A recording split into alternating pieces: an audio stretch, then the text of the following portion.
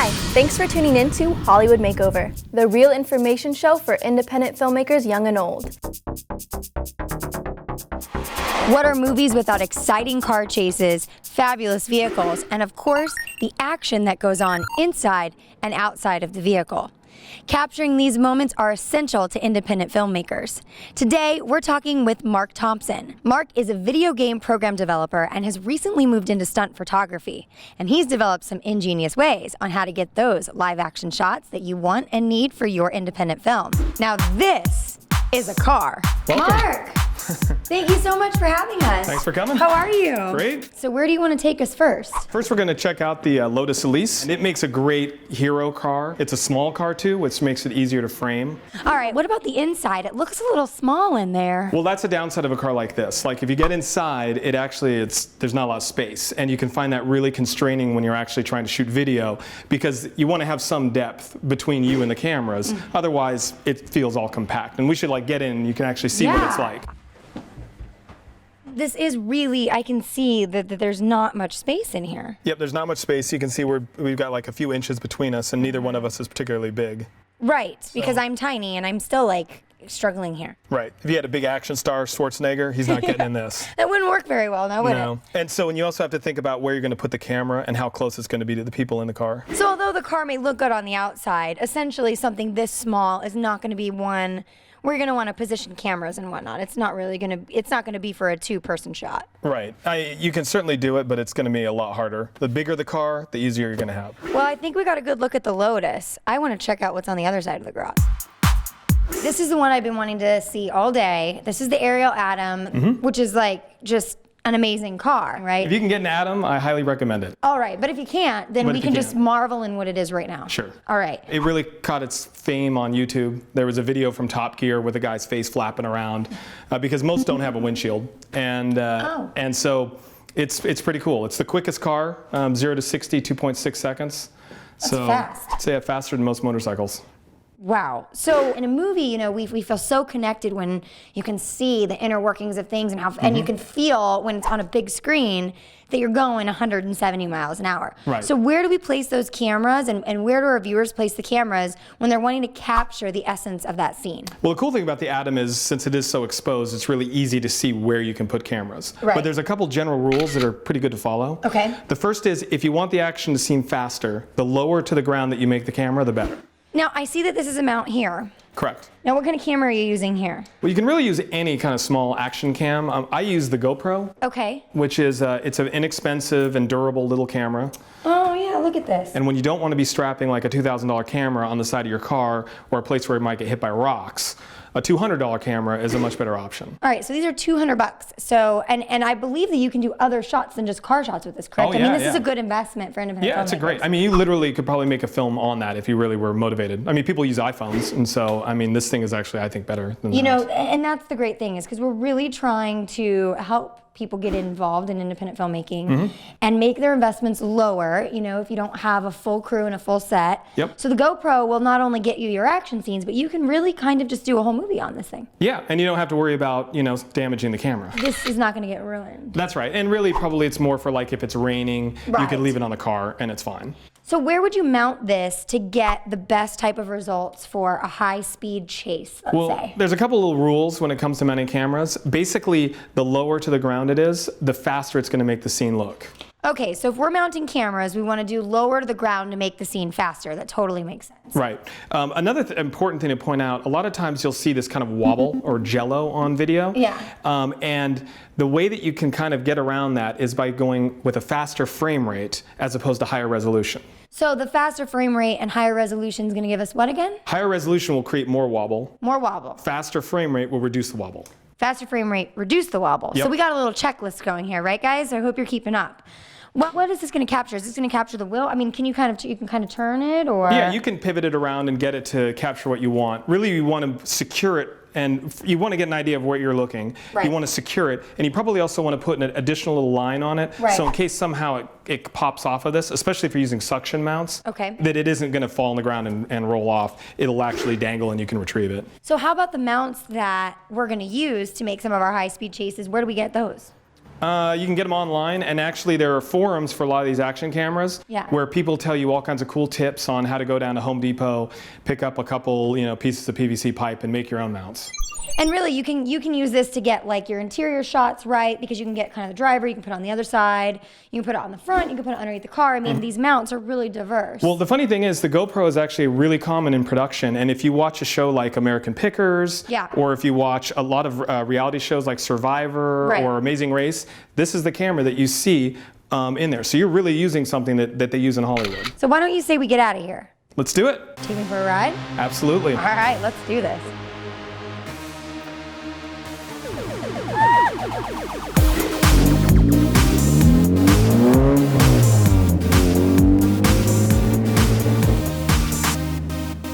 Thanks, Rochelle. That information was really essential, especially to our budding filmmakers.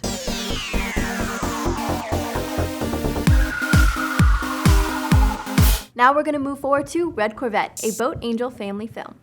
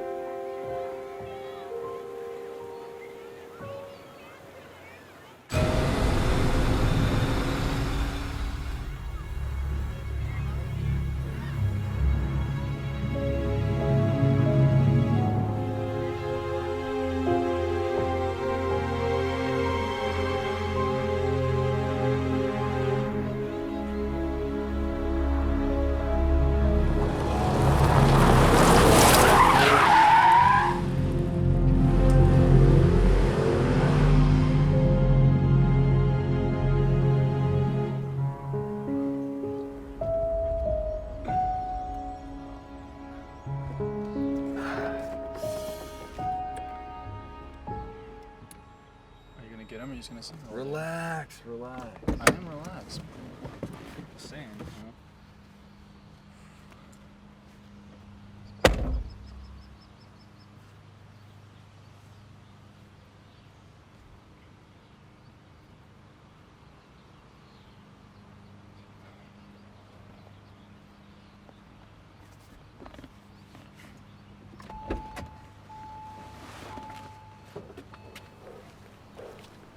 Ladies, this is my best friend and personal attorney, Doug Thomas. Doug, this is Mindy, and Michelle. Hi. Nancy. Actually. Hi, Mindy. You guys ready to go to the river? Because I know a really good place. It's got like like rocks and water and stuff and animals and that kind of stuff. I'm gonna go to the car real quick. Sounds Stuff great. Like that. It's good. Is this your car, Johnny? No, my vet's in the shop. You have a vet? Yes. You ready? Yeah, I'm ready. You guys ready? Go.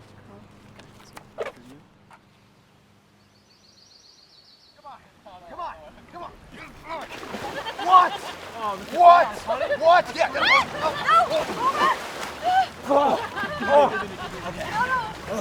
Oh yeah.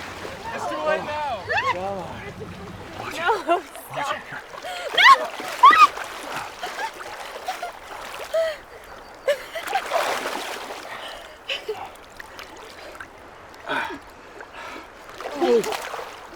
Not nice.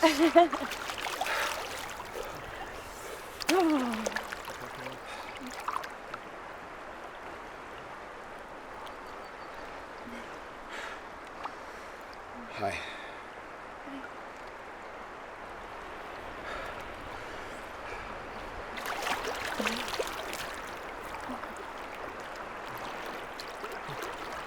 Wanna go for a walk?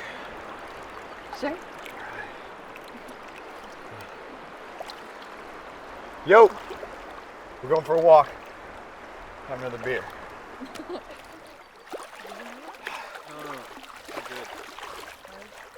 I'm very good.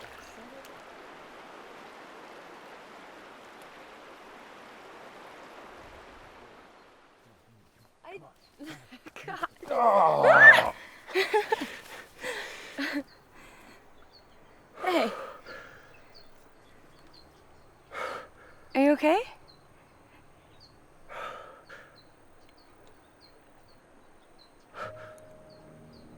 Yeah.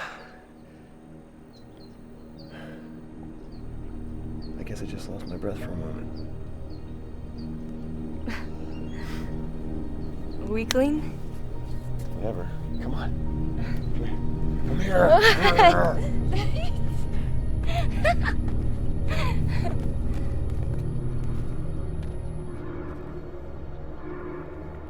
My God.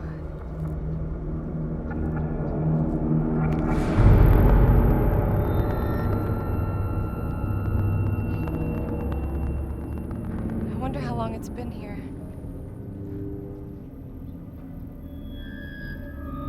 Hey. Give me a hand, will you? Give me a hand.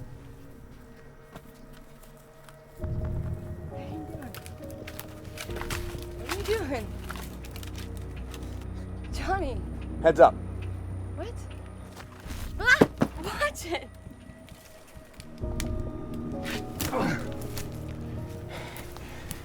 What is it? I don't know.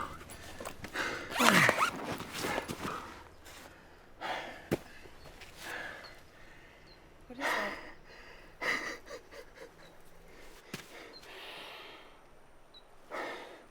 That's my new red Corvette.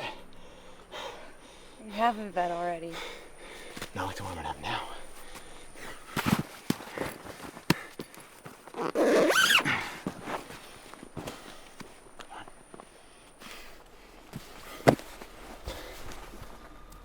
A drug dealer? Yeah? I mean, it may not be the ideal career path, but at least I'll make some dough and get ahead for once. It's not the right thing, Johnny. You'll get caught. And what do you know about the right thing? I mean, you've had everything handed to you, right? I have nothing. And the working man's a sucker anyway, like my old man. He was a research chemist for 23 years, until they laid him off when they moved their operation overseas. You think I'm gonna work for some corporation?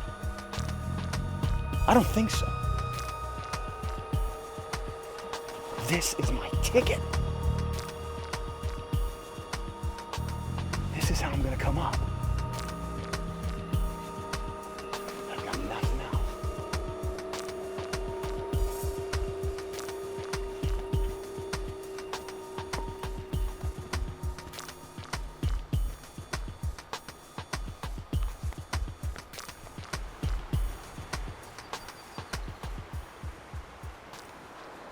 Wow, look who's back. Did you guys have fun? We're about to.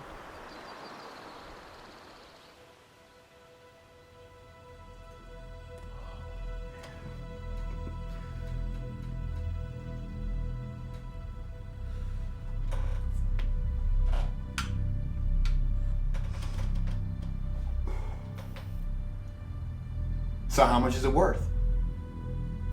1,000? 10,000? I don't know if I could really tell you for sure. I mean, street value, all of this type of quality, $60,000, $70,000. Yes. Yeah! There you go, my man. Right you go. Yo! Johnny?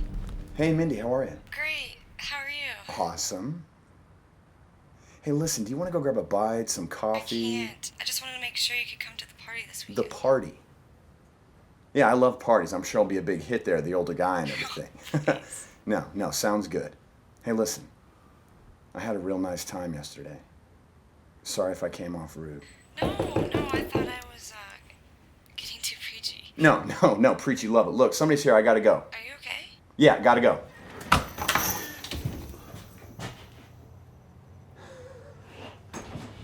Dwight, you ugly little punk, come in, come in.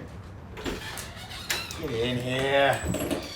Hey, Johnny. What's up, Chop? What's happening, man? I want you to try this.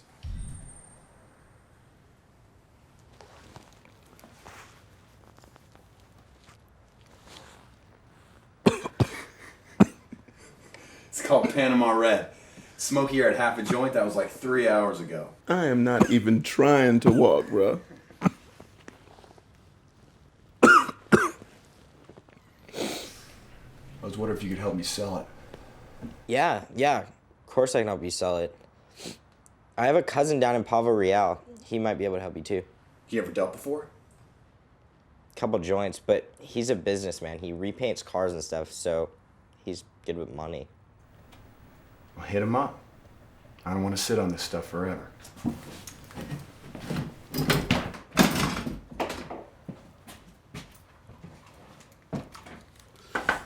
When it gets short like this, it gets hot. Fingers and stuff start burning.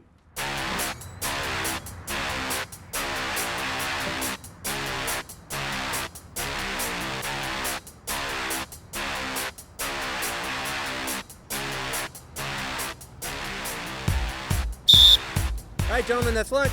Let's go.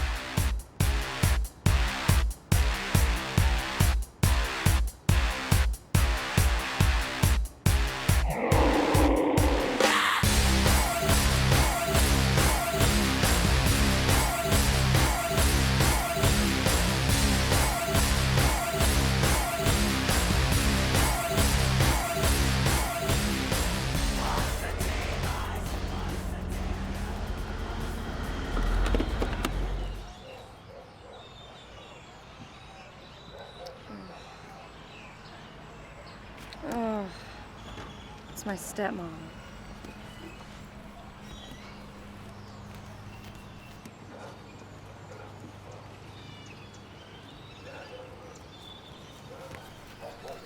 Come give me a kiss.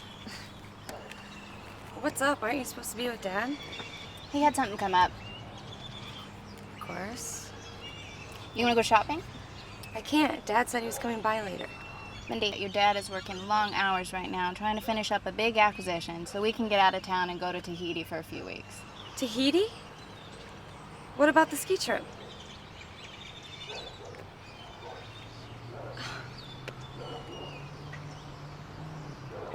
I've already invited Nancy. What am I supposed to tell her? Don't get upset.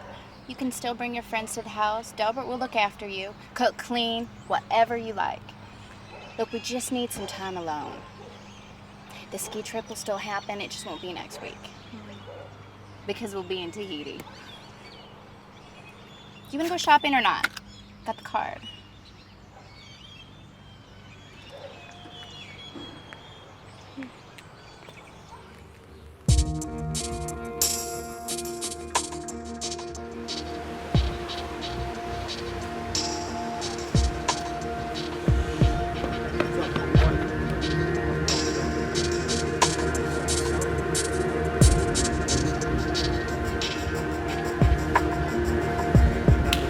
Booyah!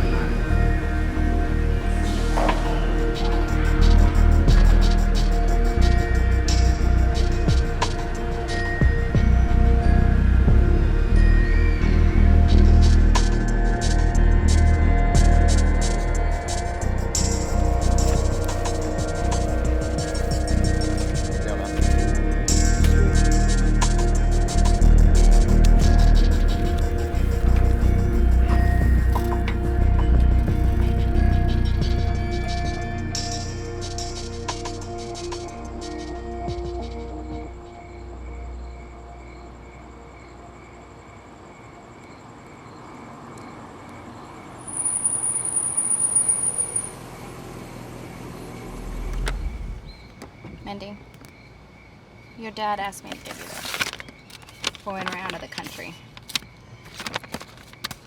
We're leaving tomorrow. Consolation prize. Thanks, Georgia. Tell Daddy I love him.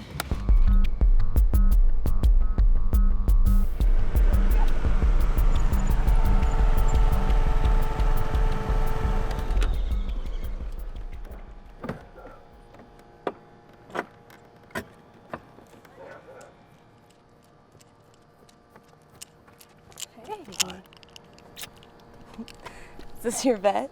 Yeah. You like it, sugar? Oh, you think I'm sweet? Come on, get on. Let's get out of here.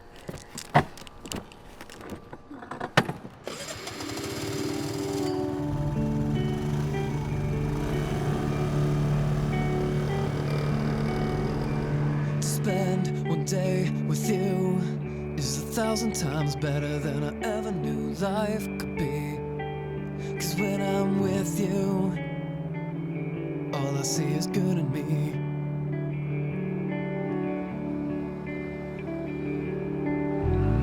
To say your love is true is as if I were to say I think the sky's blue inside me. You're blue, as blue as blue could ever be. And you take me there, and you take me there, and you take me there, won't you take me?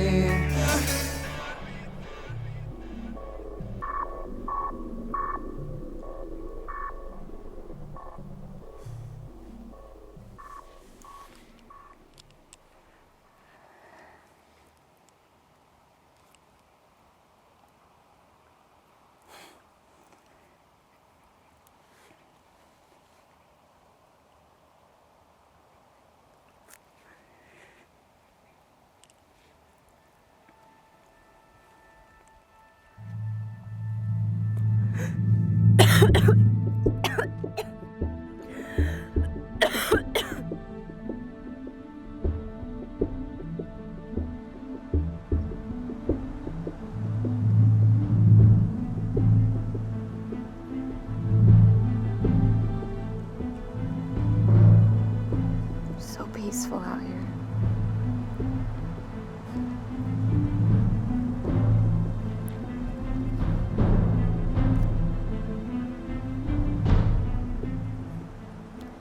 You're a real friend, you know that? You've got lots of friends. My dad's always away. And everyone else is so superficial. I feel like you don't even know me and then we just connect. What about the girls from school?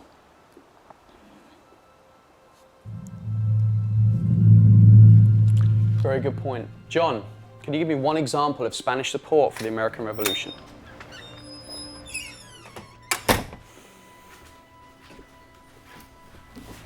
Sorry. You're late. Okay, John, go ahead.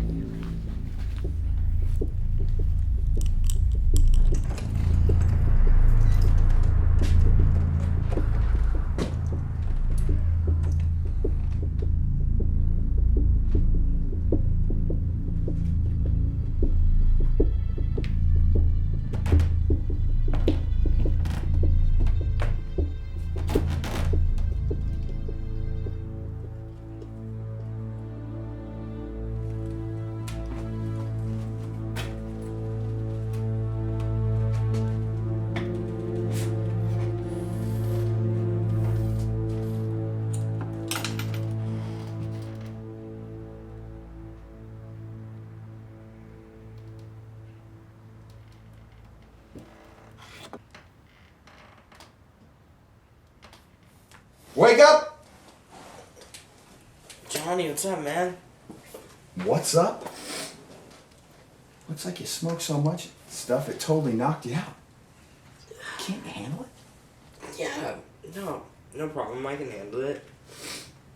I was just resting my ass for a minute. Resting? You're supposed to be out there slinging it, not sitting in here smoking it all day. You ready? Yeah, I'm good. Let's roll. Let's go!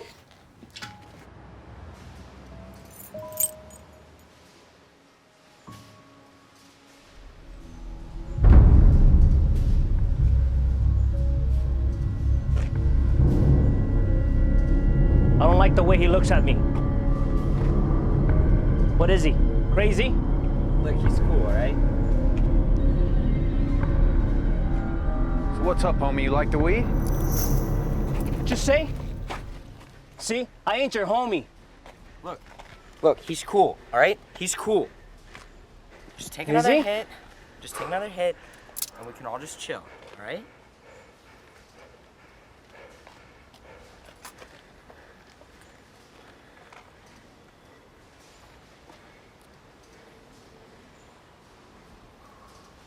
Me gusta. Muy bueno. Me gusta mucho. What's he saying? He likes it. Cool. So how much you got? More than enough?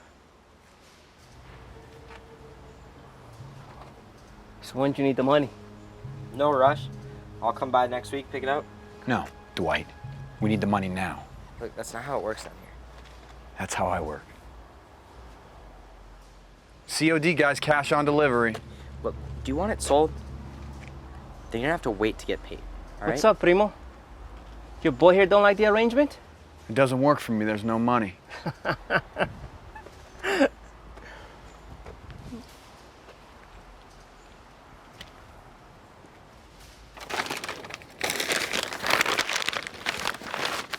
Yo, homie.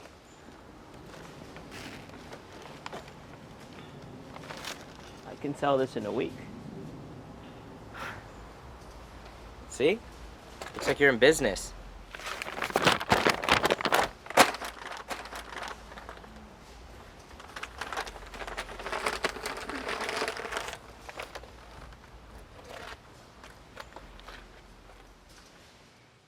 Hey guys, sorry to leave you on a cliffhanger, but you'll just have to tune in same time next week to find out what happens. Remember, it's not the size of your budget, but the size of your vision that will determine your success. You don't need a big multi-million-dollar budget to make a great feature film.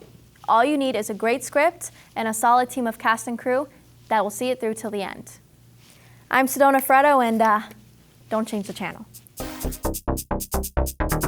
Welcome to another edition of Hollywood Makeover. I'm your host, Rochelle McCrae. Today, we're going to talk about set dressing and how to use a budget and make sure that your independent film looks like a multi-million-dollar picture. We're going to be at Ultimate Consignment today talking with owner Brian Lesk about how important it is to dress your set and do it in budget. Brian. Hey, how you doing? How are you? Thank you guys for coming. All right, Brian, so I need you to tell me a little bit about Ultimate Consignment, because this is the ultimate place to find everything you could ever need for independent filmmaking and on a budget. Yeah, you can source pretty much anything here. Wow. It's the largest consignment store probably in the world. Right. And what we've put together here is a group of 175,000 items. It's a lot. Yeah, we put in 500, 600, 700 new items every single day and thousands of items every week. And for the independent filmmaker on a budget, it gives them just a vast array of can be old collectible stuff, it could be new unique items, it can be art, or it depends upon what the film's all about. It also allows them to come down, buy those items, use those items in their film, and when they're done with those items, bring them back, consign them to us, and we'll resell those items, thus even lowering their budget even more. So you guys deal a lot with people who do independent films. I mean, this is something that you source all the time to people all over the country. I know that you can send things places and people can get what they need. We do.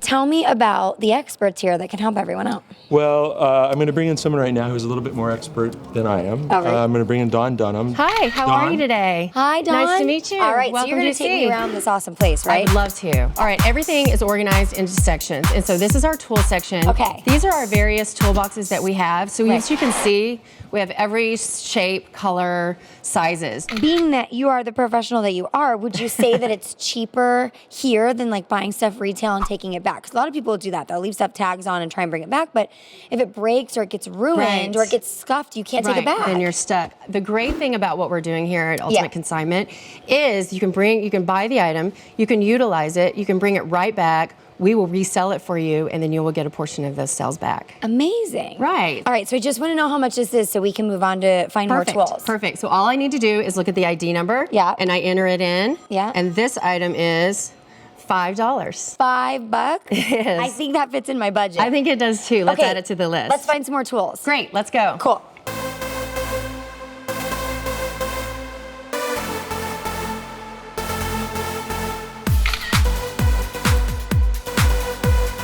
So this is a really great deal, but I still need to decorate a living room scene for our film. So can you help me find some stuff to decorate a living room with? Sure, let's go to home decor. Okay.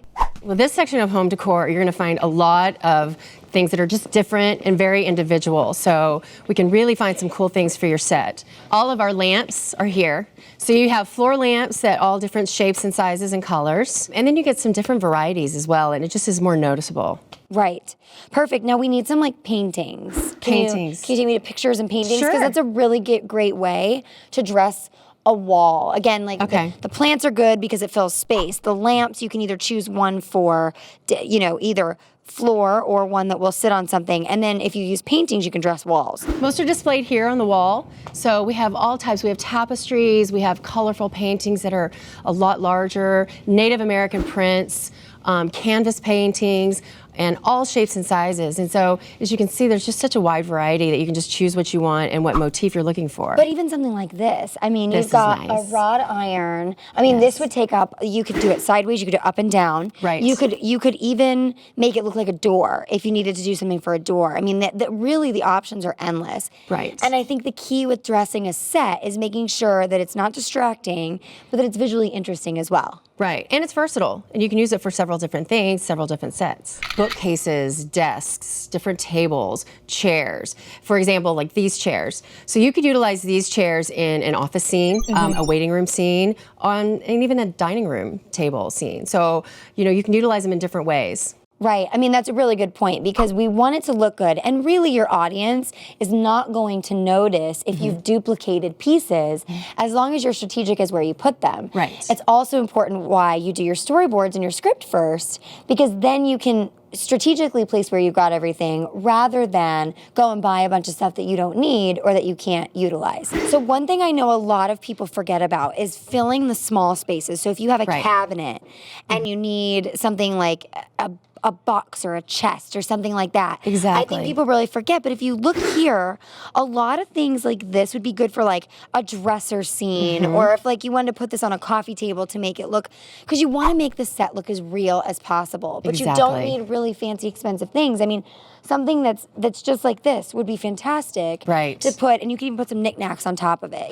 or it could look like this goes for coasters. I mean, I really think like for a living room, you could use any of this stuff that would go on a shelf or on a coffee table, and I think it would go great. If it's not a big giant piece that's a staple piece, you can actually reuse. Like if you were to use, a nice, like this, for example, this wooden box here. Right, like a treasure chest. Yeah, this treasure chest. I mean, you could use this on a coffee table, and then if you have maybe a scene where you have to shoot in a bedroom, you could use that as a jewelry box. You could use it in a lot of different places. And I think that's one thing that you need to remember is recycling what you have on set. So pick out staple things, and when you purchase items, look at that and go, how many ways can I use that? And it makes your budget go that much farther. Exactly. Thanks, Rochelle. That information is really helpful, especially to our budding filmmakers.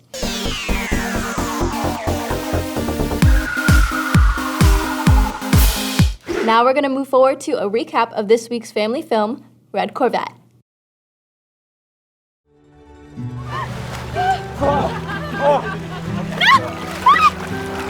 Wanna go for a walk? Sure.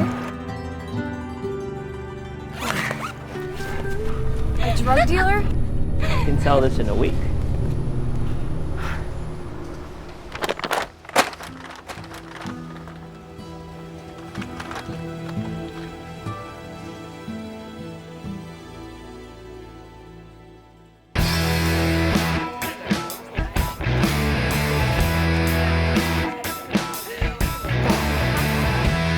Take up your shovel, put it in the ground, open up the dirt, break the dam. Ain't nothing to lose, nothing to choose. You just gotta run. White. Take all you can use.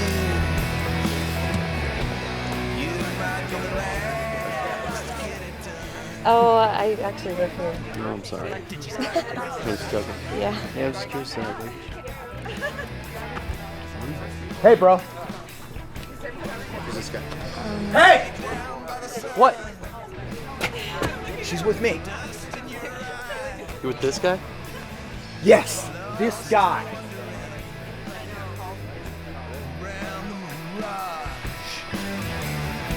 With the food on the table, had to come from somewhere. Gonna make it mine.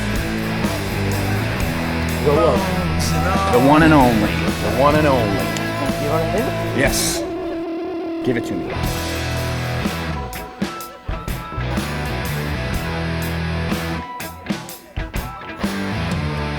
Sweet into nothing. Harder than stone. Buried in the sand. Appears out of nowhere. But they're greener than heaven. Wilder than war. You know I want more.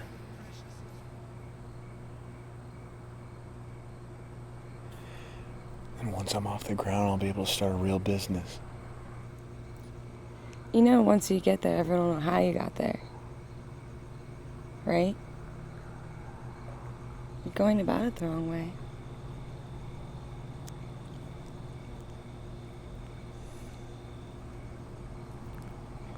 No, keep it on the down low. Nobody has to know. You'll know it, though.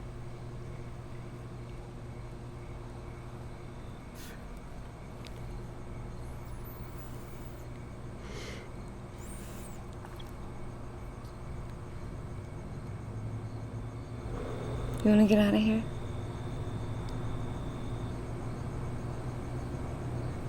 Where do you want to go? Well,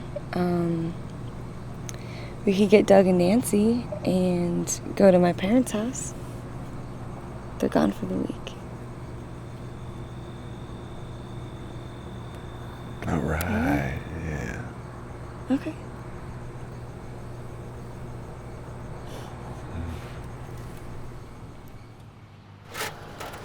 What's this? It's the cover for the car. I'm just taking it off so it doesn't fly off when we're driving. We're gonna take all day? No. Let's go.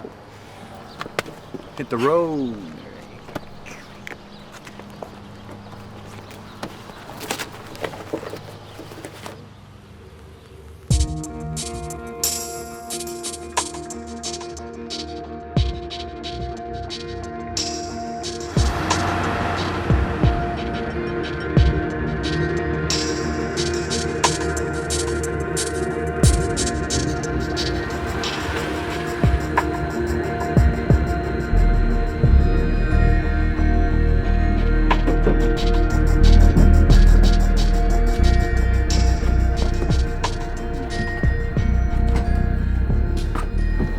Well, here we are, guys. Thanks. That'd be nice. That'd be nice. What does your dad do? Oh, he buys and sells hotel resorts. Nice. Oh, Doug, you don't have to worry about that. Delbert will take care of it. Delbert? Delbert. Delbert. Yeah, he's our estate manager. Delbert. Been here 20 years, ain't that right, Delbert? Mindy, welcome home. Your dad said you might be coming. Yeah. These are my friends. This is Johnny, his friend Doug, and of course Nancy. Well, come on in. You kids hungry? I suppose I could rustle you up something. Oh, that'd be great. Thank you. Sounds good. And Dilbert, I'm digging the hat, bro. Where'd you get that? Delbert. Love the hat.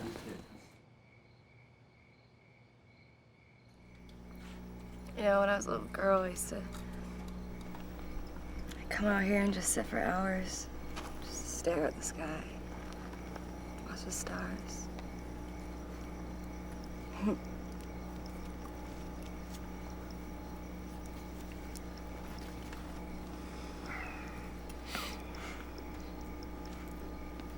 I could definitely spend some more time out here.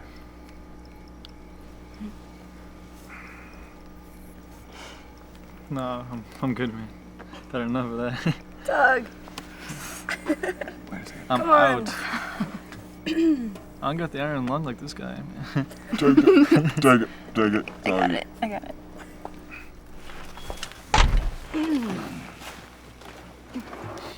Hey. Delbert. Hey, Mindy. I put out a spread for you and your friends. Oh, great. I'm gonna head home now. If you need anything, give me a call. All right. Otherwise, I'll see you in the morning. All right. Be safe. Delbert. His parents must hate him. Poor guy. You know, it's pretty early. You guys want to do something? Party, right? What? Why not? Can you call some people up? Yeah. I can make some calls. Call some of your homies. Delbert. Oh my god.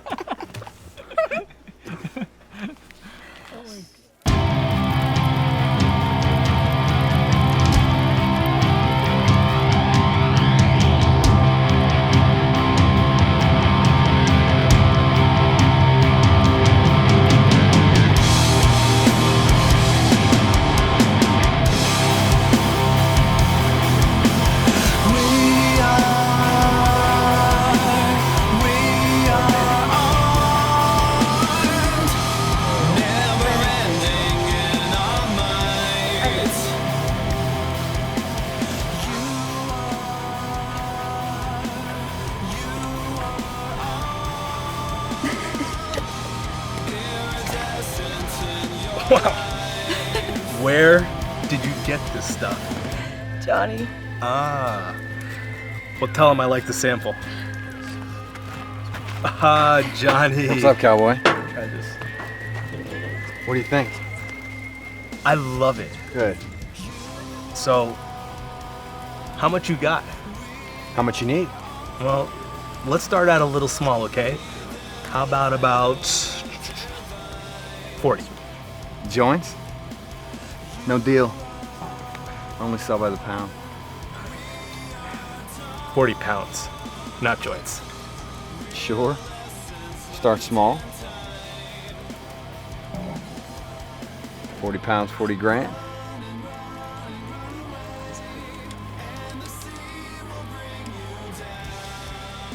Yeah, let's do it. Give that number a call in the morning. I'll get the money, name a drop site. We're good. Sounds good. All right, Toots, let's go. We're out of here. Take it easy, buddy. Later. Bye, Larry. Bye.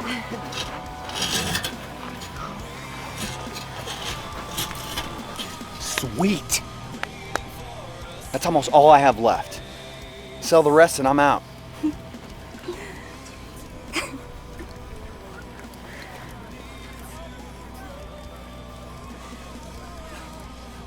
Hey.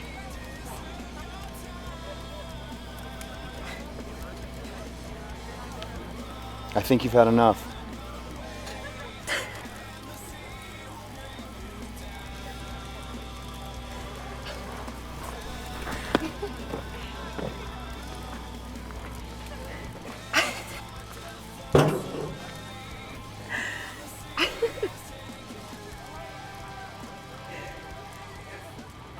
Hey, Mindy.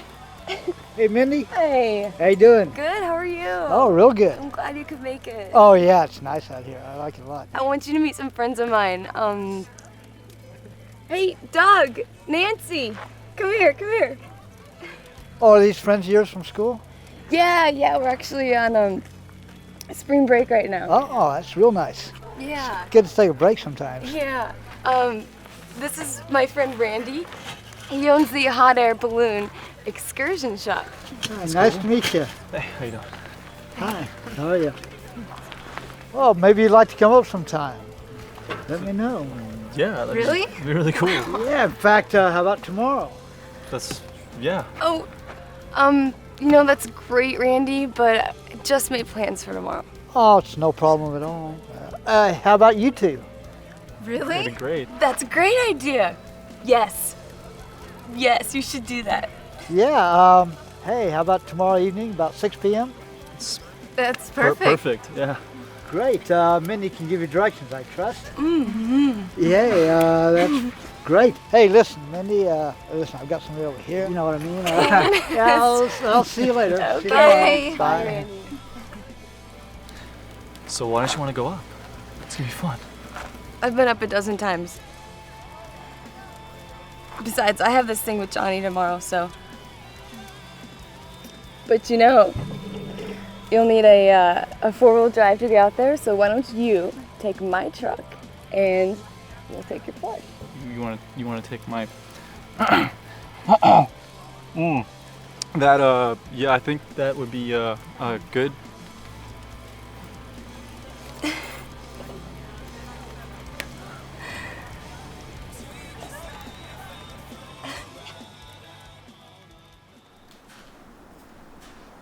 You sure you want to go with me? There'll be like 40 pounds of weed in the trunk. He's not picking it up? You heard him. He wants it dropped off at the abandoned gas station off of 56th. All of it? Well, I still want to go. I want to spend time with you. I'm just looking out for you.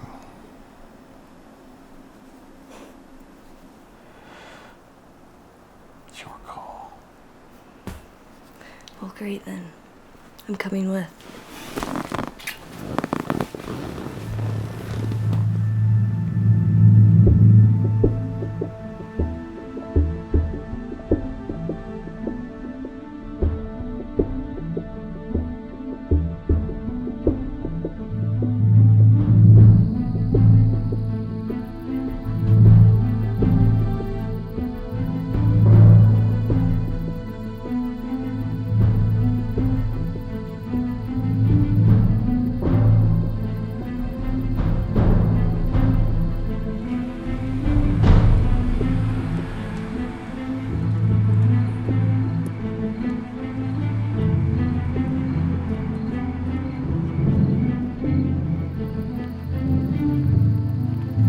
Come on, hermano.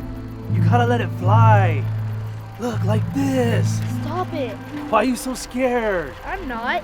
Come on, just go faster. You wanna go faster? Yeah. Let's go faster. You sure? Yeah. Let's go.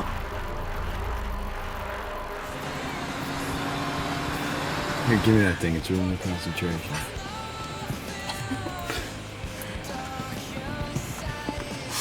Where's the drop site? Besides at the abandoned gas station, right? Yeah. It's just up here.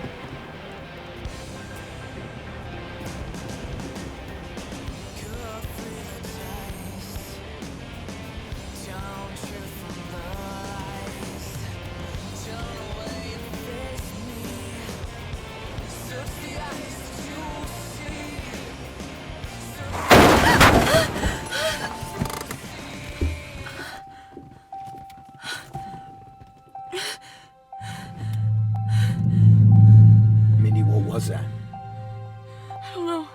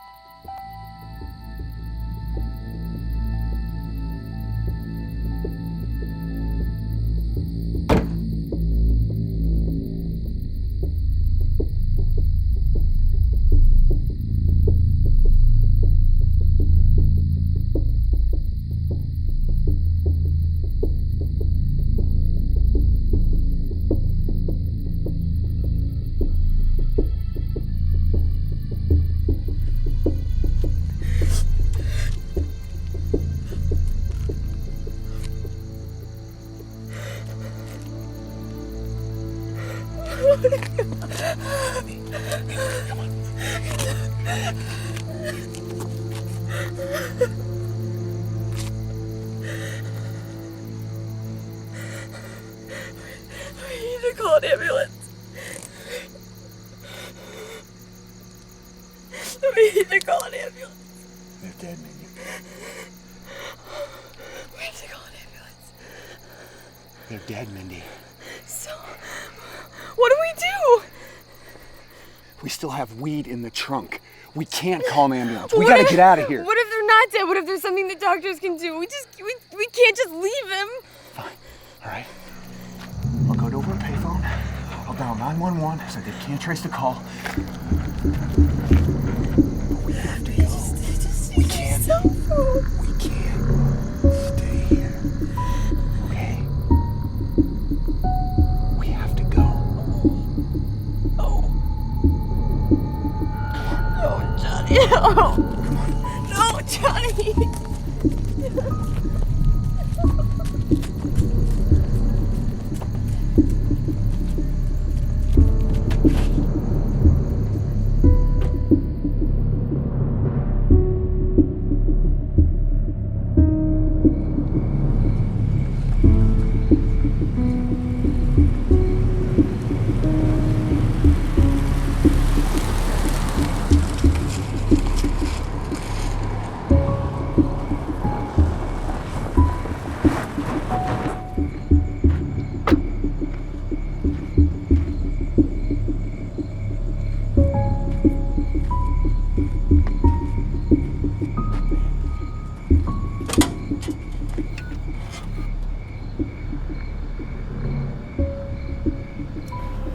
What's your emergency? Yeah, I'd like to report an accident. Behind a gas station. You'll need an ambulance. Sir, your name, please? No, I'd rather not get involved. Just send someone quick.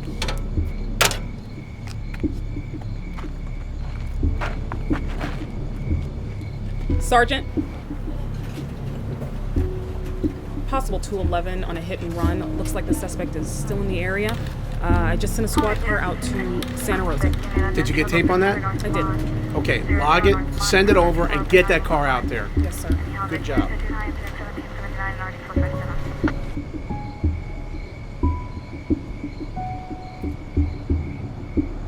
can't believe this happened. Mindy, just forget about it.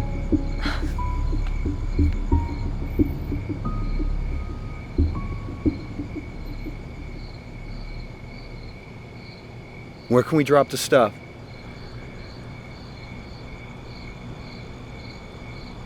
Rockets? What's Rockets?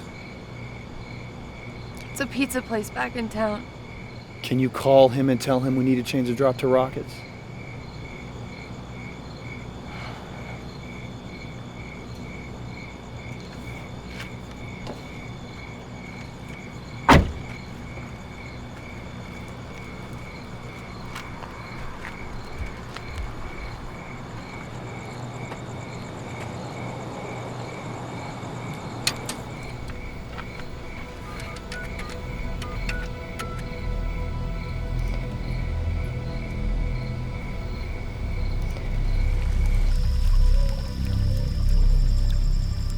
Talk to me. Larry. Hey, what's up? We couldn't make the drop where you wanted. There were some complications, so we're gonna leave it at Rockets behind the dumpster. You better get there fast, because we're not gonna be responsible for it. All right, well, it better be there.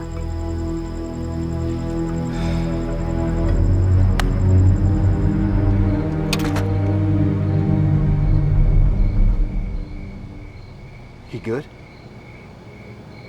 He just wants the stuff.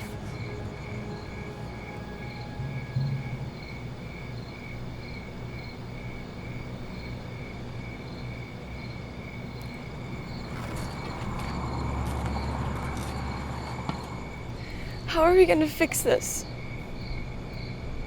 I don't know.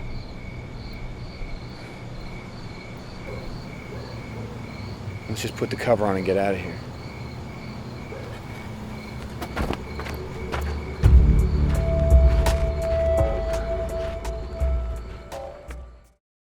Sorry to leave you with a cliffhanger today, guys, but you'll just have to tune in same time next week to find out what happens. Remember, all you need is a great script and a solid team of cast and crew to help you see it through till the end. I'm Sedona Freddo. Thanks for watching, and don't change the channel.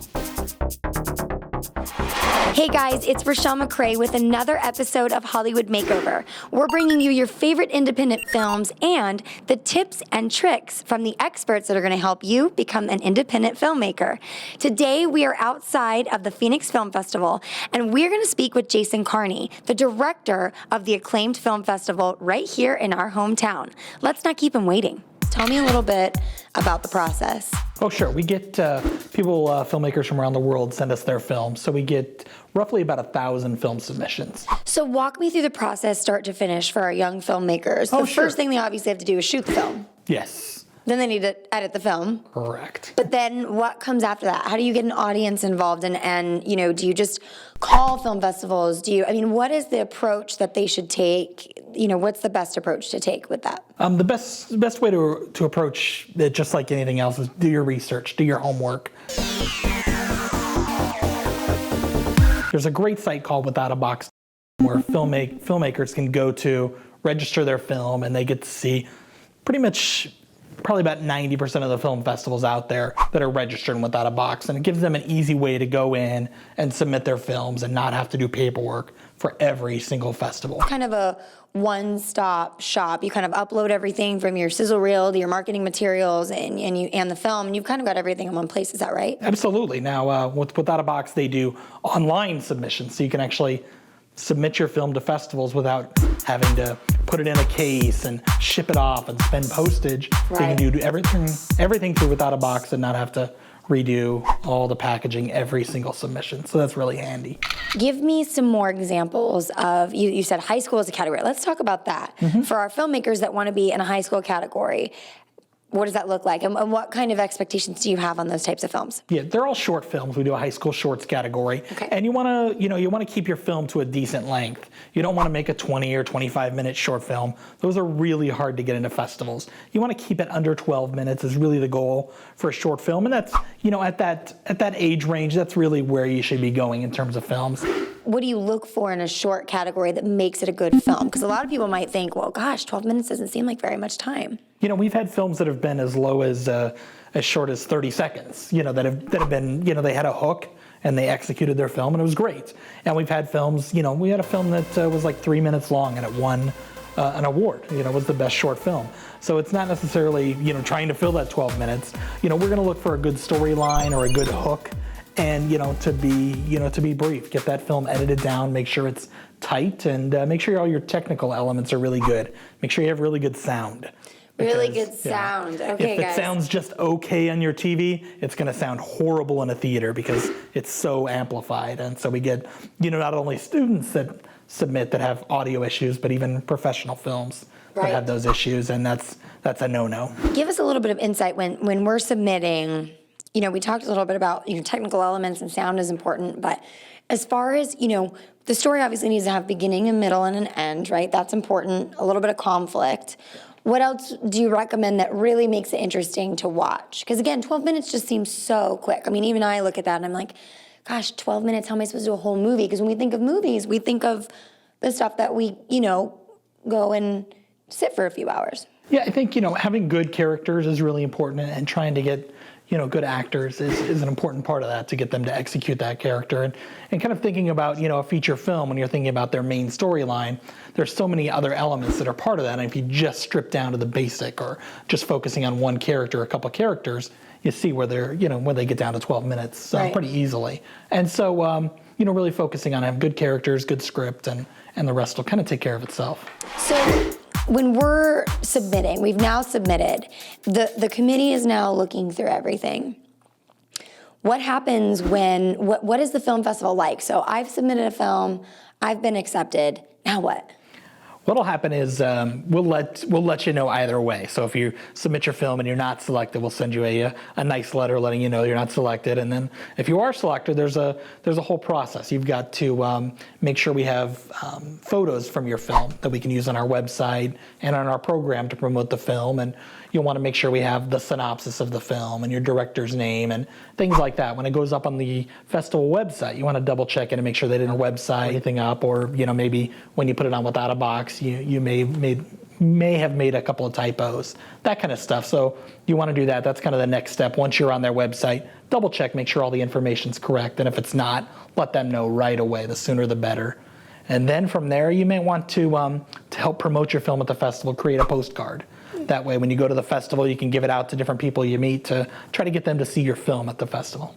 What's the benefit for our youngsters submitting into film festivals? It's really about exposure and getting people to see your film in mass quantities and a lot of times in different cities and things like that. And the other good aspect is to network. You get to meet other filmmakers that are not necessarily even just high school filmmakers. You're meeting filmmakers that are professionals, and a lot of festivals they'll have bring in filmmakers from around the world like we do, and we also have celebrities that come to the festival. So it's a good experience to not only see your film on the big screen and experience with an audience, but also to learn about filmmaking from other filmmakers.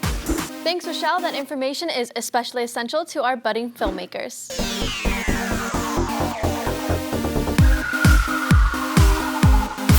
Now we're going to move forward to a recap of this week's family film, Red Corvette.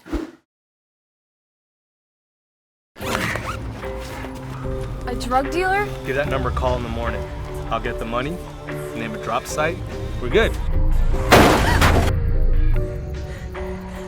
You call an ambulance. We still have weed in the trunk. We can't call an ambulance. We gotta get out of here. What if they're not dead? What if there's something the doctors can do? We can't just leave him. Yeah, I'd like to report an accident. You'll need an ambulance.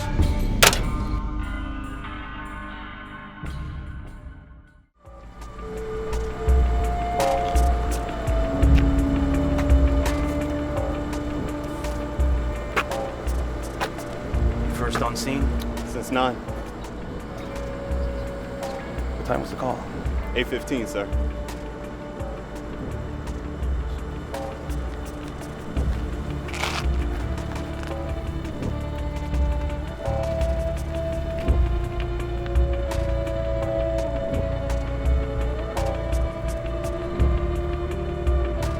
Have you ever seen anything like this? Not this bad. Not around here.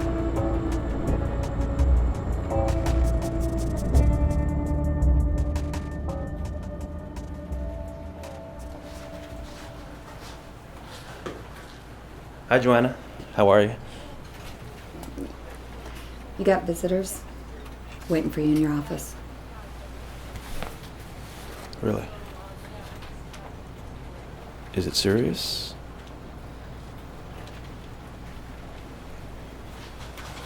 We've been waiting for 3 hours outside, waiting for someone to get here. You need to tell me what happened. No one's come to talk to us. No one said anything. I don't Somebody's even know what's going on. We don't even know if you know anything. Quiet, please.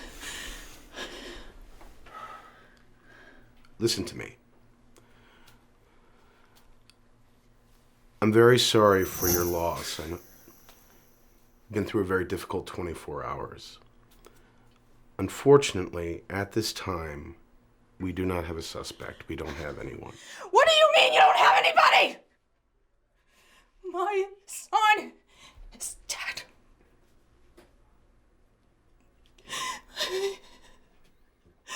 Other boy, he may not make it through the week.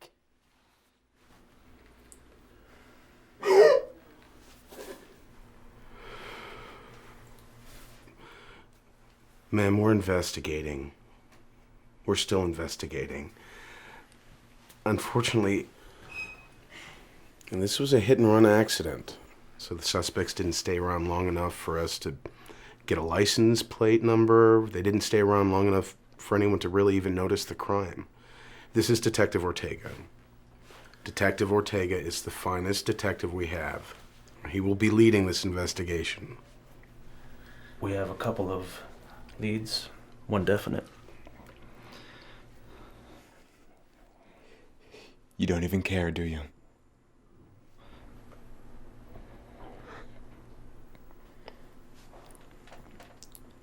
Sir, I'm sorry for your loss. I can assure you,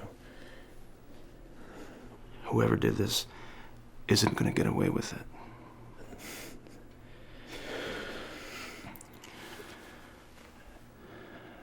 Now, if you excuse me, I'd like to get started. Absolutely, Detective.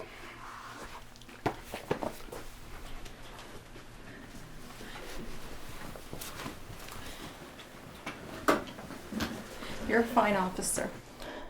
You find the monsters that did this.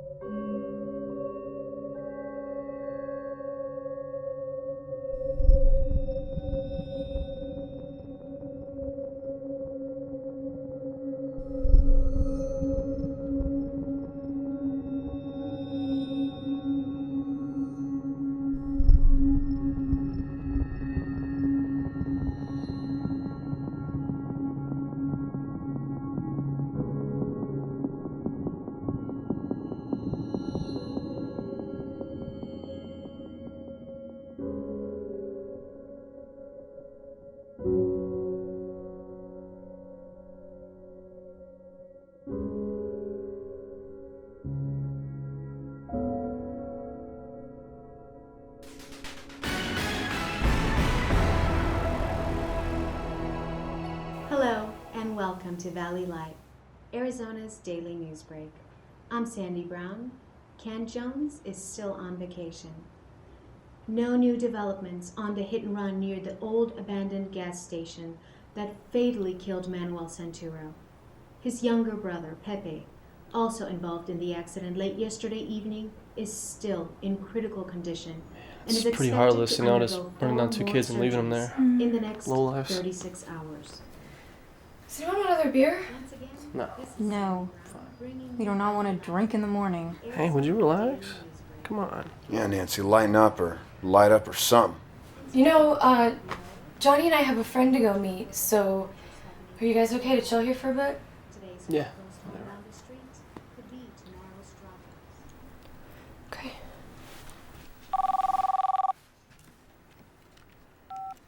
Yo! Yeah, she's right here. Daddy? Hello? What have you guys been up to?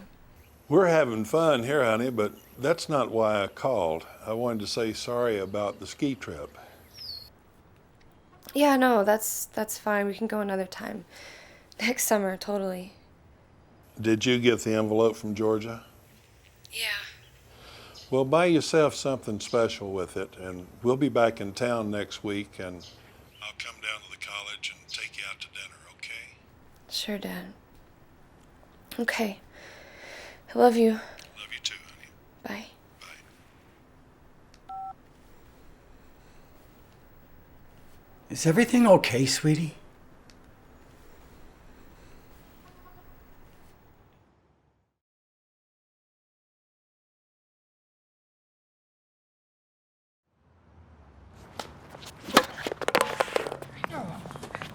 Hey man, what's the deal? Take it easy out there. Nice game, chump.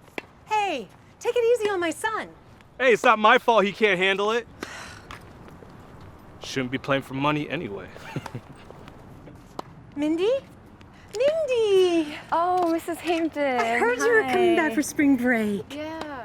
Simply dreadful about the news, isn't it? What do you mean? The news. Surely you heard about the boy who was killed last night? Why, his father's been the manager at your dad's company for the past 25 years. He was their youngest. The funeral's tomorrow. Maybe you should go since your father can't make it. You remember Mr. Santuro? He's the one who put out that big fire at Wonder Hills about 10 years back. Saved the company and your dad's hotel. Who's this? Oh, this is my boyfriend, Johnny.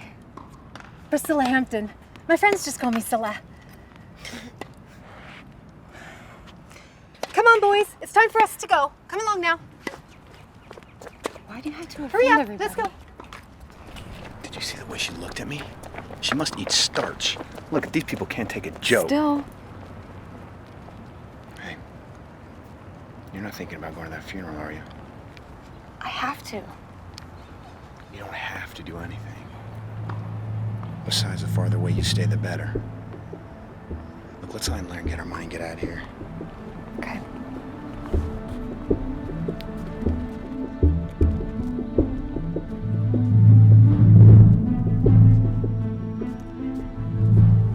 I saw the news. Was that the complication? The hit and run right at the drop site? Yeah. What happened? Did you get in a hurry and waste a kid? Hey, it's not how they made it sound. That bike came out of nowhere and we went right to a phone and dialed 911. Whatever. Got your stuff.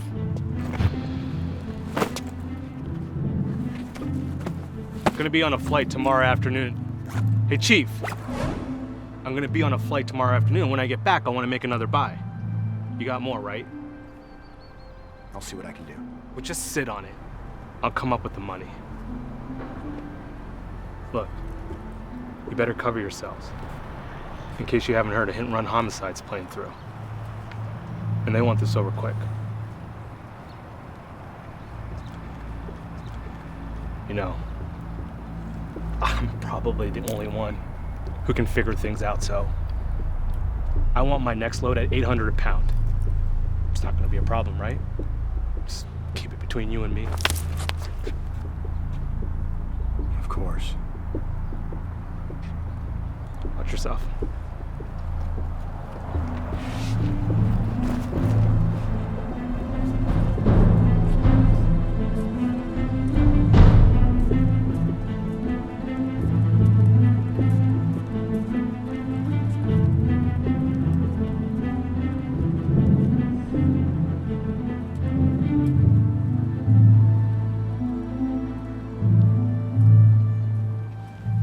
I got some lab results here for Detective Ortega.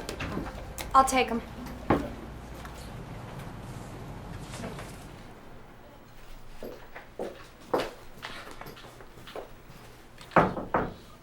Got a letter.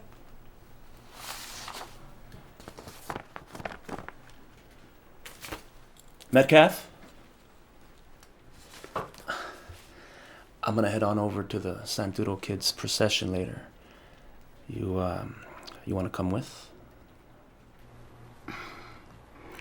Like a date? I'll buy you lunch. What time? In a couple hours. I'll come pick you up on my way out.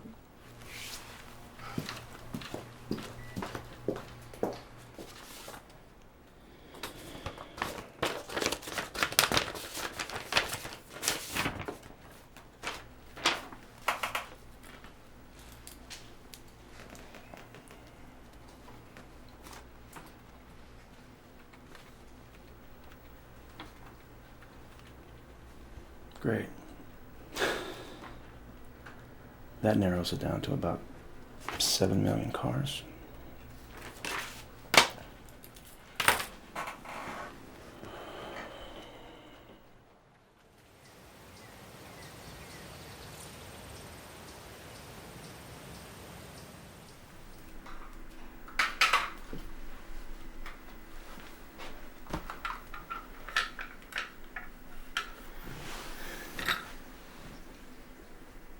You want to smoke? No, I don't think that'd be appropriate.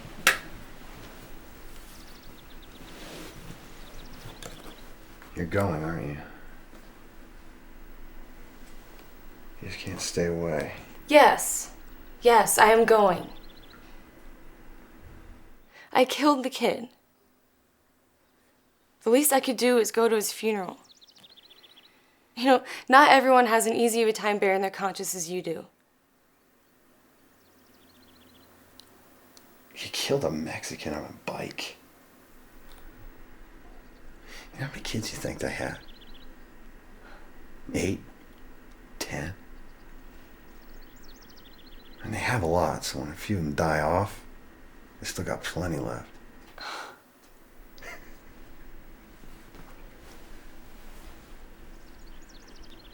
Isn't that right?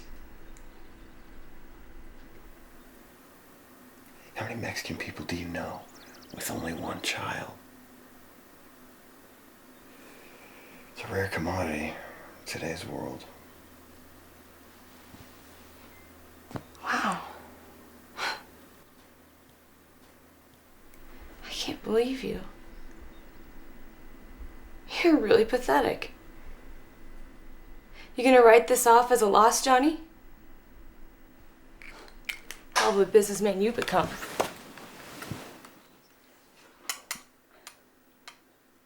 Look, I'm going to the funeral, and then afterwards, I'm going to the hospital to see where I can help. Come if you want, but don't tell me I can't go.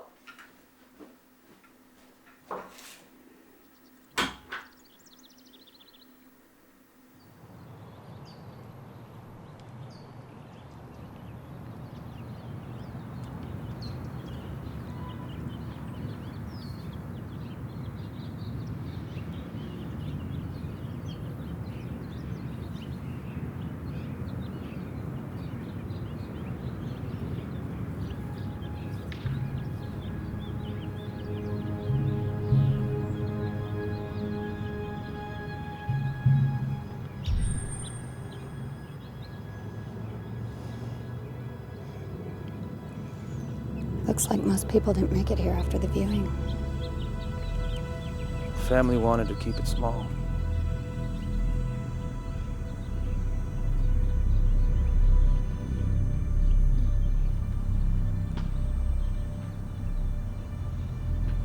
What is it? It's a little out of place, don't you think?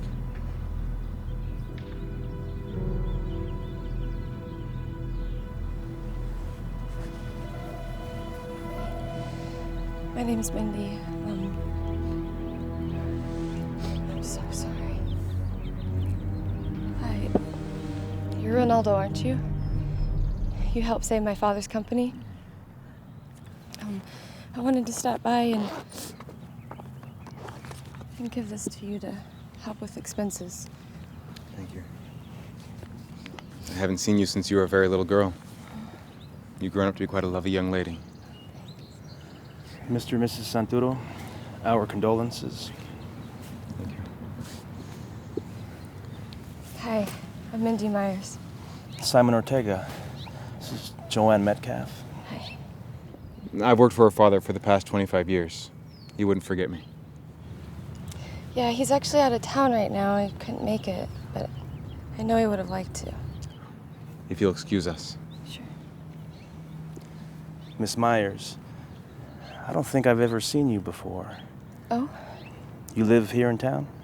I actually go to school, so we're back on spring break right now. I see.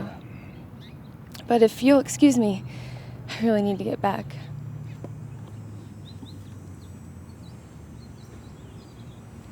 Bit pushy, weren't you? I just find it odd who's here. You never know about someone's conscience.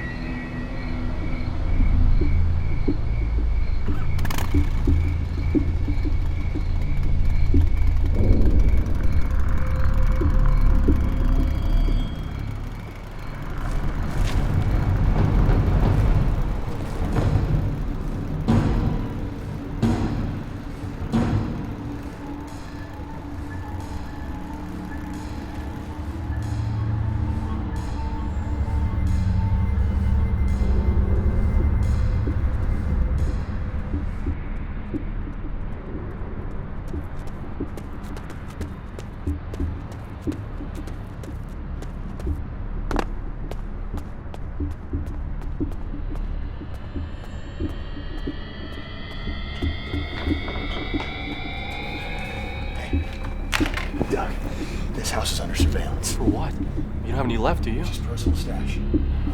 Okay, look, listen. The cops can't come in without a warrant. I mean, what What probably caused the need to come here in the first place, right? Maybe that guy you sold to was a narc. Just, all you got is the money, so just don't worry about it. They won't find anything here. Hey, where'd Mindy go? She's in the house, I think.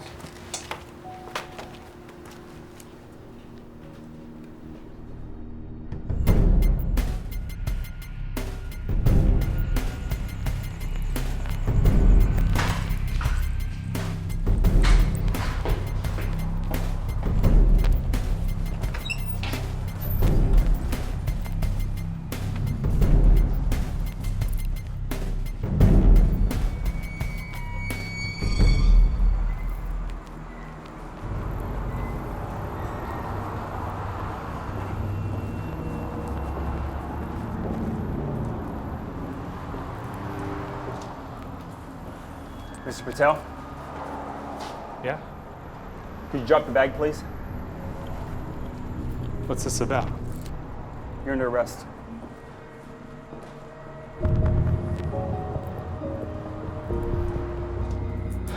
You have the right to remain silent. You say it can be used against you. Got it.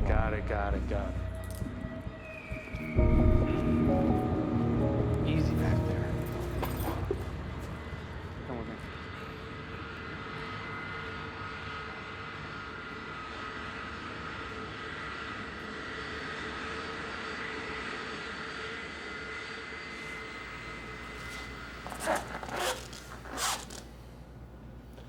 Interstate transportation of an illegal drug. 7 to 15 years. Look, I might be willing to make a deal. Yeah? What have you got? You see, I know about something the police are trying to figure out. A murder.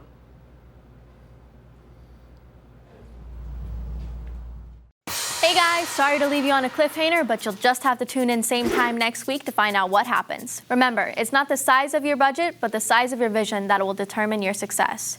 You don't need a big multi-million-dollar budget to make a great feature film.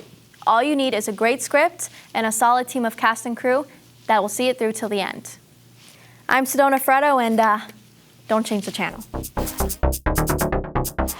Hey guys, welcome back to another edition of Hollywood Makeover. We're so glad that you can join us. I'm your host, Rochelle McCrae, and today we are at Vintage by Misty in Phoenix, Arizona. They have curated collection of clothing and items from the vintage era of the 60s, 70s, and 80s. And they're gonna show us how to take that character that you need to transform and use not only timeless pieces, but things that you can use over and over to save a budget on your film.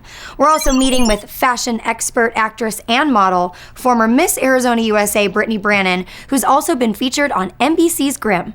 Let's go talk to Misty and Brittany and see what they have for your film today. Hi, Misty. How are you?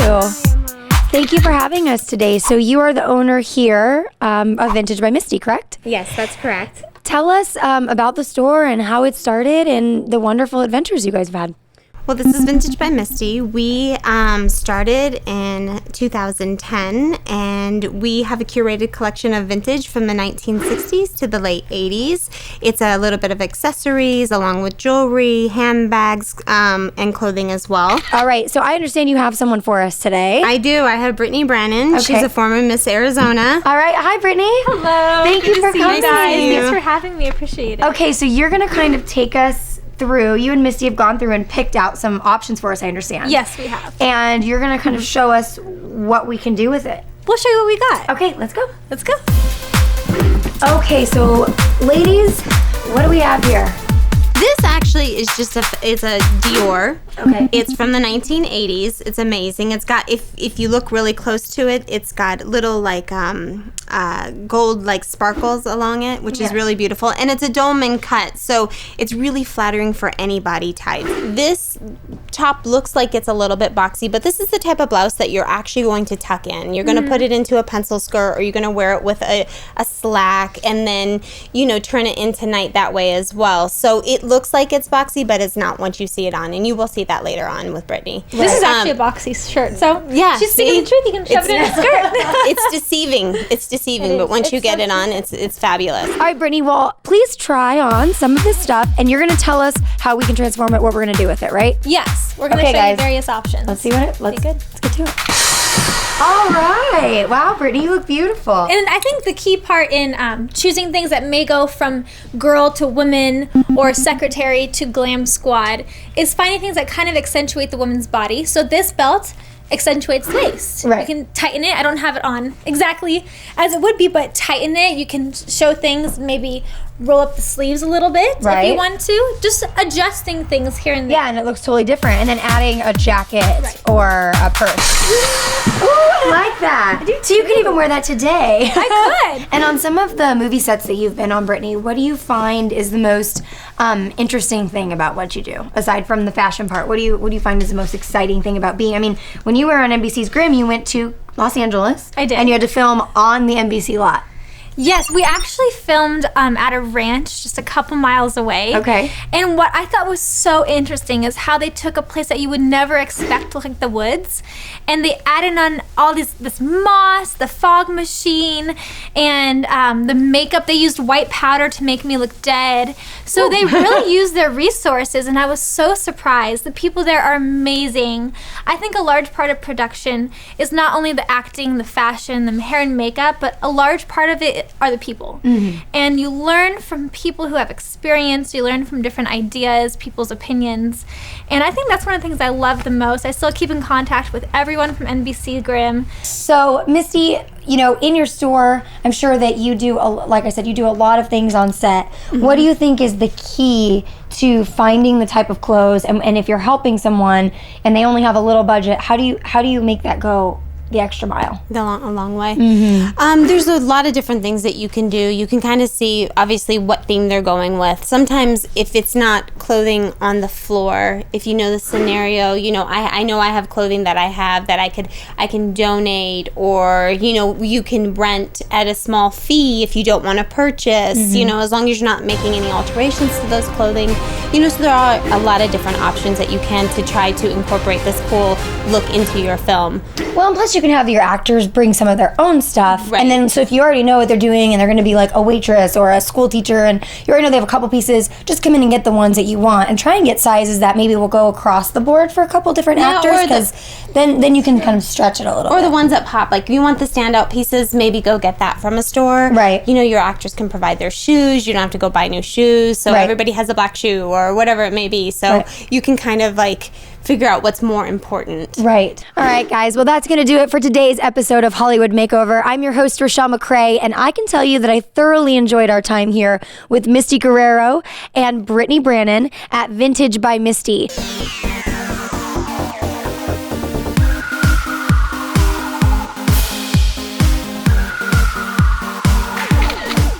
We hope that you enjoyed tonight's episode, and from the entire Hollywood Makeover crew, we'll see you next time. Thanks, Rochelle. That information was really essential, especially to our budding filmmakers. Now we're going to continue on with Red Corvette, a film based on the book Red Corvette, written by Brian Stewart. A tall, scruffy teenager with long, dirty-looking blonde hair walked in carrying a skateboard. He was wearing a Corn t-shirt and baggy jeans. He pulled off his baseball cap and sat down in front of Johnny, scratching his head. "This is it," he said. "You know, sometimes you just want to read the book. Other times, you just want to watch the movie." I need to call an ambulance.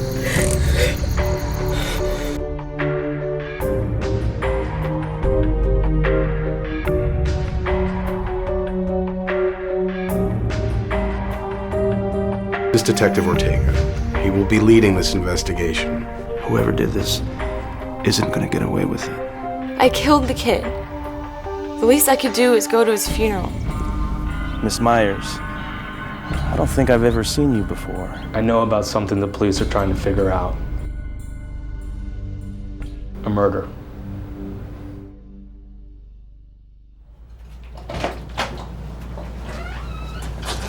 Ortega. Chief's waiting for you in your office.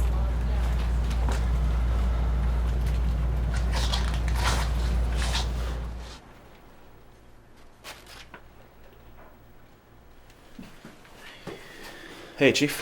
Whoa, Detective, where you been? Actually, I was out. Look, it doesn't matter. All right, I got a guy that wants to sing on this hit and run in Chicago. I need you to get the first flight out, okay? Sure thing. I'm gonna have Metcalf drop me off, if that's okay.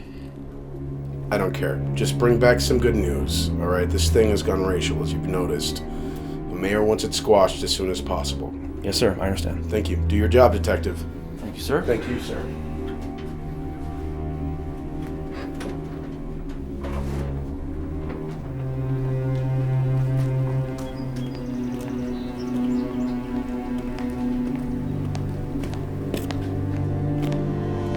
You guys heading out?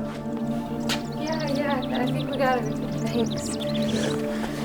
Yeah, don't be strangers. Come by and visit sometime. Of course. Thanks, Delbert.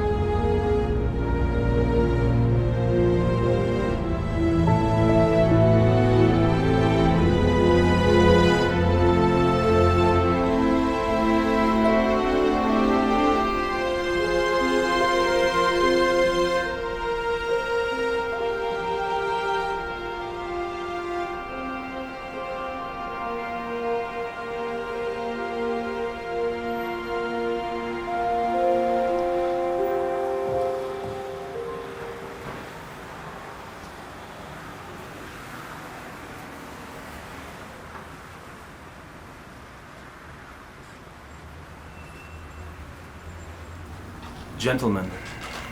Ortega? Brian Carey. Nice to meet you. Familiar with our suspect? Actually, I am. I went to school with his older brother. Oh, yeah. It's been a while. Yeah, it has. Listen, I just had a conversation before I walked in here with the feds who made the collar. Now, you barely had enough marijuana to bother with. So you make a deal with me, right here, right now, and I'll have the charges knocked down and I'll transfer the jurisdiction. You post bond and you fly back with me, right now. But Larry, you're gonna tell me what I want to hear. It's a long flight. It's 3 o'clock in the morning. I'd rather be asleep.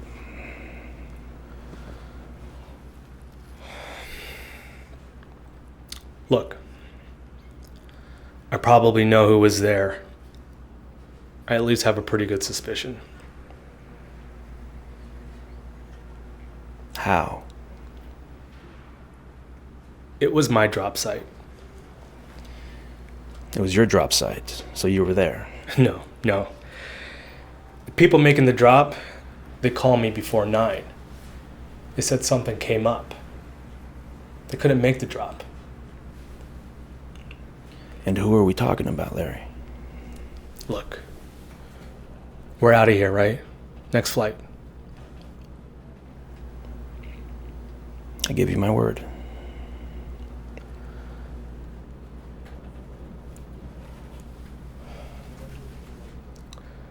You know Duke Myers? His daughter Mindy, and one of her doper friends.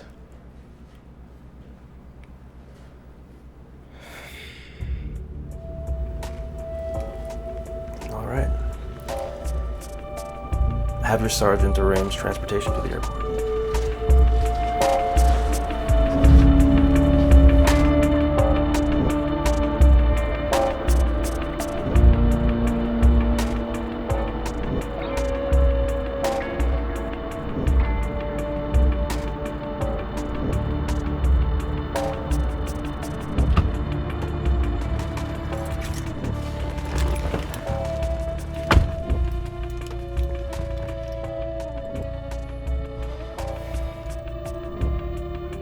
So how far are we from this airport? We're on time. We'll make it. You know Larry only flies first class.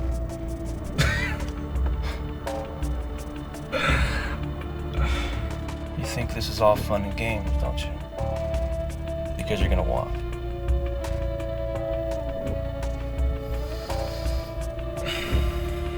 Let's see.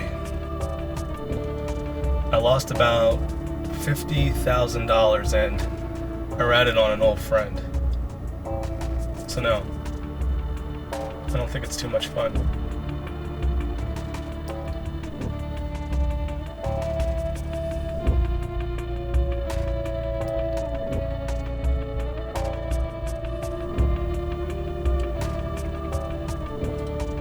Let me ask you something. What's going to happen to her if you can prove it was her?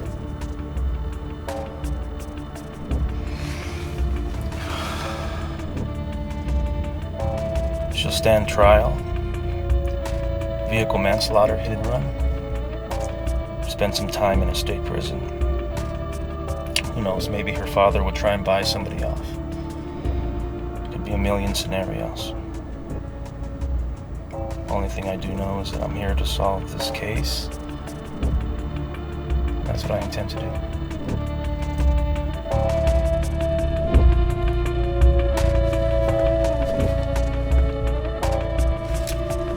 Come on, let's get you back.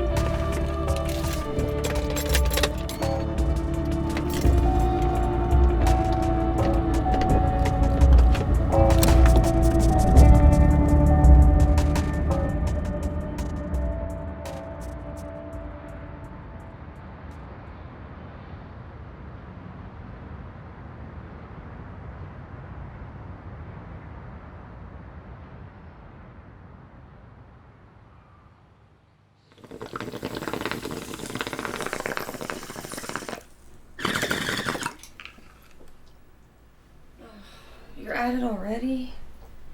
Start your day out right. Stoned?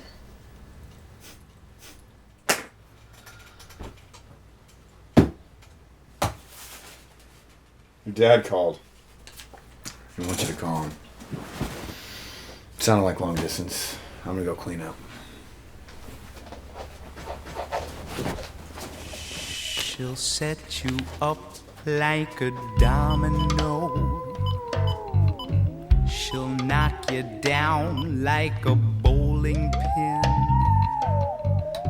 She wears a wig made of mistletoe, rhinestone crown, and she pulls you in. She'll hang you out on puppet string. She'll string you up like an electric guitar. She'll pick you up like her favorite thing, and then she'll put you out like an old cigar. Cause she's a hitchhiker, a hijacker, a valentine, a vampire, a heartbreaker. Found out what? She'll take all she can stop. Mr. Myers, the street was dark and those kids came out of nowhere. What do you think we should do? I'm out of here. Johnny, wait! What do you think we should do? Should we turn ourselves in? Freaking math test today. I gotta.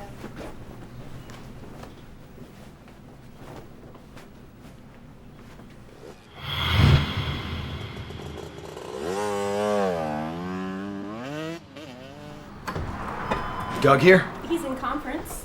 Wait, you can't just go in there! Doug, we need to talk. What do you want? Tanya, could you give me a moment, please? I'm sorry. Sure. Are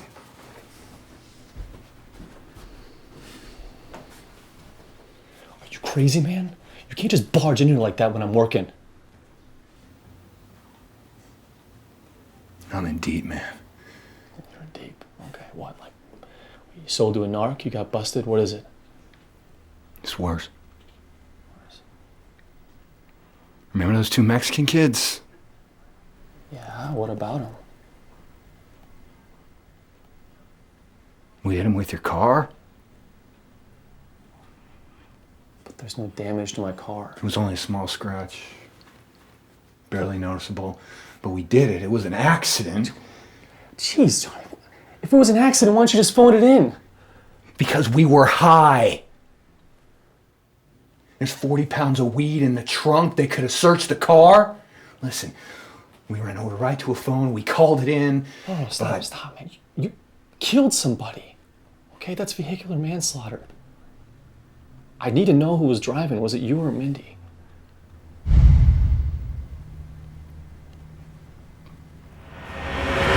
She was. She was? Okay. All right. Somebody talked. You think it was Larry? Dead man if he did. Dead man.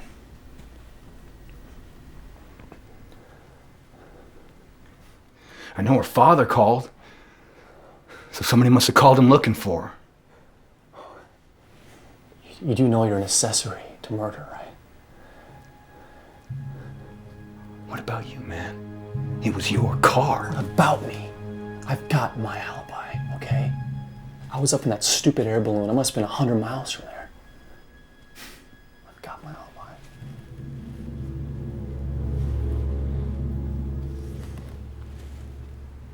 Well, unless Mindy talks, they ain't got nothing on me.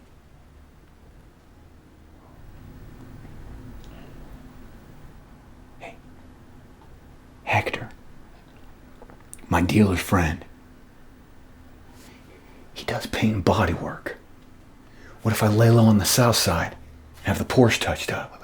Wait, you want to take my car again? Yes! It's the only way. They can't link it to the hit and run. Okay. All right.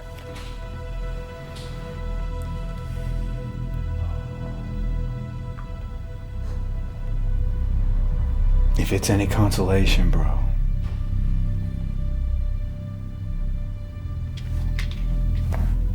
Sorry I got you into this.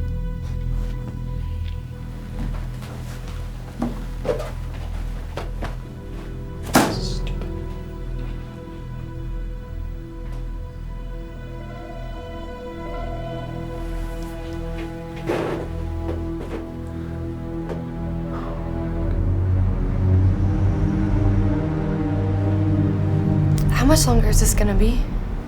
Instructions are to have you wait till the detective gets here. You're not under arrest, you're just being held for questioning.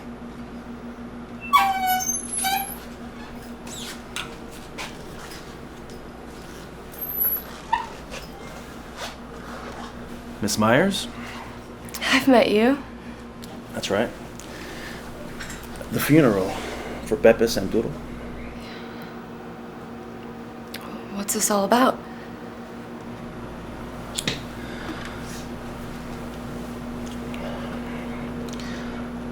I have a witness set to testify that you were in the area the night Beppe and his brother Manuel were knocked off their bicycles. I double-checked with Delbert over at your father's ranch, and he confirms that you arrived at the ranch in a silver Porsche belonging to a friend. Look, Detective, I don't want to say anything unless I can get a chance to speak with an attorney.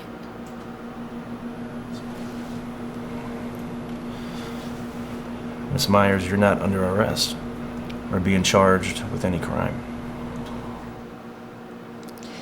Is hit and run a crime? Yes, Miss Myers, it's a very serious crime. Well, what if... Excuse me. There's a Mr. Raphael here to see Miss Myers. Says he's her attorney.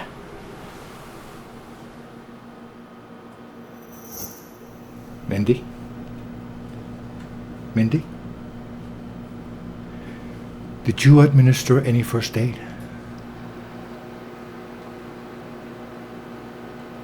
I don't think we could have if we knew how.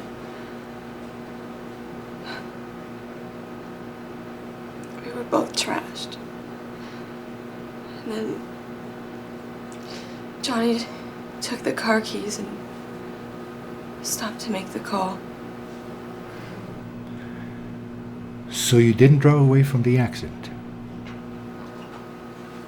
No. Where's Johnny now? He knew something was up when my father called, so I'm sure he's split by now. He wouldn't stick around and get busted. Any ideas? You can check with Doug. He's the guy that owns the car.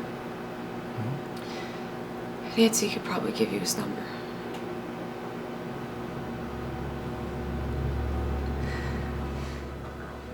Look, Mr. Raphael, I did it.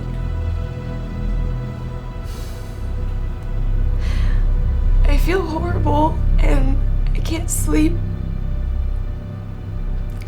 And when I do, all I can see is that little boy just lying there. He's lifeless.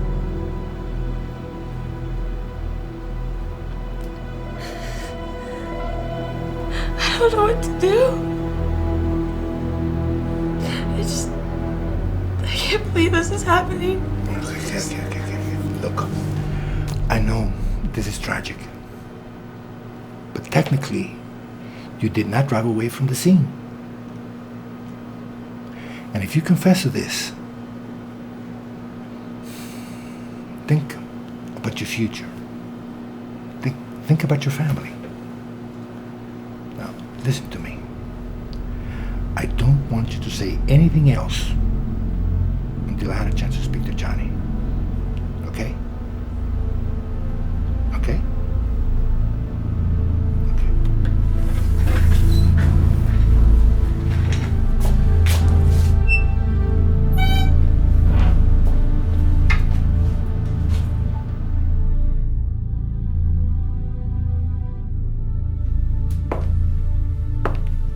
Detective Ortega. I'm afraid my client doesn't have anything further to say at this time. So, unless you have something to charge her with, Money isn't going to get her out of this.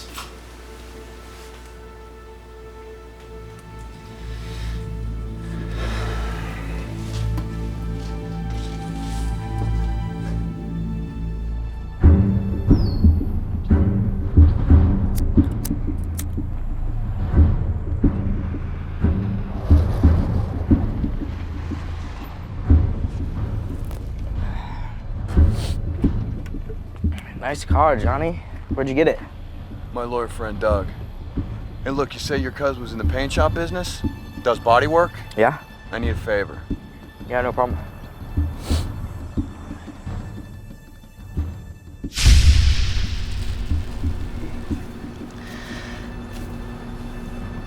Doug, I know the Porsche is licensed to you. I just want to know where it is. Are you hard of hearing or something? I already told you, I don't know where it is, okay? You have no idea where your $60,000 Porsche is. No. Any plans of reporting it stolen anytime there, Doug? All right, just look, okay, I went out to lunch and it wasn't there. I was gonna call Johnny to see maybe if he borrowed it. Maybe he borrowed it. Doug. And I know you're a real hotshot lawyer, and that's great. If I find out you're making up this little story of yours, and I can prove it, I'm gonna have you booked on accessory to murder. Hey guys, sorry to leave you on a cliffhanger, but you'll just have to tune in same time next week to find out what happens. Remember, it's not the size of your budget, but the size of your vision that will determine your success. You don't need a big multi-million-dollar budget to make a great feature film. All you need is a great script and a solid team of cast and crew that will see it through till the end. I'm Sedona Freddo, and don't change the channel. Hey everyone, welcome back to another episode of Hollywood Makeover. I'm your host, Rochelle McCrae. I'm often asked how to get those celebrities and that star power into your independent film. You know, the names like Brad Pitt, Angelina Jolie, Bradley Cooper, and Anne Hathaway. I don't want to be the one to break it to you, but trying to get those names into your independent feature might be a little bit difficult since those guys are on the IMDb Hot 100. But we're here today in Scottsdale, Arizona at Pro Motorsports, and we're going to talk with Jim and Susan Lewis. We're going to talk with them about how to get star power in your film without having the actual star. Instead, you get the next best thing, their vehicle. These guys know all the tricks of the trade, and they're going to show us exactly what they do here at Pro Motorsports in Scottsdale. Let's go inside the garage and see what we can find out today. Hi, Rochelle. Thank you. Hi, Susan. Hi, Jim. Thanks for having us. How are you? All right, so we are here at Pro Motorsports. What do you guys do here? Because it looks really cool. We customize cars. He always makes it simple. Yeah, simple is we customize cars. We do all brands, all lines, and we do mild to wild, anything in between. With customizing cars, is it one of those things where you've practiced it enough that it becomes something, or is there like a method, or is it just like, let's see if this works and sees what happens? You're asking if there's a method to the madness? Yeah, there's a little method to the madness. You know what works, you know what doesn't. There's a lot of trial and error. It's like if somebody asks, hey, can you do this? It'd be like, well, we haven't done that, but yeah, I think we can do it. You start putting things together. You know, maybe the first time doesn't work, but then the second time does. You know, it's like, well, that's not quite right. Let's take it out and let's redo it. What do we got here? We're in like the monster of all trucks, I swear. This is one of the biggest production trucks on the planet that is available for commercial use or non-commercial use. It's a sport chassis. Call the manufacturer. You'll be surprised at how much manufacturers in their marketing department and ask for somebody in marketing and go and how much they will try to support either an independent film, a small movie house, a commercial even, because that will be played over and over again, and that gets them mileage on that car. Maybe you can't get a celebrity in your picture, or maybe it's going to be hard to get a celebrity vehicle in your picture.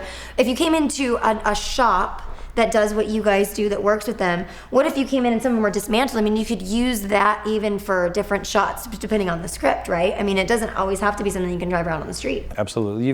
If you got that, you don't have to pay extras or actors because the shop is already there vested saying, hey, this is good for our publicity, and you've got anywhere from 2 to 10 guys working on a vehicle instead of paid actors standing around looking like they're working on one. So Jim, how do we get that celebrity car and this feel onto a set without damaging the vehicle? What would you suggest? I would suggest, one, if they've turned over possession of it, use a licensed transporter to transport it across town, or even better than that, use the shop that you're borrowing it from. They will be able to transport it. That way it's covered under their insurance.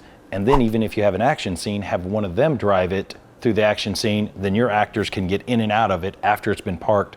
That way you have virtually no liability in the deal. Yeah, and you know what? I think it's a really good point. You can get a nice car in your film. You get the star name of whoever the car belongs to, if it does belong to a celebrity. But you've got the shop taking on the expense of the possibility of whatever's could possibly go wrong. But if, like you said, if you just park it, have your guys get in and out for a shot, whether it's for a scene where they're going into to rob a bank, or whether they're going into maybe they're, like you said, a bad guy who now turns good and they have to enter and exit the vehicle, you're less likely to probably ruin it, I would assume. Very much less likely. And like you said, this can be driven every day. I mean, they're everyday cars, but as independent filmmakers, when we're getting things that are for free or in exchange for credit or at a very low cost, the last thing you want to do is end up with an insurance liability. Yeah, you don't want to end up with an insurance liability or somebody that has now sent you a bill for a $20,000 paint job, or worse yet, you hear from their attorney. Well, Jim and Susan, we have had a great day here on Hollywood Makeover at Pro Motorsports, and we appreciate you having us down. But I know you guys are busy and you have a lot going on, so thank you for your tips and tricks. Absolutely, no problem. Thanks for coming by. All right, well guys, we hope that you enjoyed tonight's edition of Hollywood Makeover. I'm your host, Rochelle McCrae, and I hope that you found some of our tips and tricks useful for how to get that star power into your independent film. From the crew here, we wish you a good night, and we'll see you next time. Thanks, Rochelle. That information was really essential, especially to our budding filmmakers.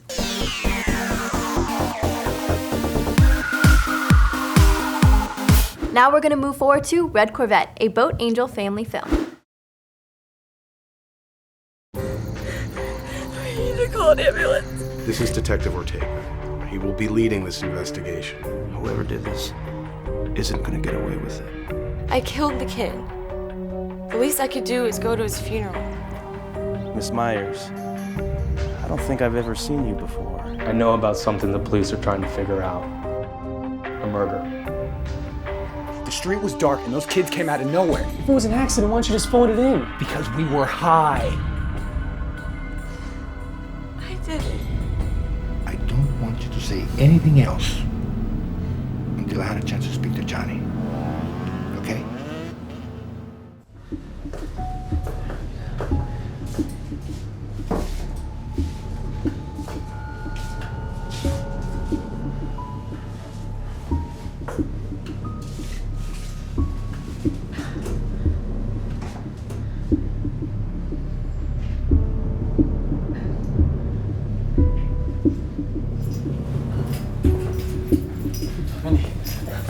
Hey, relax, okay? I'm her lawyer. Just my car. Just give me a minute with my client, please. You know this guy? 1 minute.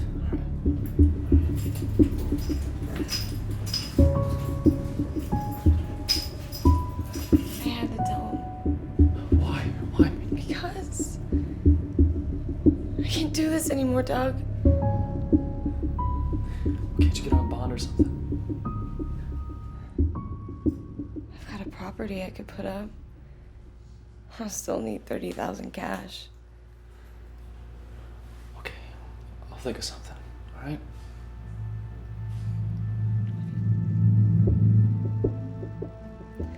Have you seen Johnny? No, I haven't seen him.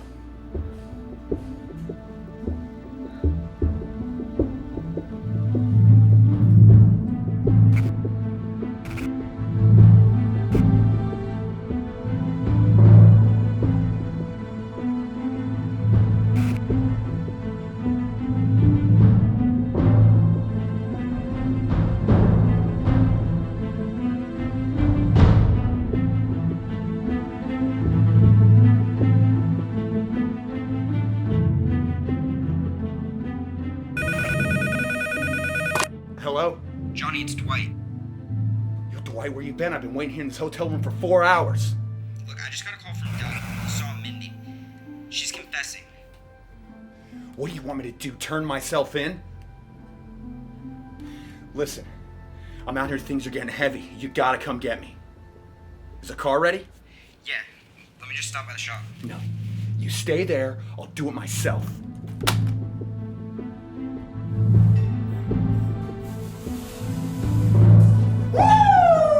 Johnny! What's up? My man, how you doing? Good, how you doing? What's up? We're almost done here. Man, it looks great. Took care of everything, man. It's like new. You buff it out for me? Sure did. Hey, listen, the police, they're looking for a plain sail report. What's this about? Yeah, it's not this car.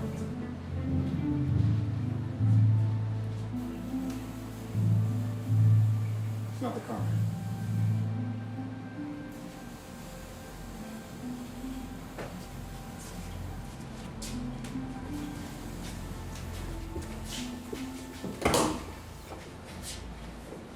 Okay then, here you go.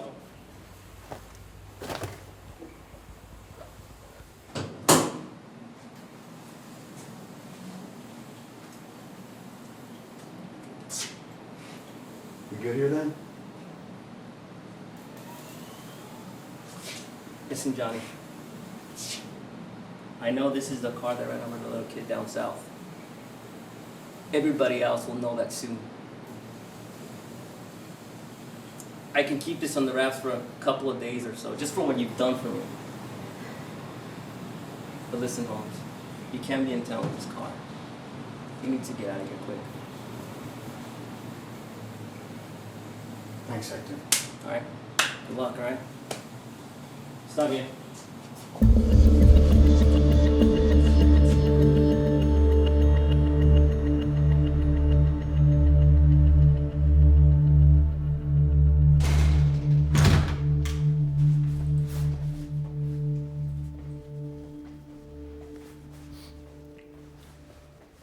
How was my car, Johnny? Good?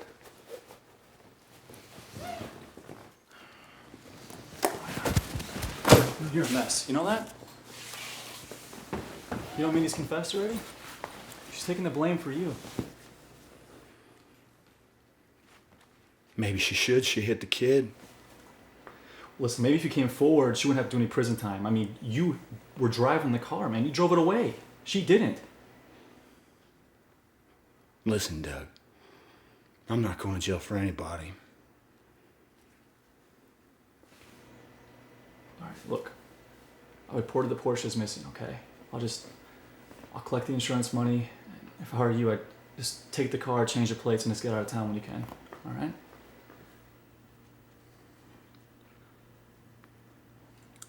Can you bail her out?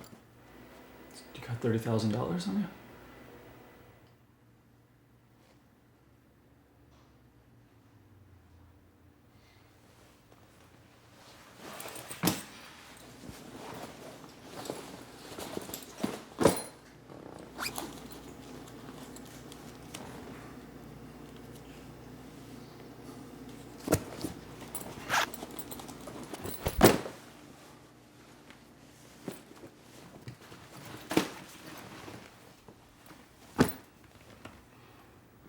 Bail her out. I'll go pick her up.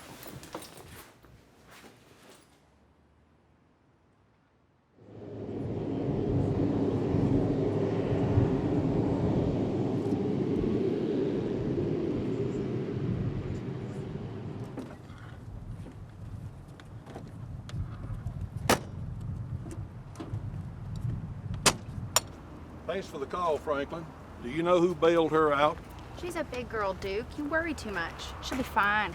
My daughter admits to a hit and run, disappears, and you tell me she'll be fine. Why don't you put that thing away and look at what's going on around you? Perhaps we could call the governor for you, sir. No, call Delbert and have him take me there. Unfortunately, Duke, it already made the papers. Look, I'll personally call the chief of police. Who else was at the house with my daughter?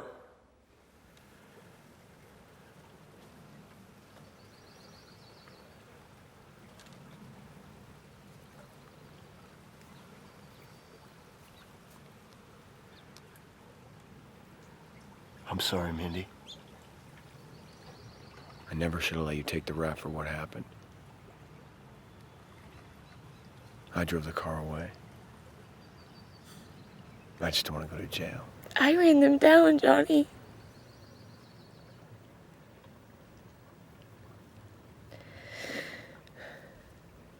But I had to tell them. I just had to do the right thing.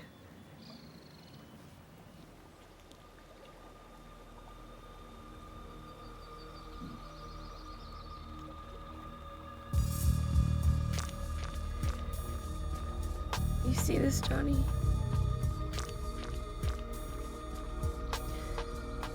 My real mom gave this to me when I was a little girl.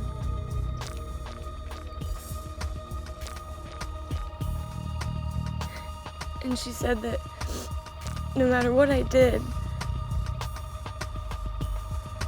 God would forgive me.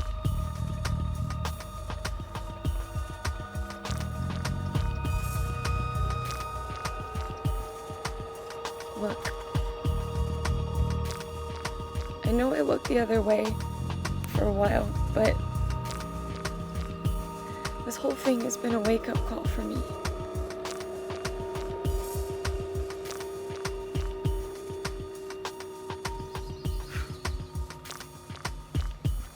I'm going to Mexico.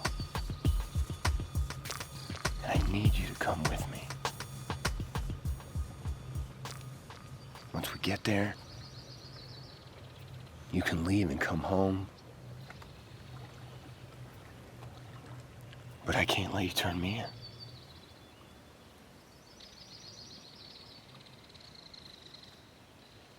Do you even feel sorry about what happened?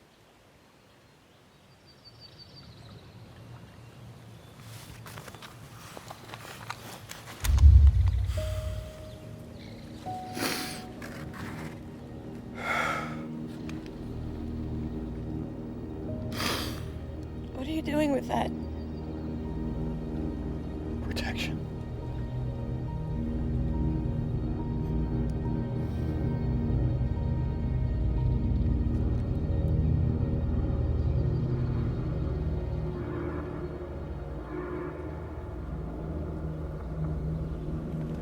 You know something? I've never met a girl like you. I don't know if God will forgive me. I've lived a rotten, selfish life.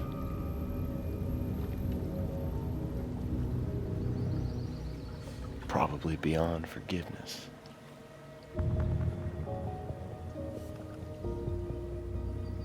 Johnny, no one is beyond forgiveness. You just have to believe.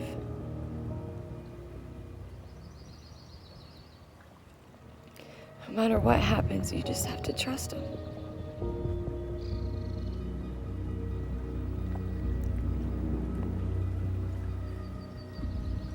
What do you mean, no matter what happens?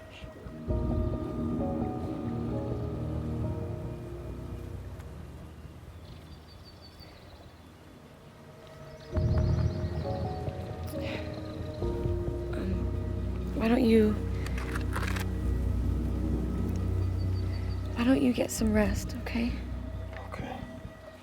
I'm gonna go for a little walk.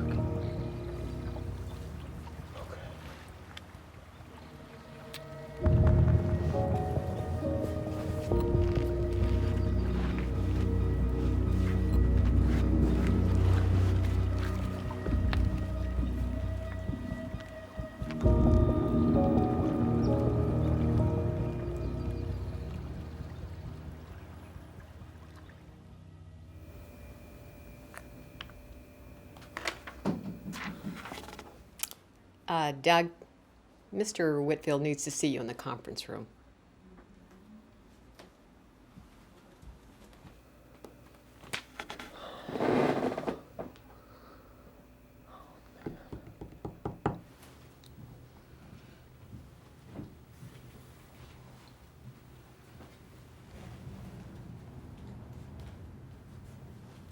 Mr. Thomas, close the door and have a seat.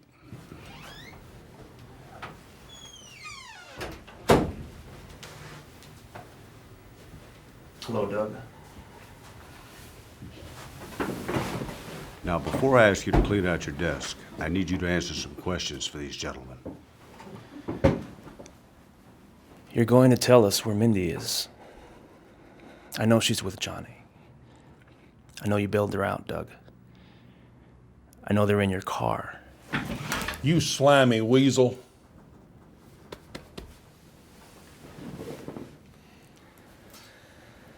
Don't mess with me, Doug. Not again. Mindy is in danger. Do you understand that? I ran a check on this buddy of yours, Johnny.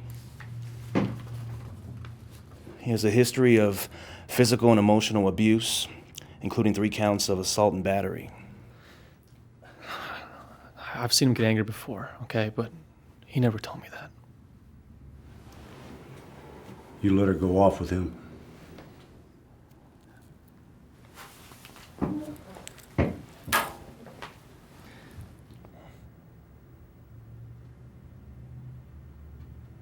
River Wash. The River Wash? Yeah. What's that? The River Wash. That's where we went camping out there for one of our first double dates. Where? It's off Highway 6. It's pretty secluded. How far? 30 minutes. But then there's a shortcut you can take. It's off Mesquite. It might save you 10 or 15.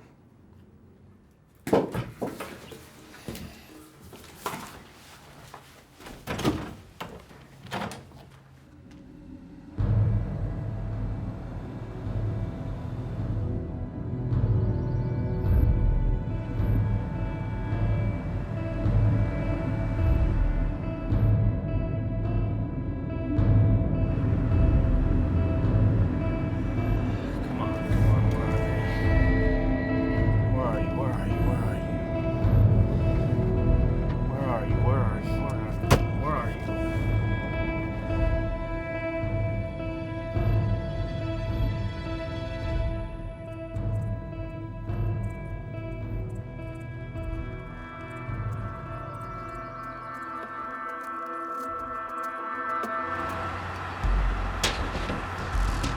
Doug, where are we going? Where are we going? This is the way, man. I swear to God, this is the same way. This is the exact same path that took last time.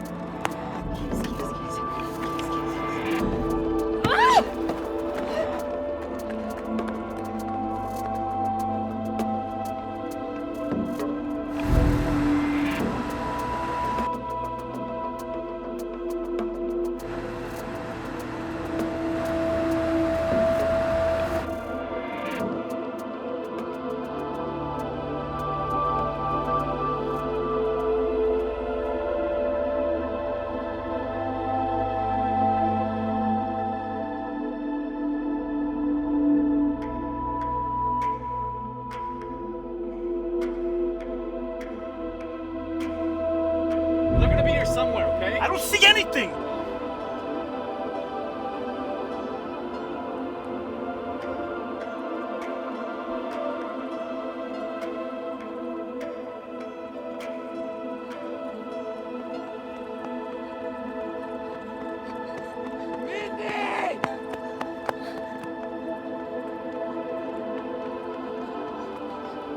Mindy! There she is.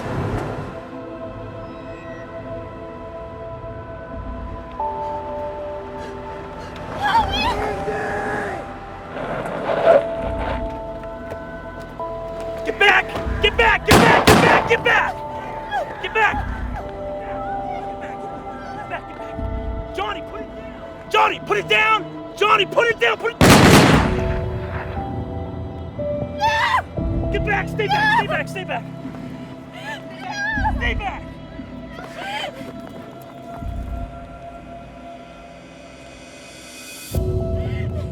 Johnny! Johnny!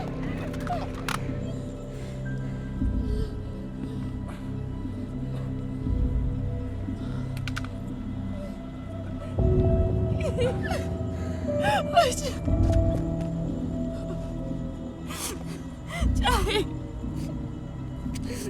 Johnny! No! No! No! Johnny, just pray with me, okay? Just pray with me.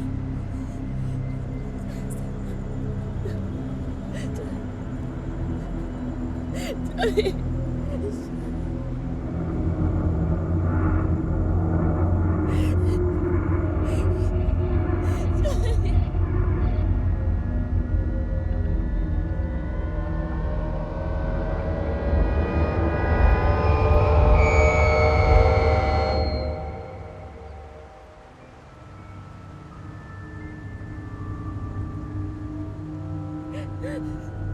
Johnny, wake up. Johnny, wake up. Johnny.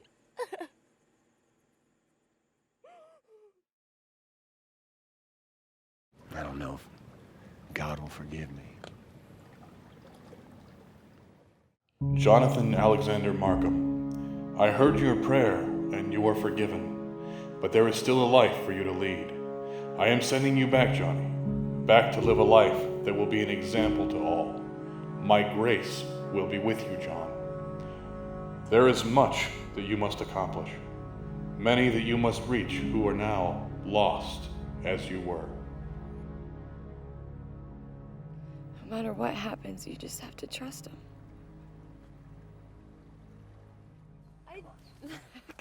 Oh. Hey. Are you okay?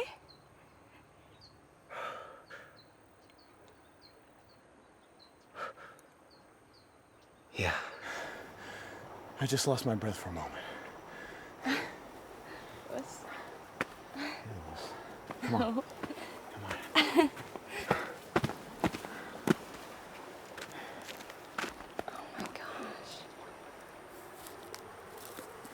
What do you think happened here? I don't know. I'm just here to spend time with you. Come on. Let's get back in the river.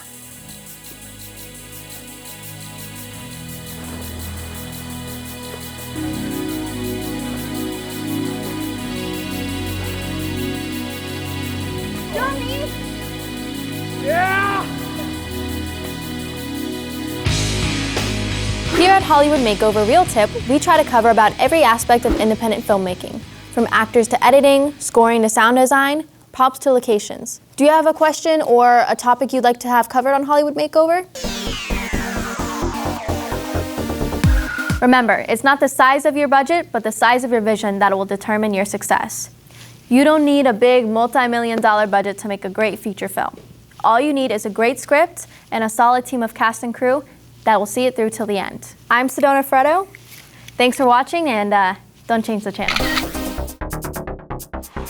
Hey everyone, welcome back to Hollywood Makeover. I'm your host, Rochelle McCrae, and today we are in Phoenix, Arizona at Naked Pizza. Today we're going to talk with owner Lori Cairns, who's going to show us exactly how to feed your crew not only on a budget, but keep them healthy. We're going to talk about how to use your budget, where to get started, and the different ways that you can utilize your community and make your independent film rock. Let's go inside Naked Pizza and find out how to do all this and a little bit more. Hi, Lori. Hi, Rochelle. How are you? Good to see you. It's so wonderful to be here at Naked Pizza. Thanks. Well, it looks like I know you guys do a lot of craft services for both film and television. You've done both. We have. And I think that the great thing about this is it's a healthy alternative and it's cost effective, right? Our pizza dough is different than the other doughs. It's not that white stuff that will really give you like that downer after lunch or whenever you eat it. It's got grains in it. It's got bacteria in it that's good for your digestion. It's got fiber in it that keeps you full longer, so you're not going to eat as much. Right. And it's just plain old healthy for you. We don't put any sugars in it, no dyes, no chemicals of any kind, anything like that. So if you're looking for something that's cost effective to feed a lot of people, and it's handy to bring and it's easy, pizza is a great thing to have, especially Naked Pizza, because it won't give you that sugar crash after lunch. You don't want your set people falling asleep at 3 o'clock. So, Right. you want to be able to make sure that you can maintain, a nice energy level, and Naked Pizza can do that. We spend a lot of time in craft services. We spend a lot of time at the food table because in between takes, that's where you're going to find us. If we're not setting something else up, we're eating. And the one thing is it's all normally junk. And because junk is cost effective, the candy, the things that we snack on, the sodas, it's cheaper than buying something that's totally yummy and good for you. And I think the great thing about the pizza is, like you said, it's customizable here. Not only is it customizable, but if you've got vegans, vegetarians, not everyone on set can eat the same thing. Exactly. And your budget, gosh, if you get sandwiches for everyone, you have to figure about $10 a person. If you get a large pizza, there's 8 pizzas in it. Typically a person will eat between 2 and 3 pieces a piece. It's extremely cost effective when you think about an $8 to $9, $12 pizza. So, and then you have the breadsticks, which you can throw on top of that, and also salad for someone who doesn't actually want to eat the pizza for whatever reason. They have a salad that they can munch on as well. And then on top of it, you get it's deliverable, like you said. Yes. You're not going through a drive-through. You don't have to send your PAs off set. Everyone can stay on set.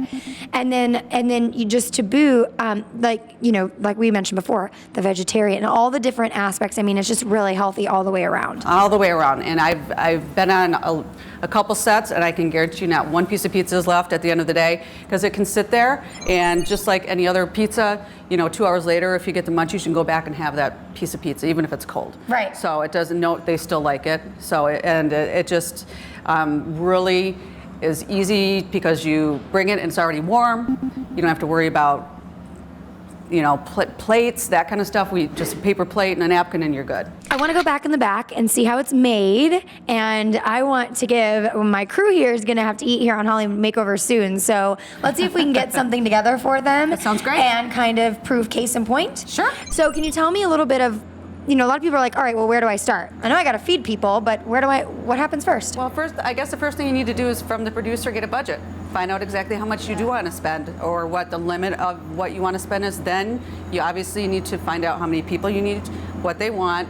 Then you can decide, how many toppings you want, all that kind of stuff, because that all plays into it. Right, and then you're gonna need drinks. Right. And probably salad. Sure. It's definitely something, craft services is something that you deal with in pre-production. You're not necessarily going to just do this on the fly, but the great news about pizza is you can. You can. And your craft services person, you should put together a form for them every day, what they're gonna bring, what they, you're gonna need ice chests, you're gonna need ice, utensils, things like that. Right. Because, paper plates, you're gonna have to factor all of that in to your budget, meal budget. But the great thing about pizza is you don't really need plates. I mean, really, you can just get a thing of napkins and kind of go to town. Yeah, and that makes it even better because it's extremely cost efficient when you don't have to worry about all that other expense of the utensils and all that kind of stuff. Right, and you should probably take a poll, I would think, of what people are allergic to, because not everybody can eat the same thing, especially if they have nut allergies or anything like that. Right, and that's where when you talk about Naked Pizza, we can feed those kinds of people and not worry about it. Because say if you go to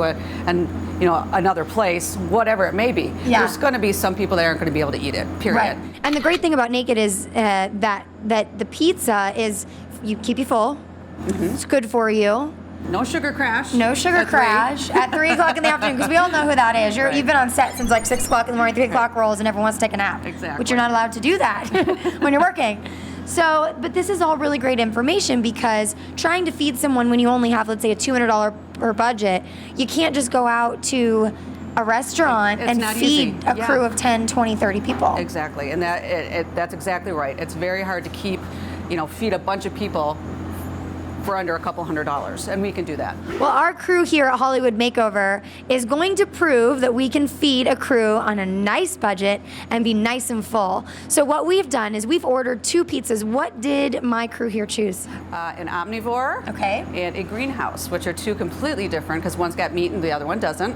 So there you have it with the diversity of what you can have. Well, obviously one of them likes a meat and the other one doesn't. And I don't even think that was on purpose. I think that was just what they ordered. It is just what they ordered. So, well, we're gonna get to making that pizza, and then it will be ready here, and we're gonna be the testers of our theory of how to feed on a budget and stay full.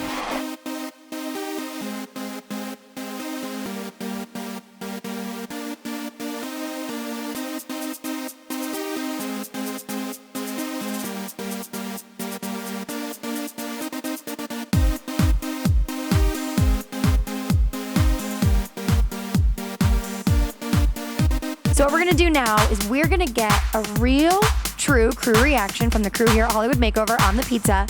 They have not been paid to do this. They're going to give you a real life idea of what it tastes like. All right, guys.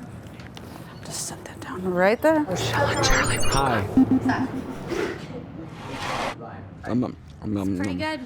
I'm not cutting. All right, guys, let's see how much it cost us to feed 5 crew members with a little extra, because we need some for snacking, and 4 drinks. So what do we have? $39.29.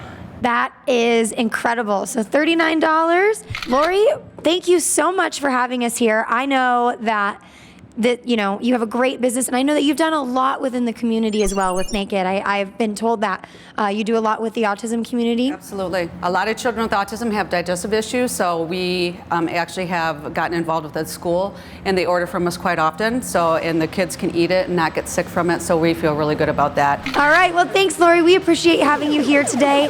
This is Rochelle McCrae. This has been another episode of Hollywood Makeover here in Phoenix, Arizona at Naked Pizza, and we'll see you next time.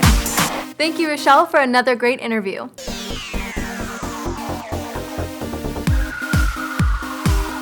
Now we're going to move forward to Kingsman, a Boat Angel family film.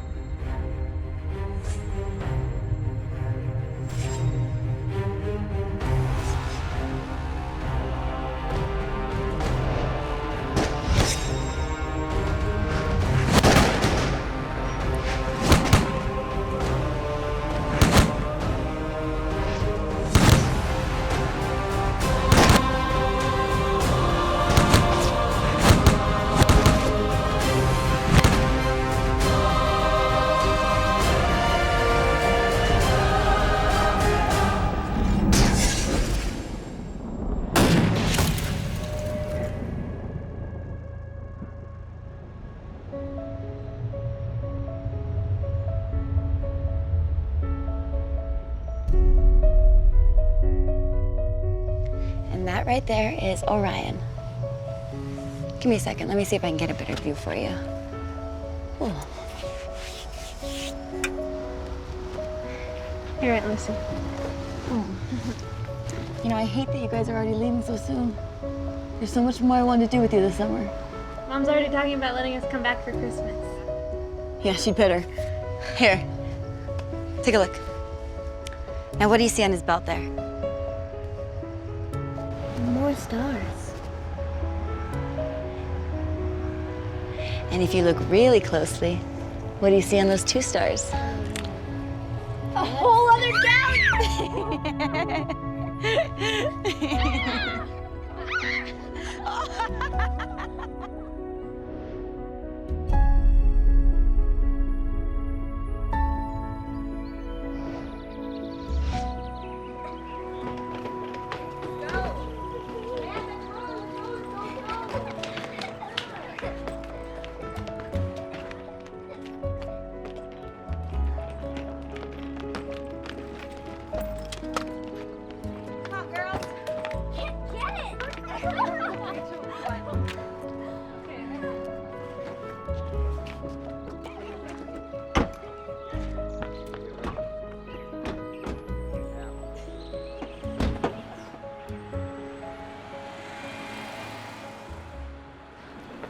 Bye. Thank you so much. Bye. You got everything, right? Yeah. Okay. Bye.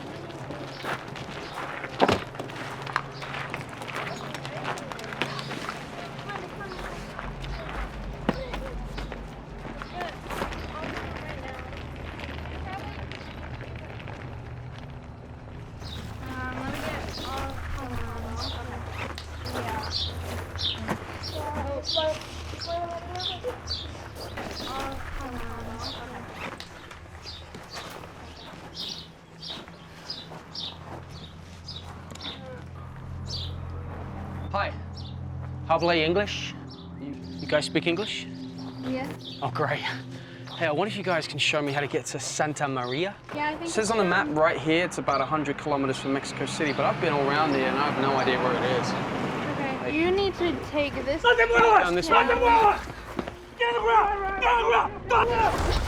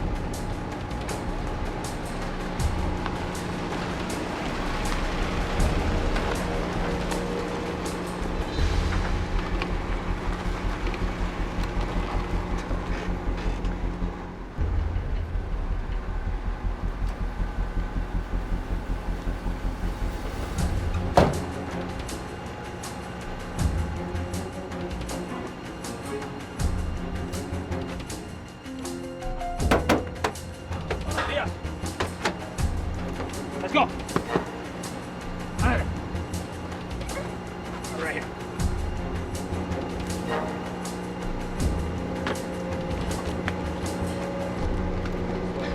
This way.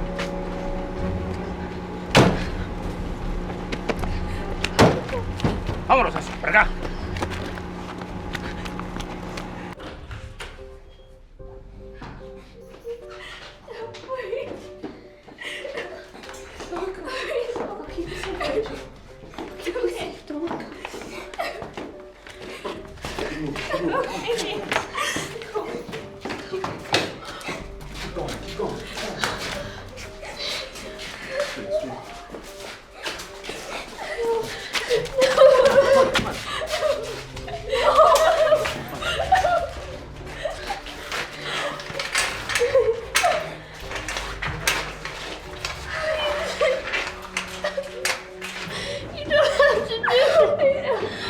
I'm sorry.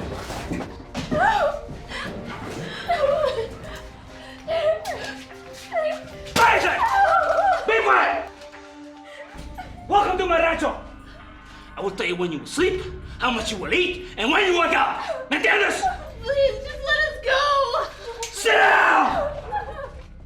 Now! Someone will come for us.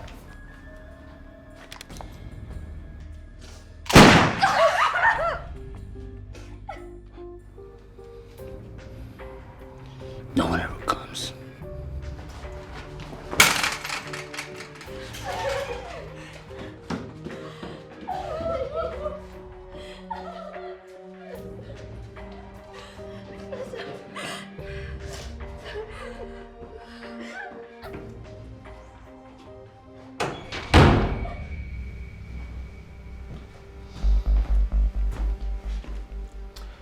I'd like to discuss my payment with you.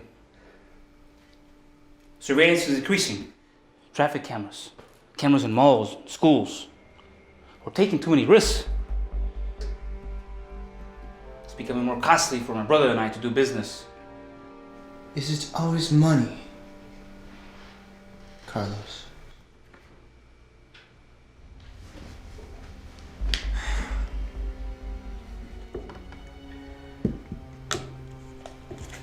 I will always take care of you. As long as you take care of me. Yes.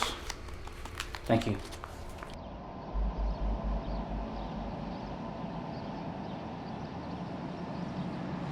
Is there a chance we can find them? Eso está en la mano de Dios, señora. But we will try. Can I see the picture?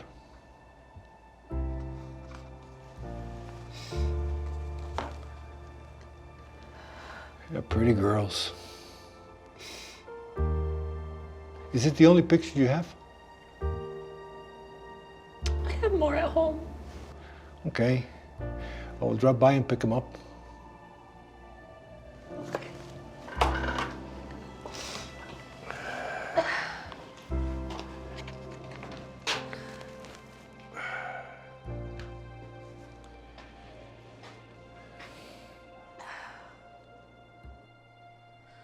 They took them. They took them. They took them. Please help me. We don't have much time. I love them as my own. I'm gonna do everything possible.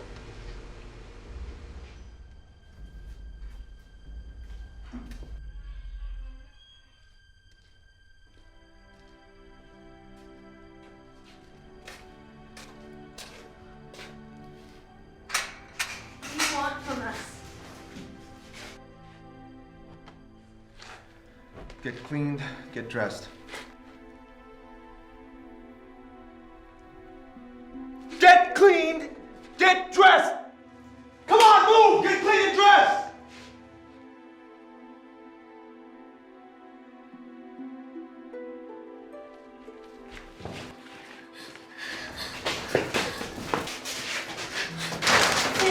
Come on! Come on!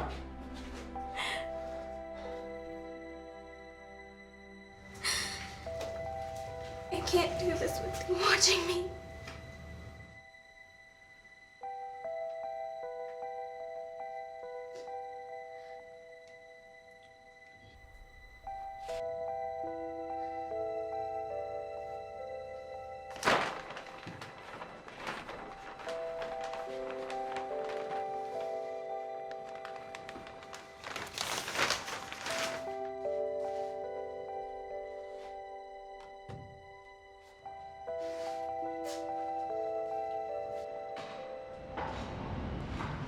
Lucy.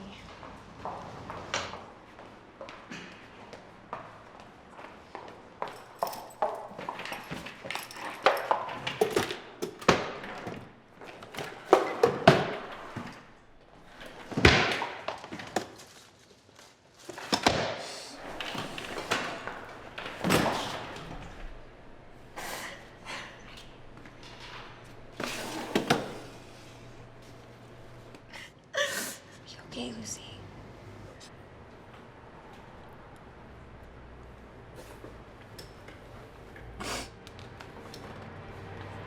I made copies of the photos that you sent over.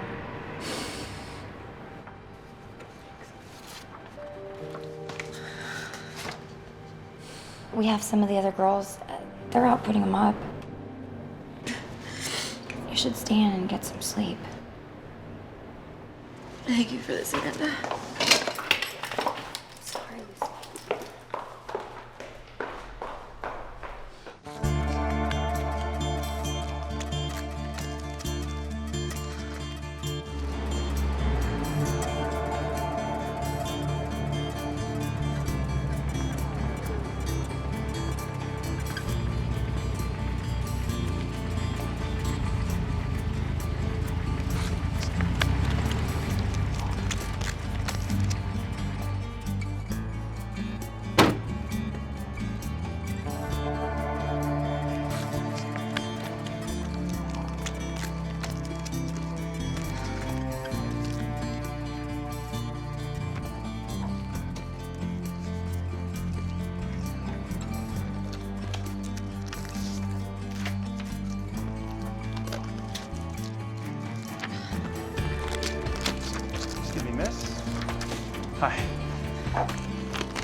Hi.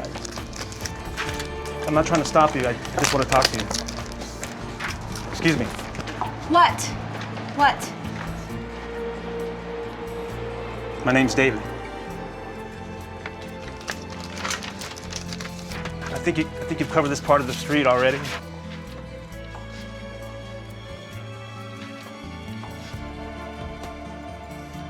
I think I can help you. I have an office right over here. If you could just give me a minute of your time. The storefront church.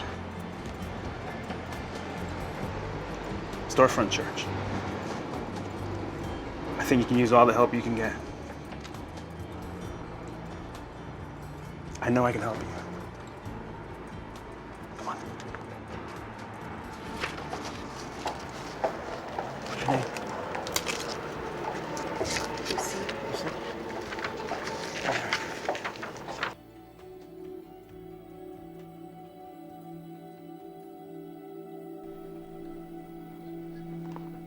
I believe I can ask him for help. And I truly believe he will help us.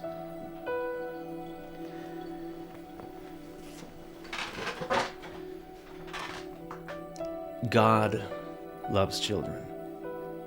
It's said that he's the same now as he was then. He sent angels. Stop, please. I don't want to be rude, but you said you can help us. So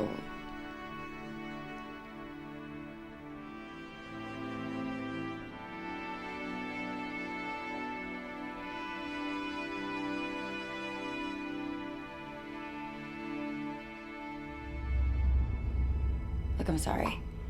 It's just that the police, well, they told my sister that they're most likely in a holding place by the border, and that there's nothing that they can do. Lucy, God does nothing without revealing his secrets to his prophets.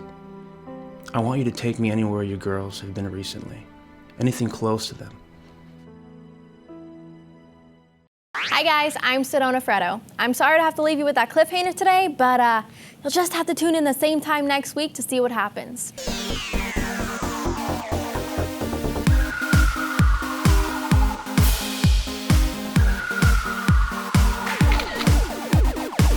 I'm Sedona Freddo, and we'll see you next week.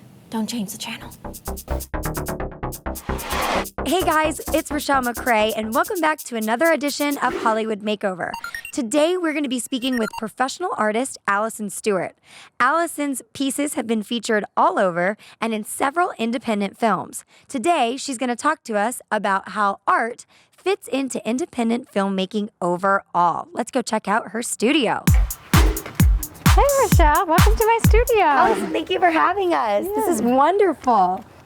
This is exciting. So let's talk independent filmmaking and art. Okay.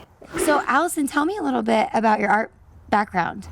Well, some of my work has been featured in some independent films right now, and I'm doing a lot of work for poster companies as well. Okay. And this is a beautiful studio you have here. So this is where you do all of your work, right? Yes. So how does a filmmaker get around a copyright? Do they have to call an artist? Like if someone wanted to use your art, would they give you a call or do they have to send an email? How does that work if someone wants to use art in their film?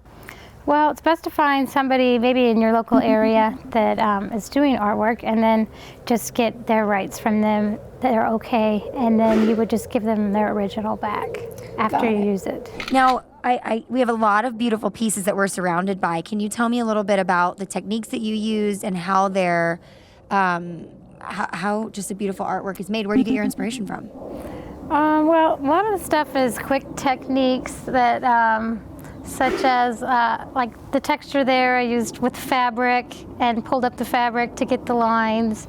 That's kind of what you want to do, like for commercial art, just quick, fast things, and so that I don't think you want too much detail in the background. Right.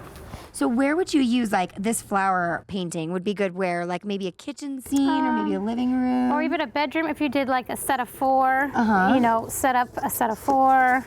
There would be 2 and then maybe 2 on the bottom, so it'd be a big square. Okay. In the back of a bed or something. When you're scaling art for a shot, what do you think is a good rule of thumb? Because I mean, people I'm not sure really know how to select what they're using. I mean, not only to decorate homes, but to decorate a film set. How do you decide, or where how should someone decide where to put their work? Right, you wouldn't want like a tiny piece on a big wall, so you would just pick a large square piece, or if you have an entryway, you could do as long skinny on each side, Okay. you know, that match. It's always good to have the matching. Oh, right. The That's a double, really a good point. So you pair. don't want to do like two different ones Right, if they're so just if a they don't single. match. Right.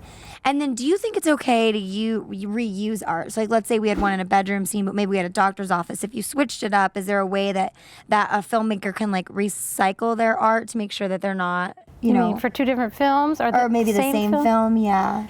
Do you think I it's think that noticeable? would be kind of odd, yeah. So try and get as many pieces Keep it as in the you same can. spot, yeah. Yeah. Okay, that's a really good point, because I think that, you know, you don't want the audience picking up that you're reusing things Yeah. in different places. Okay, so we want to dress a living room. How would you recommend? I mean, posters can be really heavy, paintings can be heavy. What do you recommend as far as, let's start with colors. What would you recommend for the colors of like a living room scene? Well, it just depends on, you know, your style. If you want to go with like colors that are popular at the time, or maybe a neutral, would be a great idea. Do you have an example of a neutral tone that we could see maybe? Well, I know reds are real popular, and then if you had like a neutral color room, and then just, this is kind of like a single color, you know, a two-tone. Right. And these are a little flimsy, but you could put them on the foam core. Right. Okay. So that's a really good point, because you don't have necessarily hammers and nails and studs on set, especially if you're in a place that you're shooting outside. You mentioned foam core. What would you do with the foam core? Well, you could either like take a poster and put it on the back, and put the foam core on the back so it's more sturdy, and then do the double-sided sticky tapes. Right. So you can just stick it right up there without having to do the studs. Or take a canvas and cut it and stick it on a foam core. See, without that's a stretching really, it. that's a really great idea, because now you can take poster board, like she said, it'll make it thicker in the back and it'll make it sturdier, and you just kind of, you can stick it anywhere. You can use double-sided tape, which I'm sure everyone has lying around the house, or you can, if you have a set decorator, you can have a set decorator use, you know, what we call gaffer tape, if they have some of that, or even, you know, talk to maybe one of your sound guys, your crew guys, they should have some of that lying around too. But the foam core is a really great idea. I don't know that I've ever really thought about that. Yeah. This is where I work. This is a studio. It's a little messy. This is great. So this is where you make all of your work.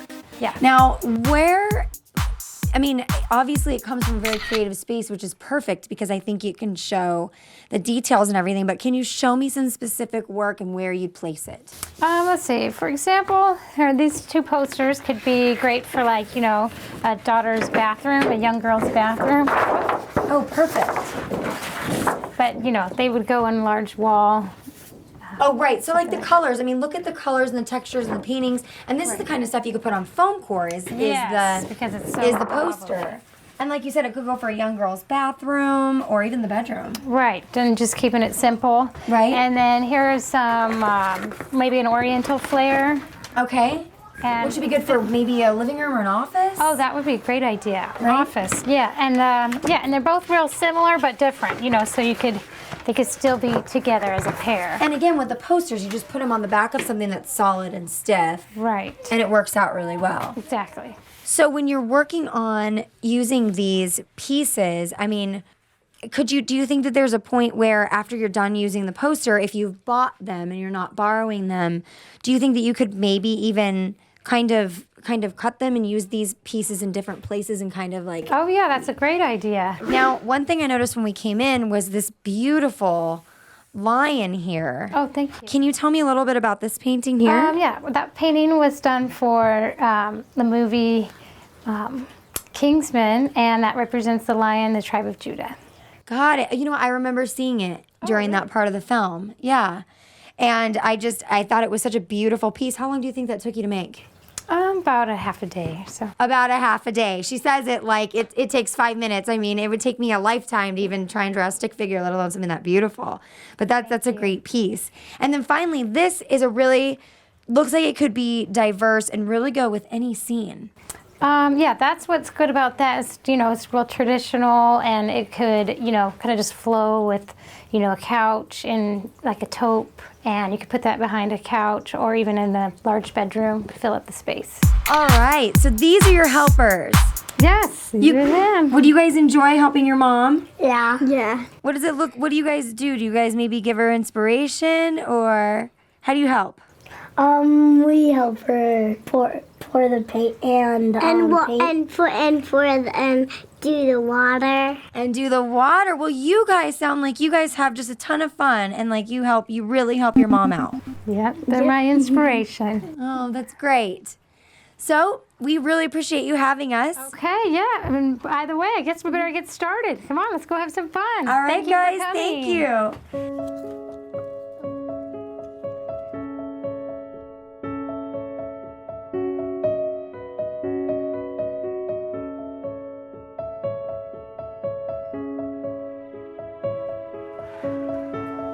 I don't want green. Oh, let's get you some paints. There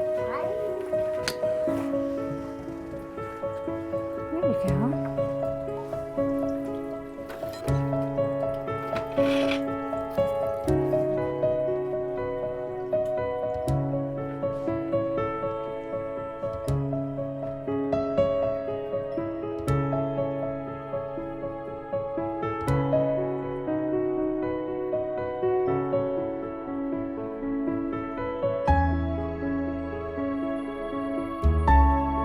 This has been another edition of Hollywood Makeover. I'm your host, Rochelle McCrae. Special thanks to Allison Stewart, a professional artist who's definitely helped us see how art fits into independent filmmaking. We'll see you next time. Thank you, Rochelle, for another great interview.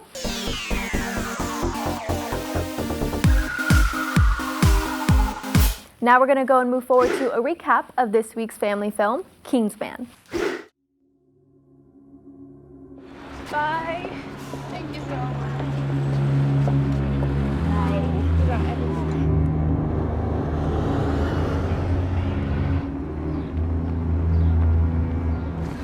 Get around! Get around!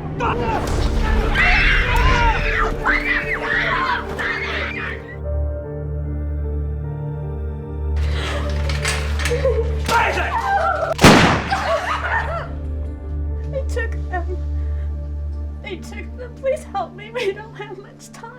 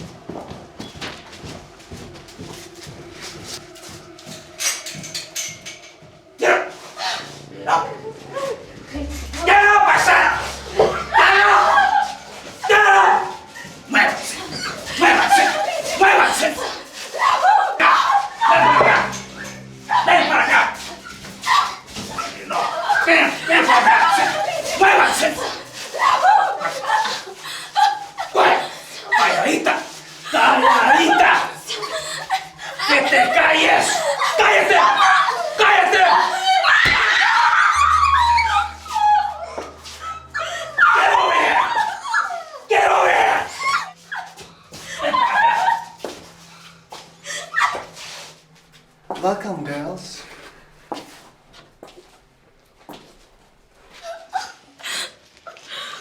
do you want from us? You can't just keep us here. You have to let us go. Models. Isn't that what you want to be? I just want to go home.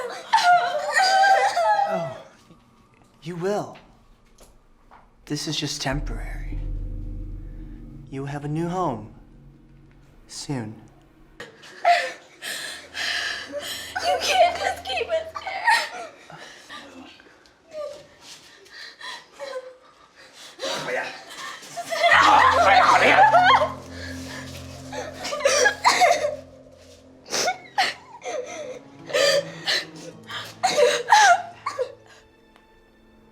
I'm gonna put each and every one of you on a special diet.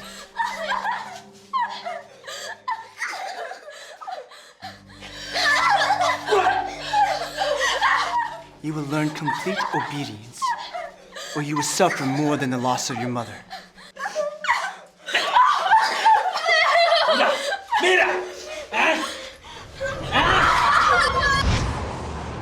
For someone to have taken all three of you girls, They must have been followed.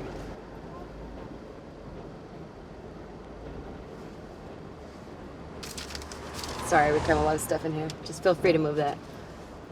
Did any of your nieces want to be a model? All teenage girls want to be models. Considered beautiful, fancy clothes, and all the attention. It's like a badge of honor to be fawned over and photographed. This is how young girls are lured in. Tell me more about this photographer.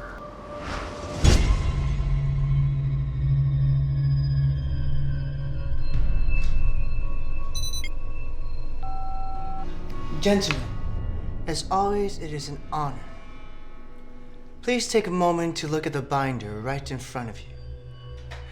I am giving you an opportunity to invest in your future. An international pleasure cruise and plenty of companions. Thank you, Han. But what prevents the ships from being seized when they come to port? The more to gain, the more risk. Please turn to page 10, and when you're ready, indicate how many shares you would like to purchase.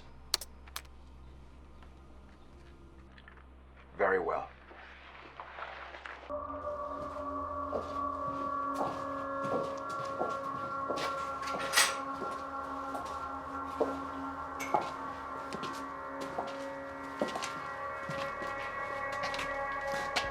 Time for your vitamins and nutrients. What is this?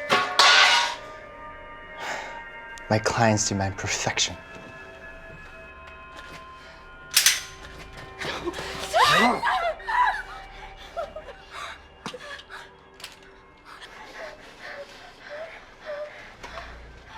here! Come here! Come here! Come here! Come here, Tado! Come here! Tado! Come here! Come here, Tado!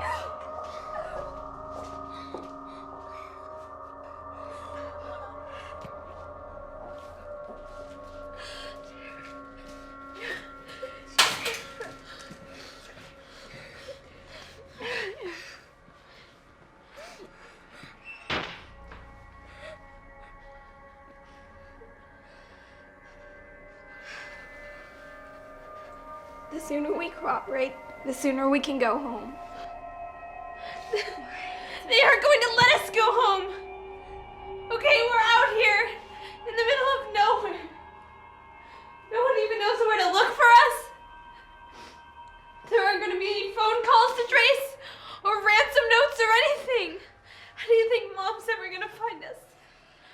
Okay, if we want to get out of here, we have to do something. Like what? I don't want to be here anymore. No, we'll be rescued, okay? All of us. And we'll walk through that door, Jennifer. Okay?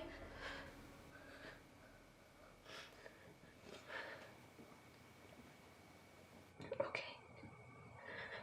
Okay.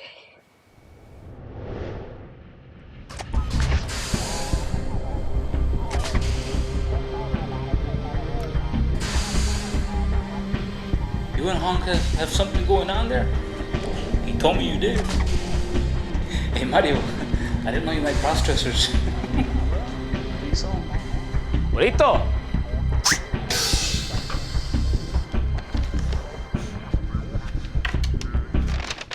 Manteca. You need a workup on those three, all right? Your tastes are improving. Yeah? They're a little young, but surely your work, you can make it happen, right? Besides, grab a price weight. I'll have the packages this afternoon. Just stay away from those, right? At least for now. Hijo de su madre.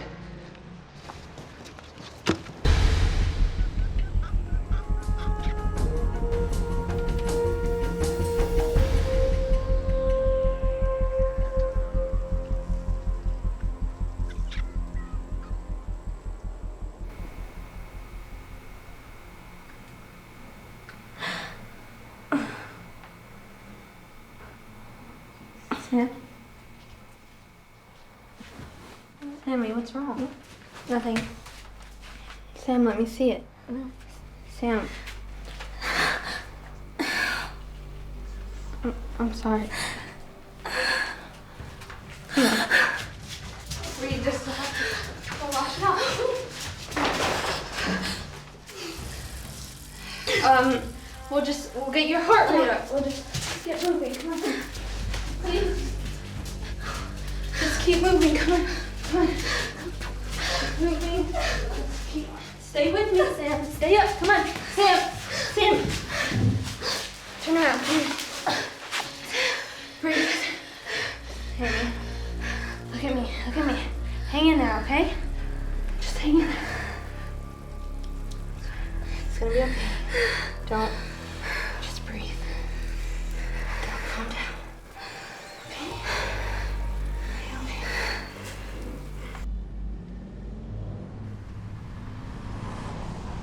You know, David, there's a friend of my father's that might be able to help. I haven't seen him in years, but he could probably check up on, like, the corporation, building ownership, and criminal records and things like that. Just be careful, Lucy. Checking around too much can just tip them off. Force them to take your girls deeper underground.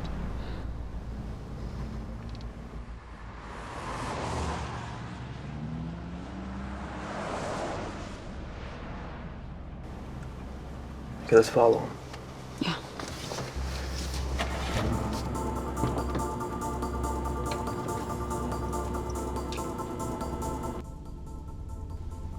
Do you know this place? The Torch, it's a gay club. Well, we know he doesn't do his job because he likes young girls. It's all about the money for him. How does he make any money doing photo shoots for free?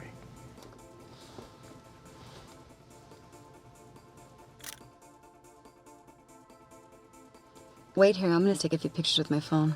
Be careful.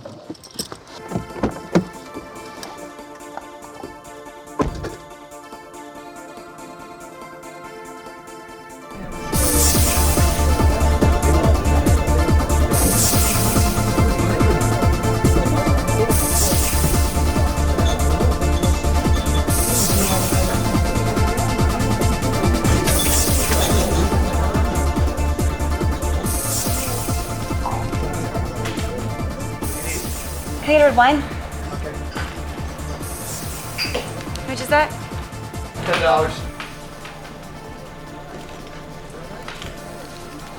I'll be right back. Okay, I'll get your change.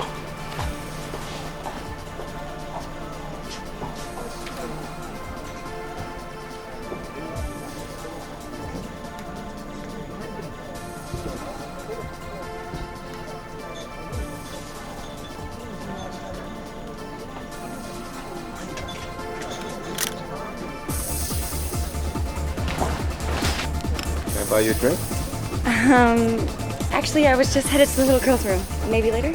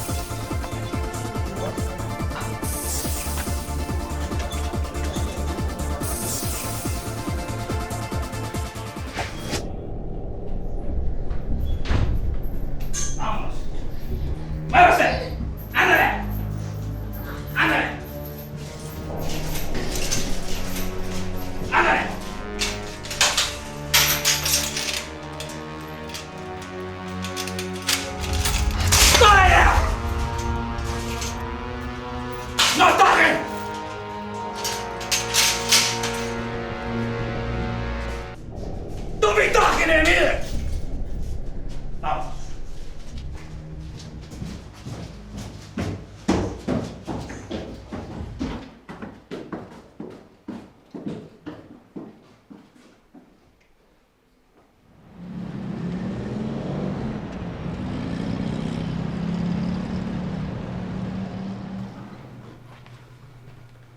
Lucy?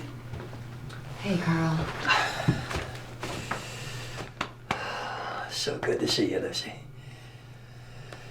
I'm so sorry it's under these circumstances. Come on, kid. Have a seat. So, were you able to find anything with the plates of that truck? Well, they were registered to a, Carlos Montoya. But the address was fake. It's an empty lot. So I don't know where he's at, but I know he's not there. I'm sorry, Lucy. What do you know about them? Did anything turn up with the modeling studio? Well, when I first checked, it was a private entity, but I did a little more digging. And I found out that it's part of a CCI corporation. Now, that's in Macau, so it's probably Chinese. Now, Lucy, we have to be very careful here. Macau isn't just a haven for gamblers. It's a mecca for all the vices that are known to men. And the women that end up there are used mostly as sexual objects. And when they're done with them, they're thrown out. So if your nieces are there, we have to move as quickly as possible, do you understand? Can I keep these? Now, I have some special FBI friends of mine that I'm going to talk to. We're going to see if we can approach this from a different angle. But I'm going to promise you this. I'm going to do everything in my power to get your nieces back. And I'm going to get the people who did this. Thank you for accommodating us. Make sure he's there in the morning.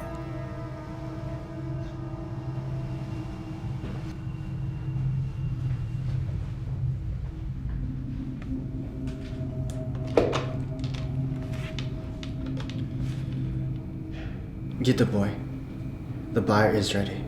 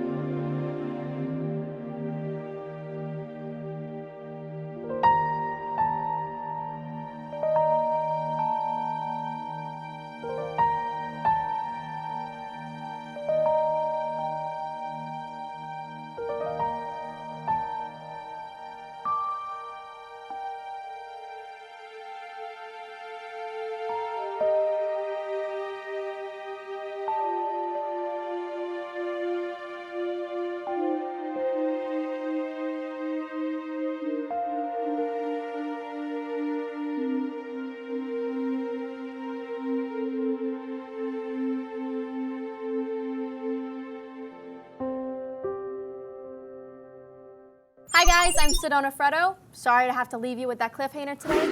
You'll just have to tune in the same time next week to see what happens. Next week, you'll be seeing more tips and tricks on how to become a successful independent filmmaker. Hey everyone, welcome to another edition of Hollywood Makeover. I'm your host, Rochelle McCrae, and today we're gonna teach you how to properly handle guns on set. We know that you do a lot of fighting scenes, there can be a lot of scenes with action, and we need the real professionals to teach us how it's done. We've brought in Lou Pimber. Lou is a former police officer as well as a member of the Haida Drug Task Enforcement Agency. So we know he knows his stuff and he can really teach us about guns. However, now Lou is on set as a professional actor, and you've seen him in things like Kingsman and even a whole season of Breaking Bad.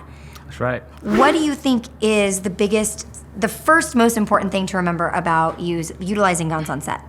Well, first of all, you want to make sure you're always safe with the gun. You have to respect the gun's capability, and that's simply put as it can hurt you. Obviously, it can kill you. So you need to become familiar with the weapon you're going to use on set. And also, you want to make sure you're always safe with the weapon on set. Right. You always want to designate someone to be in charge of the guns while the actors are acting and the guns are being held somewhere safe until they're ready for use. And again, we treat these with the same care and respect as we do the real ones. Right. So that your mindset is always on safety, Got it. whether it's a real gun or not. Now, can you just show us some techniques of holding it and shooting Sure. it and stuff like that? Because I think it's important for actors and directors to understand.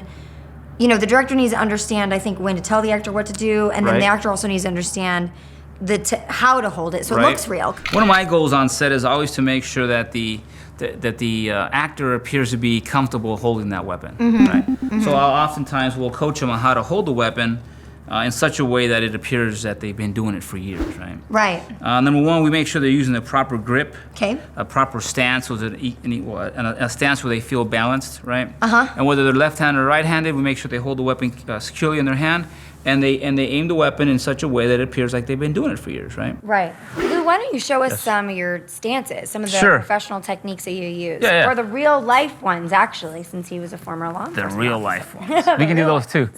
This is typically shown to actors basically on a stand like this. They refer to it as a Weaver stance. I try to stay away from names because they just confuses things, you know, for the actor. They have plenty of things to think about. So I just show them to stand in a comfortable stance, feet kind of spread apart at about shoulder width apart, with one foot in front of the other, and in a comfortable stance standing this way, not without a death grip on the gun, just sort of a firm grasp on the gun, and aim the weapon. Obviously use the front sight to adjust their aim, and when they come forward and they draw their weapon this way and come forward and shoot this way. This is another one that we would teach them. I always teach them to hold the weapon close to them when they're not using it. Yeah. One, it's good practice. It keeps them from being disarmed in a real world scenario. And also, it's just better for safety, right? Whenever you teach an actor to shoot with one hand, we teach them to stand off to the side in such a manner like this so that they have a proper posture, stability in their stance. When they come across a corner, if they're entering a room, you don't see this much on TV, but you'll see the trained person come across the corner. If they have to cut across the corner on their left side, I teach them to transition to the opposite hand. Oh, right. This is what this is what a trained person would do. So it gives, again, the element of realism. You want it to look real. Correct. You want to make sure the actor portrays himself in such a way where you can tell that he's actually has proper target acquisition. He knows he's got a target, and he knows there may be something behind the target he doesn't want to hit. So it'll sort of give that element of responsibility on the part of the actor. If he draws his weapon, he's responsible for where that bullet ends up. See, so listen to all of the different words he's using and some of the keywords and stuff we're talking about. I think it's, if you know someone who's a professional who handles guns professionally, that'd be the first person you'd want to go talk to and say, hey, we're shooting this movie. I need some professional advice. Or you can hire someone like Lou to come down to your set, because that could be a very wise place to spend your budget, because it's all about protecting people. So one of the first things you want to show the actor is to approach the vehicle at an angle. Okay. Now, by approaching the vehicle at an angle, they have what we call a tactical advantage over the driver. So you kind of come walking this way, up into the vehicle, to cover inside the vehicle like this.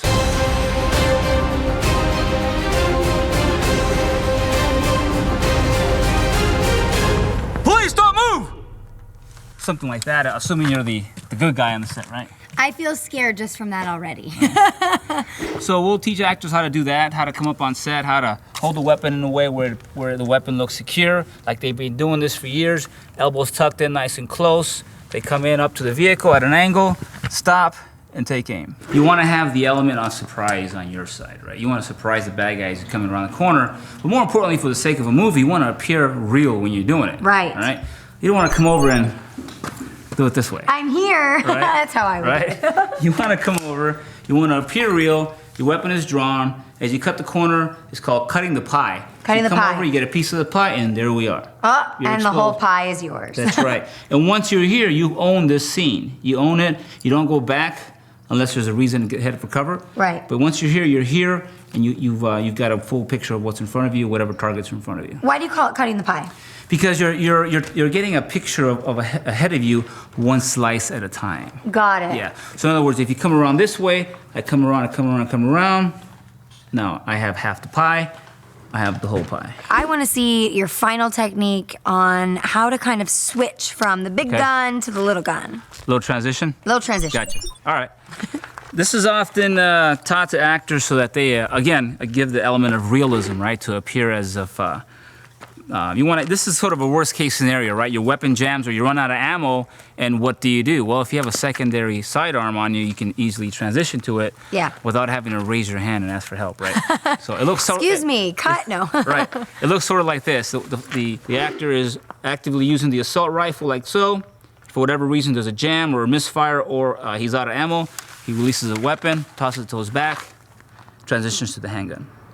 Just like that. Wow. In a fluid, smooth motion. Yeah, and you've got the element of using two weapons in a shot. Right. And you've got the element of safety. Right. And you have the element of looking professional. So it all is very believable to your audience. You got a little cool doing it. Yeah.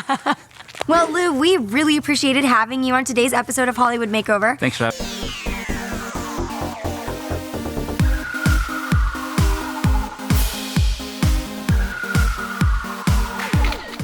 Thanks for joining us today. I'm your host, Rochelle McCrae, and we'll see you next time on another edition of Hollywood Makeover. Thanks, Rochelle, for another great interview.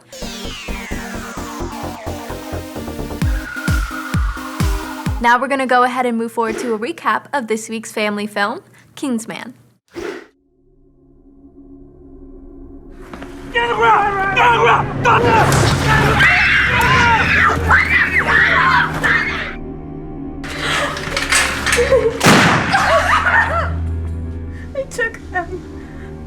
They took them. Please help me. We don't have much time. I'm gonna do everything possible. I want you to take me anywhere you girls have been recently. Anything close to them. Models. Isn't that what you want to be? An international pleasure cruise. And plenty of companions. We're gonna see if we can approach this from a different angle. But I'm gonna promise you this. I'm gonna do everything in my power to get your nieces back.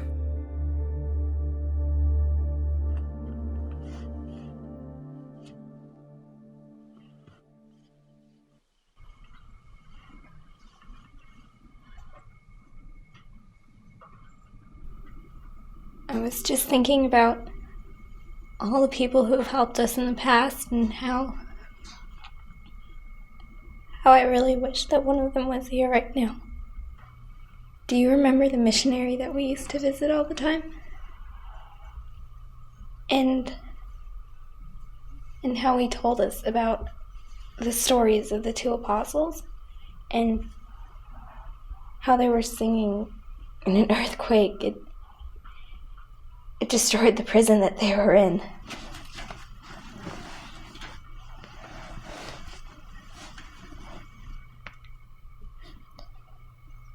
So what do you want us to do?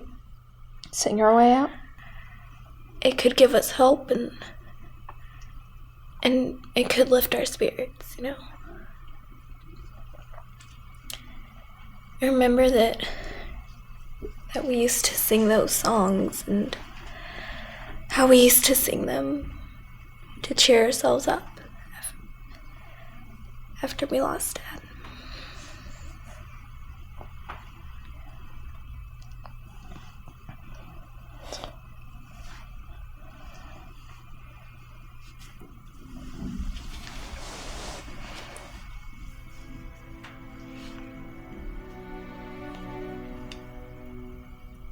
What about it, Rachel? Do you want to sing?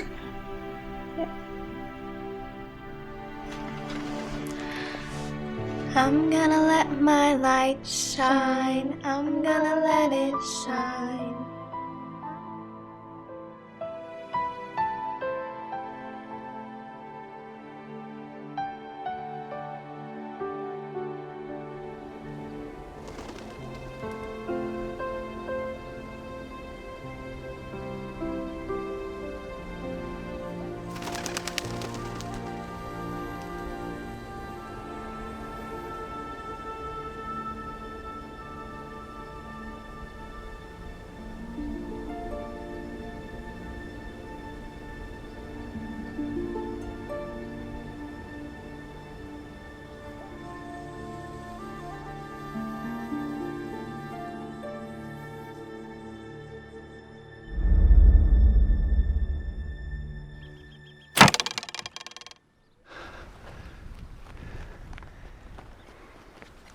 You ever miss? It's how I relax. I want to show you something. Okay.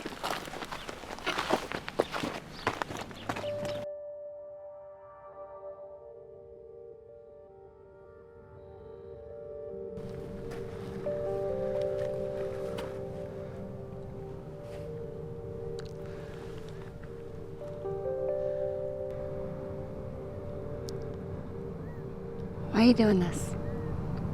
Why are you helping me?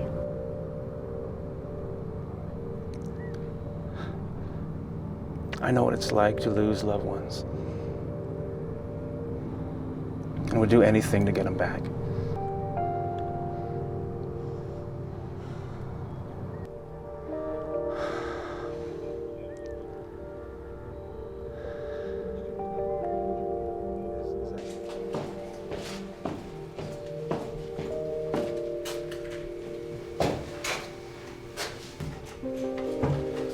Girls.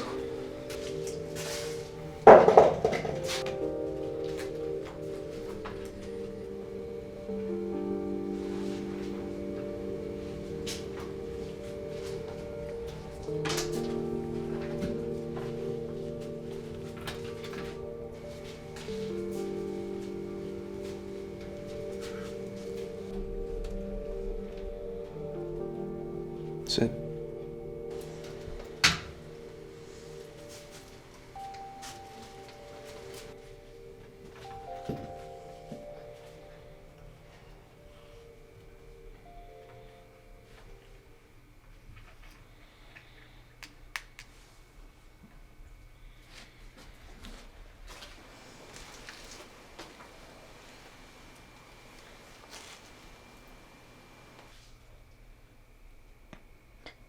Just relax.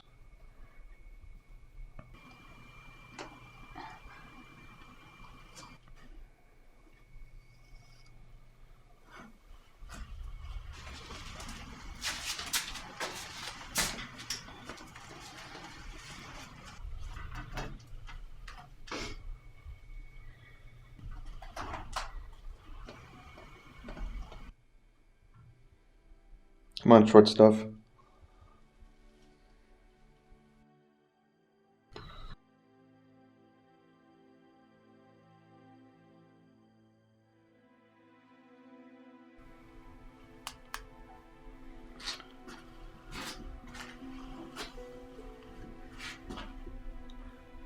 Just relax. Okay, I'm gonna count to 3. Here we go. 1, 2, 3. Just relax. Almost done. There we go.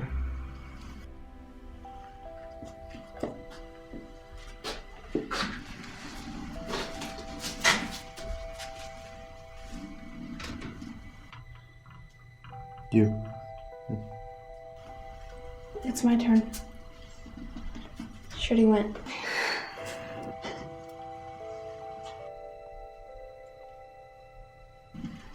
Haven't gone yet.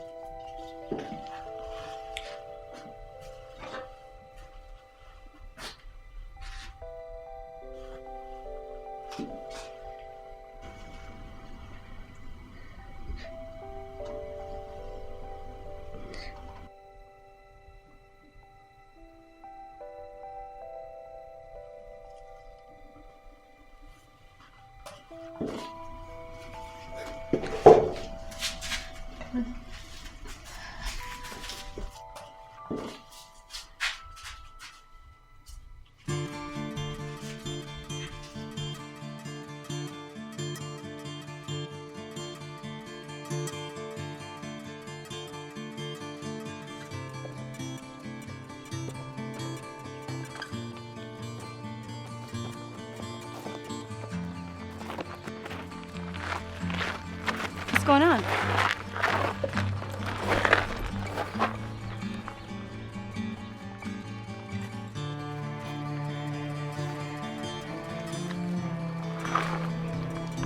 $421. What does that number mean to you? Nothing. Why? What is it? I don't know. It keeps coming to me. I can't get it out of my head. Get the deeds on those properties. See what you come up with. Maybe there's a connection.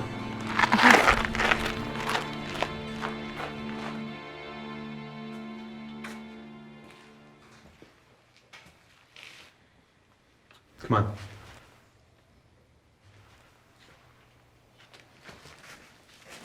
I need you to start setting an example for your sisters.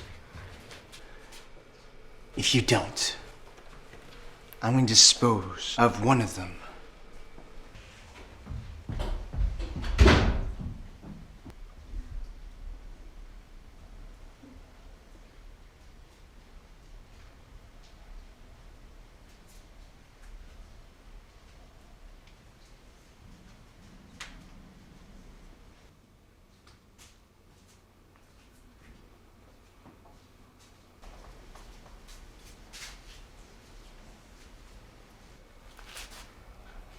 Jennifer, what happened? Jenny? Let us out of here already! Stop it! Okay, they're not messing around. We need to find our way out of here.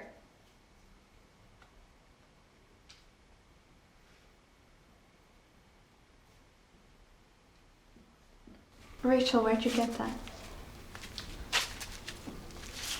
Rachel, this is dirty. Where did you get that? Rachel, where did you get this?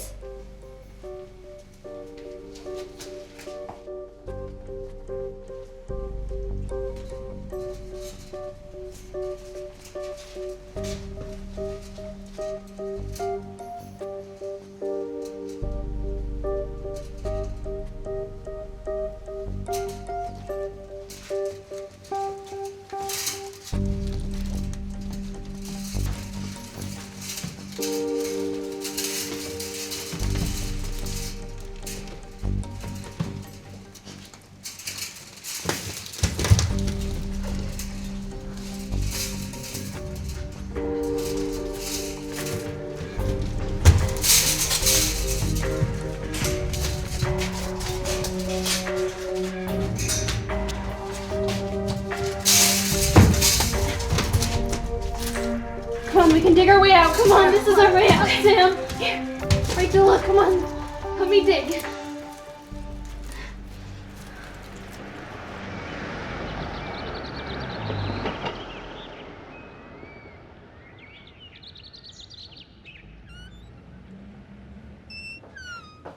Hi.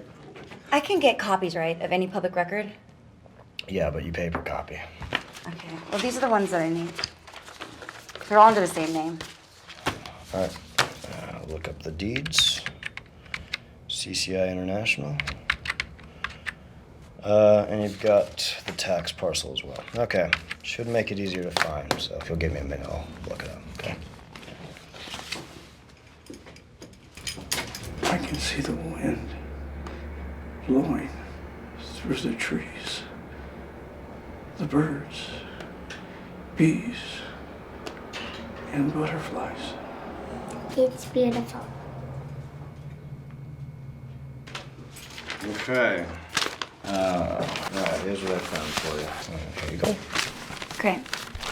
How much? $421. How much? $4.21. $4.21. Out of a 20. Okay. I'll find some change for this then.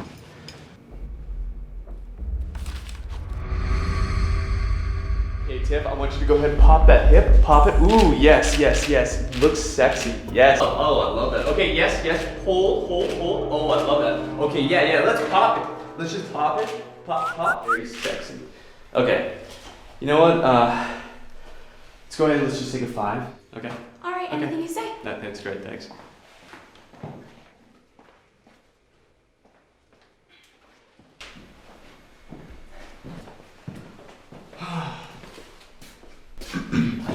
I'm doing good. How are you guys doing? Hey. Having fun? Yeah, I'm always having fun. Hey, look. My brother's a little paranoid. I seem to think some lady followed him the other night. Maybe it's time we move, you know? Another town. Last thing we need is some chick in our business. Well, can't you guys just get rid of her? Good, but I think she's already talking to police. And if she goes missing now... Look, I'm not paranoid, okay? But the best time to deal with a problem is when it's a little problem, right? Now, if we don't take care of this right now, it's gonna get out of hand. Well, she starts sniffing around here, and I'm just closing up. I have enough money now. I don't need Don't more worry trouble. about it. Look. Well, fix it! Espera. Carlos, No, why? nobody is making a move. Alright? Hong has contacts within the police force. Alright, and if she's investigating us, I'm gonna find out. And if she does? If she does, then that'll be her swan song.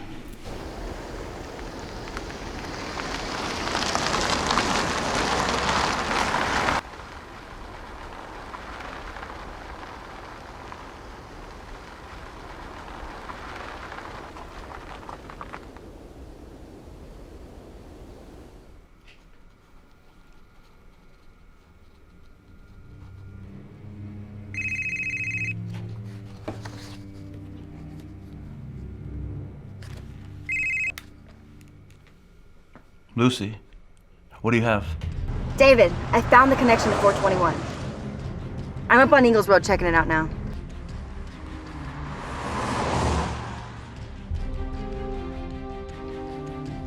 Ingalls Road? Lucy, listen to me. I want you to get away from there right now, as soon as you can. You understand me? Lucy? Hello?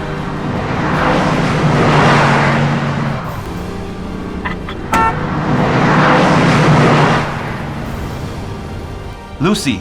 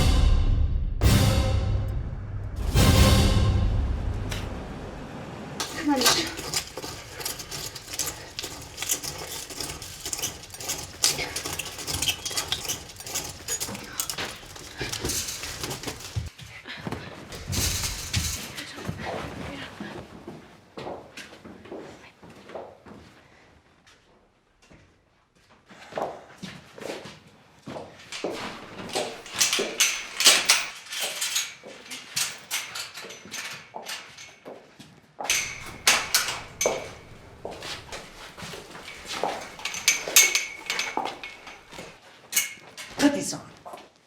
I have guests coming. But my sister!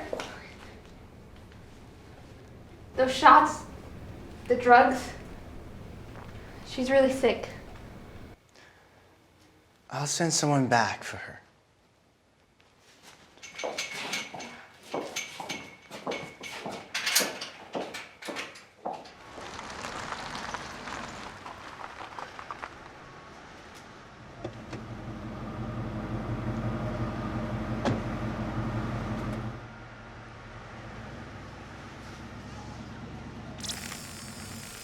Hey, Carl, have you heard anything yet? I don't have anything yet, but we may have something soon. I'm heading towards the local bureau. Should be there in about an hour. Okay, well, I'm at the precinct now, so I'll let you know what they say. All right, good luck to you, Lucy. And I'll let you know when I got something, okay?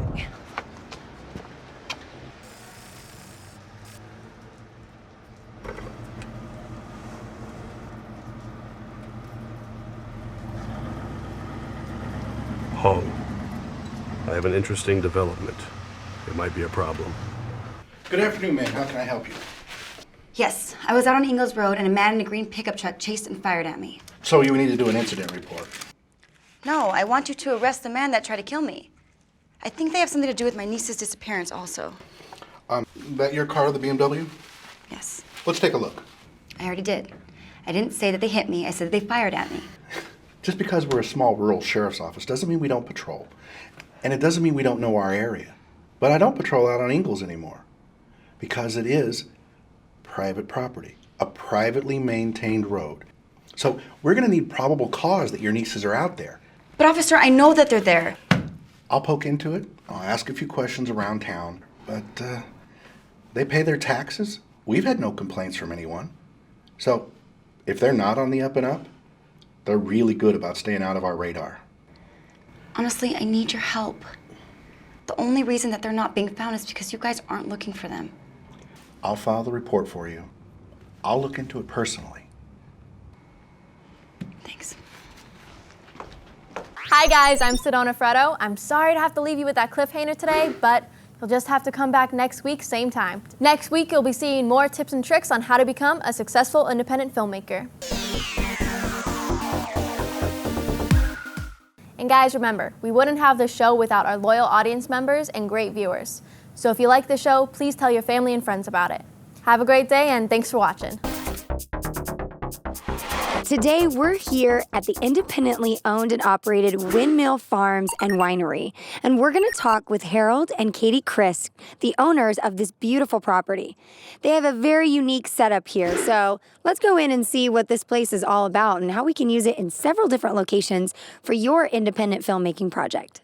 Rochelle, welcome to the Windmill Winery. Thank you We're glad for to have you here having today. us. You know, we're really excited to see how we can look at different locations, and I also want to hear the history of the winery because we've noticed some livestock running around. I've seen some ponds. I mean, I'm very interested to see what we've got. So can you take us into the wine tasting room? Did the goose get you yet this Not morning? yet. All right, I'm gonna watch out for the goose. Come on in. Come There's on the in. We'll show you- turkey. There's the turkey. That's right. See, it's important when you're location scouting to find places with animals, because number one, he could be in your film, and number two, look how friendly he is. Come back here. Oh, he's eating my necklace. Hello, code blue. So Harold, it looks like in a place like this, it would be a filmmaker's dream with all kinds of different things going on. What it really makes for the independent filmmaker is a unique location to do a variety of different things. In this room specifically, there's probably at least, what would you say, 5 or 6 different angles, and you probably wouldn't even know it's the same place. I think that's exactly right, and that's one of the things that when you sit back as a layman, so to speak, and watching these films be created, I'm always amazed at what can be done with things that we take for granted and don't realize until perhaps even when we finally see the film, Right. what they were able to create out of it. Well, and the interesting thing is it seems like if you reuse things or even barter, you know, you can say, hey, can we borrow your car, or can we shoot this scene here in exchange for credit for the film? Or Right. can we, and as a business owner, I mean, it's good exposure for you as long as they keep good, but that's the biggest thing that filmmakers need to remember is that don't forget to make sure you thank and invite your guests to your screening and everything else. But as a business owner, does it seem that doing things like that is an easy thing to do and it's enjoyable for you? It really is, because you see the things that you feel that you have created, you see them being put to a different use and to reach a different audience with it. So it really is a pleasure to see that, and everybody who has filmed here has always been very, very gracious to us.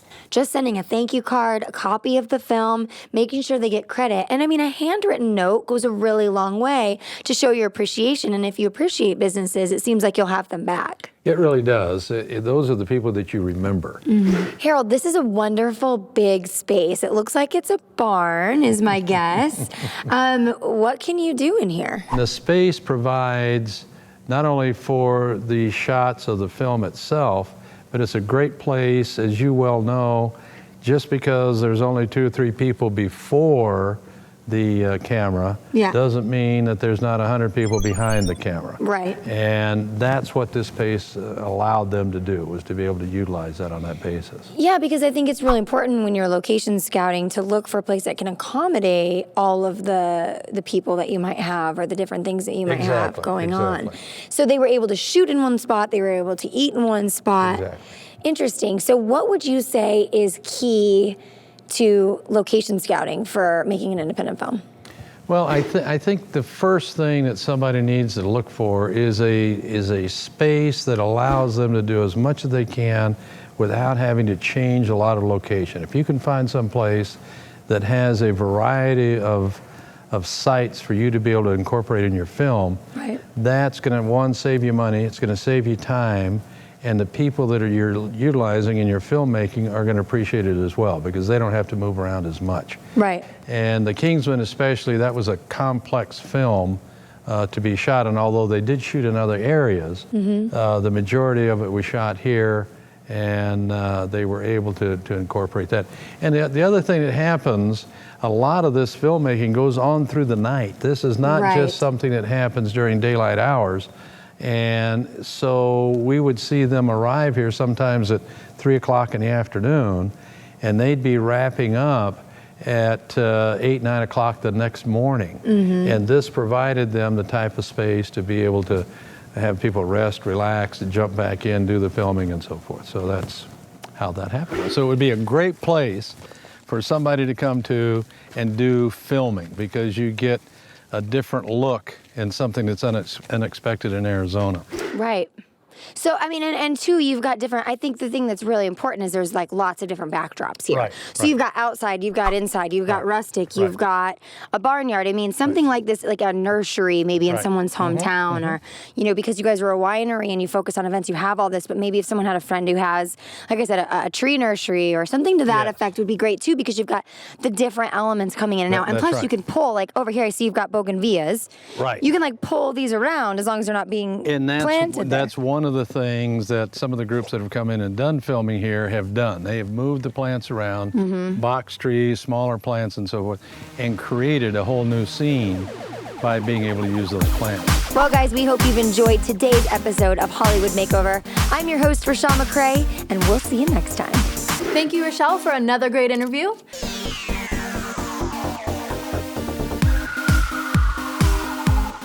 Now we're gonna go and move forward to a recap of this week's family film, Kingsman.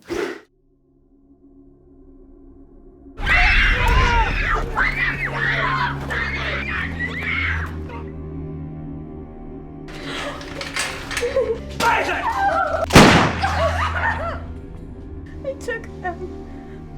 They took them. Please help me. We don't have much time. Models. Isn't that what you want to be? An international pleasure cruise. And plenty of companions. We're gonna see if we can approach this from a different angle. Hong has contacts within the police force.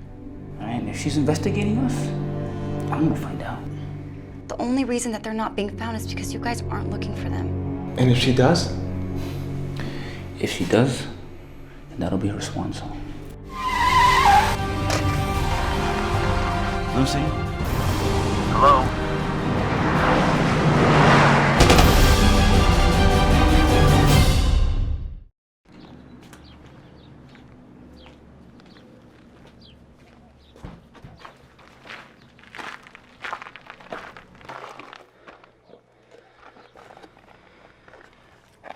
There you go.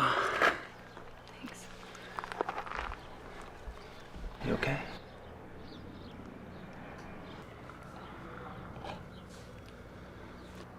The $4.21 was a confirmation.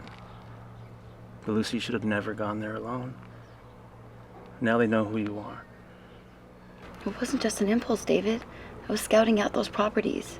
There's several, and the deeds didn't say which ones were raw land and which ones had development built on them. How are the police helping? They're not. There's no evidence, so they're unable to get a search warrant. They even told me that I was the one on private property. Okay, then we're gonna have to get their surveillance for them. Get concrete evidence your girls are there.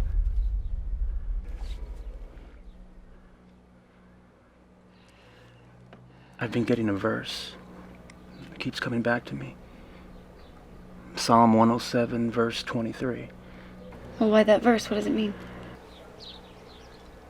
Others went out to sea in ships and did business on the great oceans. They're being taken overseas. Or to the sea. There's always a bigger picture.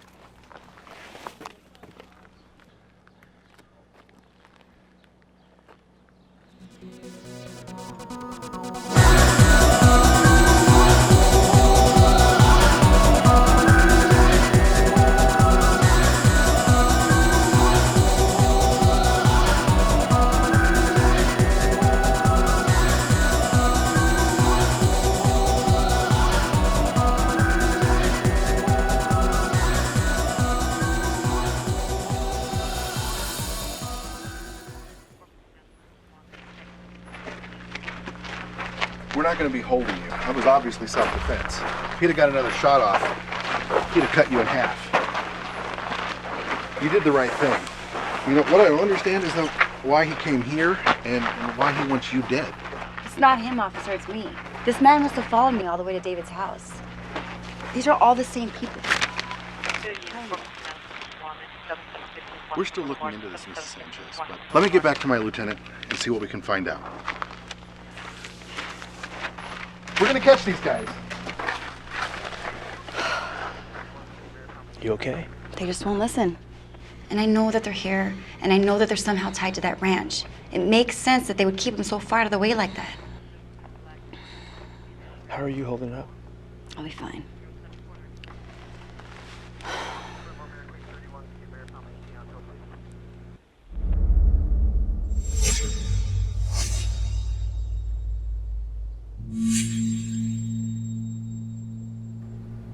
David,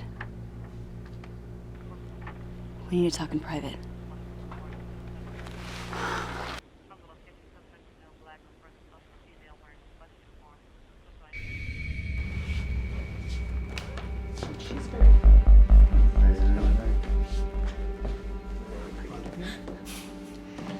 She's twins. Oh, she's damaged.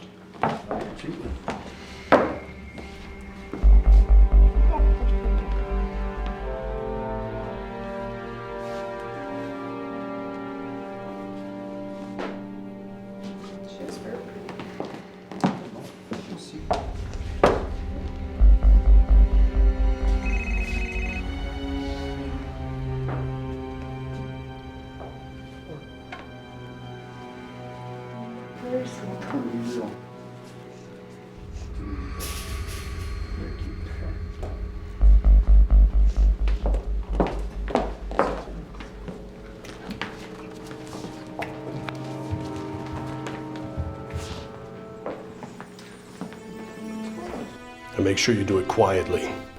I'll meet you at the harbor tonight. You bring me my money. If your girls are still there, we have one shot at this. We approach the ranch from the north, we grab your girls and we go. You ready? Yeah. Carl! Lucy? Carl, we have to go now. Look, you have to wait for us. We're about 3 hours away. I have to, Carl. This could be our last chance to go get them. Lucy, look! Look, you are going into a firestorm. Now, it is imperative. You must wait for us. You get there as fast as you can, but we have to go now. All right, boys, come on, let's go! Come faster, Rachel.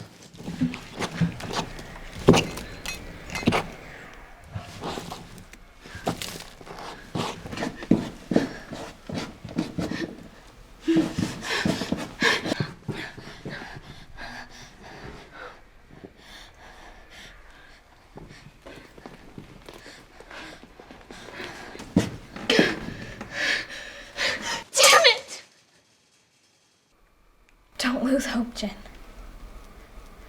We'll find a way out of here.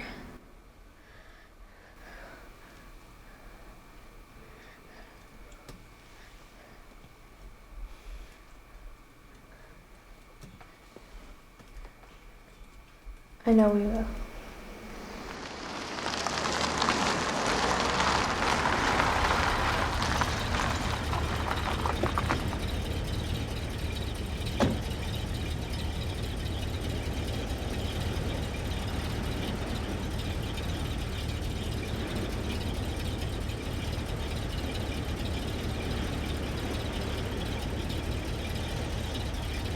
What do you see? I don't see any movement. You said you had a plan, right? A diversion? Trust me, I do.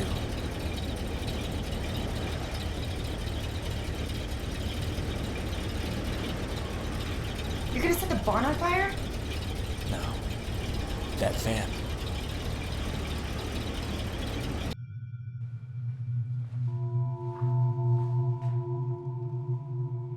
Why are you here? All I saw were the ambulances and the police pull up. I watched as they took my brother away. He had a gaping hole in his neck.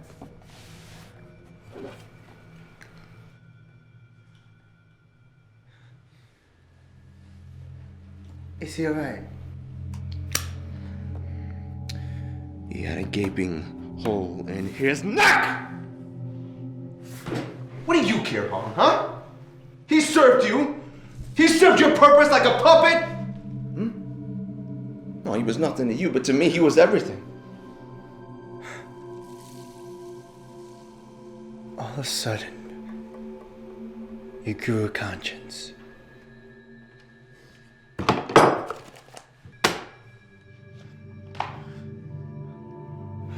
Money.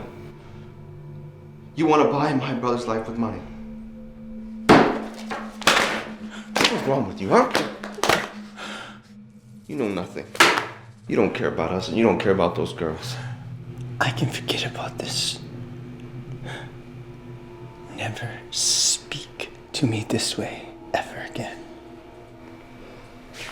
I'm done with all this.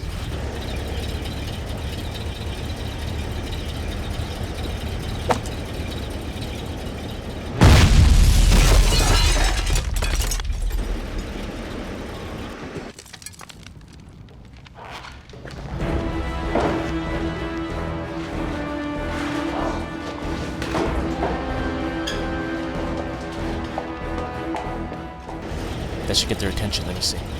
I don't see it. I don't see any reaction.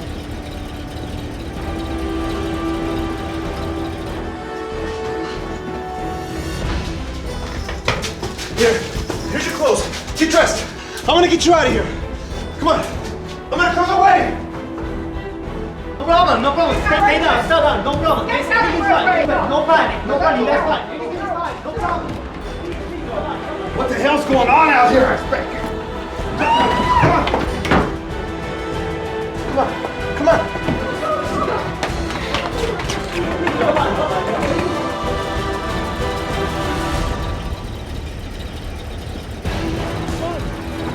Okay, here they come. All right, we need to get these girls out of here. Go, take them, go, right, go, come on. Come on!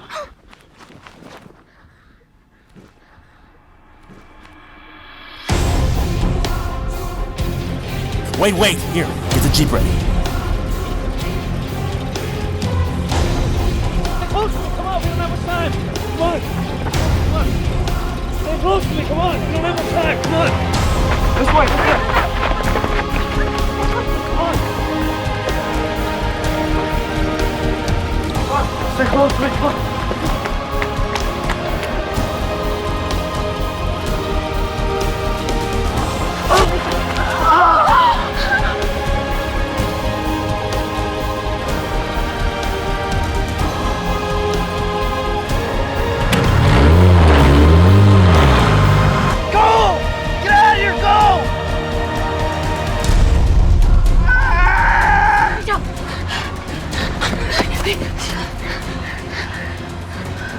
Where do we go?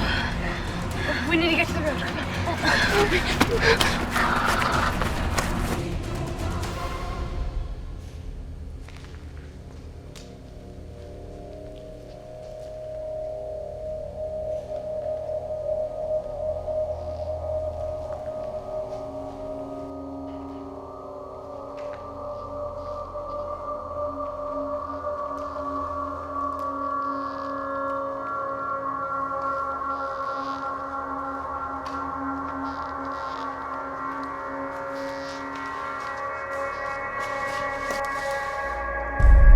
Mario?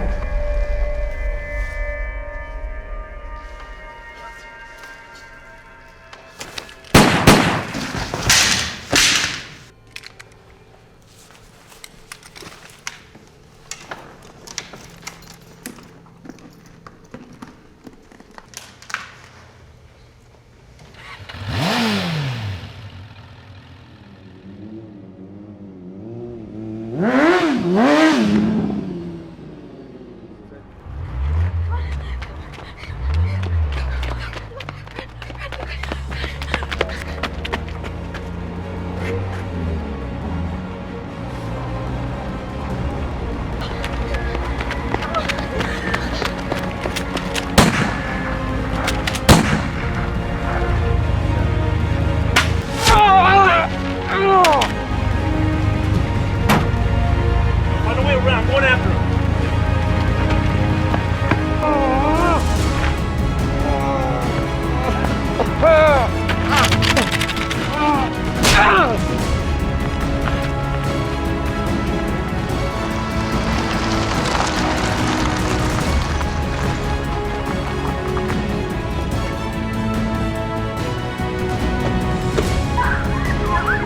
Stop!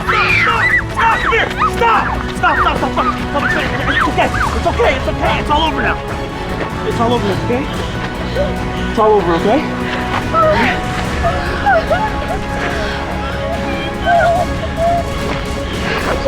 You okay? It's okay. You okay?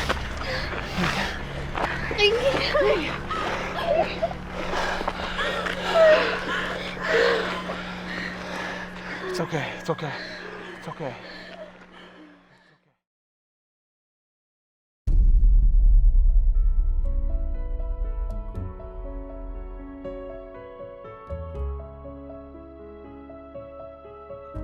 Lucy. Oh, God, I'm glad you got the kids back. Thank you, Carl. Look, if you need anything, just ask one of my boys, okay? Now, I think I got a lead on Han, so I gotta go. All right? Of course. Okay.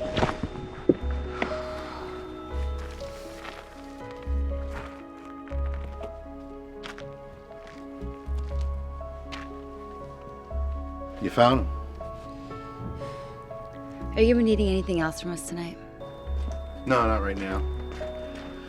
Go ahead and take your nieces home. Get them cleaned up. Call your sister. Looks like that one's gonna make it. He's the one who opened our door. He helped us escape. You two stumbled onto something pretty big here. A lot of people are gonna be real grateful.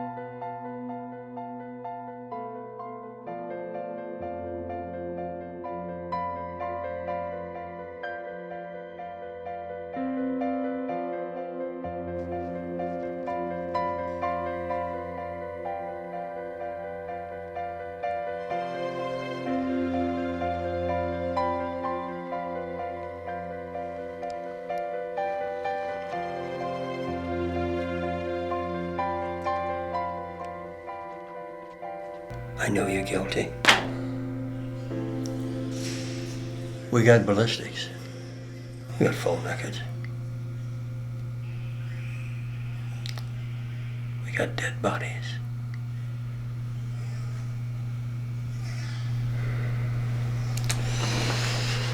Let me explain something to you. And I want you to listen very carefully. There's a very quiet law in this country. By executive order, child molesters, child killers, child kidnappers are executed without judge, without jury, without lawyer. I tell you this because at my discretion, this time tomorrow, either you'll be alive and in the jail cell, or you'll be dead and buried. Please, give me a reason not to kill you. Give me a reason. Salvation.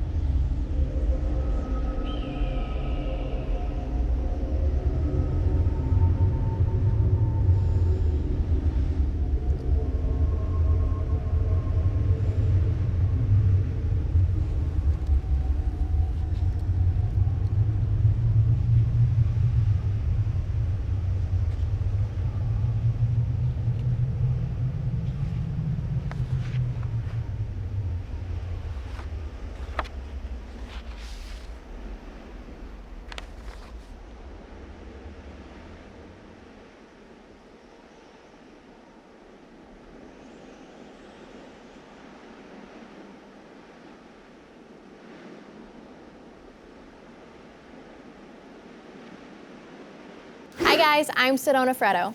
Guys, remember, we wouldn't have shows like Hollywood Makeover without a great audience and loyal viewers. I'm Sedona Freddo, and we'll see you next week. Don't change the channel.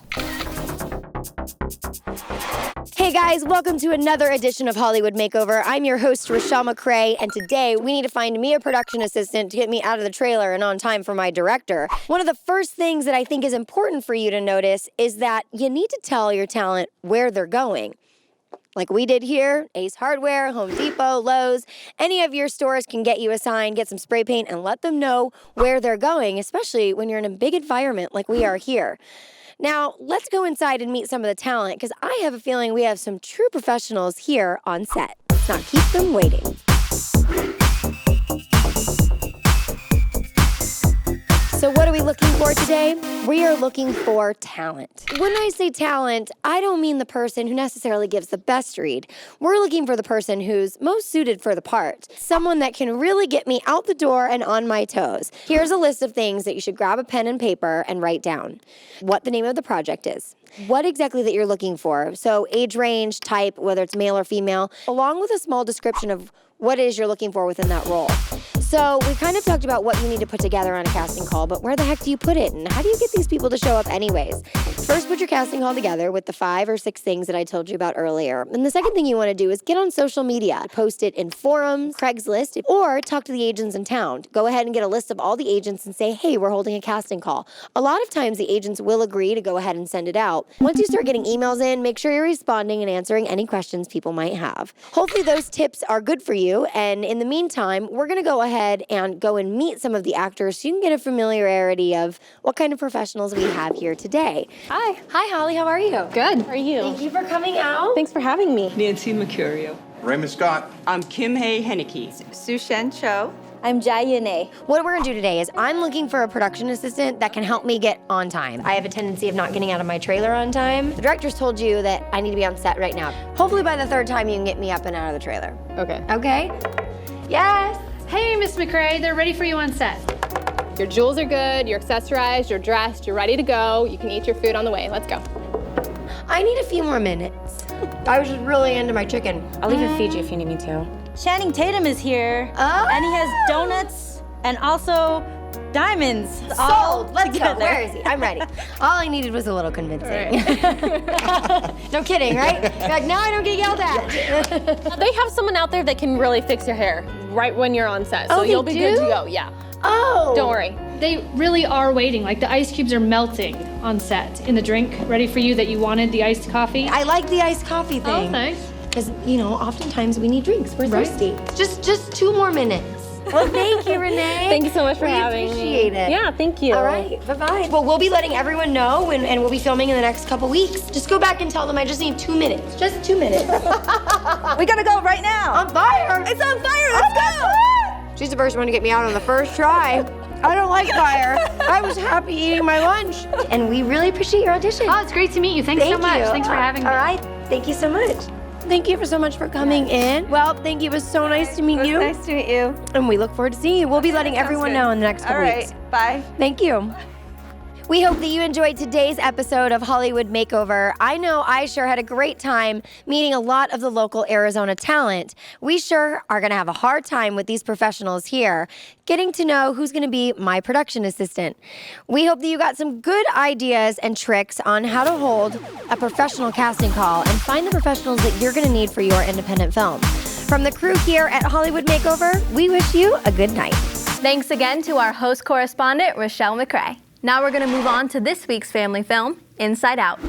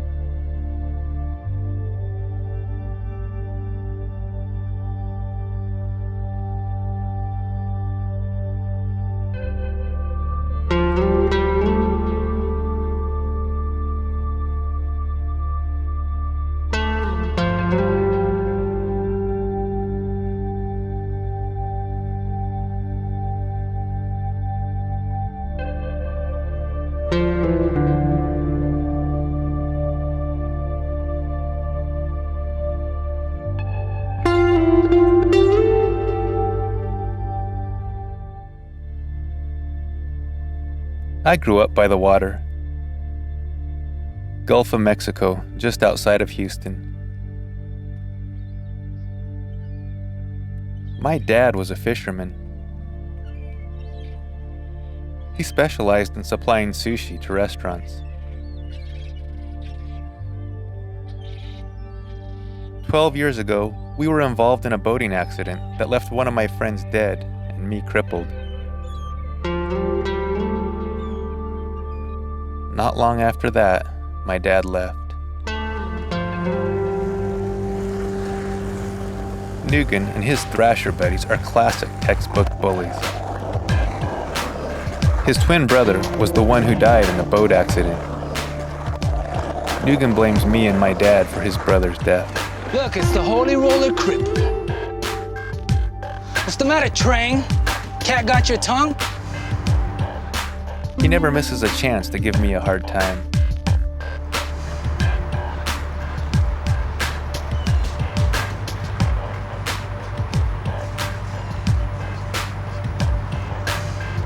I suppose art became my escape from the world around me. We are his workmanship. Even me. Mom always promised that someday Even God you. would heal my legs. We are his pride. The touch of God could heal my legs in an instant. The grace and mercy of the Lord are here this morning, people. Every time I'm in a church healing service, I keep thinking, this could be the day.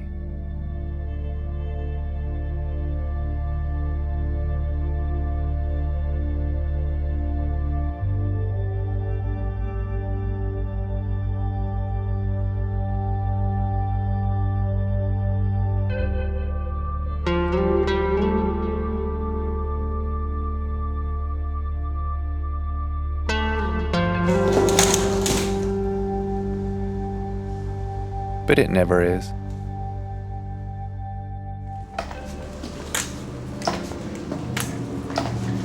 Hey, Trey. Hey, y'all. Hey, Mom. Trank, your hands are a mess.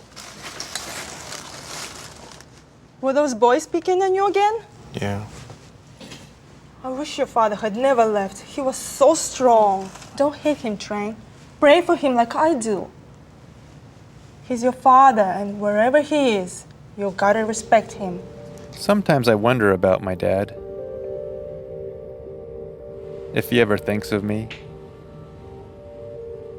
If he's even around. He never visits, and I haven't seen him in 12 years.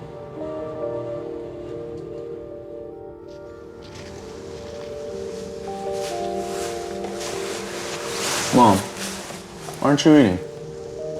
Just eat without me. I'll get something later. Don't you ever get tired of working all the time and getting nowhere? I mean, if Dad were here, he wouldn't have... Tren, stop now. We have everything we need. God has promised Son to be a father to the fatherless. So you qualify for special blessings. Real special. Mom, I don't need special blessings. I'd give anything to walk right now. The good Lord will see fit to heal you in His time as well, Tren. He made me that promise, and I believe it.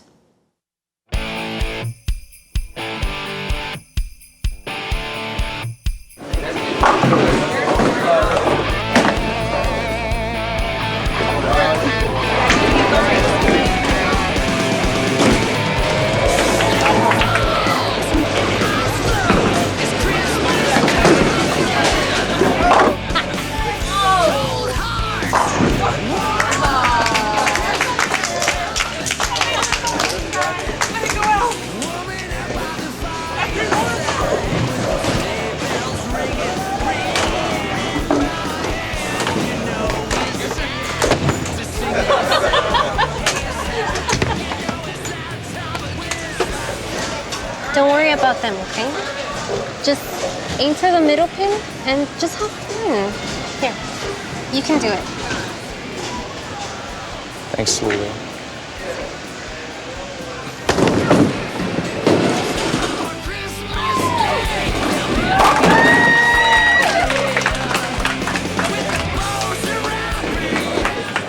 That was good.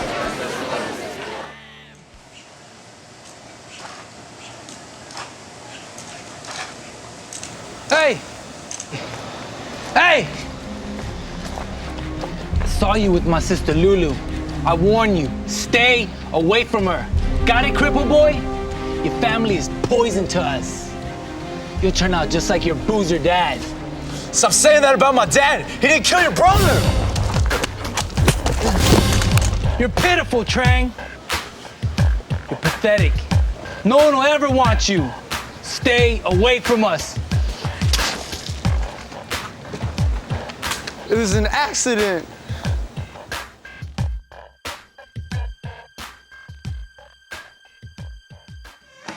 Tren, what's wrong, son? I was bowling tonight and I was doing really great. Like, I got strikes and everything, and Lulu from church was there. Yes. But her brother was talking mess about Dad and called me a chink. Oh no. His brother was Nugent's twin. Unless the good Lord gets a hold of his heart, he will always hate you. He still blames you for leaving.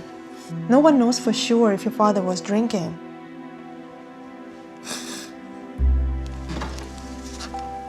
Your father was a good teacher. Don't forget that.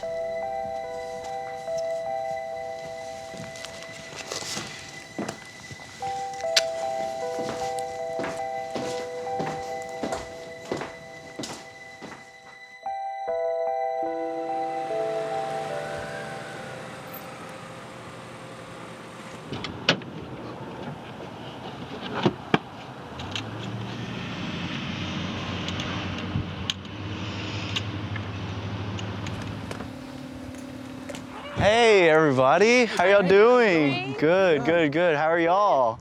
Good, excellent. Are y'all ready for this picnic? Absolutely. Yeah. I've been waiting all week. Oh, ready to party. I'm hungry. Let's go. Thank you, Vanessa. We'll see you later.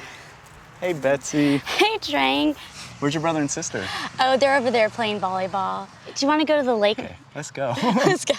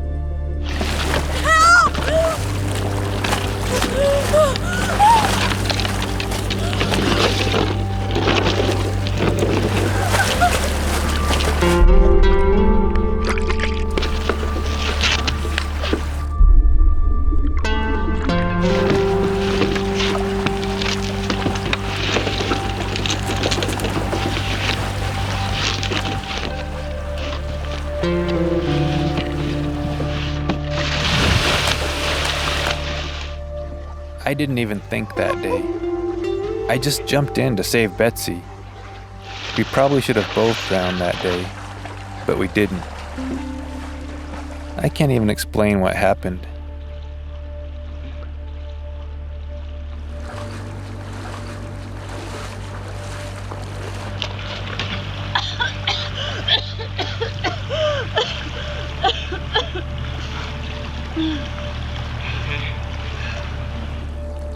They say God works in mysterious ways.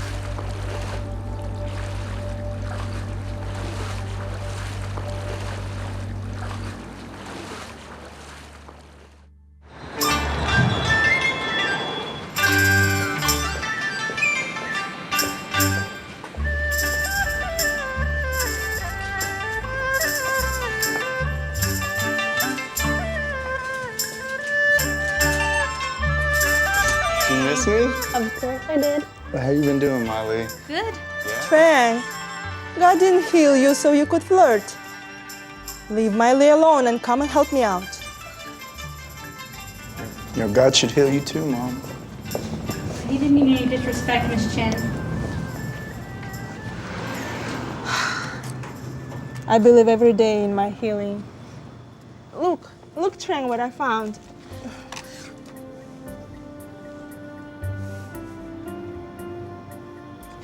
You're dead. It was just too much for him.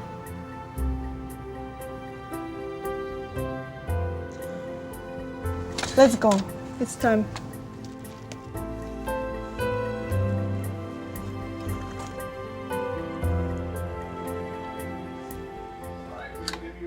Hello?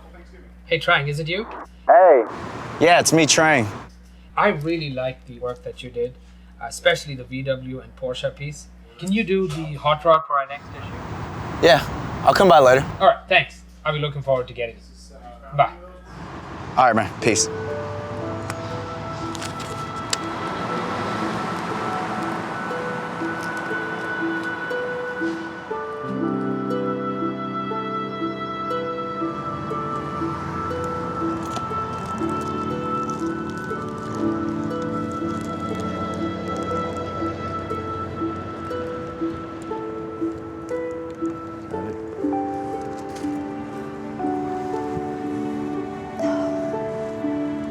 The doctor visits became more frequent.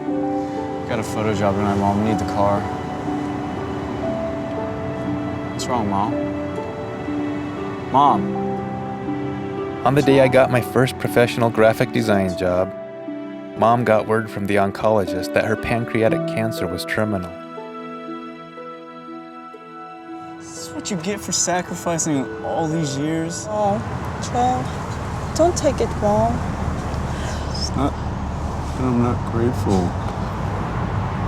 How am I supposed to love you if you're gone? She had 8 more weeks to live. It's all right.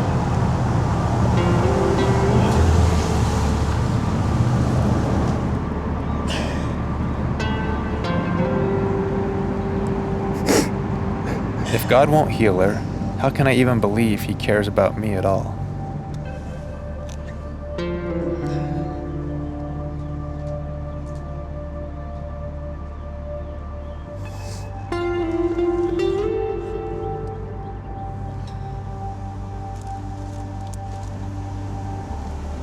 Let's go.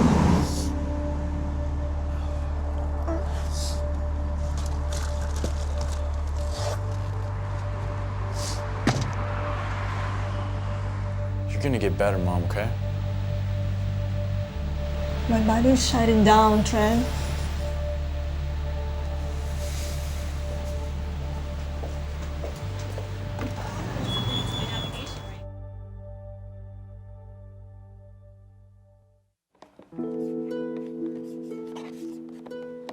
I tried to bury my pain in my graphic design work.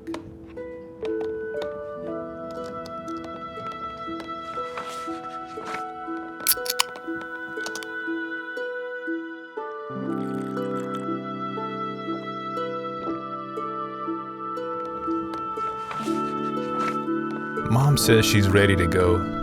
She has faith in God. But me, I'm not so sure anymore. If God is so great, why is He letting my mom die? She's all I have left.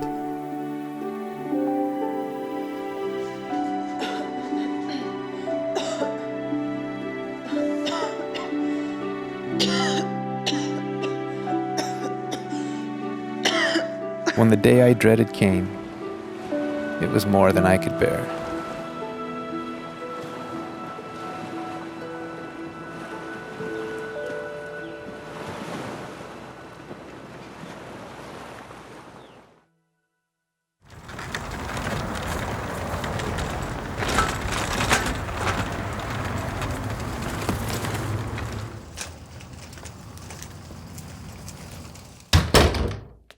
My mom's last words were, "I love you, Trang.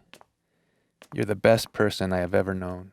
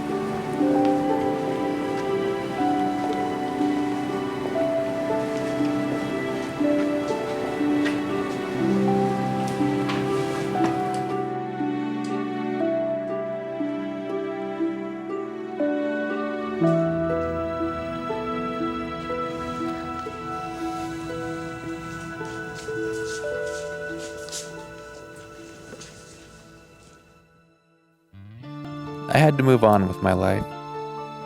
I enrolled in a design school in a new city, and I said goodbye and gave my lizard to Betsy. Call me if you need a prayer or anything. I won't be calling you for a prayer, but I'll try and keep in touch.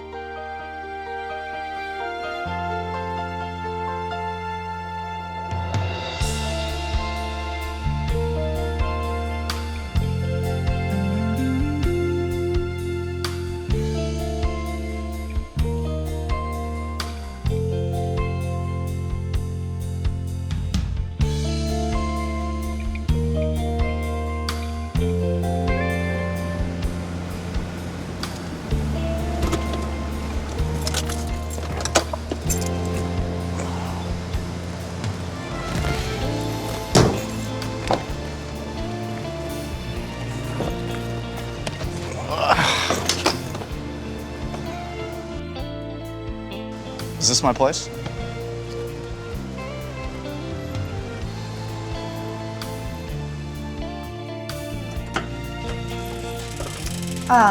Here we are. Now, we have high-speed wireless internet. The password is Aura217. That's included in the rent. Now, there are no phones, so you're gonna have to use your own cell phone. And by all means, if you leave, please lock the place up. Oh, and you'll be meeting some of the others that live here soon, okay? All right. Everyone, transfer what you have.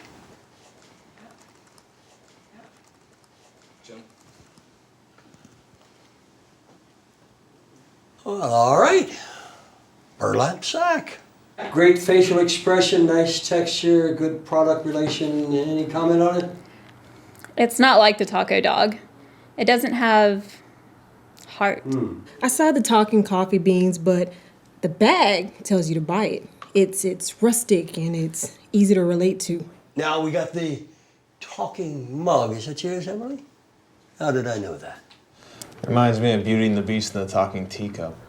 All of your creations were unique and most of them could work. But this one just jumps out at you. Can anyone tell me why this merits further investment? I just don't see what it has to do with coffee or selling drinking coffee.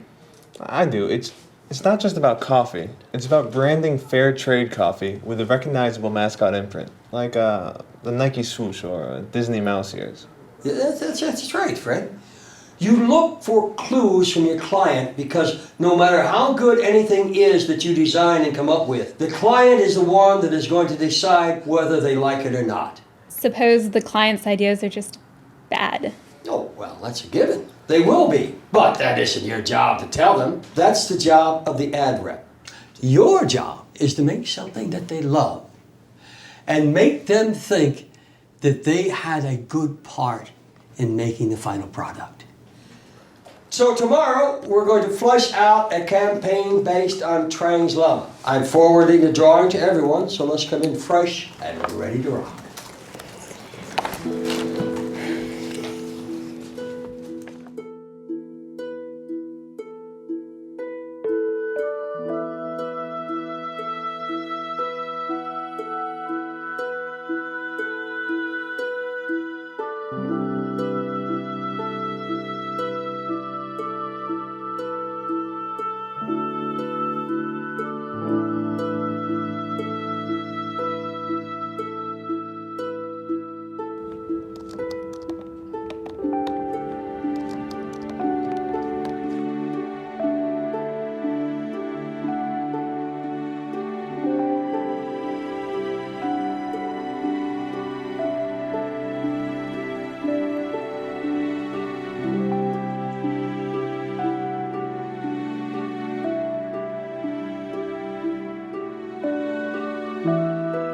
It wasn't long before I started meeting new people. Interesting people. I met new friends. I even got to use some of my photography expertise and design skills to help them out from time to time.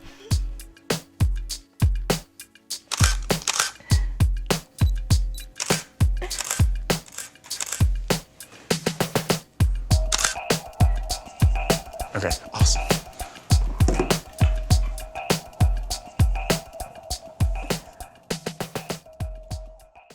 Every week, you're going to learn something new here at Hollywood Makeover. We're going to try and give you tips and advice for all sorts of things independent filmmakers need. It's Rochelle McCrae back with another episode of Hollywood Makeover. Today we are visiting an accomplished horse trainer and equestrian who has trained her own Arabian horses and has been able to use that training for film and video. We're going to discuss how to use animals on a movie set, especially when you're operating on a smaller budget and you don't have the big fees that some professionals have. Let's go meet Christy and find out what she has for us today. Hi, Christy. Hi, welcome. Thank you. Where are we today? This is our home, Arabian Dreams Ranch, and our ministry, Barak Ministry. This is our love of horses, and we just have a place where people can come and enjoy the horses. I love to train and ride. I call it my hobby job. Well, we're loving all the information you're getting. I know you have your helper here. Yes. This is Brian. This is Brian. Tell me a little bit about first of all, the process of when you select an animal? Well, you need to first find a breed that will fit the temperament of the film. Arabs tend to be a little bit higher strung, so they're not conducive for a lot of action and guns shooting and, activity with crowds. You want probably more of a quarter horse temperament. Horses are creatures of habit. In the wild, they go in the same pathway all the time. Okay. And when they go to a new area, they're naturally frightened. What do you recommend as far as trying to capture the horse the right way? Well, first of all, you got to make sure your camera equipment and your sound equipment is going to be out of the way of the movement of the horse. You're going to have to plan where the horse is going and what you want him to be doing. If you want him to be a running shot, you got to make sure he has enough room to run. Mm-hmm. And the camera or the equipment is not going to be in the way of the movement. Right. If it's walking, you can be in smaller quarters. It's just when you just start, you just tell the camera crew, look, the horse isn't going to be familiar with the cameras and the mics and the movements, just not quick movements, that can startle the horse. Loud noises. Right. That's right, yes. Right. And now we have a bottle that has rocks in it that naturally spooks him.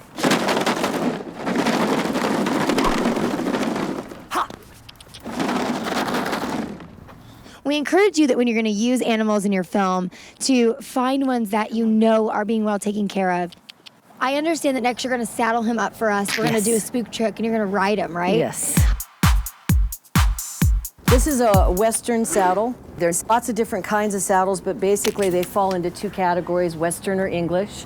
We're going to try to show you what it would be like if you want a horse to react to something in your film, like a snake or a wild animal or something that scares him. All right, I'm just gonna ride him around a little bit, just let him get used to things before we start the spook. Brian, tell me a little bit about this trick and what we can expect to see now. This is a strange object to a horse. It's actually just a normal plastic bag, but it makes noises and looks strange so that he doesn't quite understand it. It's not just a fake scare. He's going to be frightened. He will be scared, but in a controlled manner. Okay. So you can get the expression of the horse spooking, but still be safe.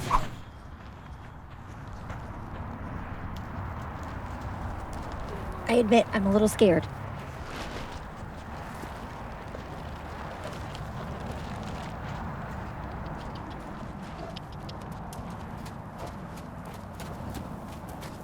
That was excellent, and I saw, it's just interesting, all you did was walk forward. I mean, you didn't even have to really get in him or hurt him or slap him or do anything to him. You were literally probably about at least 10 or 15 feet away, and he was still spooked by it. That's correct. So it's really interesting. And so what is Christy doing now?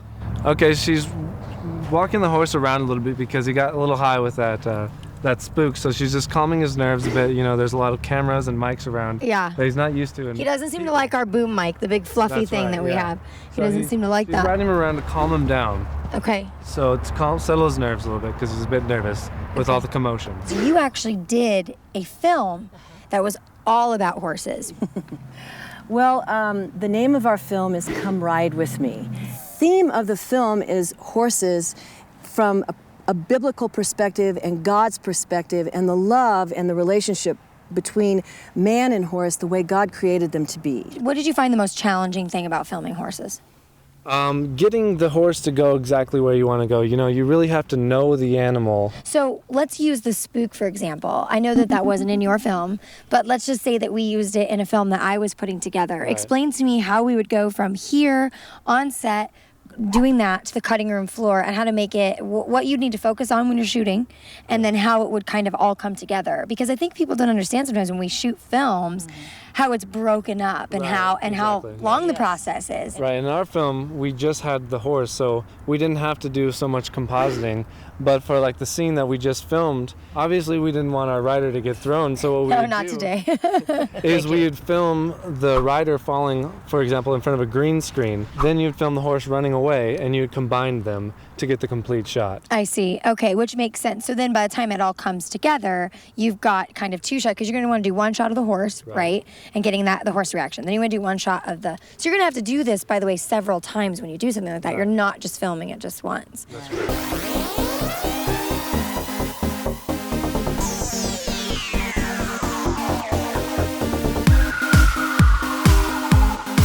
been a pleasure, Rochelle. Excellent. Thank you so much. Well, I think that I've seen the horse in action, and I would really love the opportunity, maybe get on him and ride around a little bit. I'm thrilled. Okay. All right, guys. Well, I'm not promising anything, but let's see how this goes. Well, guys, this has been Rochelle on Hollywood Makeover. I hope that you enjoyed your time.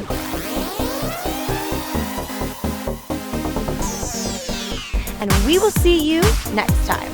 Thanks again to our host correspondent, Rochelle McCrae. Now we're going to move on to this week's recap and family film, Inside Out. Were those boys picking on you again? Stay away from us.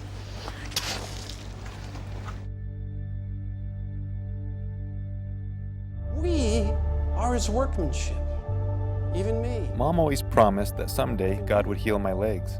The grace and mercy of the Lord are here this morning, people. This could be the day.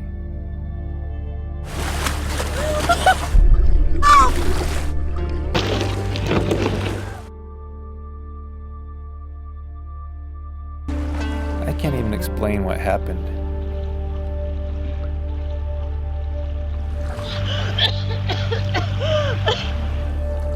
They say God works in mysterious ways.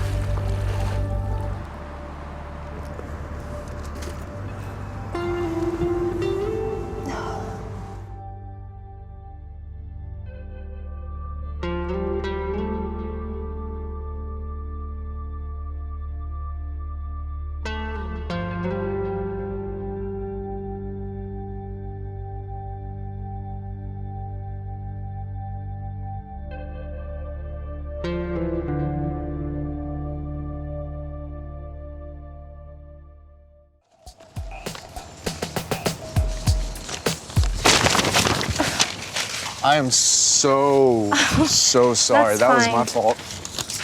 I didn't even see you coming. It's okay. Let me help you with this. Trang? Trang Chan? You have grown even taller. I'm little Lulu. Bowling alley? Not that you want to remember, but... My brother's Mugen. Mean boy, your personal tormentor. Hey, don't worry about these. I'll go ahead and pick them up. Here, you can have this. It's good for one free meal. Just go ahead and go to your class. Sorry. Sorry about fine. that again. This is quite the decorating scheme you've got going here. What do you call it? Early New Age. My mom's a reader. Okay, like a reader, like books on tape? Like a palm reader. Look, she can analyze your lifelines, your love lines, analyze your handwriting. Yeah, my mom was religious too. I grew up going to a Pentecostal church. I don't follow God. I follow Mother Earth.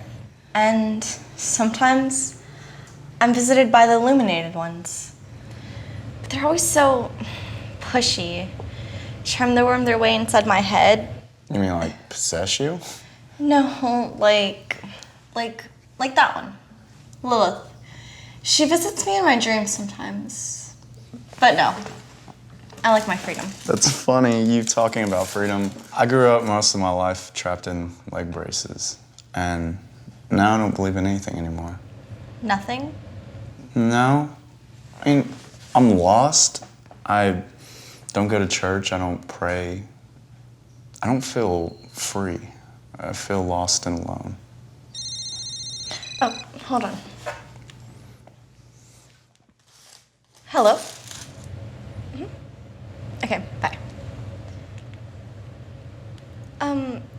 Hey, I'm working on this calendar, and it wouldn't be much money, but if you'd like to work with the photos, I mean, you're really good in Photoshop and everything. Yeah, it comes with being a geek. My friends actually called me the geekster.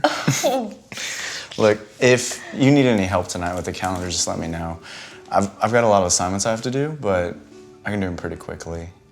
I know you gotta go, but thanks for dinner. I really appreciate it. And, oh, I also made this for you. It's color prints that I was able to touch up. For the record, I just think you look quite nice just the way you are. And Anyone with working legs should be grateful. Thanks, Trang. Compliments are always appreciated.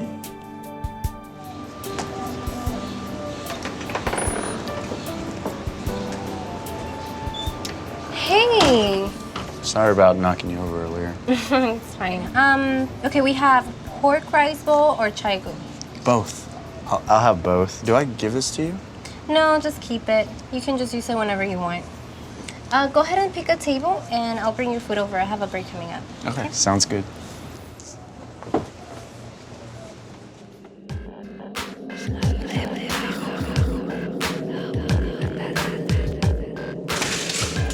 Hello? Anyone here?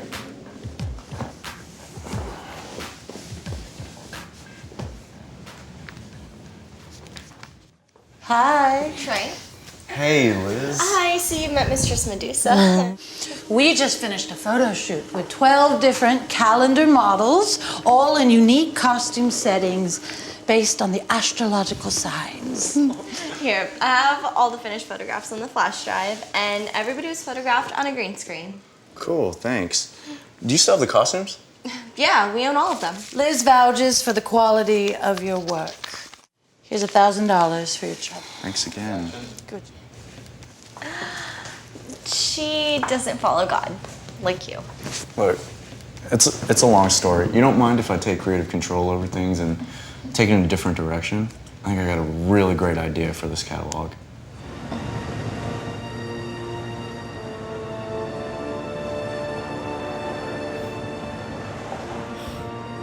You are quite my little genius, Trang.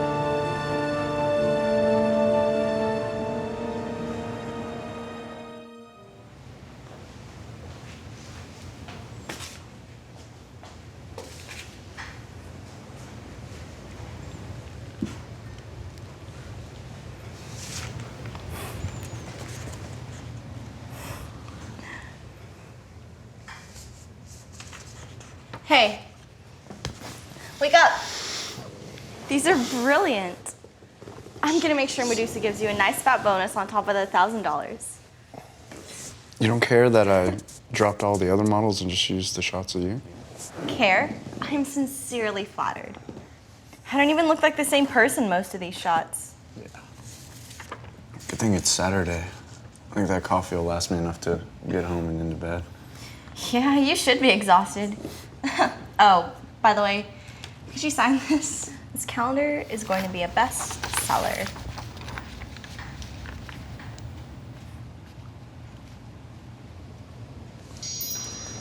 Oh! Don't take it personally. You worked hard, and I thought you could use some encouragement. And the necklace was a gift. I'm just used to getting what I want. I can be quite persuasive. We'll use your persuasion to get Medusa to drop the other models and go with these pictures of you. This calendar's gonna be awesome.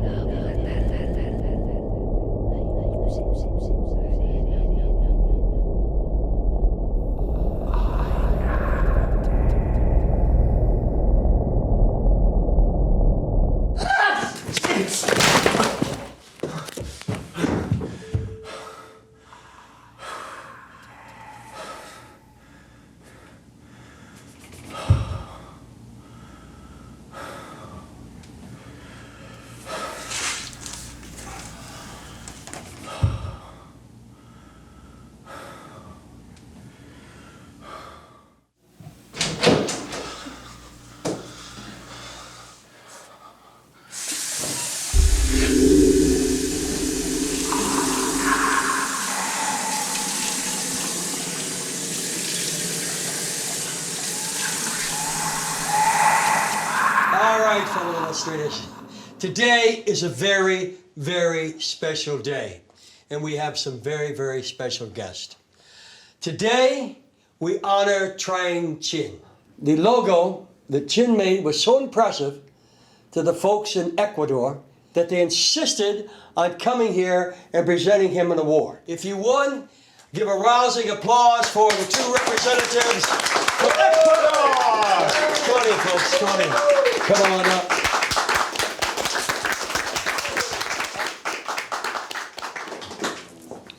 We are thankful to this class for helping our cooperative.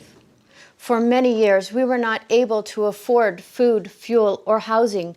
Now you have helped with your design. It is our honor to present you with the Fair Mocha Medal of Honor. Congratulations. Thank you. I just wanted to say that ever since I was a kid, I've always wanted to be a graphic designer.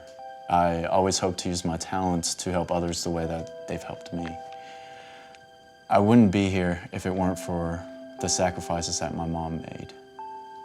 And so I wear this medal in honor of the great opportunities that I've been given and in hopes to not take any opportunities for granted. In addition, I just want to say that from now on, I'll be drinking fair trade mocha for that little caffeine jolt. Thank you.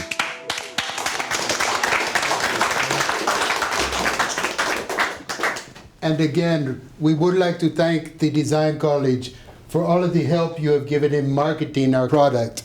I would like to propose a toast to an awesome, awesome Design College.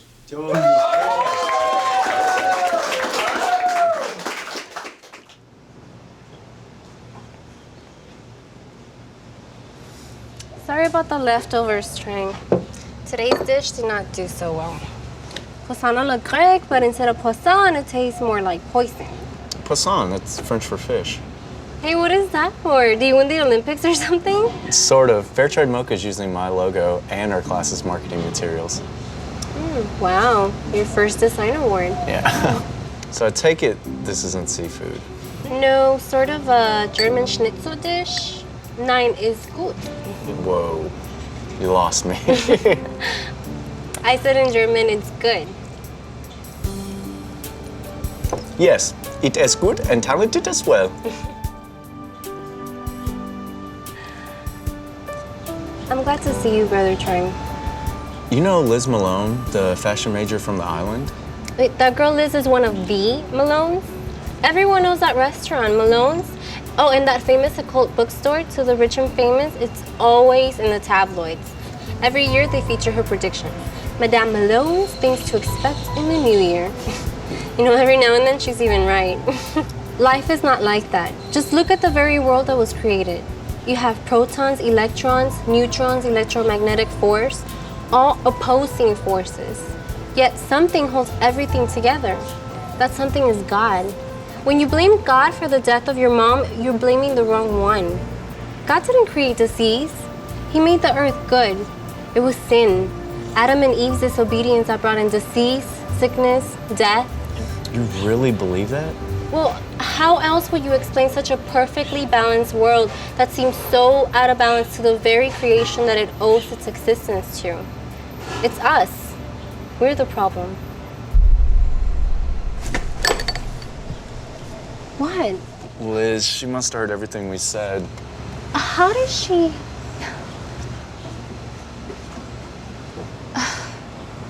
Someone is in my kitchen.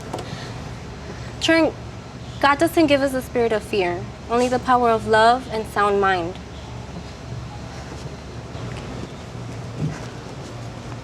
Liz, you are scary. How long were you standing there? Not that long. My spirit guide told me where you were, and I just went over. Were you listening? If you mean, do I know what you were talking about? Then yes. It's a new day, a new age. Mankind has evolved into a higher state. We set the rules now, not some god from the Garden of Eden telling us which tree to eat from. I eat from any tree I want. So you did hear. But how?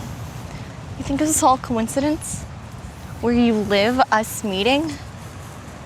You were drawn to me, like a moth to a flame, but this flame doesn't burn. It cleanses. Some people seek money, and some people seek sex and fame, but what I seek is power. And not the kind of power my mom and dad have, but supernatural power. I can go anywhere I want, Trang, anytime, no ticket needed. Just think about that. Oh, and have fun with your little friend Lou, but don't get too chummy.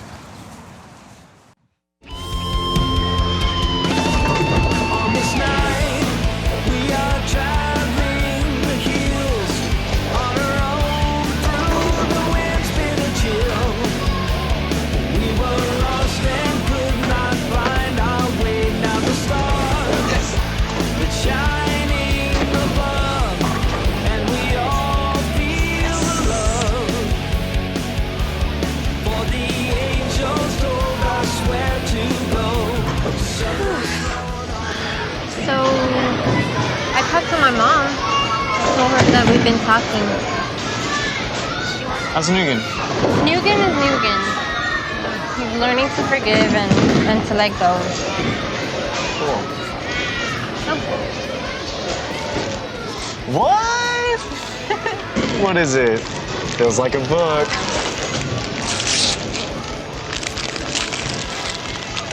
Cool. Originally, the astrologic symbols were given to describe creation. Hey, are you gonna go home for Christmas break? You can ride back with me if you want. How long are you gonna be gone? And will you be cooking? I'm gonna go for 4 days, and yeah, I'm gonna cook. Cool. I'll let you know. Thank you.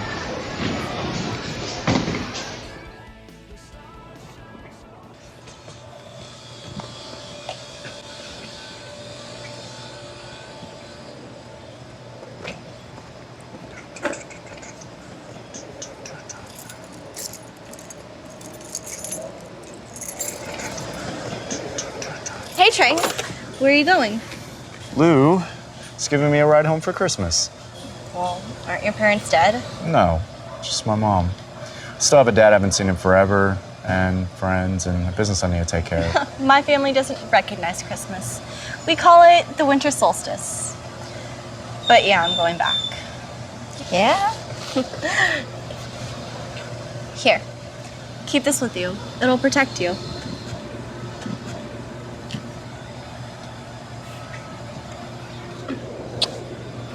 Have a safe trip. And I'll see you next week. Oh, and if you get time, come out to the island for a free solstice dinner. Maybe I will.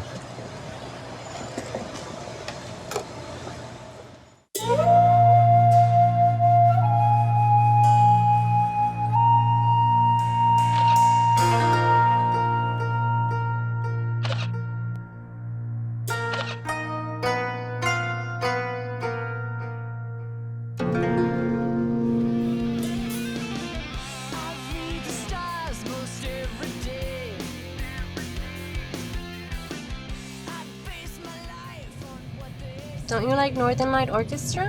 Who? The shredding metal band that does Christmas music? I don't really want to listen to anything loud right now. Let's just keep this low. What is that? What, you're wearing crystals now? Let me guess, Liz Malone gave it to you, right? Yeah, she might be listening again. Why? Is she everywhere? Is she listening like at the cafeteria or what? Yeah, maybe. Look, just be nice. She's not that much different than you. Always tell me what to do and stuff. Help.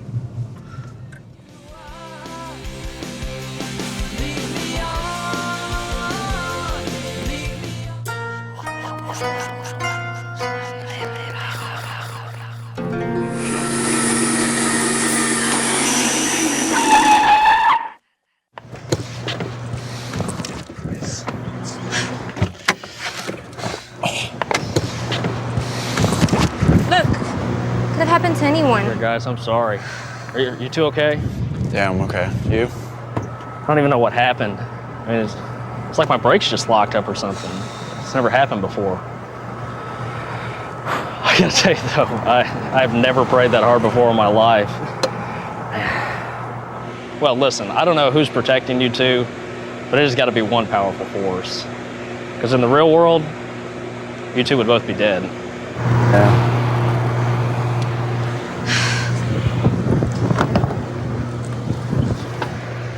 Merry Christmas, man.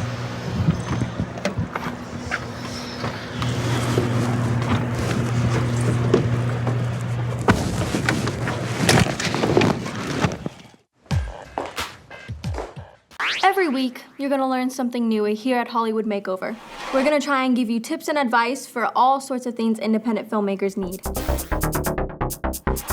Hi, welcome back to another edition of Hollywood Makeover. I'm your host, Rochelle McCrae.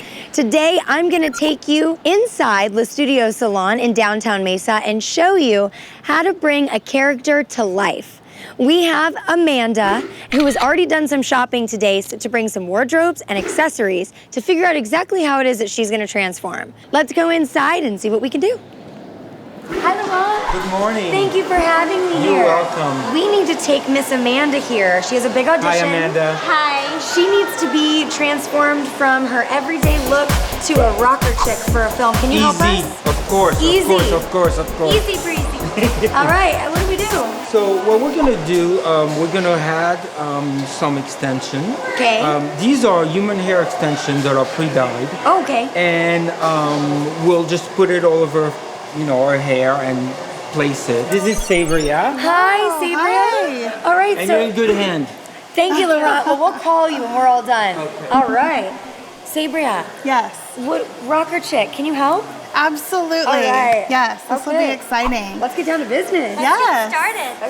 Okay. Okay, Sabria, we've got some really cool stuff, and our actress Amanda here is ready to go and do an audition. So what does she need to do in order to look the part? Everything you want to think about is temporary. There's a few different ways you can go about that by doing some extensions. There's various ways of extensions. There's clip-in, sew-in, glue-in.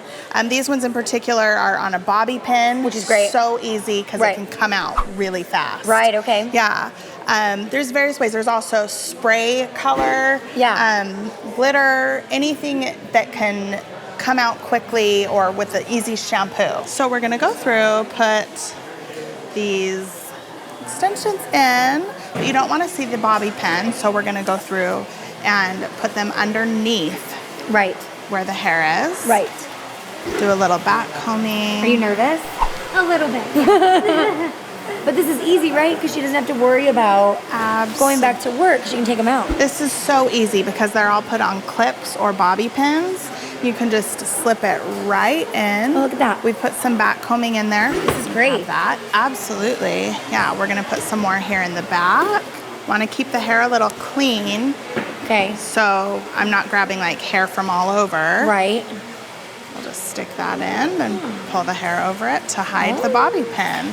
So what's the investment on something like this? The investment is actually really nice because it's fairly inexpensive. Unless it's something that you really want to invest in and keep more permanently. Right. But you can find little clip-in hair extensions for as cheap as $3. Okay. And it can go up to hundreds. So you really do want to pay attention to where you're shopping. Yeah. At like Sally's is a perfect location because they have so many very inexpensive tools that you can use, like these extensions. They have little rhinestones on them which can kind of pop and give a fun pop of rock in there. This is great. So I think what we should do is we should grab Laurent and see what he thinks before we transform her into your wardrobe. Absolutely. All right.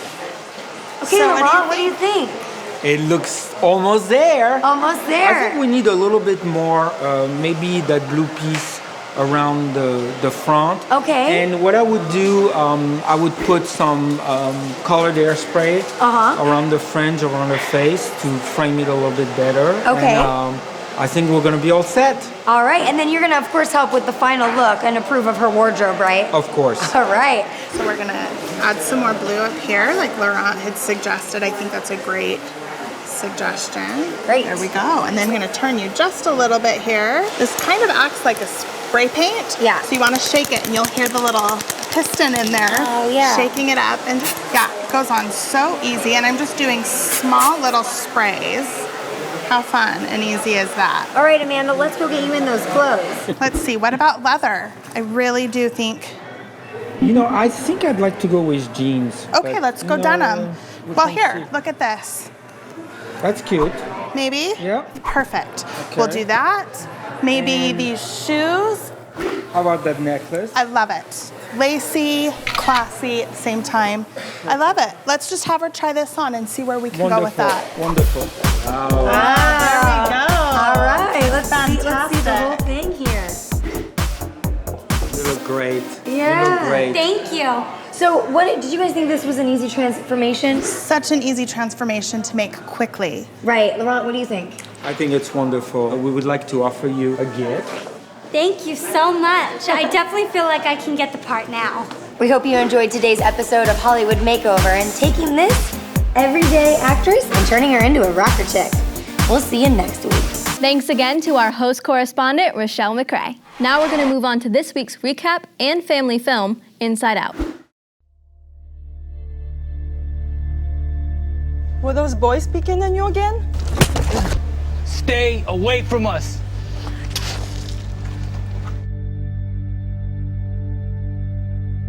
We are his workmanship, even me. Mom always promised that someday God would heal my legs. The grace and mercy of the Lord are here this morning, people. This could be the day.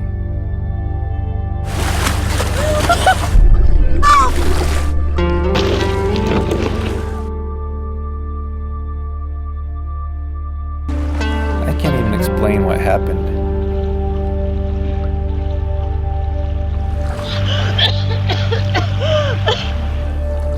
They say God works in mysterious ways.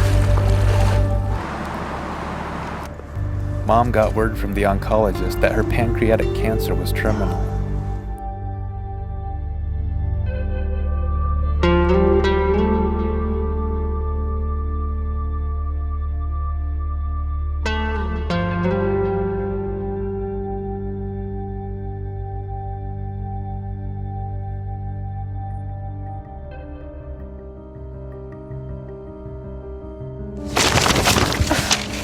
Train? My mom's a reader. She can analyze your lifelines, your love lines, analyze your handwriting. Have fun with your old friend Lou, but don't get too chummy. Think this is all coincidence? Where you live, us meeting? But what I seek is power.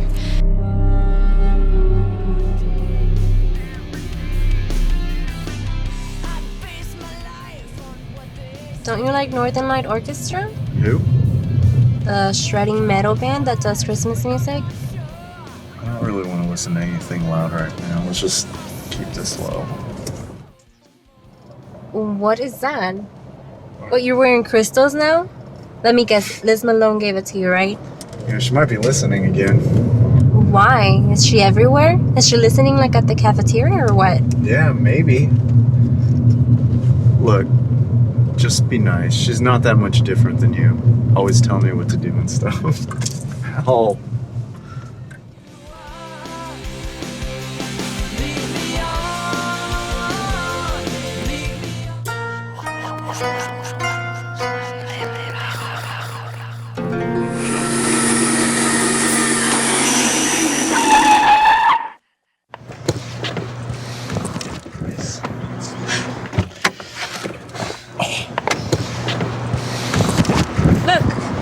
Could have happened to anyone. Here, guys, I'm sorry.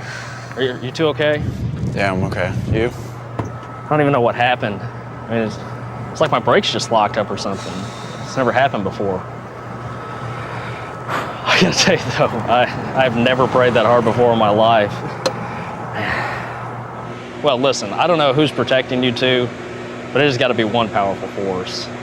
Because in the real world, you two would both be dead. Yeah.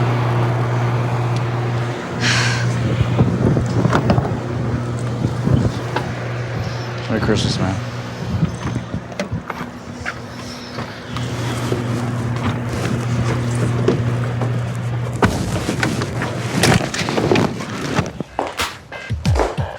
How's your boyfriend doing, Liz? Doesn't look like he's coming around. But he is wearing your transmitter. He doesn't know the crystal is another transmitter with a built-in lens and transducer mic. Adding technology and witchcraft. Why are the cars and trucks on your desk? Oh, I'm teaching myself voodoo and seeing if it'll work. Time to have a little fun.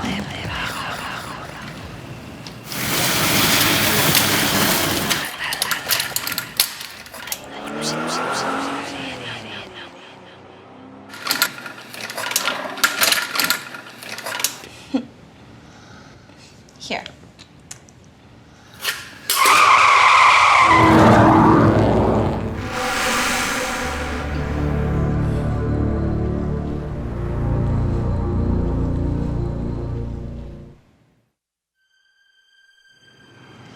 I'm glad you came back, even if it's just for a few days. Lulu's mom tells me everything since you never text me back.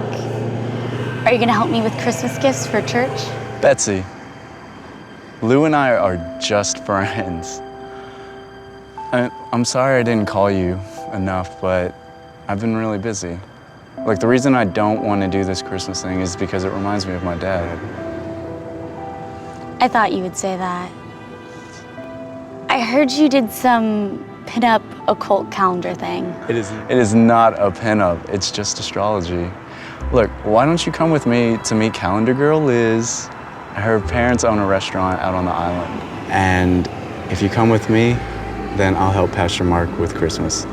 Deal? Deal.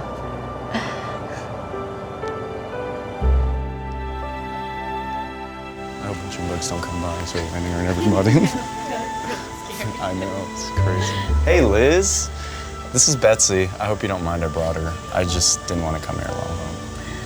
Why don't I get you to a cozy waterfront table? I'll be back to see how you're both doing.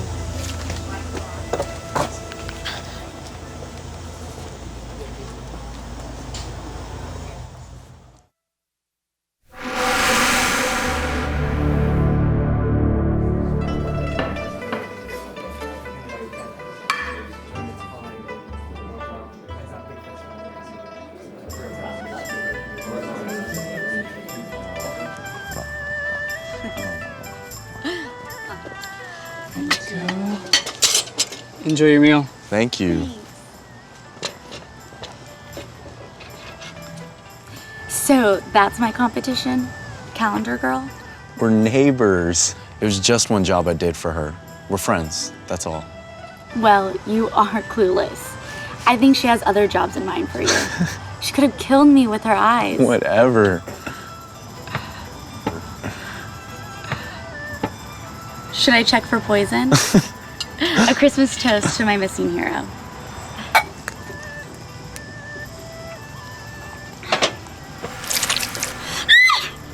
Fish eyes.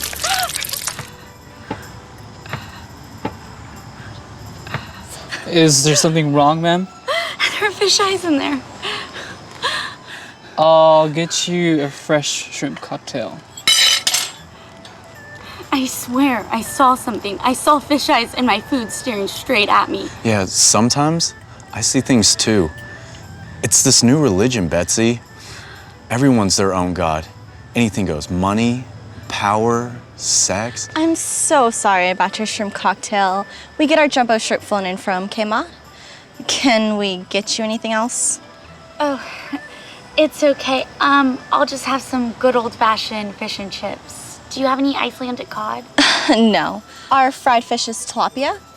Oh, fine. Here. A Christmas gift. The third eye, Wisotwa. Doesn't your Bible say, he who walked in the darkness saw a great light? It's just like the one I gave Trang to wish him a safe trip home. How was the trip, Trang? Obviously, you made it home safely. Outside of nearly getting squashed by a truck, it was great. You didn't tell me. Don't worry, Betsy. He didn't tell me either.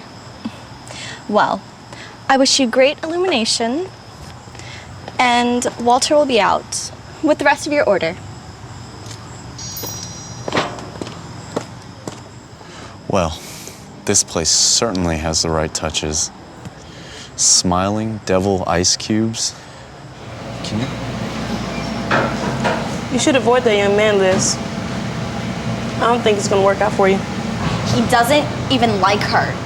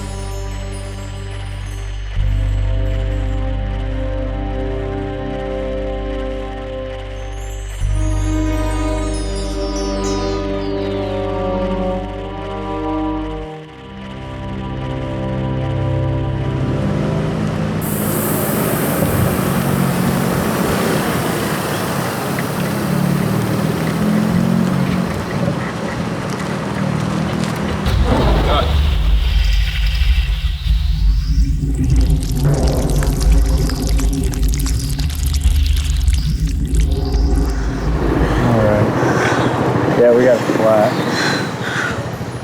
Can we fix it? This is not such a good area. I just gotta get some air in it. Hopefully the hole's not too big. I got a tire patch kit in here.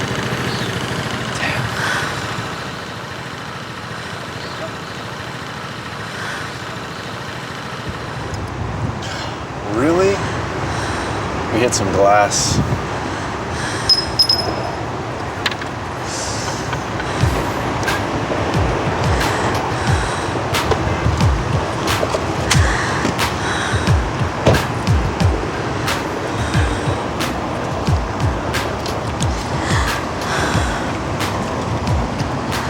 Well, Slant Eye, looks like you took a wrong turn.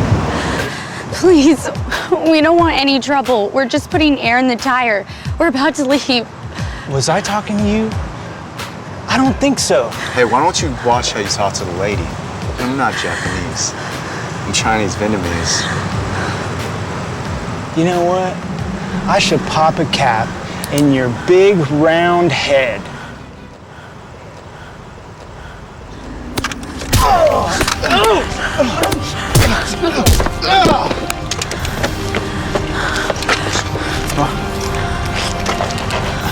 That should slow him down.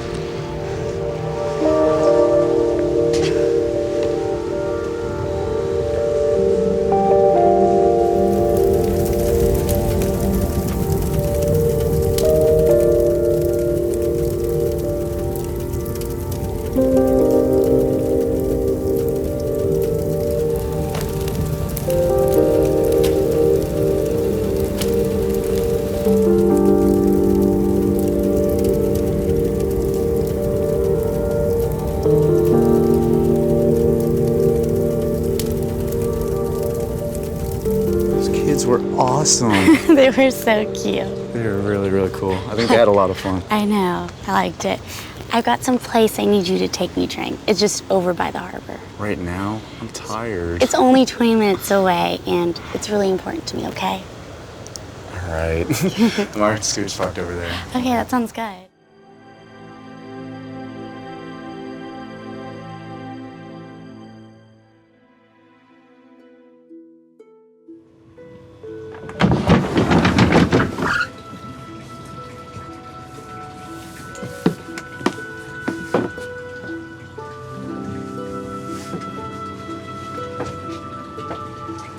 You know, my dad used to have a nice boat like this. Maybe your dad still has the same boat. Hi, son. Dad? It's been a long time. I missed you a lot. You set this up? Not me, Lulu. This is where your dad's been living, on this boat. Yellowfin? Good, Trang. Yeah, let's grab a bite. I mean, what the heck? At Christmas time. Come, son. Merry Christmas to you too.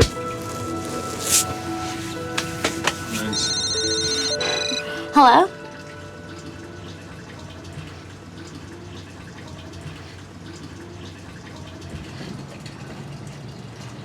Okay, Miss Malone, I'll tell Trang.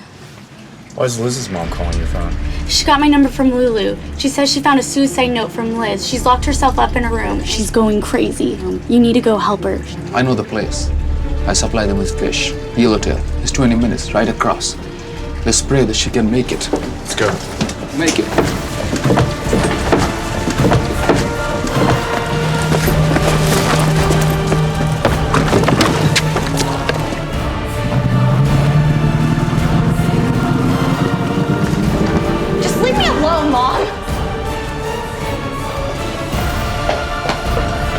She's upstairs smashing everything.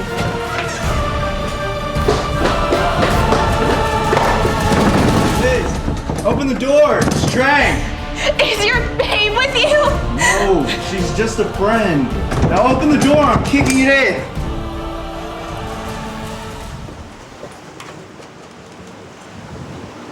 Hi. Captain How are you? Chan, what are you doing here? Where's your wrists? They're immense. You know, she sees Holy Spirit in my boy. He may be a rebel, you know, walk away from God. I leave him. His mother died of cancer.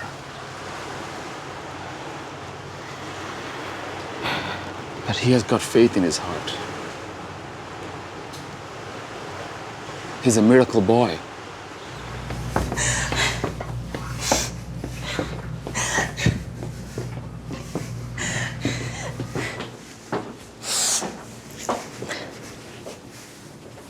Liz, this is my dad. I'm really proud of him. I never really told him that. You know, Liz, there are many fish in the sea, but only one set of parents. Sometimes a friend is better than a boyfriend. You know that. Can you help her? You still want to be my friend? After everything I've done? The way I've been acting? Yeah, I know you put those spells on me, but we're still friends. I mean, you are kind of stuck with me. Look, just promise me you'll stop cutting yourself.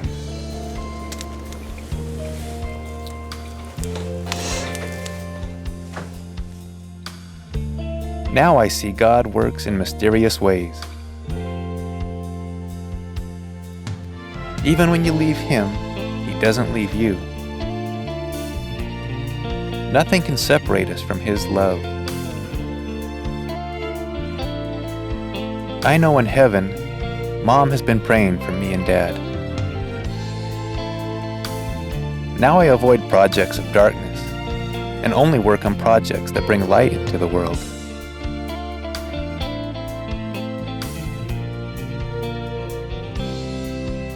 Dad held a big Christmas party for everyone on his boat, and it felt like a fresh start for all of us.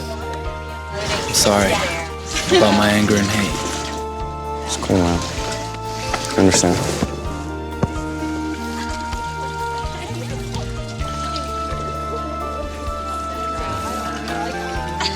Come, son.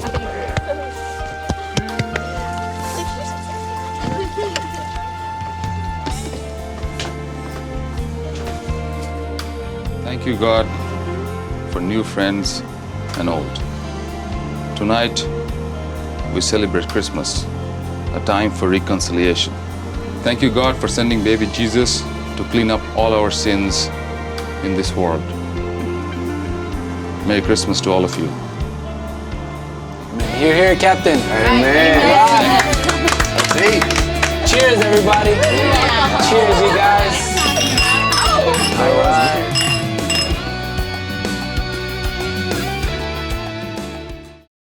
Every week, you're going to learn something new here at Hollywood Makeover. We're going to try and give you tips and advice for all sorts of things independent filmmakers need. Hey guys, welcome back to another edition of Hollywood Makeover. I'm your host, Rochelle McCrae, and today we are in the city of Maricopa, just outside of Phoenix, Arizona. We're going to meet with studio manager Francisco Arboleta, who works for XP Studios down here in the city. He is a location scout, expert, and the person that we're going to go to find out how to get permits to make your independent film. Let's see what he's got for us. Hi, Francisco. Hey. How are you? I'm doing well, thank you. How are Hey, you doing? thanks for having us out. We're excited. Yeah. We've got some independent filmmakers that are looking to figure out how to go to locations, and from what I understand, we can't just show up and film somewhere. No, you can't. So what do we do? Well, I'll tell you what. Why don't we go take a ride to a couple of the places that we shot at, and we'll explain the process. All right, where are we, Francisco? Well, this is our little city hall. Okay. Here in Maricopa. It's a great place. So what do you do at City Hall? Like, why are we here? Well, City Hall is where we started. With the film, we wanted to present to the city, let them know about our vision of the project, let them know what we were doing, let them know how long we were going to be here, where we wanted to shoot. Okay. We gave them some ideas after scouting ourselves, just on some personal time, and then we came and presented. And what was awesome is that the mayor came out to meet us. So what's the main focus to coming to City Hall? So you can use the buildings, it's cheaper? Well, when we shot Under the Bridge here, that's the latest film that we shot here in Maricopa, we presented the entire vision to the city government. We were actually able to get a meeting with the mayor, because it is a small town, and just lay out, again, everything that we had planned, where we wanted to shoot, the types of buildings we were looking for, like the library, the bridge, parks and recreation, things like that. And one phone call from the mayor, and all of a sudden everybody was ready and willing. Here's reality. If you see a nice building somewhere that you want to have in your movie and you shoot it, it doesn't mean that the interior shot needs to be that exact same building. Right. And I think in a lot of ways, when we first start making movies, that's what we think the process is. But we learn later on through creative filmmaking and through the process of filmmaking that you can cheat a lot of things. Yeah. And in this case, we actually, technically, we shot a different library for the outside of this library, but the inside of this library is beautiful because it's brand new. All the books are brand new. Right. Actually, the operations manager of the library was willing to be in the film, hang out with us, and let us be here till midnight without any charge. Wow. So it made life beautiful, made life easy. But I would say in the case where you don't necessarily have a location, outside shooting is going to be your friend. All right, well, I would like to see the bridge for the movie Under the Bridge. Haha, funny. I would love to see where that is. Can you, because I know it's in Maricopa, can you take me to a location? Good thing this town is really small. It's not too far away. Let's do it. This is exciting. This is kind of the highlight of the day because you've brought us to the place where we actually filmed a lot of Under the Bridge. It's what we titled the movie after, for sure. Right. So this is a great location. This was a great location to shoot. But again, why is it important to come and tell your city municipalities that you're in town? Well, next to us we have a school.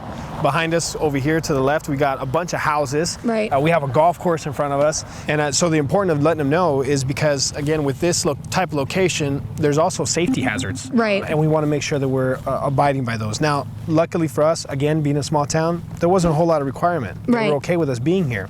But they did come and check it. They were, the cops stopped by and they came and made sure everything was safe, and then they went on their way.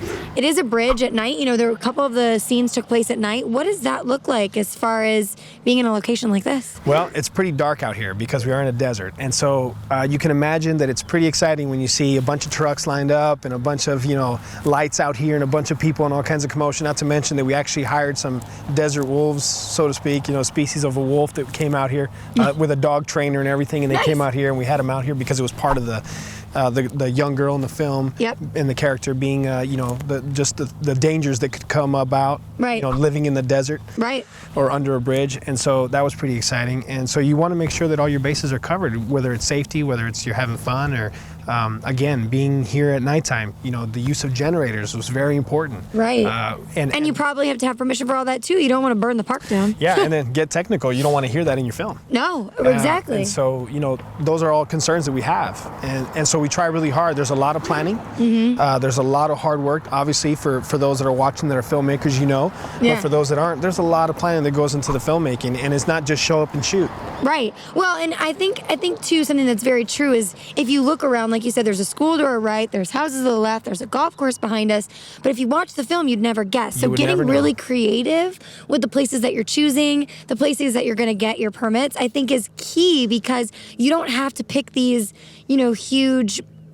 You don't have to shut down a city street. We're right here, right in the middle of a neighborhood in a small town. And, when you see the close-up shots and as you watch the film, it doesn't look like that at all. Time of day is beautiful. Being at night, the fact that we shot here at nighttime, again, like you said, you can't see any of these things. You cannot see the school, you cannot see the houses, the golf course completely out of sight.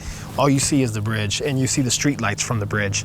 And so that really made a great shot, made a great scene, and made it really easy to come and shoot. Well, when you got a permit, did you just get a general permit for the whole city, or did you have to do location by location? My permit required of asking permission and them saying yes. Okay. Did I have to fill out paperwork in a small town like this? No. Wow. I actually didn't. And we weren't required to hold some insurances that you would need to in a big city. Wow. So again, another cost saving. So what do these guys need to take away for getting permits and locations when you're shooting an independent film? Well, it stands as is. When you're in a small town, make yourself known. Be proud of your film work. Let people know that you're here. Let the local businesses, the local governments, everyone that wants to be involved, let them get involved. Let them take a sense of ownership, because when they do, you're going to have a great time on the set. Yeah. And the second thing that I would say is that it's a lot of fun shooting a small community for those same benefits. Everyone really comes out and they benefit from being in it. They're excited. It brings a lot of excitement on the set, a lot of fun. The atmosphere changes. The atmosphere of the city alone changes. Yeah. And so just have a great time. Hey, I know that I had a great time, and I really appreciate your time, Francisco. Thank you. Guys, this has been another edition of Hollywood Makeover. I'm your host, Rochelle McCrae, and we hope that you had just as much fun as we did scouting around Maricopa, learning about permits and some of the ways to get your community involved in your independent film. Hey guys, my name is Brenton Covington. I'm a filmmaker with Boat Angel Films. Make sure that whatever's in the story is either moving your story along or building character. So everything in your film either builds character or moves story. If it's not in there, then we need to cut it out. We need to cut it out from the script, we need to cut it out on set, and if it's still in there in the film when we're editing it, we're gonna cut it out. Hi guys, well that's it for our interview section this week.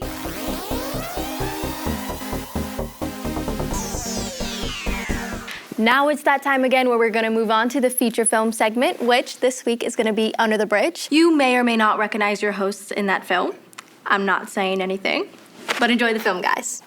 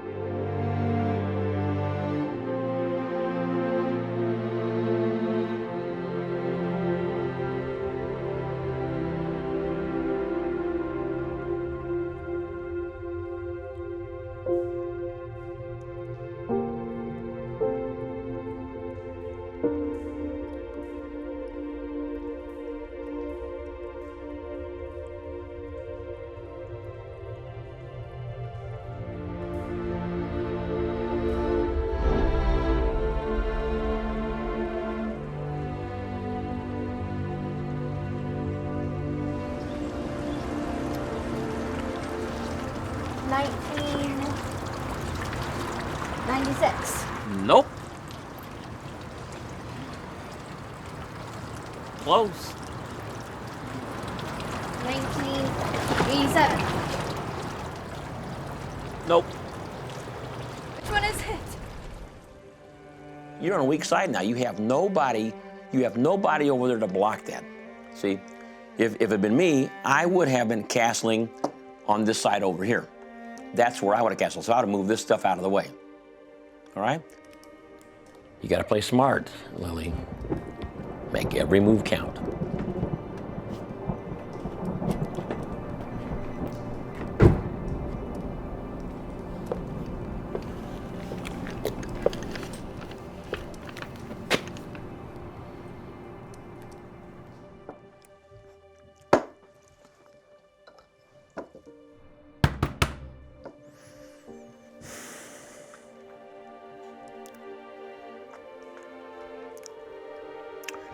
Get the door. Get the door on. You just want to cheat. Yeah, right. That's it. Dad, don't cheat. I remember where all my pieces are. I am not cheating. Just get the door. Sorry to come by so late. Is your father home? Your 30 days for the eviction period have come and gone. I got court orders here to move you out tonight. So unless you can get the landlord to sign a new lease tonight or you can show me something to overturn these eviction notices, I need you to move out tonight. Man, this is crazy. This is insane. George! Patty! George! Patty, come out here. Come on now, listen Patty, to me. you know this isn't right. This is not Patty. helping. Settle down, okay? You can pick up the pieces. You can move on. Okay, we don't want everyone around here knowing what's going on.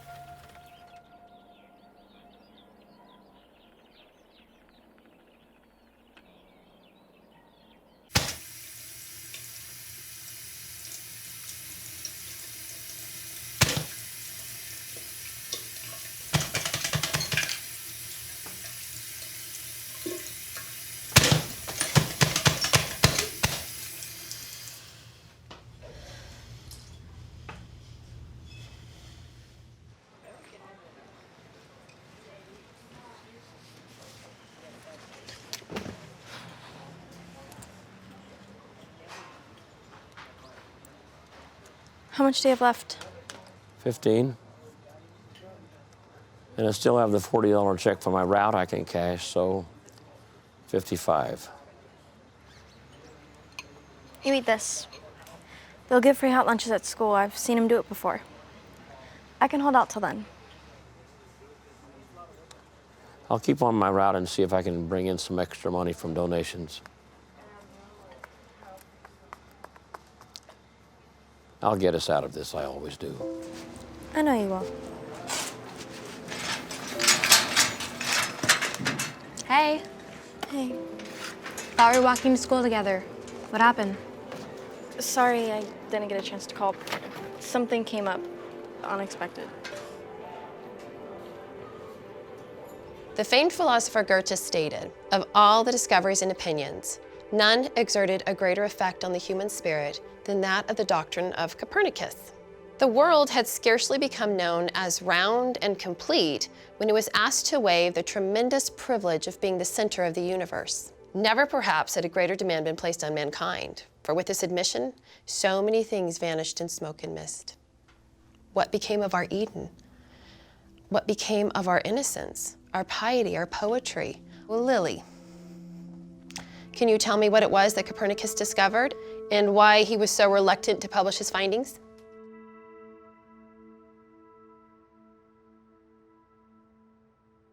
Heliocentric cosmology. That's correct. Can you tell me what that was and why it was so important? Copernicus was the first one really to study and observe that Earth wasn't the center of the cosmos, and that it revolved on an axis around the sun, and that the sun was fixed in our solar system.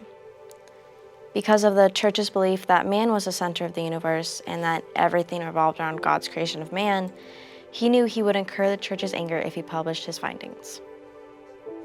Mr. Emerson, what if you made such a discovery? A discovery that would rock the accepted beliefs of the religious and scientific community? Well, I don't believe that the Bible claims to be an expert testimony on matters of science. So I would dismiss the question that in regards to the supernatural, my discoveries could prove or disprove matters of religious dogma. I'm not saying that the Bible doesn't purport facts. It makes statements that have been proven by science. Statements like, through faith, we know that the world was created out of things that are unseen. Years before the discovery of atoms, subatomic particles, or the new smallest particle, the quark, which is now proven to be ever present in the world of quantum physics. The Bible is a treatise on the fall, the creation, and the redemption of mankind. So if I made a profound discovery about my natural surroundings that seemed to break with accepted religious scientific view, I would present it and let the chips fall where they may. Even if it meant spending the rest of your life in jail? All right, yeah. Can you handle one more? Yeah, stack it on. One more will be fine. Now, George, look, I know you're out there and you're working your little backside off and you're knocking on every door and you're not missing a trick, but George, you know, when that screen door opens, kind of just get your shoulder, just move your shoulder into there, you know? And say something like, hey, excuse me, ma'am, I got something in this box that's gonna save your life and at the same time may even save your soul. You know what I mean? You need a little pizzazz, you need a little salesmanship. You know what I'm saying? A little salesmanship, you know? People maybe, you know. Now, when they take it and they offer you a donation, you keep it for yourself and you do some good with it, okay? Okay? Frankly, you know, we could use it. I know, we all could use it. God bless. We'll see you later, bless George. you. Okay. Thanks. All right. Bye-bye. You betcha.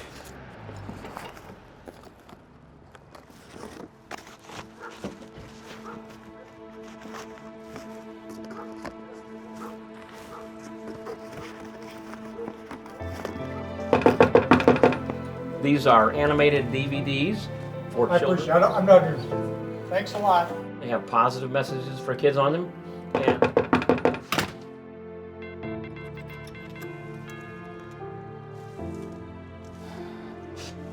I've got some great, okay. Oh, hey, how are you? What's your name? Lila? Lila, would you like one? Oh, yes, you do. This is for me, huh? That's for you. Thank you. Thank you. Bye-bye. See you again, okay? Bye-bye. I'm a little old for children, but wait a minute. Take these. Ma'am, I can't take this.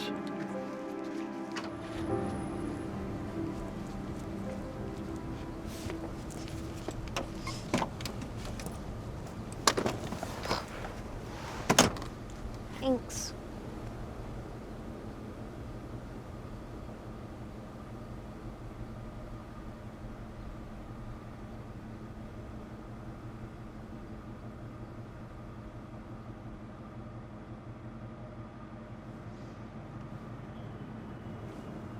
Want to get a game?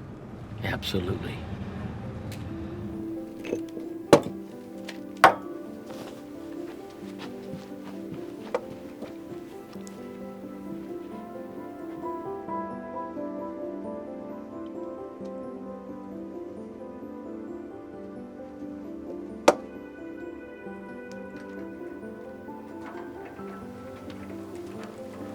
Excuse me.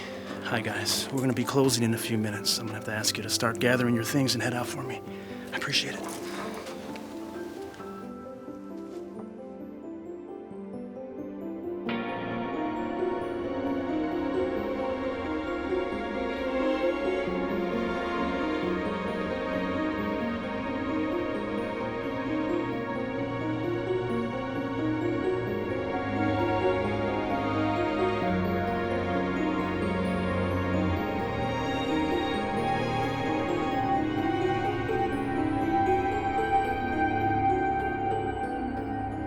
What's this? Hey, come here. Hey, come here. Phone, man. I mean, come on. Hey. Excuse me? Excuse you? Can you believe that? You break my phone? I mean, who's gonna pay for that? Huh. You know what the problem is? You think people want to watch this crap. What is this anyways? Garbage. It's garbage is what it is. You don't want it, don't keep it. What? You know, you have a real big mouth for a little girl. You teach her those manners? You need to teach her better manners, otherwise we'll teach her for you. You know, I'm sorry. I really didn't mean to offend you. Really didn't mean to. Sorry. I'm sorry.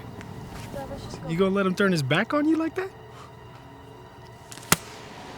Hey, come back here! Stop! Just stop! Okay? It's too late for stop!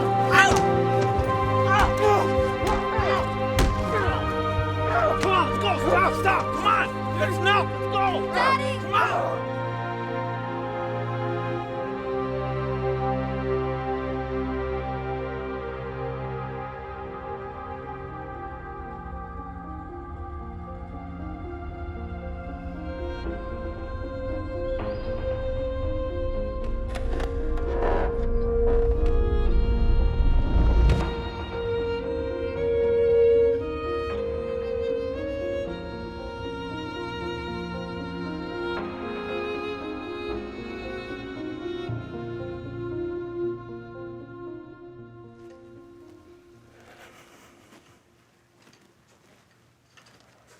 Hey, how you holding up? I got you some food that might make you feel better. I'll just set it down over here.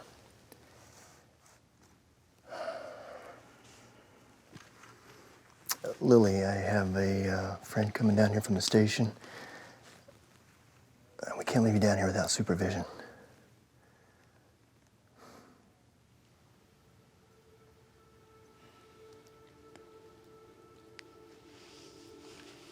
Can you heat this up, please? Yeah. My dad would always make it extra warm for me. Yeah, absolutely. I'll be right back.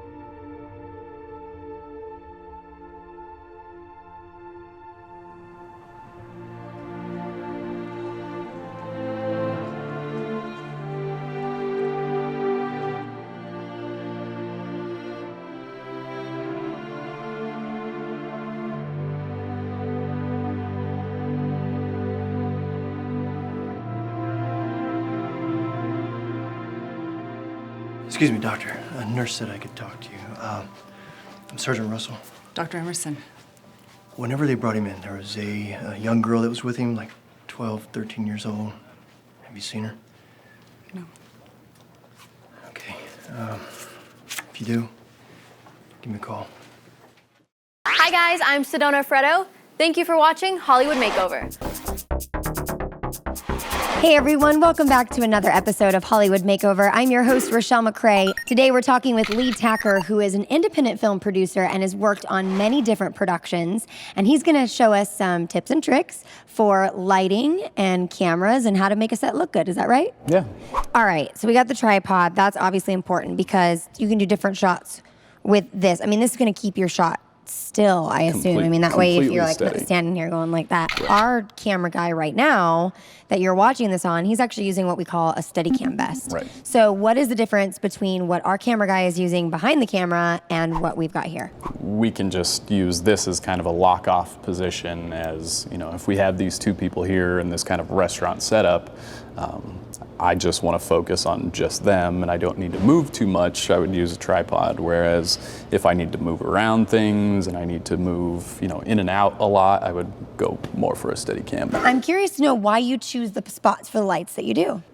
This would be more kind of like a fill light is what we would call this. A fill light. It's a fill light, people. A fill light. Okay. You have a key and you have a fill. Key and fill. Most of the time you have a backlight as well for like a nice little rim. Okay. Or a hair Now light. it's just getting confusing. We got a key, a back, and a fill. Right. No.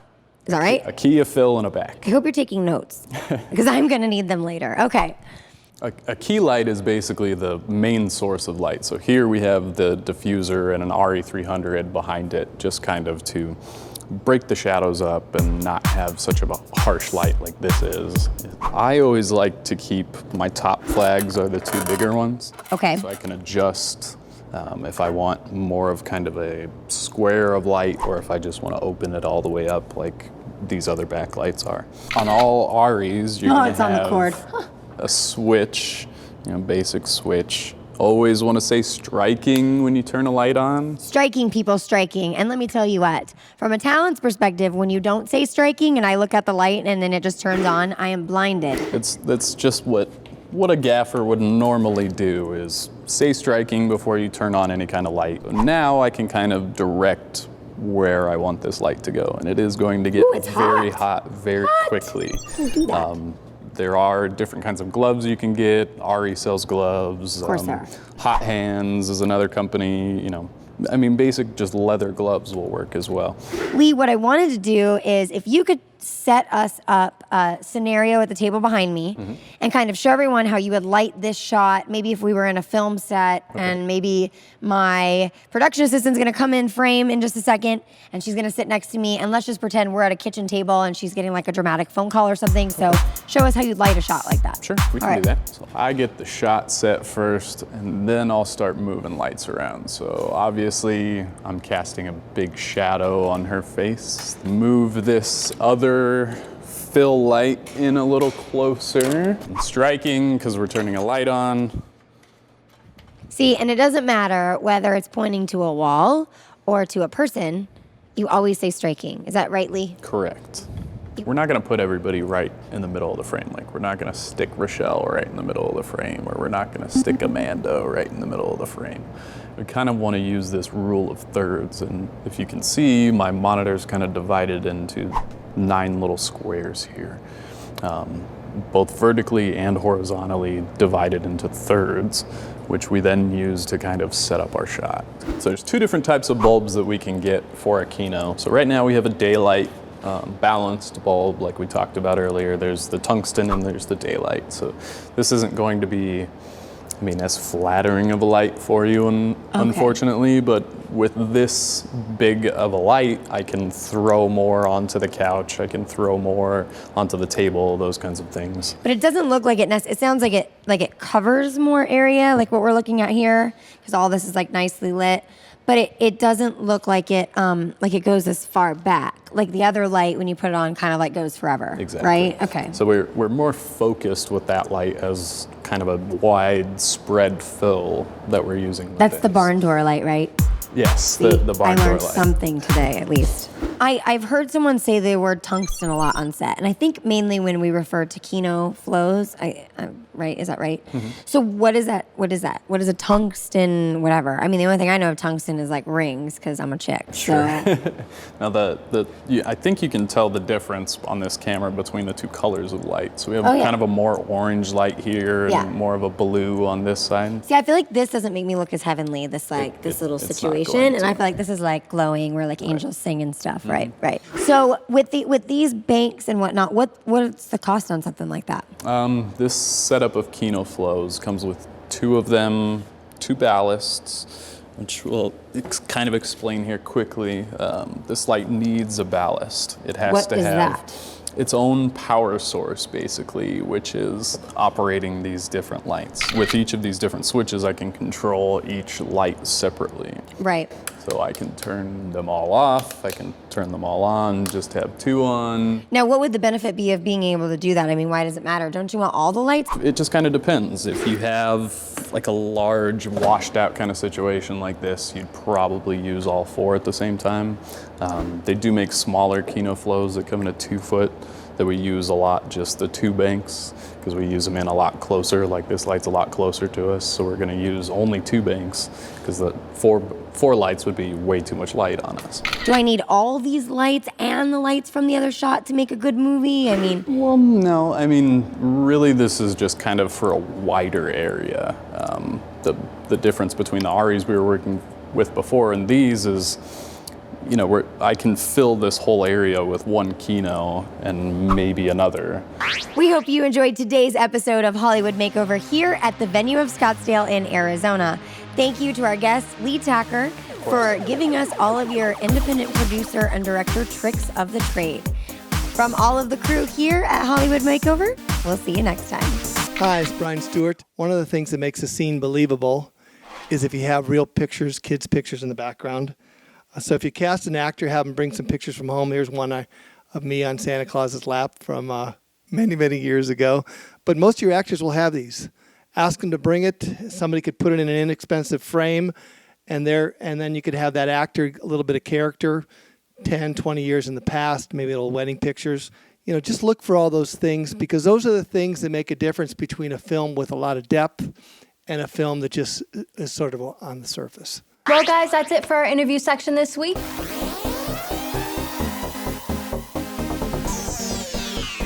Now stay tuned for the recap and this week's family film, Under the Bridge.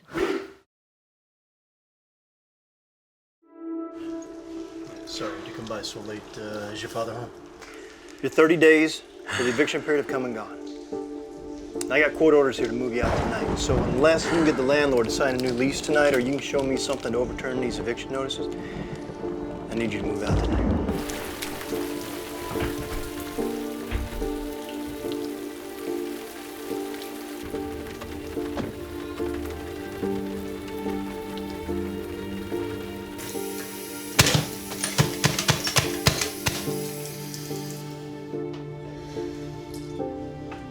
How much do you have left?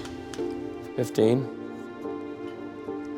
And I still have the $40 check for my route I can cash, so 55. I'll get us out of this, I always do. I appreciate it. I'm not interested. Thought we were walking to school together. What happened? Something came up. Unexpected. You break my phone? I mean, who's gonna pay for that? You know, I'm Sorry. Hey, come back here! Stop! Okay? It's too late for story!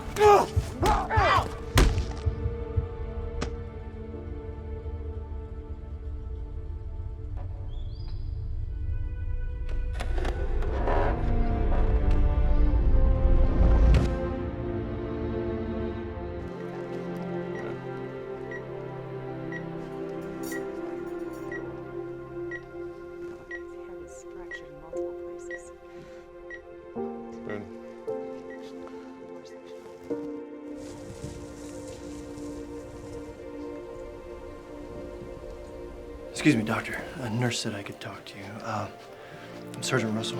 Dr. Emerson. Whenever they brought him in, there was a young girl that was with him, like 12, 13 years old. Have you seen her? No. Okay. If you do, give me a call.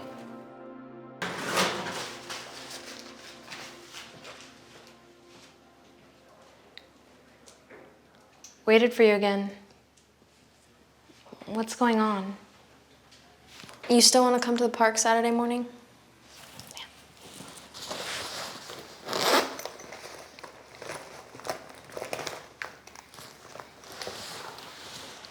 Thanks. Keep it. I have another one in my locker.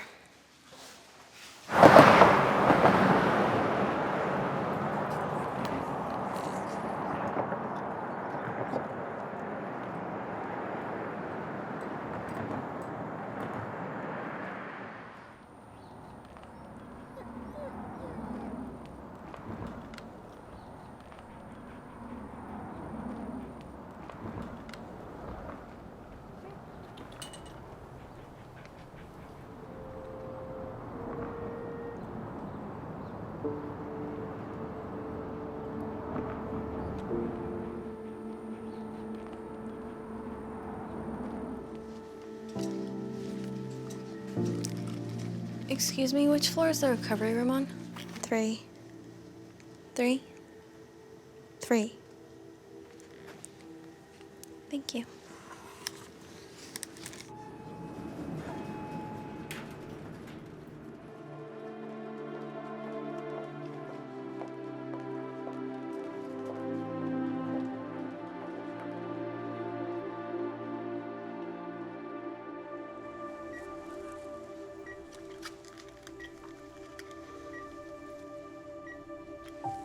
Could use a friendly voice. It's good for the heart. Thank you.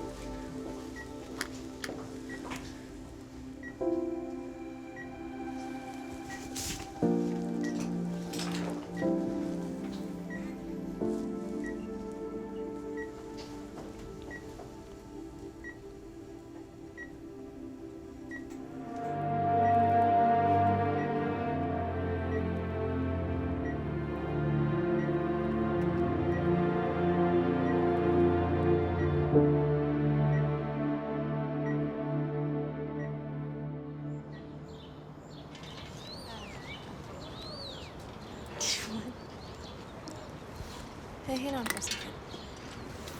Checkmate. Sorry. Okay. Cool. Put my bag down, okay? Looking for another match? You're a kid. That doesn't mean anything. Yeah, it means you're gonna lose. It means you have the experience. Yeah, well, I know my game. How well do you know yours? All right, fine. One game. One. We'll see about that.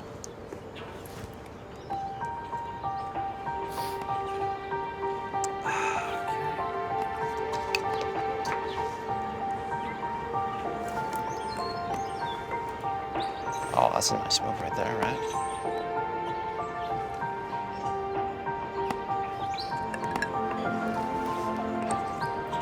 Oh, but what happened there?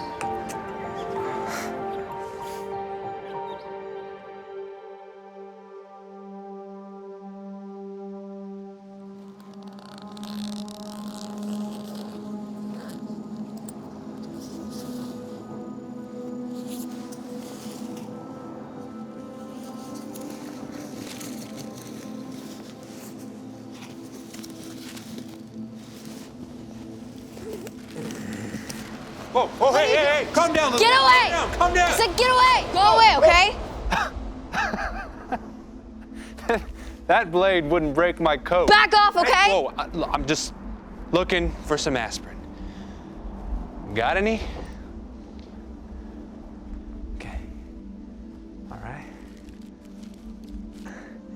This used to be my bridge.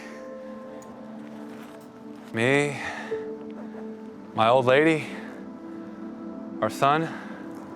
People think it's got the jinx. The jinx? Yeah. Well, people used to drop their dogs off here, let them wander into the desert where the coyotes would get them. You can't believe everything you see. Here.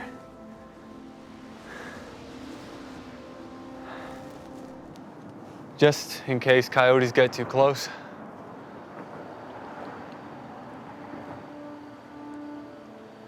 Do you see a dog over there?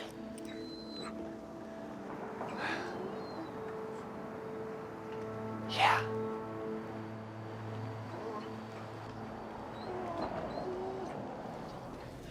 Yeah, man, I don't get this stuff at all. It's confusing. Hi, Matt. Yeah. Hey, hold on one sec. Oh, Lily, hey. Hey, what's up? Not much. Not much myself. How are you? I'm good. Good? Cool. I didn't know you went to church here. Don't, actually. Oh, well, I mean, we got great donuts. Yeah, I... Should probably get going, actually. But, Okay.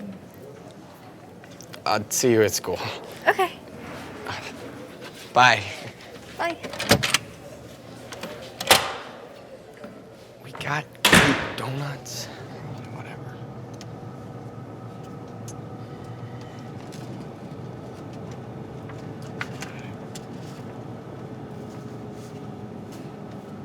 Mom, stop.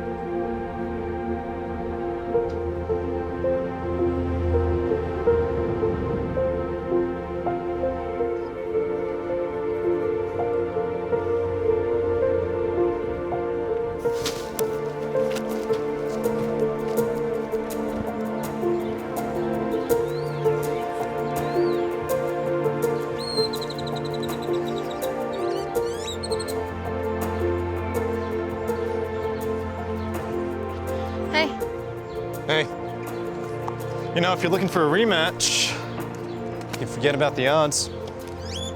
We either play even or not at all. Who says I'm interested in playing you? I'm looking for more of a challenge, not someone who just tries to match me move for move or wants to call a draw. What's your name, anyway? Lily. Yours? I'm Edward. Nice to meet you. Is that your bike? Yeah. Sad, ain't it? Can't your dad fix a tire for it? He can't do much of anything at the moment. All right. All right, well, I'll tell you what. You play me to a win or a draw, I'll fix your bike for you. You're on. Yeah? All right. You know I'm not gonna have to, right? You wish, babe. Really? Really. You have no chance on this one, Oh, okay? yeah. Now, I own this Right, board. sure. See, this is board. Look at this. Rook, king, bishop, knight. There's a You pawn. might want to look at the board. You lose and I Show win. me, show Oh, me, show me. Checkmate. Come on! No, no, no, no, no, no, no, no, no, no, no, no, no, no, no, no, no. No. What are you doing? Fixing it. You're gonna break it. I'm not gonna break it. Yeah, you are. No, I'm not. Yes. There, okay? Come on. You did it. It's perfect. Ugh.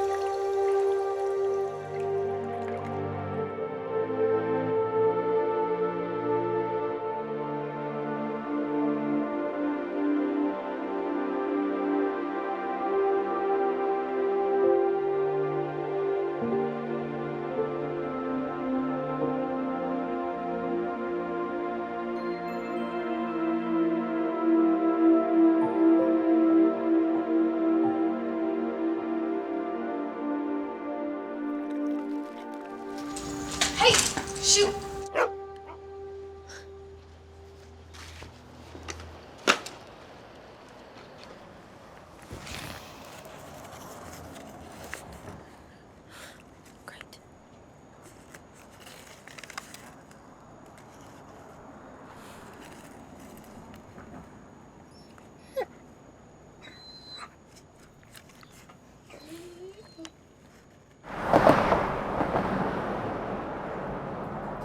Thank you. Thank you. Have a nice weekend. Thank you, Lily.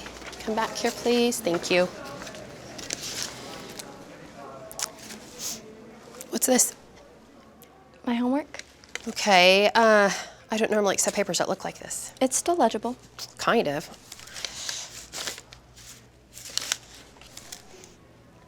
How are things going at home? Look, Miss Phillips, I would have done the paper over again, but it happened right before I came to school.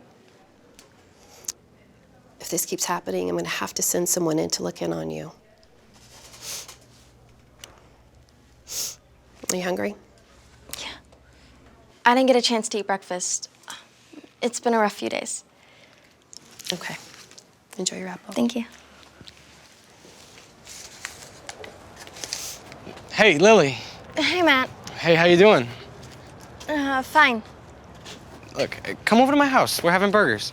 I have to get everywhere on my bike, so... Oh. Well, hey, my mom's car's right there. We can just throw it in the back and we'll drive over. It'll be fun, I promise. You know what? Burgers sound great. Cool. Oh, my God. Don't kick it! It's already messed up enough as it is. You're a monster. Hey, Mom. How was your day? Good. Dr. Emerson? Lily? I offered to take her... Sydney, what? Mom. Sydney. That's enough, okay? I offered that we'd take it to the shop because it's kind of messed up as Sure. it is. You can put it in the back if you like. Okay.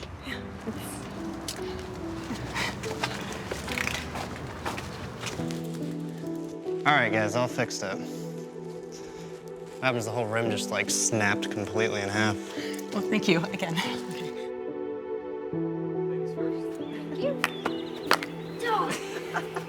I got it. You know what? I got it. it counts. Hey, a little rough, but it works.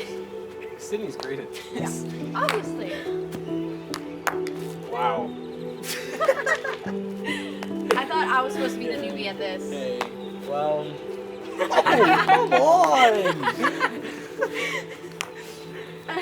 Everything I do. Okay, come on.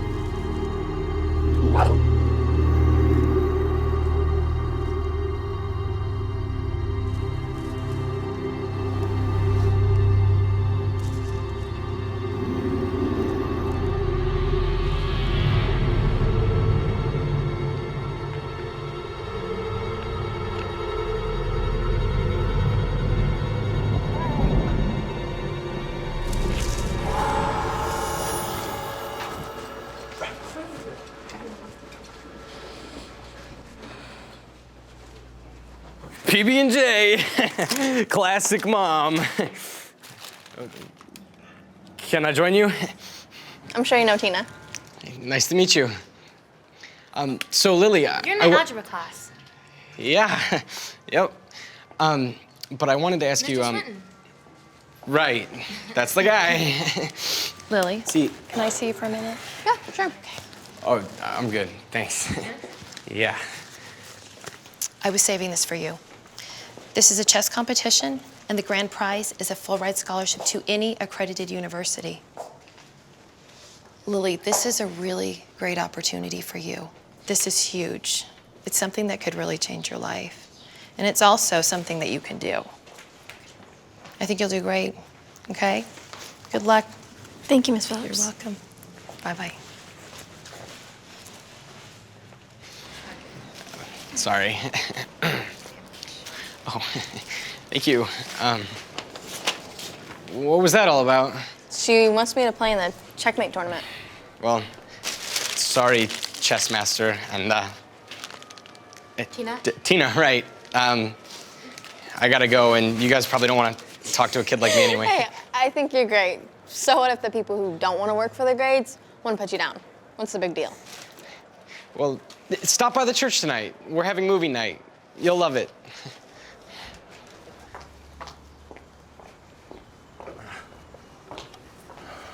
That's nice.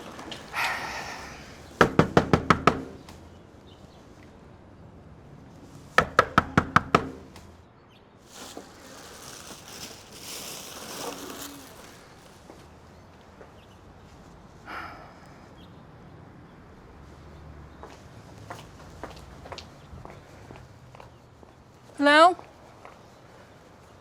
Excuse me? Hello? Hi. Can you tell me what happened to the people in 302? They left. Well, I see that. Do you happen to know where they went? Lady, I don't know who they are or where they went. All I know is they left me some good stuff. If you see them, can you please let them know that I need to talk to them?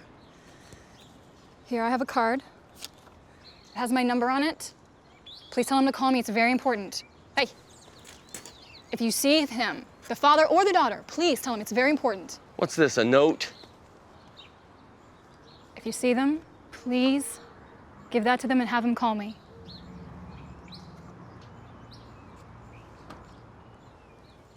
Yeah.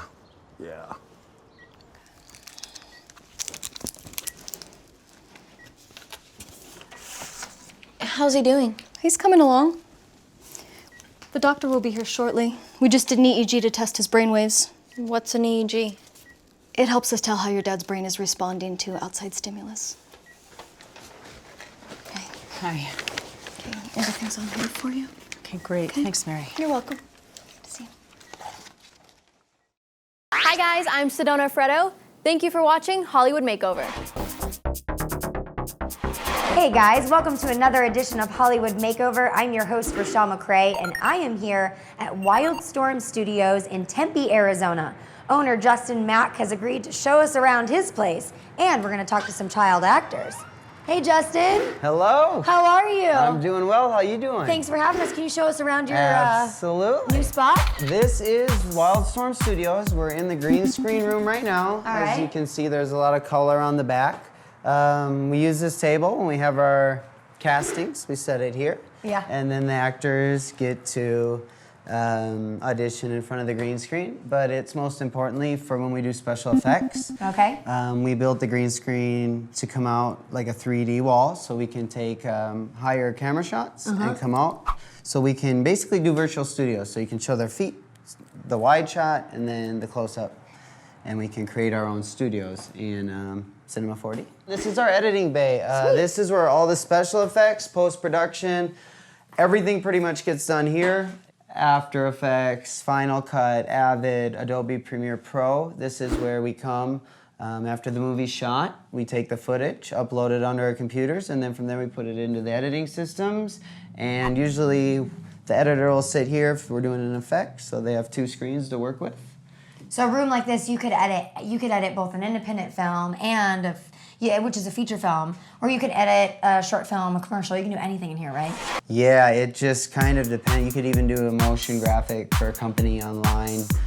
We compress a lot of file types for different medias, especially if you have a PC or an Apple, which I'm sure most of you have the PCs and the Apples, and you're like, what should I do? We'll take care of all that in here. All right, Justin, what do we got in here? This looks pretty spiffy. Yeah, in here we have, of course, the microphone. We just simply bring the actors in here, and on that screen up there, we play back the movie, and we put a green line down there, and it kind of has a little tick, and then you just get into your character, and then you give your lines over that speaker. So when a child actor goes on set, if their lines aren't picked up, they could very much well end up in a studio like this, kind of doing some voiceover and stuff like that over the lines that have already been said if it didn't get captured right. Is that right? Oh, absolutely. I would say almost half your movies probably do some kind of ADR, if not more than that, so. Hey everyone, we hope you're enjoying today's edition of Hollywood Makeover. I'm your host, Rochelle McCray, and I am here with the talented Cheyenne Ballou. Cheyenne is an accredited IMDb actress who has been in multiple films and many plays. Thank you for joining me today. Thank you for having me. What's it like to prepare for an audition? Preparing for an audition, it depends on what kind of audition you're doing. One type of audition is a cold read, where you go in and you've never seen the script before. So I think the best way to prepare for that is just getting ready, making sure you look nice, and going in with your nerves calm. Well, so tell me a little bit like what it's like on set. I feel like when you get there and it's nerve-wracking, right? I mean, there's a lot of people on set. I know that just when we film our show, there's several people back behind here watching us do what we do. I can't imagine being on a film set. What is that like?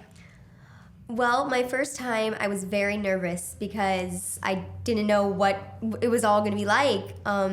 I was really nervous because you didn't know anyone. Yeah. And so basically you just kind of go around meeting everyone. You know, you have your techies, the people who, you know, set up the camera, and then you have your... And be nice to your camera guys. They do a lot for you. Yes, they make you look good. Yeah. But it takes a lot longer on set, I feel like, than people think. Like, you could do one scene and you could be there for 12 hours. Yeah. Do the same thing over and over again, 15 different ways, right? Yep. They have to do different takes of the same scene sometimes. You know, they liked it, but your hair was in your face and they couldn't see you, or you said the wrong thing or forgot your line, so they just cut it and keep going.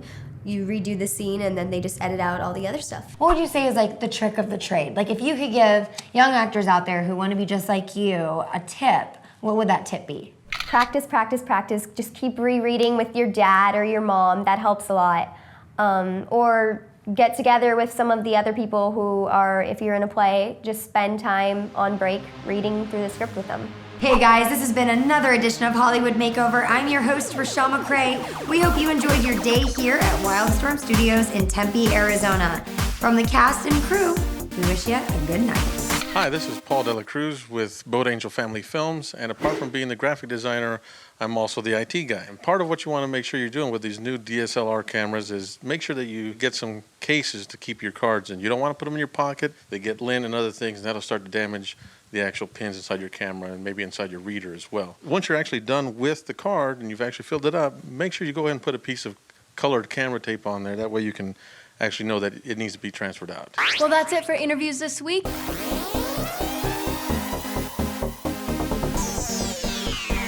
Now, please stay tuned for this week's recap and family film, Under the Bridge. Sorry to come by so late. Is your father home? Your 30 days for the eviction period have come and gone. I got court orders here to move you out tonight. So unless you can get the landlord to sign a new lease tonight, or you can show me something to overturn these eviction notices, I need you to move out tonight. How much do you have left? 15. And I still have the $40 check for my route I can cash, so 55. Thought we were walking to school together. What happened? It's too late for start! Something came up. Unexpected.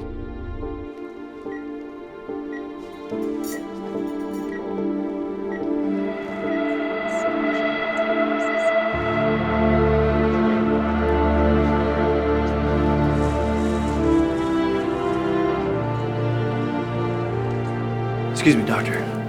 Whenever they brought him in, there was a young girl that was with him, like 12, 13 years old. Have you seen her? No. Okay. Wherever she is, she'll be around as her dad recovers. Looking for another match? What's your name, anyway? Lily. Yours? I'm Edward. Mom, stop.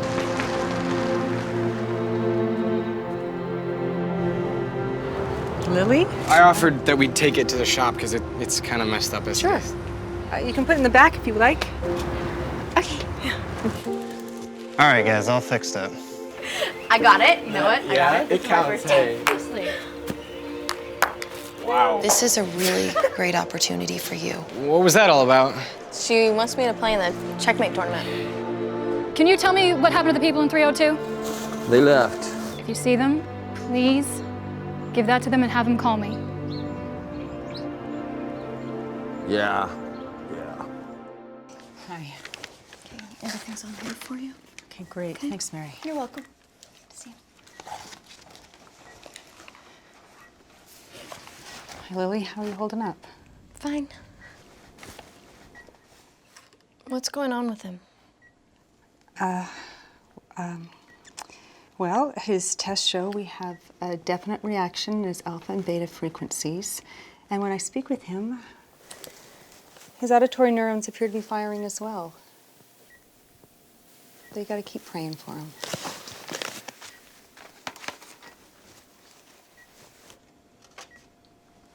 Who's looking after you?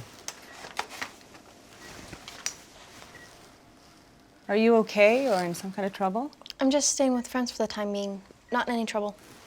Are you going to movie night? Matthew said he invited you. I sure am. Great. Afterwards, I'll drive you to your friend's house.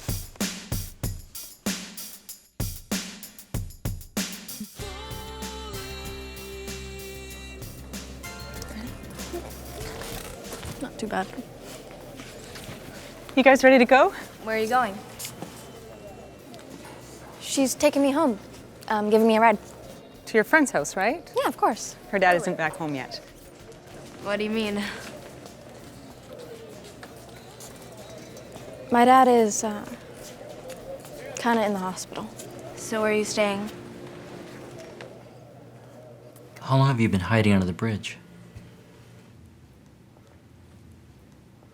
Since the accident.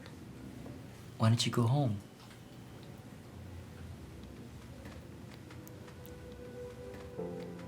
This is all we have right now.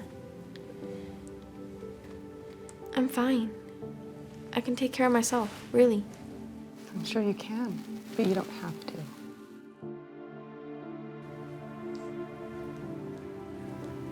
Why did you come home with us tonight? You mean that? Yes. What about my clothes? My things? We can take care of that. Would you please take Sydney home? Yeah, sure. Thank you.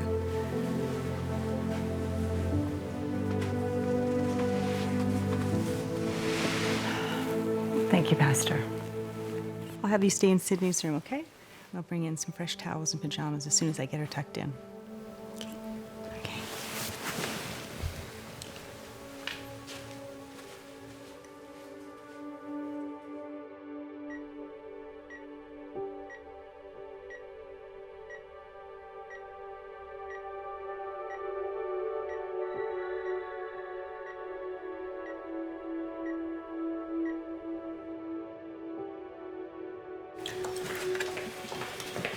Okay, guys, eat up. We gotta get going.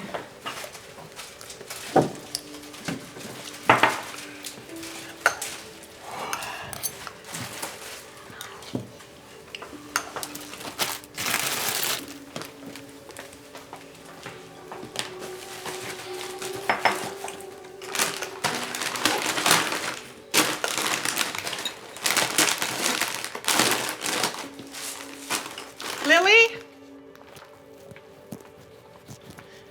Lily, come on. What's she like? She's nice. Her son goes to my school, too. You can't stay down here forever. But in the meantime, you gotta take it easy on those who want to help. That's what real friends are for. You're right. That's it? I gotta go get my friend back.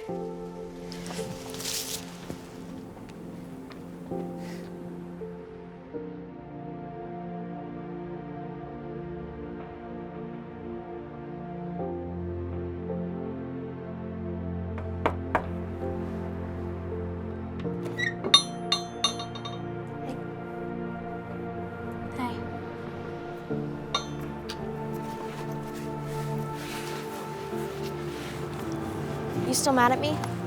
For keeping a secret and not telling me you're homeless living under a bridge? I'll get over it. What's Matthew like? Like a little annoying brother. Well, I never actually had a brother, but if I did, it'd be nice if he was like Matthew.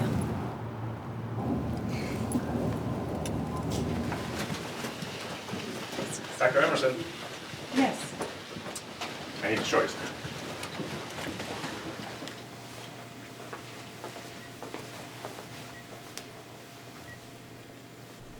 Hi. Mr. Fellows? I'm Dr. Emerson. It's great to see your eyes open. Lily.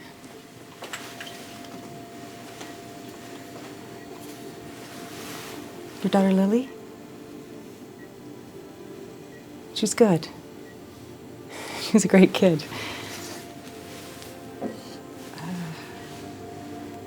She goes to school with my son Matthew. They're in the same grade. She's going to be staying with us for a few days, just until you recover. I promise I'll take really good care of her.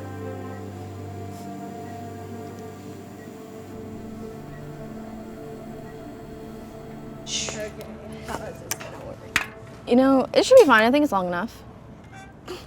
Mostly. Maybe. Possibly. Lily? Lily, I'm Miss Stevens. I'm with Social Services. We went by to check on your living situation last night, and someone told us that your father and you had moved out. So I need to get your current address. My dad's in the hospital right now. So I'm staying with another student's family. You're gonna have to come with me for now. I need my assignments. Okay. Come right back.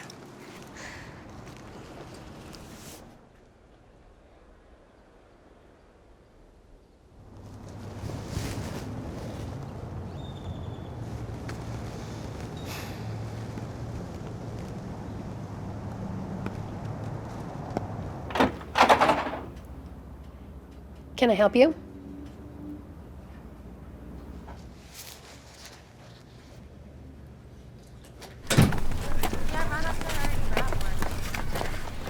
Do you want a Checkmate cereal bar? Sure, what's in them? Same thing as cereal, only chocolate chips and marshmallows. Calling it a cereal bar makes people think they're eating something healthy, but it's just my personal opinion, not a corporate motto or anything. It's good, actually. Really good. Are you signed up? I am. Some kid named Agnes won last year. I'm sure he'll sign up again. But if you show up, I'll root for you. Thanks. I can hand some of those out for you. Yeah, that'd be great. Thanks. Thank you. See you soon.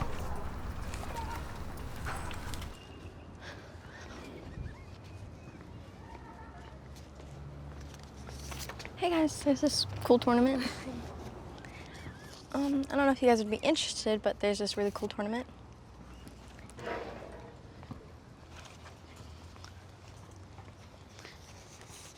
Here you go. Hey.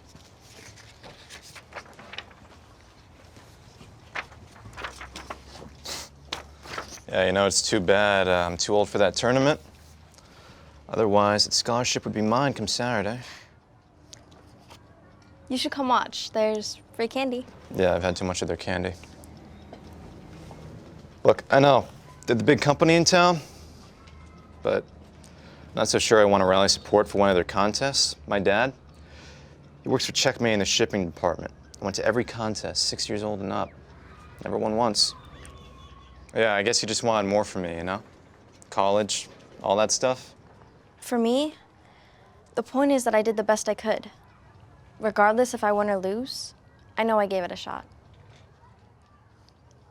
Why are you so against her? This is my job. You're doing all this for the safety of the child? Correct. Okay, then why is it that every time a child ends up in foster care, they wind up worse than if they would have stayed on the street? Guys, listen. No, please, hang on. What do you have against social Is Dr. services? Emerson a viable option? That is not what we are discussing right now. She's raised 2 children. She's a single mother. She's doing a good job of it, too. Figure it out. We have to get this handled before we present this to the school board. Fine. But it's gonna be on your hands, Sergeant. And I'm fine with that. Are we done? In my last 2 years, played to a draw in the finals. Lost on points, both times. You know, second place out of 500 is the top percentile, even if your dad doesn't think so. I mean, you beat 498 people. That's fantastic. Come on, I want to show you something. I like it here. There's something about the water, you know? Just... One of the things I do when I'm playing chess is I like to make my mind like the water. You know, clear of all thought. The room can be chaos all around me, and I'm just looking at the pieces, around the equations. Zoning out. Yeah. You know, I think you're gonna do great out there. You're smart. You are scary smart. And, yeah, you can take apart anyone's game. Your mind is just such a great asset, you know? Just be like the water. Let your mind clear. Let the winning take care of itself. And hey, try not to be so reckless, huh?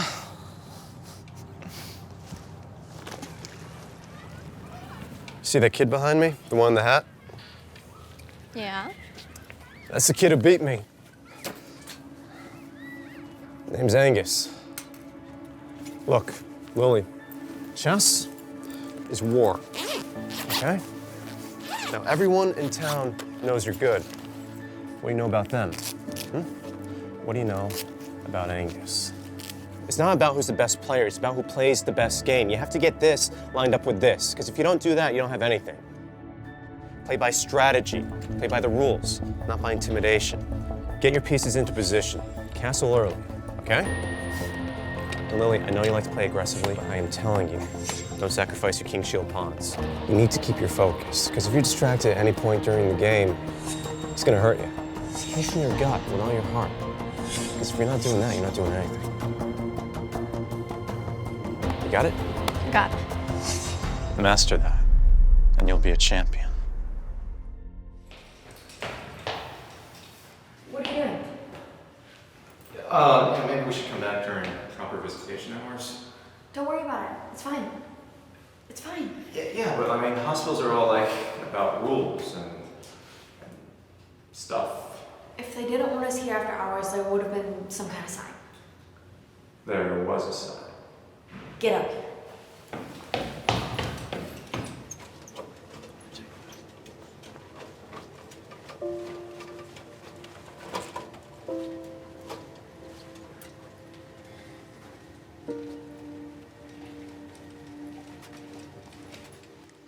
Dad?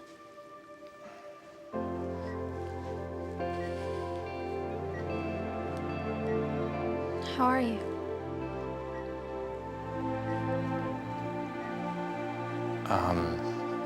Maybe I should go. Yeah. I'll stop by tomorrow though, okay?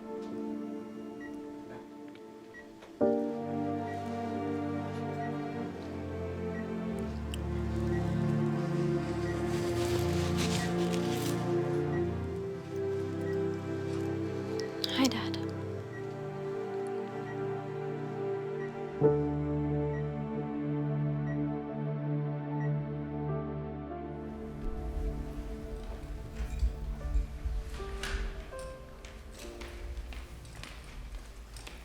Hey, sorry I'm late. I went to go see my dad.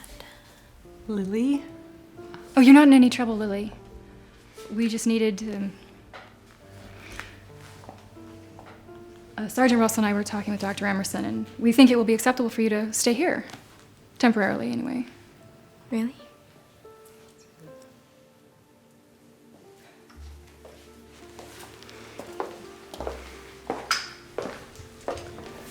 I'm really happy everything's working out for the both of you. Give my best to your father, okay?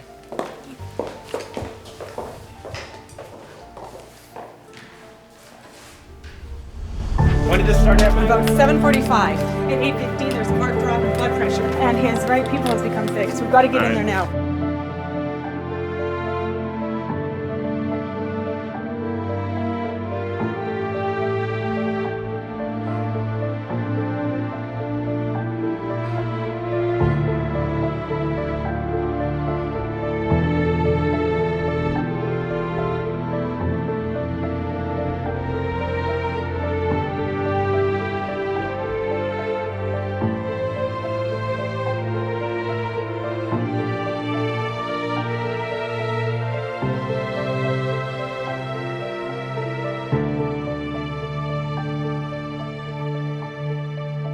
You need to wake up.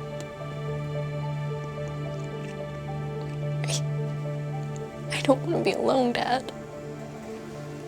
I need you to wake up.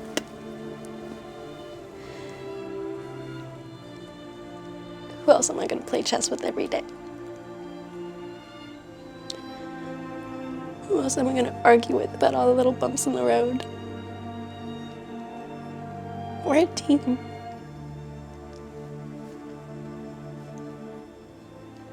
You can't leave me.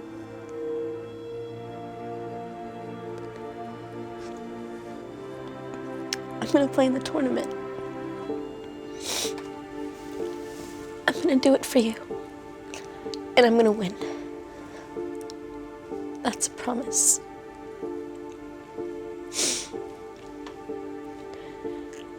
That's a promise.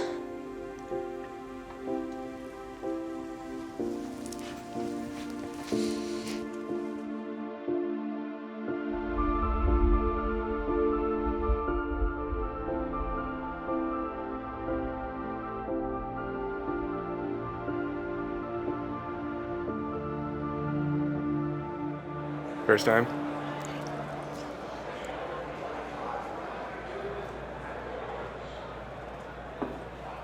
All right, everybody, especially you in the back, settle down, please. Settle down. Thank you. Good luck. What I want you to go ahead and do for us, we're about ready to start. Go to this board over Next, here. Check please. your pairings, please. Now, without further delay, on behalf of Checkmate Serial and the Madison High School Checkmate Serial Chess Tournament, start your clocks.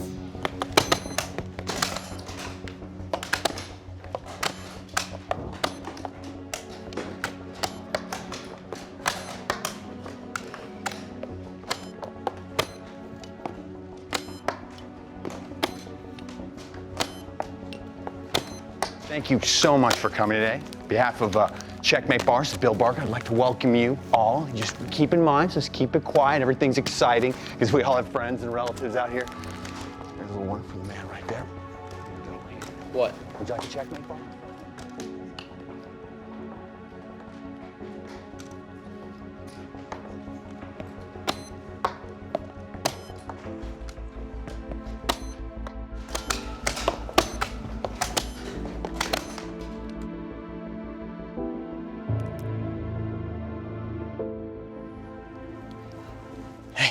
Sorry I'm late. So, how's it going? Good, considering. Considering what? Things are getting worse with my dad. Sorry to hear that. Is there anything I can do? See him? I think it's about time we start learning the real competition. Yeah.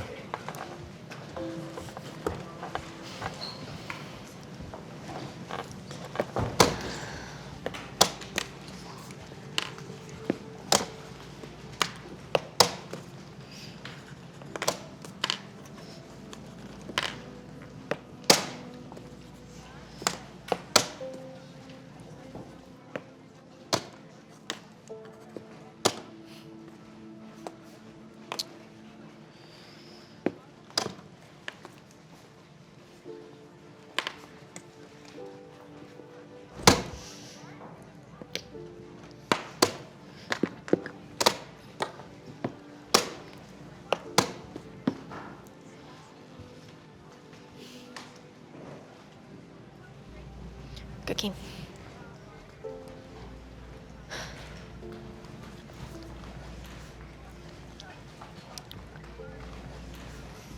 Hi guys, I'm Sedona Freddo. Thanks for watching the show, and if you enjoyed it, let our sponsors at Boat Angel Family Films know about it. Hey, and welcome back to another episode of Hollywood Makeover. I'm your host, Rochelle McCrae. Sometimes you never know if your film's gonna end up in a multiplex or in a film festival. Both are very important, but today we're gonna talk about ways to make your film look the best. I was in the film Under the Bridge, and we did some shots in a very large room. It's best to get the camera up high and capture the depth of the room and everyone that's in it. This shot is called the long shot or the establishing shot. You can do this from just one angle, or you can do it from several. This shot will help establish a perspective for your audience. In these scenes, we capture the essence of the contest. We establish that everyone is younger and that they all wanted to win. Just watch. You can see the intensity in the event. Here, we're going to use an extreme close-up. The hands are moving the chess pieces, tapping on the clock, and driving your story further along. When you're doing your series of shots, you may want to let the story breathe just a little bit. Now you have all the reaction shots you need. You cut away from the character who's speaking, and then get a reaction from those listening.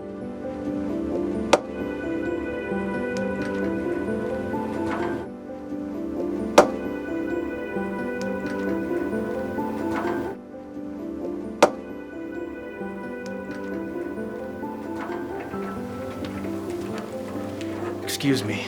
Hi, guys. We're going to be closing in a few minutes. I'm going to have to ask you to start gathering your things and head out for me.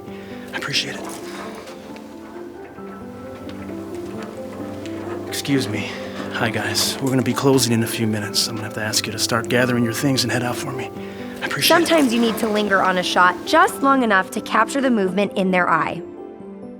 That's all for today's episode of Hollywood Makeover. I'm your host, Rochelle McCrae, and I hope you enjoyed it. We'll see you next time. Hi guys, my name is Brenton Covington and I'm a filmmaker with Boat Angel Family Films. And one of the things I want to talk to you about today is acting and directing. Just some short tips, some things that I look out for on set and some things that I always work into my arsenal. When you're in the casting process and you're auditioning several actors, this is your time to make the right decision. Take one marker. Say settle, please. Settle. Set. Action.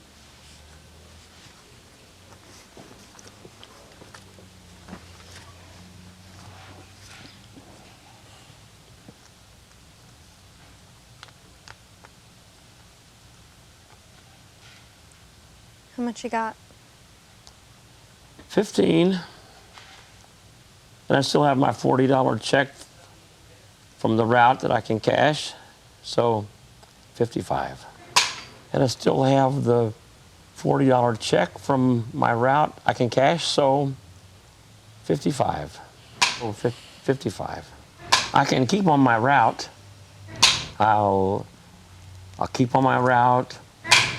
I'll stay on my route, try to bring in some extra money from donations. If you tell anyone from school that you're living in our car, they're going to take you away from me.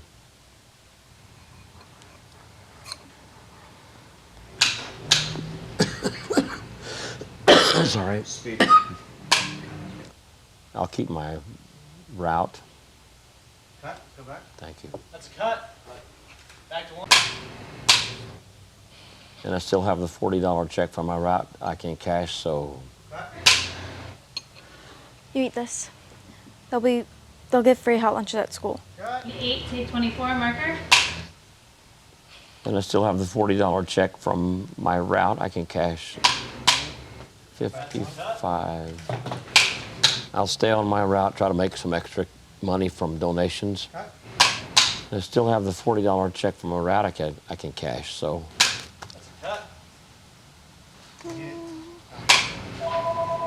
Hold. 8, take 48 marker.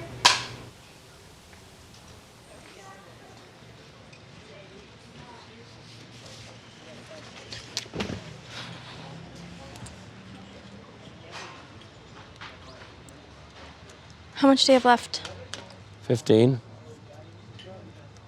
And I still have the $40 check for my route I can cash, so 55.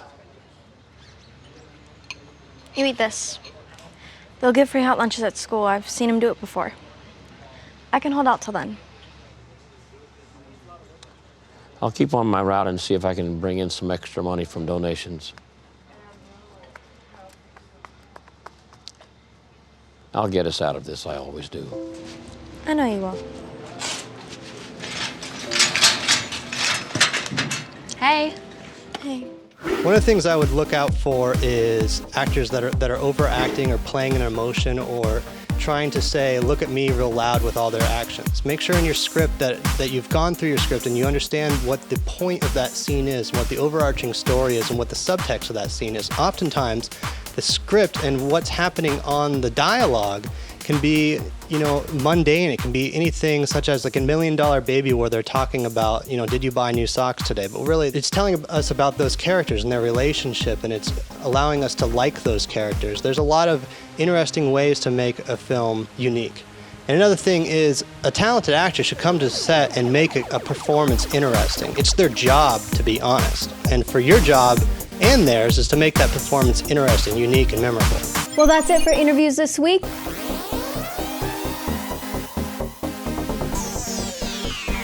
Now, please stay tuned for this week's recap and family film, Under the Bridge.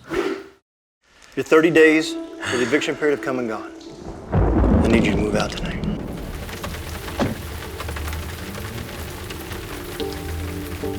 Thought we were walking to school together.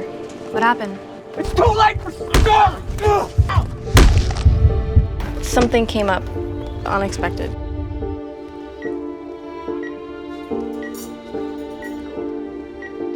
Excuse me, doctor. Whenever they brought him in, there was a young girl that was with him, like 12, 13 years old. Have you seen her? No. Okay. Wherever she is, she'll be around as her dad recovers. Looking for another match? What's your name, anyway? Lily. Yours? I'm Edward. Mom, stop. This is all we have right now. How long have you been hiding under the bridge? Since the accident. Why did you come home with us tonight? This is a really great opportunity for you. What was that all about? She wants me to play in the checkmate tournament. Can you tell me what happened to the people in 302? They left. Lily? You can't stay down here forever. But in the meantime, you gotta take it easy on those who want to help. That's what real friends are for. Mr. Fellows? It's great to see your eyes open. Hi, Dad. Lily, I'm Miss Stevens. I'm with Social Services. You're gonna have to come with me for now. I need my assignments. Okay, come right back. Can I help you? Why are you so against her? This is my job. It's not about who's the best player, it's about who plays the best game. You have to get this lined up with this, because if you don't do that, you don't have anything. Play by strategy, play by the rules, not by intimidation. Get your pieces into position, castle early. Play from your gut with all your heart. Because if you're not doing that, you're not doing anything. Master that, and you'll be a champion. Hey, sorry I'm late. I went to go see my dad. Lily?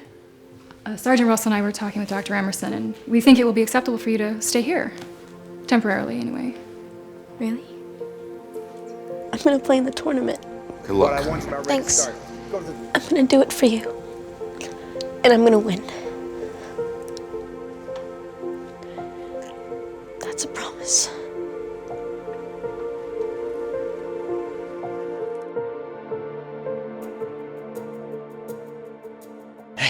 Sorry I'm late.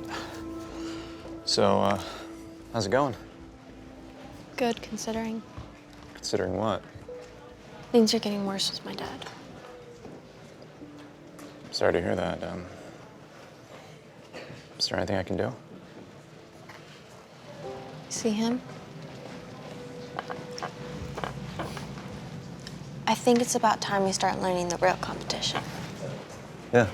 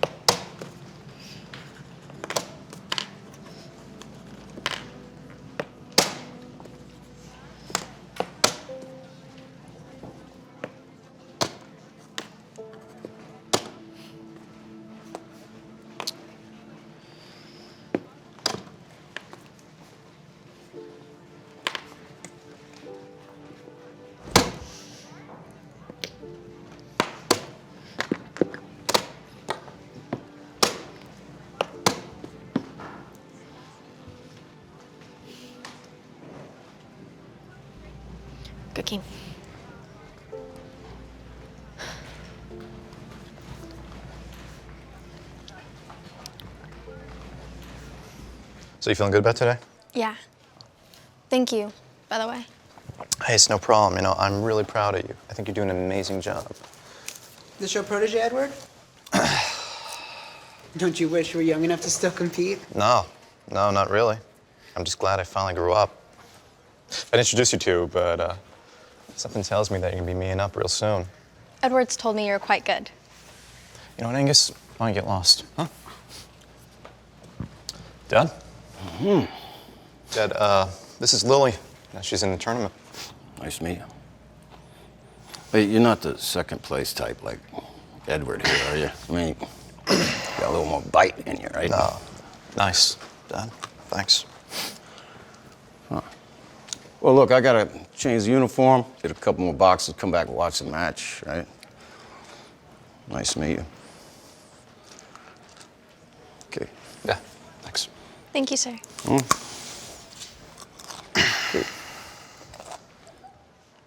Well, that was weird.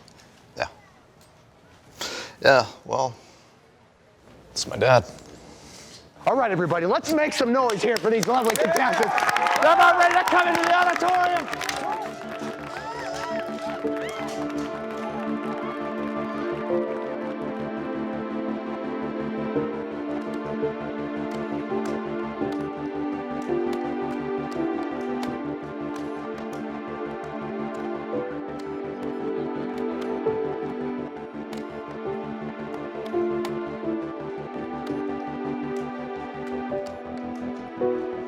You guys play chess, do you, huh? Do you? My son did. He was sitting on the sidelines just like you. Well, you gotta get in the tournament. You gotta get in the tournament.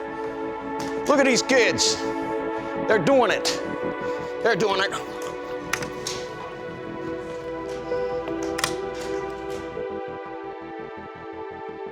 Yeah. Hey. Oh, the champ. That's great. Bravo, bravo. Wow. You're good. I mean, quick. I mean, look, do you even think out there? I mean, your opponent's thinking. Are you thinking? I guess you're thinking. Hey, you got any advice for her, Dad? Something useful? What?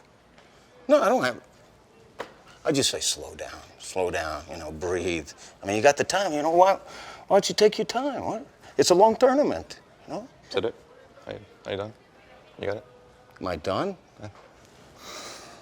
Hey, you want me to get out of here? Is that what you're saying? Hey, you know, I do have some advice for you. Don't hang with this loser. All right, you know what? He's I am never done so anything in his sick of life. this. Okay? Yeah. I have done my best, okay? And that's never Oh, good yeah? enough for you. I've worked my butt off, okay? Okay. And you're miserable. Don't do that. I am sick of you doing that. Really? Sick of it. Really? Yes, Huh? really. Oh, good. It's good to see there. There you go. Don't ever touch me again. Yeah. Don't touch me. Two champs. Oh. Okay. You okay? I'll be fine. All right, tomorrow, the play changes, okay? It's gonna be 10-minute games. It's not gonna be so easy. Lily, you made it into day 2. Congratulations. Thank you. These are for later. Why? What's happening later? I'm Edward. Hi, Edward. You might know my dad, Curtis Young. Works shipping and receiving. Right, Curtis. He's a great guy. He actually helps us with our product samples.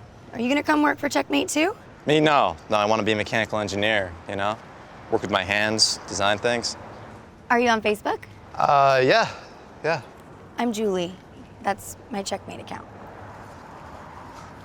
What? Hello? Dr. Emerson? Anyone home?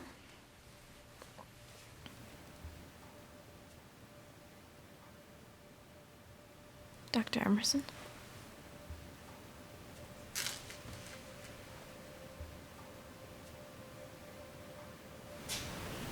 My father's had a terrible setback.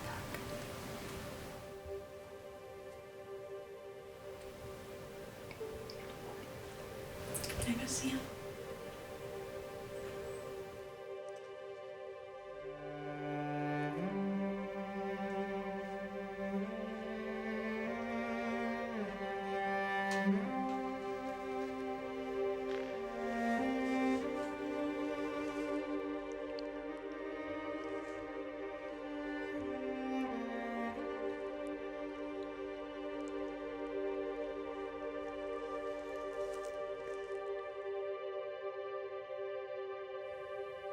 This is breaking community news.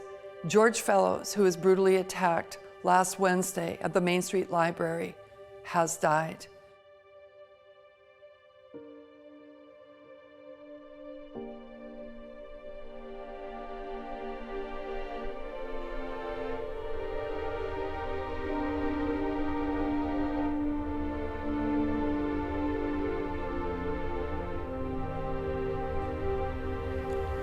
I'm so sorry.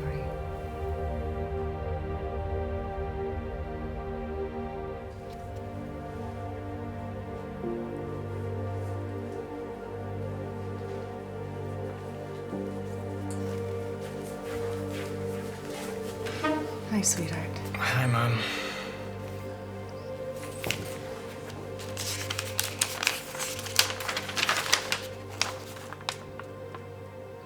Can't we go down there?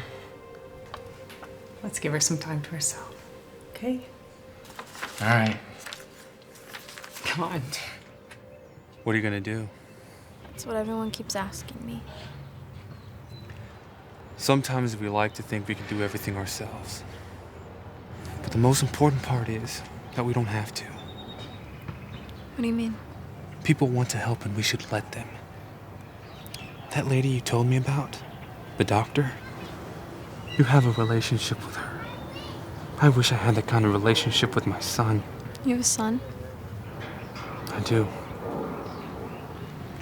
I know you have a lot going through right now, but maybe you should go back to the tournament. Chess was something very special between you and your father. You should continue to celebrate his life through chess. Whatever happened to your son?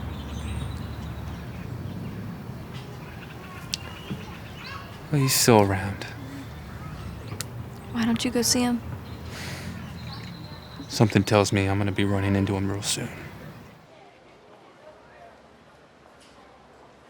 What is he doing here? Angus, I just I don't want to hear it. I don't. Angus, grow up. I'm here to support you. Then why are you here with her? That's what I thought. I'm so sorry. Dad, don't be. I don't think it's a great idea I stay here. I understand.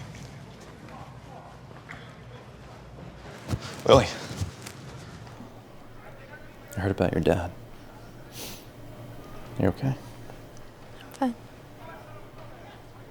Do you want to talk about it? I just want to start playing for fun again. But I'll try my best. Okay, folks, the next round begins in 5 minutes. So please, find your tables and get ready. All right, listen. I know you're going through a lot, but today is a different level, okay? So you're gonna need to focus. Now remember, please, just don't sacrifice unless you know you can sustain your attack, you know? Now to get to today, everyone had to win all their games yesterday. So that means you're gonna be going up against the best. You ready to go out there? I'm gonna do it for him. Good.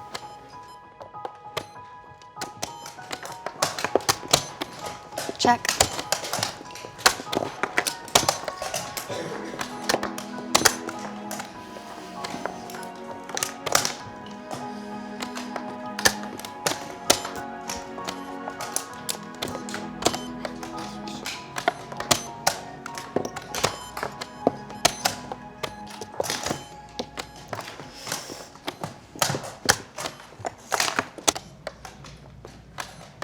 Good game.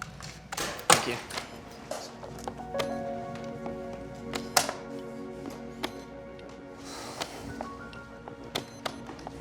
Look, what's going on out there, huh? I won. Yes, but you're playing recklessly during your mid-game. I mean, you can't do that. You know, I mean, these kids playing out there are smart. He was inside your head the whole time. I won, didn't I? And besides, today's about having fun. Yes, but that's no reason not to play smart, too. Now, the next guy you're playing is sharp, okay? He's been crushing everybody. So what I want you to do is I want you to play slowly. I want you to play cautiously, okay? Yeah. Okay.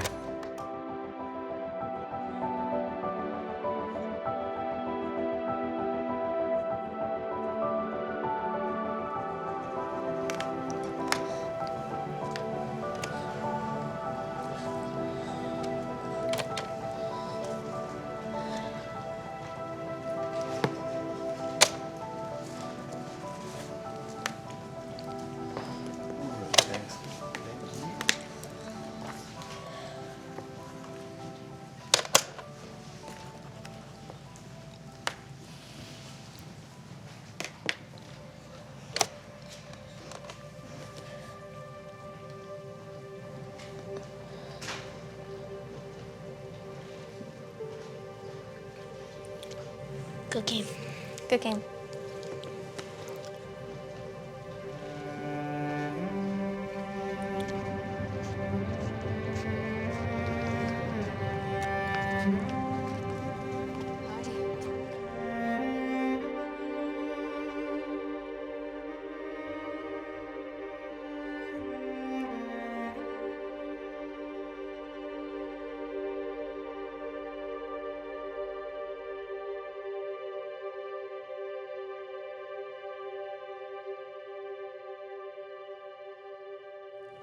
Three minutes.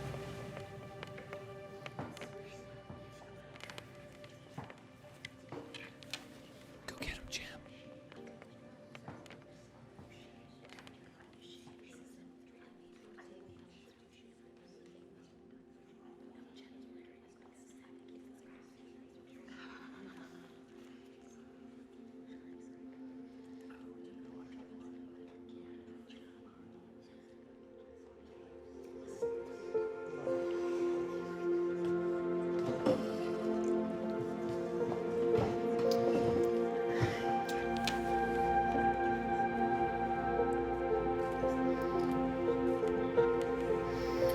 All right, please remember, folks, this is a chess match.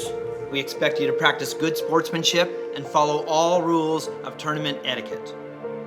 All right, now good luck to both of you. Good luck. You'll need it.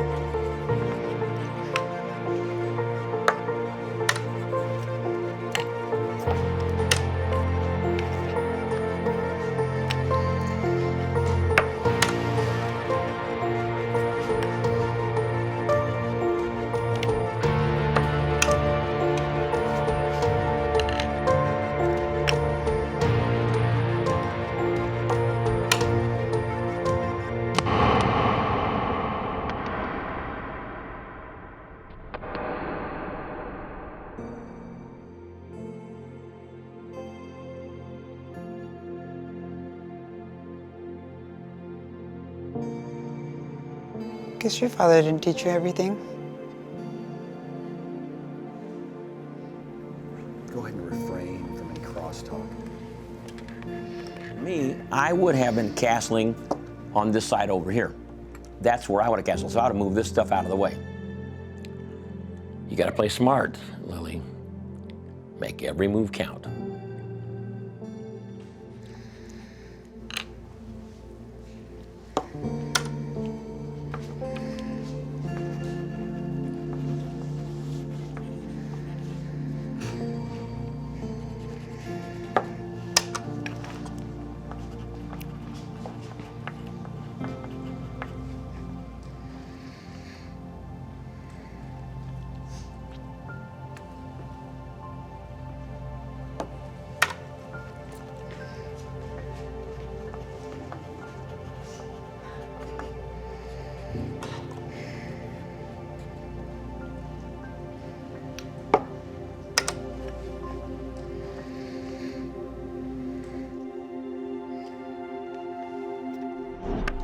I don't know what to do.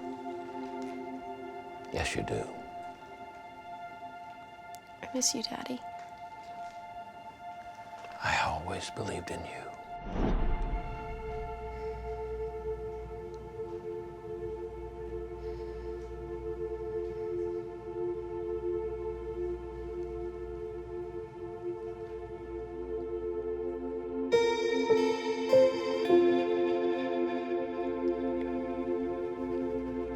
Check.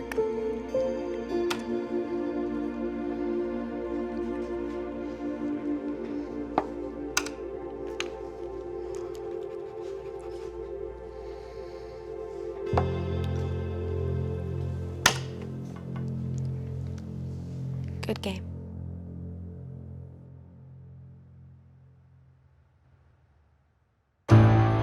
Hi guys, my name is Brenton Covington and I'm a filmmaker with Boat Angel Films, and one of the things I want to talk to you about is story. Now, story is defined as someone we care about wants something badly and is having trouble getting it. Let's connect with this main character, let's understand who he is, let's understand what he wants, and then let's see the trials and tribulations that he has to go through to get it. You know, it doesn't matter how big or how small it is, as long as in his world it's effective and it's something that he has to struggle for. Otherwise, it's not interesting to watch one person to go from A to B without running into any problems and either achieving, beating that demon or not. This is the biggest thing that can be solved in the screenwriting process. Now, with any script, I want to make sure that you're going through and you're looking at it, you're understanding who the characters are, what the relationships are, and really dig deep down and understand that what these scenes are about. It's not all about the dialogue, and subtext and the true nature of the scene is what's important. And you need to understand what the essence of those relationships are and how to make them interesting for an audience.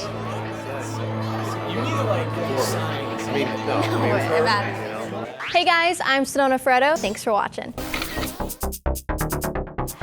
Hey, we're back with another episode of Hollywood Makeover. I'm your host, Rochelle McCrae. We're here with Brad, who's going to show us about multiple locations and multiple lighting. So stay tuned. You're in for another exciting episode. Hi, I want to welcome you to Hollywood Makeover, the program that's built for you, the young independent filmmakers. I'm Brad White. Most of my background has been in television production, but I had the privilege of working on a movie called Hall of Fame in Cleveland. Seldom does a director actually operate the camera. The director is usually busy blocking or positioning the actors. So who does the director turn to when he's looking for beautifully composed shots that are in focus?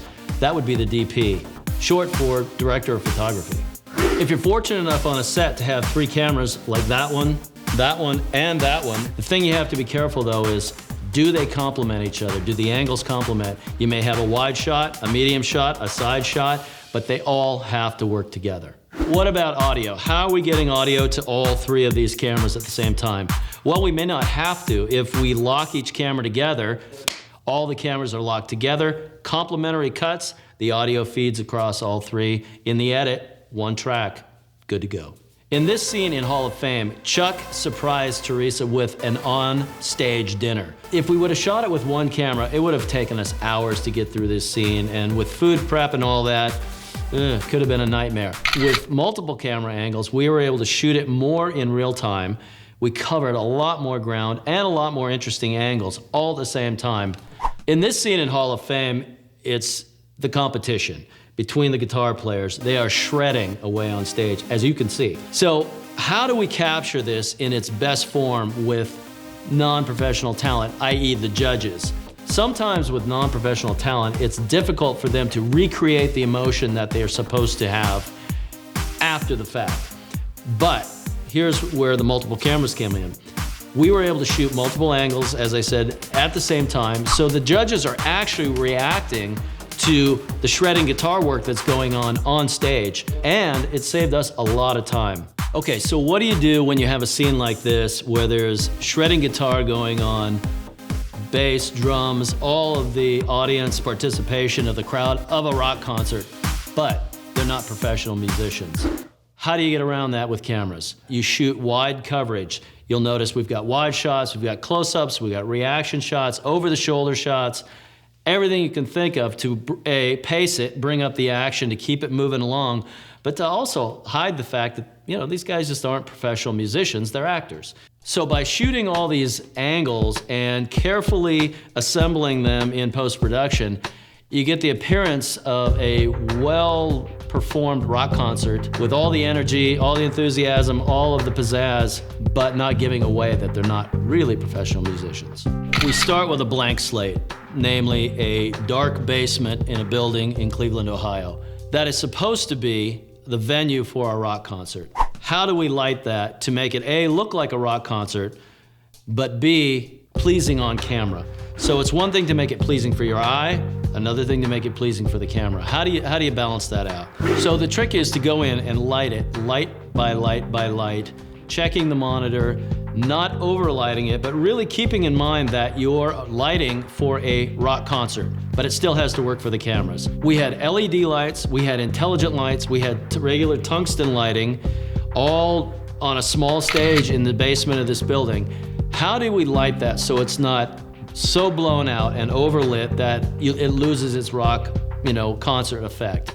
Well, that's where your gaffer comes in, for one. Carefully lighting each angle for each camera, which is even more complicated because now you're looking at it through multiple lenses, but keeping in mind that it really, really needs to look like a rock concert when it's lit. One of the biggest challenges we had on the set was we had a death scene. Our character was actually electrocuted. How do you show that in a safe and sane way, but still get the point across on camera? We shot it in a way where our actor falls dead to the floor after electrocution. His hand is smoking. The other part, and maybe even the bigger part of it, is the sound design behind it. That's why a good sound recordist is good, an audio technician, a post-production audio supervisor completely can change the way a scene feels and it happens. Know that it's not all visual. Sound plays a huge role in the outcome of the movie. We've talked about setting up a scene in one location, but movies are about action. Things have to move. Things go from place to place and travel. How do you, as a filmmaker, follow that action? Because so far we've talked about lighting for a position. What do you do when you have 30 feet, 40 feet, 100 feet of distance you have to cover? Well, if you're outside, you hope for a slightly cloudy day because that gives you a nice layer of diffusion. You may want to light key areas along the way. But let me give you an example of a scene in our movie where Teresa, young Teresa, is mourning the loss of her boyfriend. We set what we call a shallow depth of field. Everything in the background is out of focus, blurred out. All of the focus then goes to Teresa, as you'll see in this scene. We blocked it, we know where the focus points are along the way, and we're follow focusing. We want the attention to be on Teresa and Teresa only. That's why we used a shallow depth of field. Being creative when you're producing your independent film is probably the most important thing because you don't have the budget, you don't have all the tools. So how can you invoke the same emotions, get your point across in a powerful way on limited budget and limited resources? Well, that's where your creativity really has to come into play. An example would be using the focus of your camera to tell stories, invoke emotion. Somebody is upset, they get in a fight, their bags are packed, they're going to leave. Letting that person just play out the scene, walk out the door, and walk out of focus implies that they may never be coming back. The mind is so powerful, it can fill in the blanks. All you have to do is imply emotion or an action.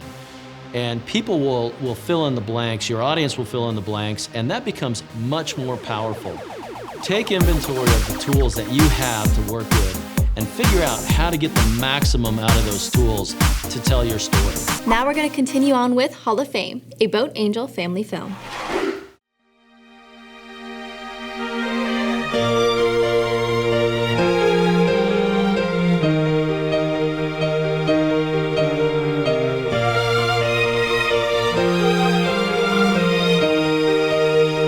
Every life has its own unique story, its own dramatic moments. This story is the only one I know. It's not just my story or the story of a holiday band Northern Light Orchestra. It's a story with a lot of characters and how we changed each other's lives. The late 80s was a great time for music lovers. Life was good, really all just about having fun. Wonder Boy and I met on his very first tour. You could say I was his Cleveland girl. They hadn't become real popular, but I knew that they would be. Sometimes I would even travel with him to some other cities. I knew there was other girls hanging around, but I knew that deep down he loved me almost as much as I loved him. I hoped that we would end up together when all his touring was done and he settled down. It's funny how life flows from one day to another. Some good, some bad. But God has his way of working everything out for the good. No one gets through this life without pain. And you certainly can't open your heart without experiencing it. And we were no exception.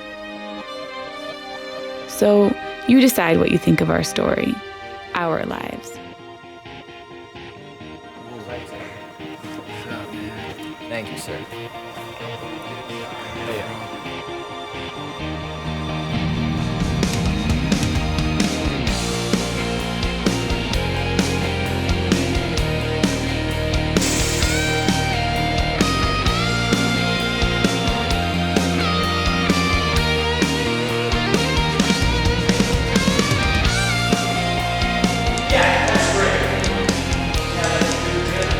What time's that merch truck supposed to get here?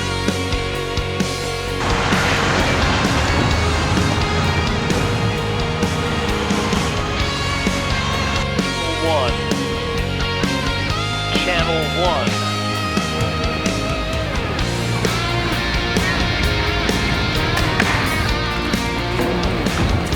Yo, Brett, I'm gonna need that stinger.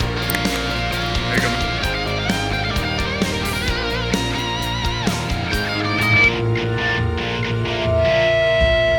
Brett, could you adjust the kick drum mic? It's a bit too close to the drum head.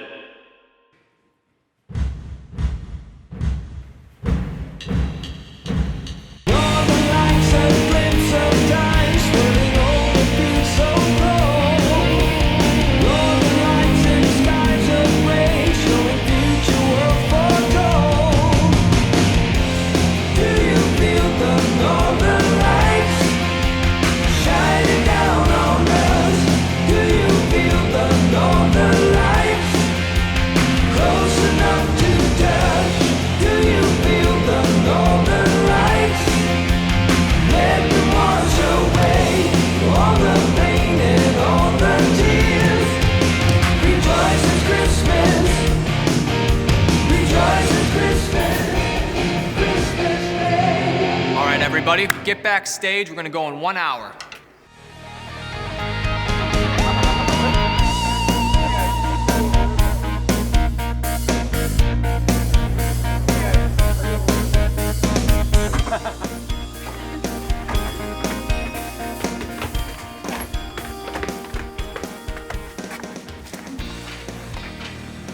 I don't want to go. Well, then don't. I have to. You don't have to do anything. Come to my show. Why? Because I'll be there. And Kind of crazy about you.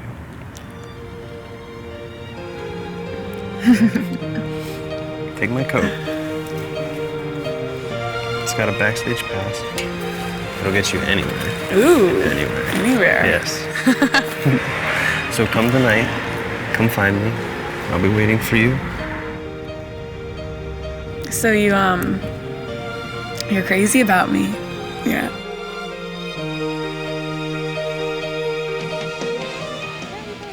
Why do you think things are wrong? Hey guys. Because.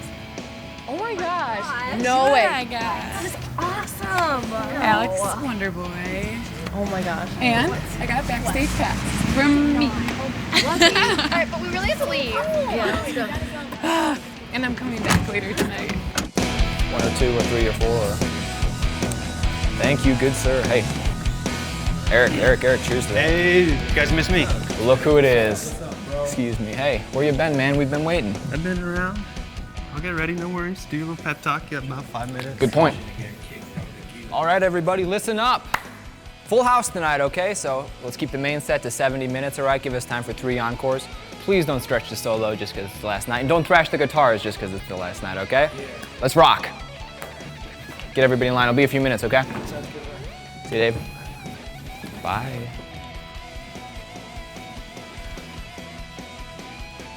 How are you? Listen, you've been going pretty hard lately. Well, that's my job. Look, all your fooling around is gonna get us into trouble. We're a holiday band, families. What I do behind that curtain is my business, man. I'm my own person. Look, I'm just worried about you. Be worried about me. All right, well, you ready for tonight? Yeah. All right, let's go out there, suit up.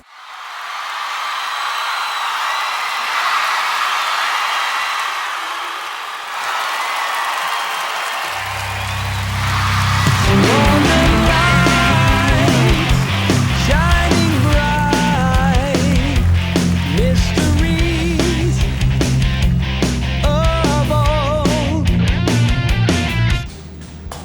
in this entrance. Well, I have a pass. I am so sorry. I'm with Wonder Boy. Let them wash away all the pain and all the tears. Rejoice, it's Christmas. Rejoice, it's Christmas. Christmas Day. Prince of Peace, ruling man, walking on feet of clay. Son of God, Son of Man, choosing one, Christmas Day. Northern lights, a glimpse of time, swirling over, feels so cold. Cut the power! Cut the power, Alex!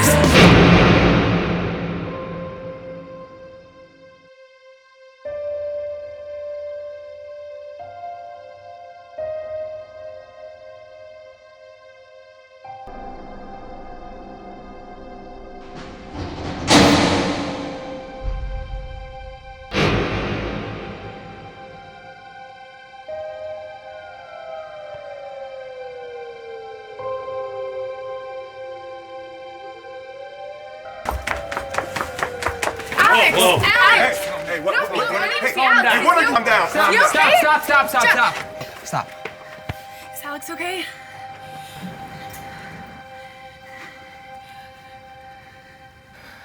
Is he okay? I'm sorry. He's gone. I don't know. Tell me he's okay. He's okay. I gotta go. Please.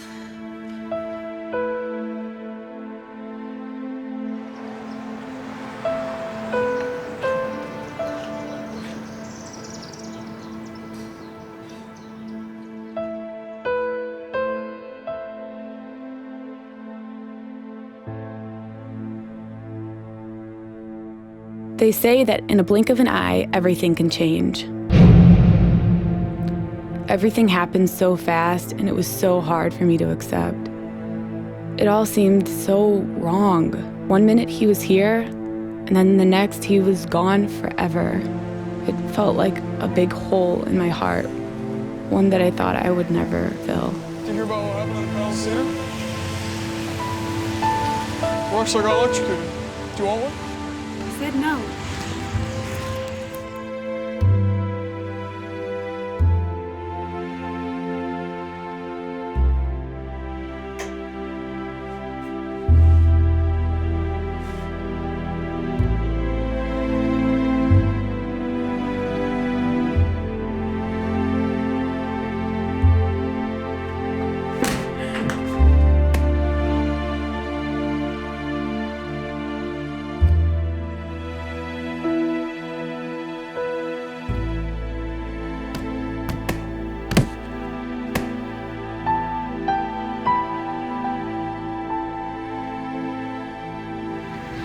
People come into our lives for a reason. Yeah, well, I don't know what God's reason is for bringing Alex into my life and then taking him away just like that. After everything, I loved you. It's a good reason.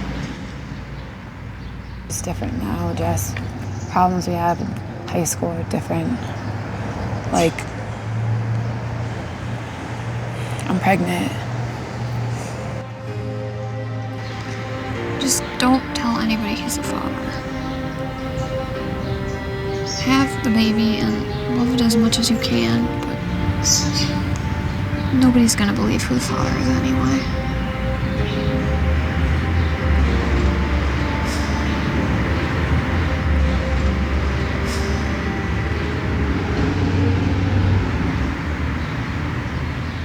God has a plan for everyone, Teresa. Everything works out for the good, for those who love God and are called to His purposes. Some live for a long time. Some do their work in a short time.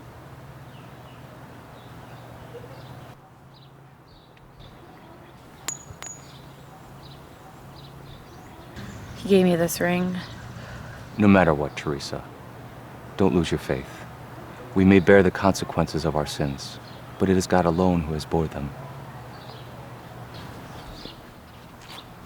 Thank you, Father.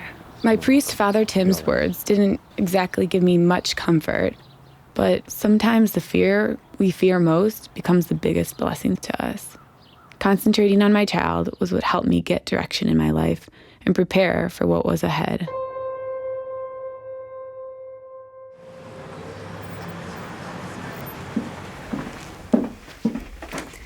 Can you just sign right here, please? And Mr. Billings is here to see you. Okay, thanks. Oh, let me know my son's here too. Absolutely. Thank you.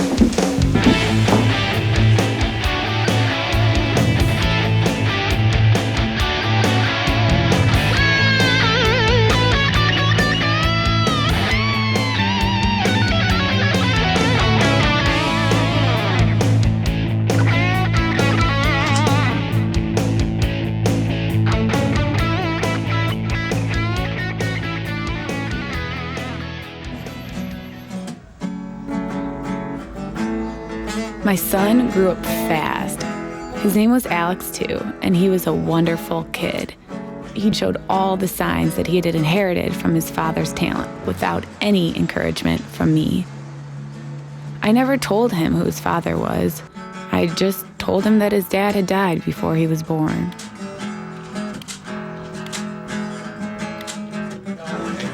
Check it out. Next superstars. Could be you.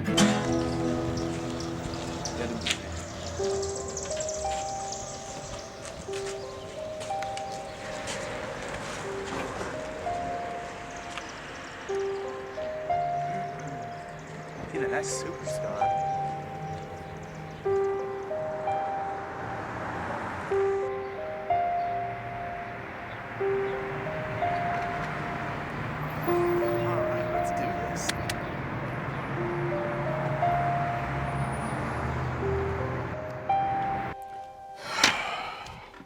How can they cancel?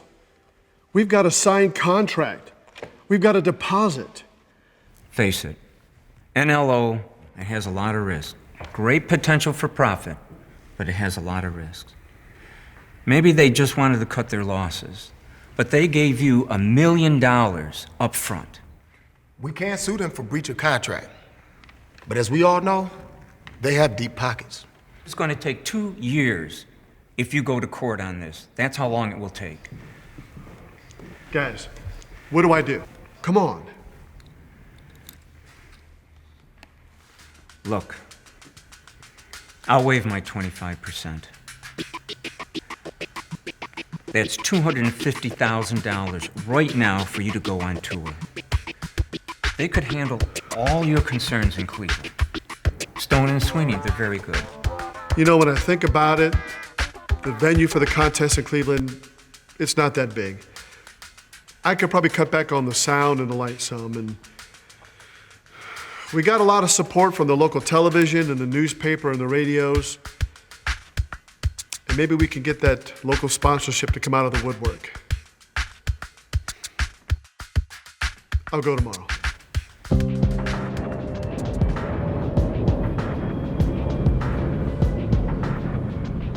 Mr. Wright. Morning. Good morning. I'll finish these up for you. Thanks. I had a chance to thumb through your file in the last hour. I think it's best if you get a witness. I mean, although Ohio law doesn't demand that, contracts are notarized, it's not unusual for someone to state that they weren't in their right mind when they signed.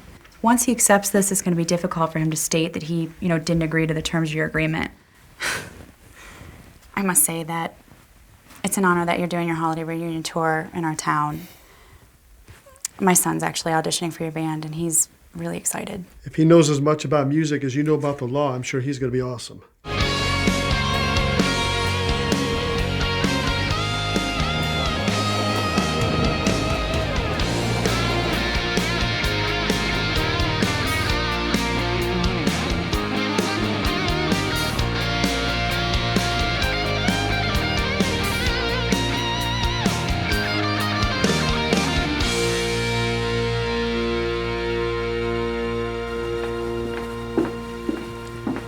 your cell phone away. Father Joe, nice to see you. Sorry that I came with such short notice. So what's this all about? Something came up today.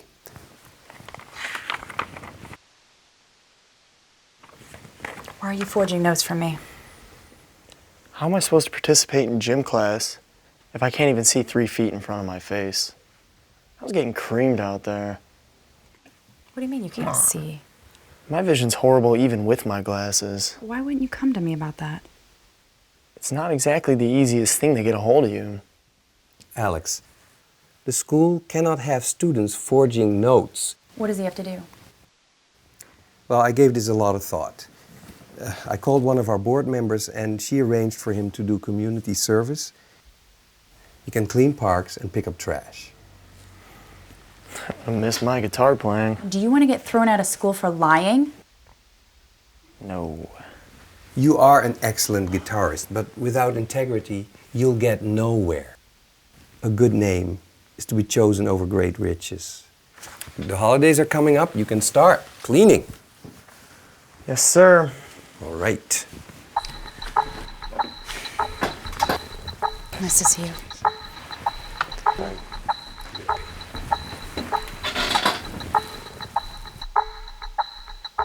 Nice.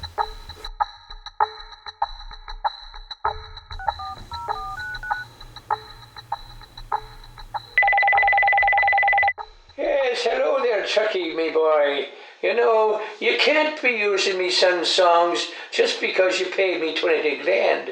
Because I gotta tell you a few things about that. You're not so smart. You're a pretty dumb guy. And by the way, my son is an LO, so watch out, buddy. Teresa, he wants 50% of everything with Wonder Boy's name or image on it. I mean, he can't do that, can he? He says he was drinking when Vinny had him sign. Claimed he wasn't in his right mind. He was drinking when Vinny gave him the $20,000 and had him sign? Oh my gosh. I mean, yeah, if he can prove that he was, incapable of rational thought, then he can disregard the contract. He can back out altogether if he wants. Chuck, do you know? Vinny always buys him a couple pints, okay? I mean, he's been visiting the old man for years. Sometimes gives him money to tide him over. I knew he was drinking, but look, it's not like he was sloshed. I mean, Vinny was just trying to soften him up a little bit, you know? Do you still have a copy of the canceled check or an image of it? So what can we do? He cashed it the next morning, so he can't prove that he was under the influence when he both accepted it and cashed it, which is the same thing as signing the contract.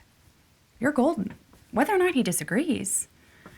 I mean, you're certainly allowed to perform the songs at the contest or even live.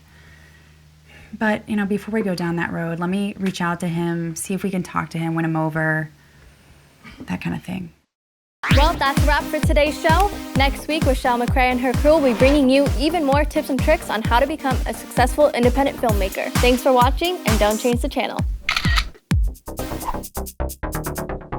Hey, we're back with another episode of Hollywood Makeover. I'm your host, Rochelle McCrae. We're here once again with Brad, so stay tuned. You're in for another exciting episode. Hi, I want to welcome you to Hollywood Makeover, the program that's built for you, the young independent filmmakers. Okay, so you've got a limited budget.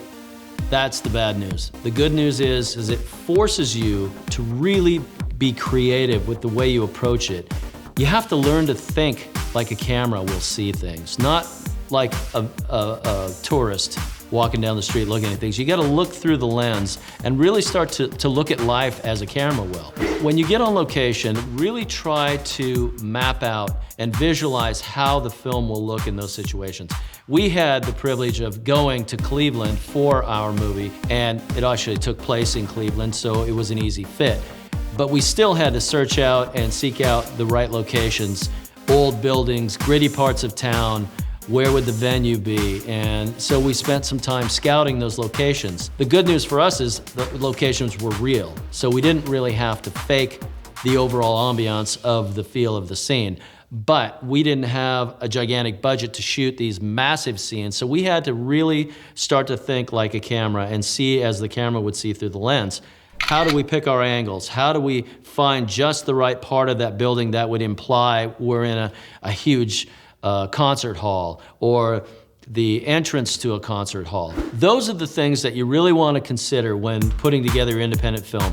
How is the camera going to see it? How am I going to be able to invoke the emotion I want and make it believable to the audience that I really am in Cleveland or wherever your film takes place? So work with your DP, work with your director, do some location scouting, and really start to see your script through the eyes of that camera. In this scene in Hall of Fame, we were up in the loft of a barn where the band was rehearsing. As a DP on this film, I really tried to envision how would that have looked had this band really been in the loft of this barn rehearsing.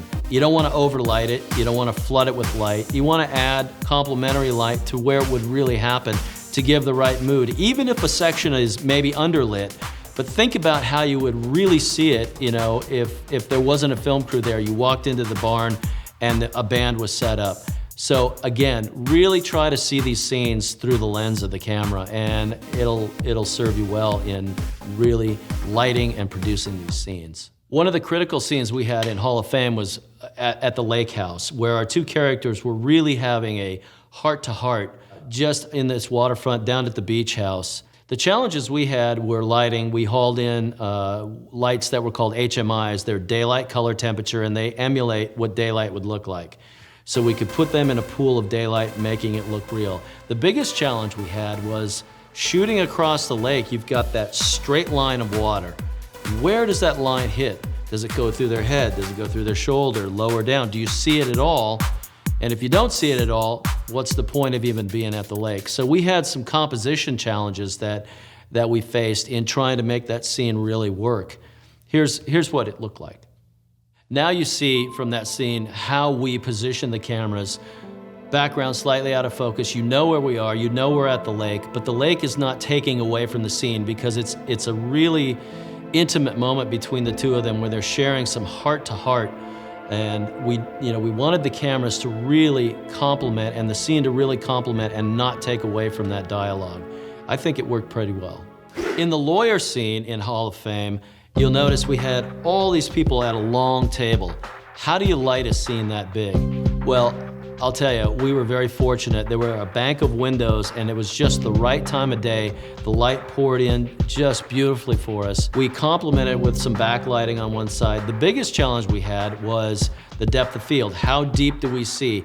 How many people are in focus? Is it just this guy and then the guy next to him is out of focus? So we really had to work with depth of field on that. But sometimes, you know, God just blesses you and the light comes in just beautifully and you go with it and it just works out. How do you convey a scene where there's a massive crowd when you don't have the budget for a massive crowd and you really don't have a massive crowd, but you're bringing in friends and family and people you know, trying to build as big a crowd as you can? Well, the secret part of it is good action and using long lenses to compress and stack the scenes so it looks much busier than it actually is. Using close-ups and intercutting all of that action to keep the energy up and things moving along is so important, as this scene in Hall of Fame where we're at the concession and people are buying t-shirts and memorabilia from the band. Pacing is really important in editing as well. Using close-ups but not staying on shots too long. Just knowing how to cut it, which angles to cut is so important to keep the energy up in any scene. Cameras will come and go, but if you're going to invest in anything, invest in tripods, lenses, and the things that are going to be interchangeable and stick around. Let's talk about tripods a little bit. Tripods can range in value from minimum to $10,000, depending on which tripod you buy. But remember, you're only as good as your tools. You want to find a tripod that's sturdy. This camera weighs about 25 pounds, holds it really well.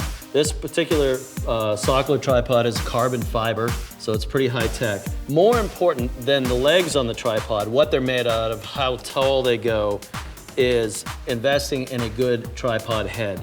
That is the key to everything. Will it pan smoothly? Will it tilt smoothly? More importantly, can you do diagonals with it? That's the true test of a good tripod. Is it consistent in its settings? Does that next setting become tighter than the next one and consistent as you go?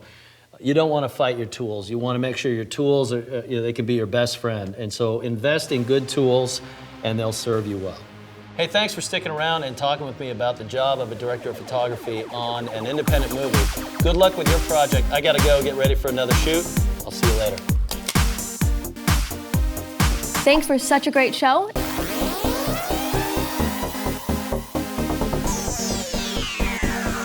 Now we want to go ahead and move forward to a recap of this week's family film, Hall of Fame. The late 80s was a great time for music lovers. Life was good. Really all just about having fun. Wonder Boy and I met on his very first tour. You could say I was his Cleveland girl. They hadn't become real popular, but I knew that they would be. Sometimes I would even travel with him to some other cities. I knew there was other girls hanging around, but I knew that deep down he loved me almost as much as I loved him. I hoped that we would end up together when all his touring was done and he settled down. It's funny how life flows from one day to another. Some good, some bad. But God has his way of working everything out for the good. No one gets through this life without pain. And you certainly can't open your heart without experiencing it. And we were no exception. You ready for tonight? Yeah. All right, let's go out there, suit up. All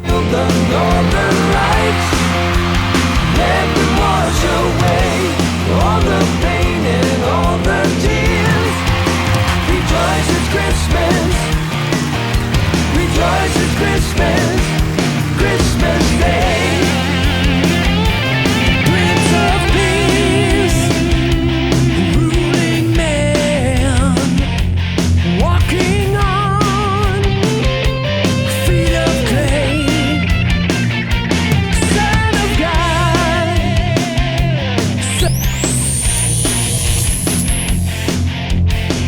Cut the power! Cut the power, Alex!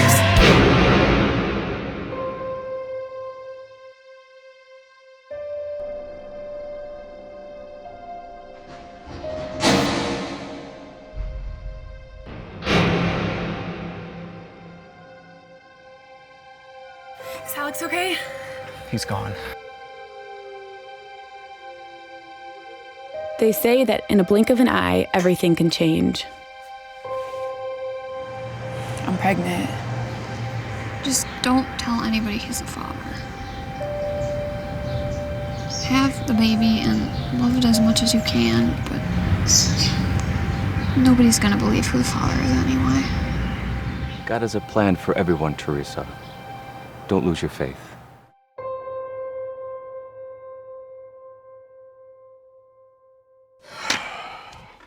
How can they cancel? We've got a signed contract. We've got a deposit. I'll waive my 25%. That's $250,000 right now for you to go on tour. They could handle all your concerns in Cleveland. Stone and Sweeney, they're very good. I must say that it's an honor that you're doing your holiday reunion tour in our town. My son's actually auditioning for your band, and he's really excited. My son grew up fast. His name was Alex, too, and he was a wonderful kid. He showed all the signs that he had inherited from his father's talent without any encouragement from me. I never told him who his father was. I just told him that his dad had died before he was born.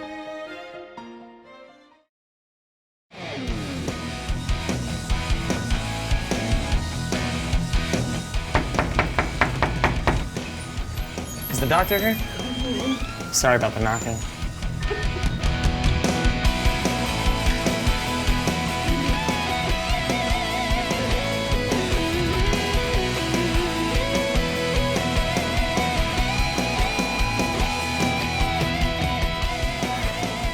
I could see everything.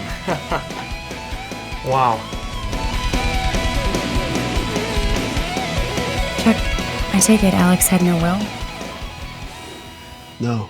I mean, Right after he died, his old man got his hands on everything he could, from his cars to his jewelry, his clothes, whatever, you know? Cleared out his bank account. Hey, don't mean to interrupt. I'll catch you at home, all right? Love you. We'll be done in a little bit. Hey, Chuck. Hey, Alex.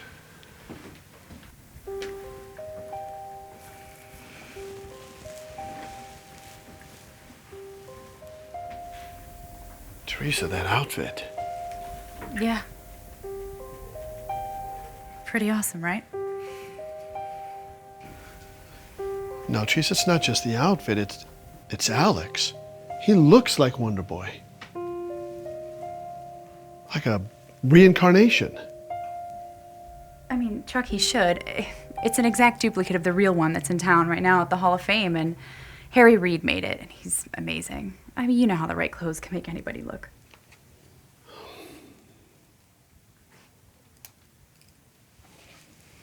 What happened to his dad? His dad died before Alex got a chance to know him.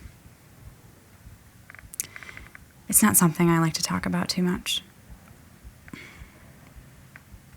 I struggled. And I worked, and eventually I got my law degree. I try to look at what we have instead of what we don't have. You know what I mean? Look, let's get out of here. Let's go see some sights. Let's go have lunch. Let's go have some fun. My treat. I'd like that. Chuck sparked something in me. At first, I thought it was just nostalgia. But as we spent more time together, I began to see he was really a great guy with a really big heart. I really enjoyed spending time together. I wanted to tell Chuck the truth about my son, Alex, and unravel who I was. But I had kept everything a secret for so long, I had to figure out how I was gonna tell Chuck and my Alex. And of course he's camping me, so it's not like there's anything I can do about it. Yeah, man. I swear, those kids should not be allowed to even be playing those games. And then you have the one who sits there and practices all day, so you end up getting knifed in the back. Yeah. Hey. Pizza's here. Perfect.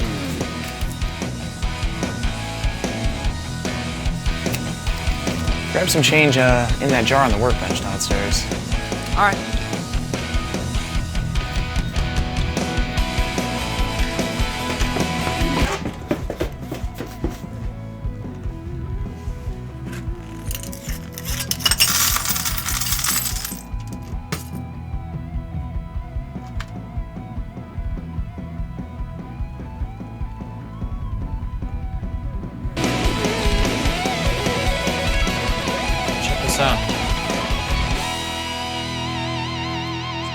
I think it's engraved.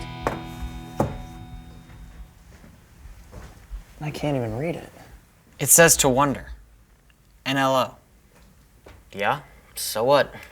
It's engraved. This belonged to Alex Wonder, the guy this whole contest is trying to replace. And your mom has it. My mom's not some rock star groupie from the 90s. All I'm saying is, you never knew your dad, and the shoe fits. What am I supposed to be, Alex Wonder's long-lost son? Get real, man. Just put it back. Can we eat now? Yeah. This is all the stuff I'm donating to the Hall of Fame exhibit. Wow. It's incredible. Held on to this stuff for 17 years. Feels so strange letting it go. I'm sure it does, but life keeps moving on, you know?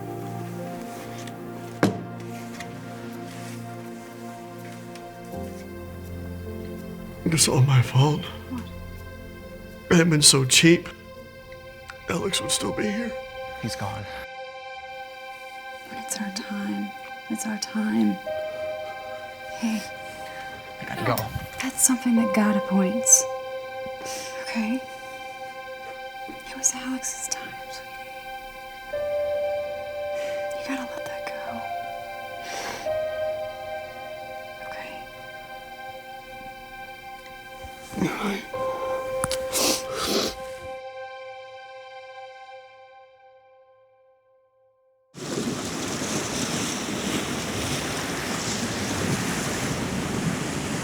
I gotta tell you, it looks like Alex has a great shot of winning this thing. You think? Oh, yeah. But something is kind of haunting me about Alex. Now, I know he just turned 17, but it was like 17 years ago and 9 months to the day that Alex Wonder died. Yeah. And I told you I was young when I had Alex. What's the mystery, Chuck? 17 years ago, did you work at the Regency Hotel? Because, honey, when I saw that picture of you and little Alex on your desk, I could swear I've seen you before. What's this have to do with you? That's where we stayed the night Alex died. I'm the one who had to go into the room and clean out his stuff, all his clothes and his suitcases and instruments. And? There's just no easy way to ask this. Honey, is it possible? Could it be that Alex Wonder is Alex's dad? The dad he never met because he died?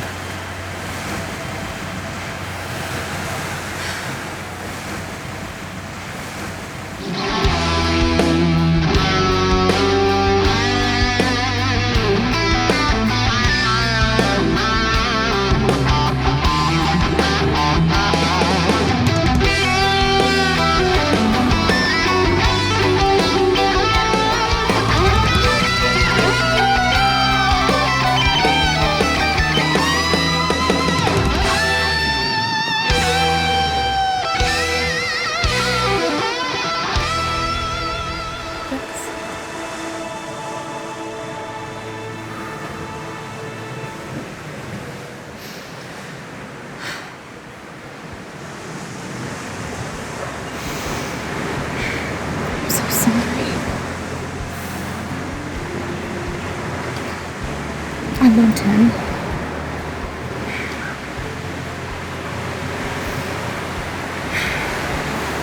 Only 3 or 4 people know.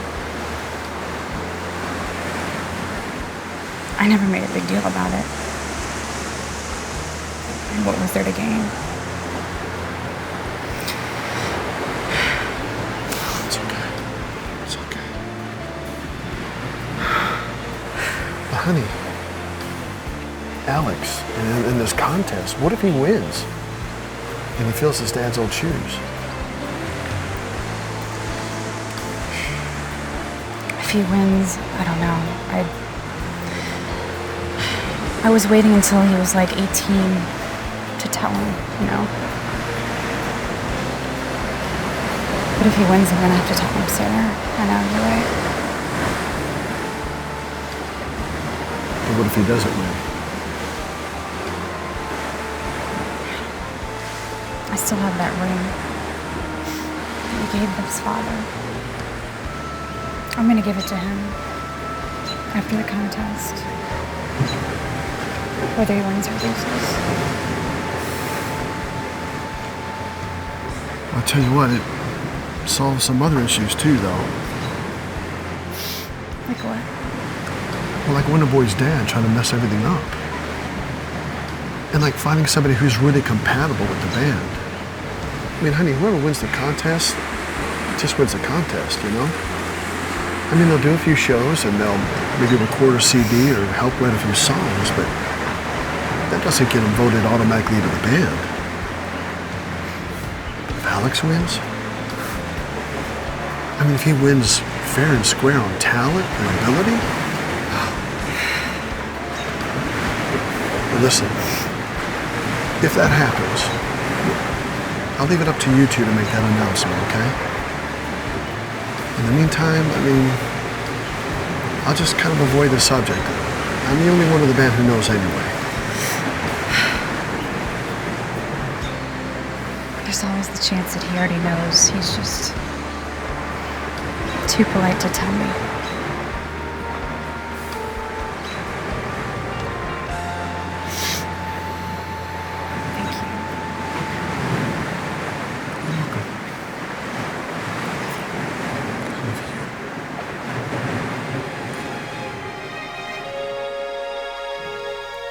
Okay, right there. You ready? Oh my God. I didn't know you were such a romantic. Well, how did this get here?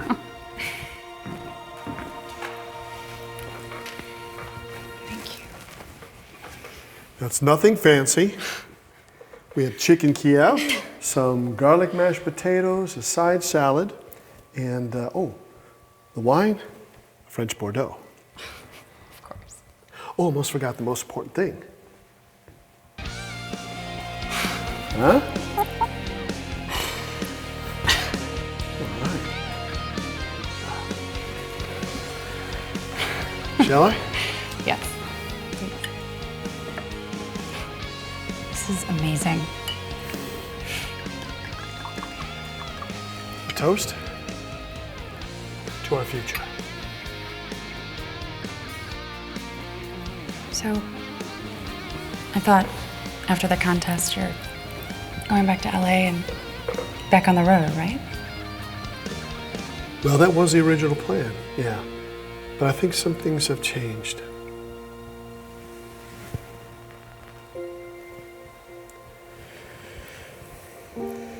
Teresa, I love you. And I love Alex. These past few weeks have shown me that.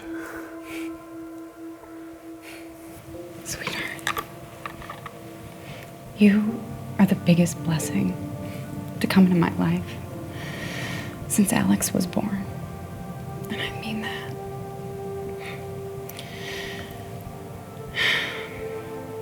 I don't want to lose you. I need some time to think about that. It's okay, honey. It's okay. Listen, you take this and hold on to it, okay? Take as much time as you need. I love you. I love you.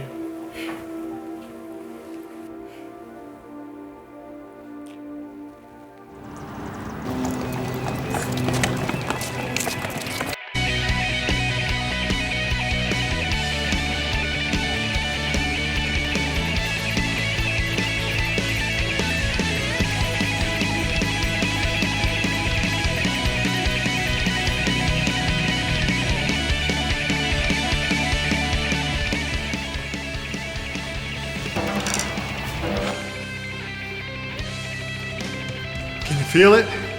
I can, man. Feels like home, doesn't it? Yeah, it does, brother. Let me see it.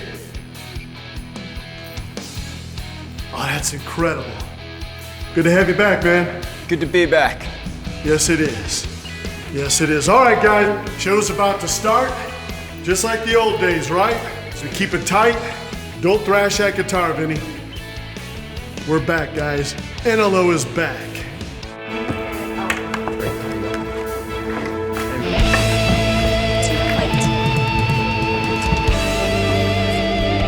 All right, everyone, people, come on, let's get into position. The camera crew is here now. We're about to let in the live studio audience. Let's go! Hey, hang on, Rockstar. Contestants, go this way. Come on, there you go. Come on, people, let's go! You can do this. God gives us each talents. Some gifts we inherit from our parents. Some are divine gifts. When you go out there today, don't play for the judges or the crowd. Just be yourself. Play for God. You get His attention, you will have everyone else.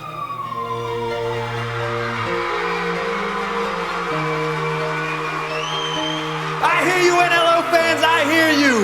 Tonight is the night we find the new NLO guitar superstar. Are you ready to rock?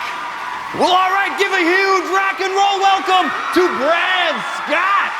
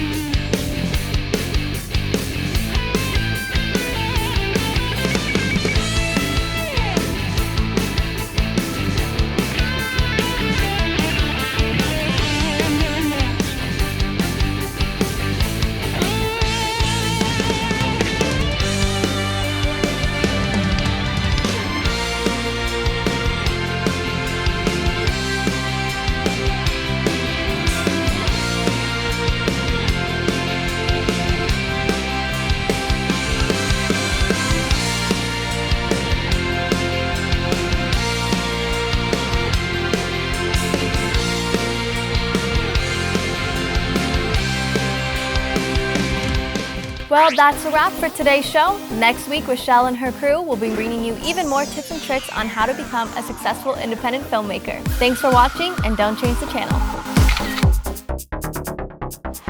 Hi, I'm Brian Stewart with Hollywood Makeover. I do a lot of the wardrobe and props for the different films, and a lot of times people want to come to the set wearing their own clothes. It's a huge mistake. If people wear their clothes home, they could show up the next day without the outfit you need. You can't match the shot. So what I do, I make sure to get up my own props and own clothes, and then on the inside, I'll label, say if the actor is Bob, I'll put Bob's hat on the inside of the label, and when they go home, we make sure he turns it into the prop department. I'll make sure to get hats and stuff that fit. We decorate them out custom. In this particular one, we had 2 matching coats. If one didn't work, we had another one there. That way we had 2 different outfits for the character. It was a main scene. We just had seamstress sew some things on. But I'll tell you, if you let your cast wear your clothes home, I guarantee you they're going to come back the next day without those clothes. It's going to delay your production by about 3 or 4 hours. You have to pick up another scene. Hi, and welcome to today's episode of Hollywood Makeover. I'm your host, Rochelle McCrae. Everyone has heard of Hans Zimmer, John Williams, James Newton Howard, and Quincy Jones. But how do you add that kind of soundtrack to an independent filmmaker's budget? Today, we are visiting with Ken Mary. Let's go in and see how to make one of those amazing soundtracks on an independent filmmaker's budget. We're here today with sound engineer and music expert, Ken Mary. Ken, what are you going to show us today? Well, we're going to take a look at a whole bunch of different things. We're going to talk about making movies and the process that entails. We're going to talk about some of the different components. We're going to talk about music. We're going to talk about dialogue, mixing those levels together, adding sound effects and Foley. These are things that may have happened that need to be put in post-production. So we're going to talk about all those kinds of things. Lots of cool stuff. Let's get started. And now we're going to take a look at, just like we talked about earlier, the difference that audio makes and how important it is to a movie.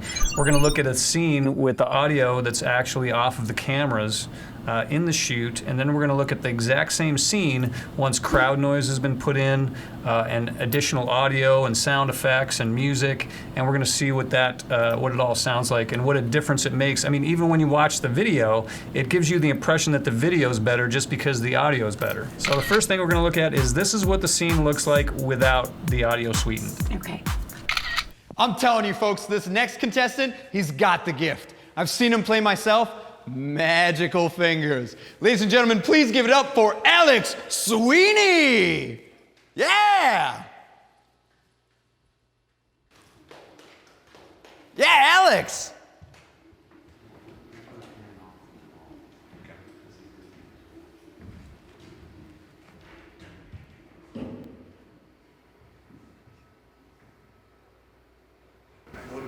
Stage fright.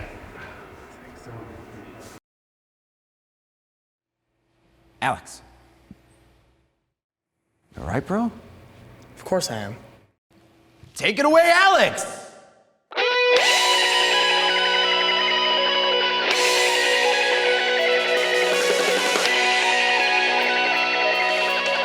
And now we're going to take a look at that exact same scene. Okay. And this is with the audio sweetened, and just watch what an incredible difference it makes. Okay. I'm telling you folks, this next contestant, he's got the gift. I've seen him play myself. Magical fingers. Ladies and gentlemen, please give it up for Alex Sweeney. Yeah. Yeah, Alex.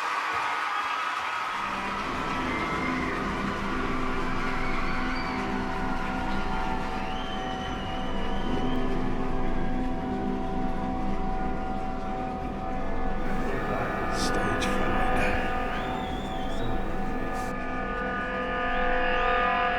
Alex. All right, bro? Of course I am. Take it away, Alex.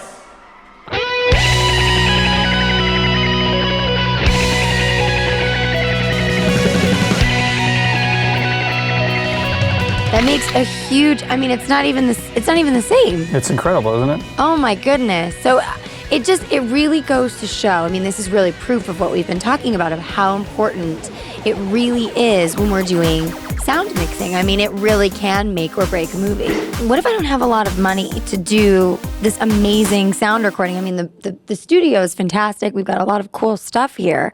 But what if someone can't afford to use all the cool stuff? A lot of bands are hungry to get their music in a feature film, and if you have, almost everybody has a friend in a band, Right. literally. So, maybe talk to them, see what kind of music they have available. They may have great music already recorded that all you have to do is just lay it into the audio. And a lot of times when they do the mix downs, like when we do mix downs here for major label albums, we'll do what's called an instrumental track, where we take the vocal off the music. So it's just music only. And a lot of local bands would have that too. So, you may be able to, they may be a great source of music for independent film. Well, let's talk about a little bit about what you do. So you have done some film work for Boat Angel, and right now I understand you're doing a film for them as we speak, correct? Yes, we're beginning work on a movie called Hall of Fame. Okay. And all of the audio is done, but we're basically responsible for the music, the Foley, which is going and replacing some of the sound effects, putting in crowd noise, overdubbing any audio that's not done correctly. Because a lot of times when you're in the field and you're shooting something, if a car goes by or there's some extraneous noise that people weren't planning on, sometimes that ends up making its way into a film and disturbing the audio track. So sometimes we have to go back and we have to clean those things up. Pro Tools is obviously a great system to do that on. You may have to take out noise. There's programs that we can actually remove hiss and noise out of audio tracks. So we use every tool available to clean those things up and to try and make the final audio as professional and sound as great as it can. Now tell me a little bit about mixing dialogue and the music. Is that difficult? How do you lay that, we call it lay it down, right? Is that a term? It's layering. It's layering, and it's actually just part of the mixing process. And what you try to do, obviously, sometimes you've probably seen it in the movies where, there's an effect or music so loud that you can't tell what the actor was saying. So, so most of the time, obviously, unless it's something that you really don't need to hear it, it's more of like an exclamation or yell or something like that. Most of the time, if it's dialogue, you just want to make sure that it's a little bit over the music so people can hear what the actors are saying. What we're going to take a look at right now is some of the different components that actually make up a mix. And in this particular piece, it is a rock piece of music. It contains instruments like drums, bass, guitars, background vocals, percussion, lead guitars. So it's not really a super complex piece of music, but we're going to go through and we're going to listen to some of the different components. And then you can see on this console here, this is where we mix all the different components together. Now what I'm going to do right now is when we do solo it, you are going to be hearing it sort of pre-mixed. So it's not going to sound like the mess that it normally sounds like when you just bring up all the tracks together. It's already been mixed here, but we're going to just listen to some of the different components. So we're going to go through, and first we're going to listen to the drums. I'm so excited. See that? Drum track is cool, right? I like it. And then you can add the bass. Ah. That adds a little bit. It sounds so different when you just start like throwing it all together in there. Yep, here are the guitars. Oh, and then the guitars, that's cool. Yeah, now it's starting to sound like a whole song now. Like a song, right. Yeah. And then we're going to solo up some of the vocals here. This, by the way, is Northern Light Orchestra, and this is actually Mark Slaughter singing this track, who's from a band called Slaughter. In the 90s, they sold about 5 million records. So wow, he's great amazing. Singer. Yep, great singer. Listen to that voice. Really nice guy, too. Wow. Good friend of mine. And then here's some background vocals. See, I always wanted to be a background singer, but I sound like a dead dog dying, so they would never let me. Even with a mixed artist like you, I don't think we could fix it. Well, you'd be surprised that we can fix it without a tune these days. So you're saying there's a chance? There is a chance. I knew it. Ken, we have had such an awesome time, but before we go, we got to listen to your drumming skills. Since you were in the Alice Cooper band, I got to hear it.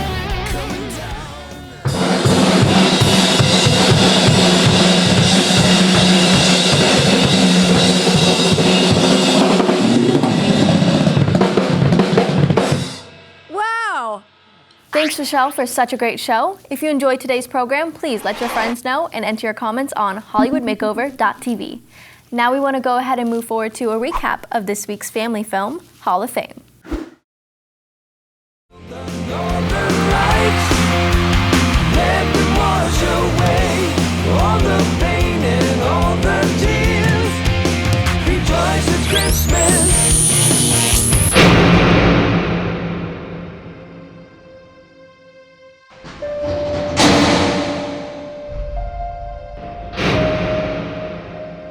Alex okay? He's gone.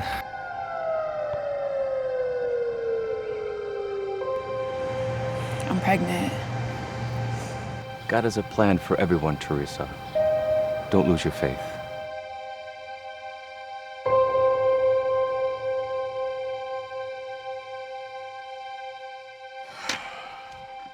How can they cancel? We've got a signed contract. We've got a deposit. I'll waive my 25%. That's $250,000 right now for you to go on tour.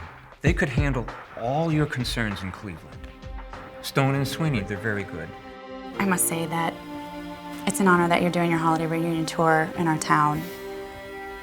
My son's actually auditioning for your band, and he's really excited.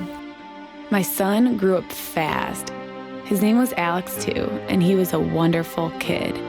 He showed all the signs that he had inherited from his father's talent without any encouragement from me.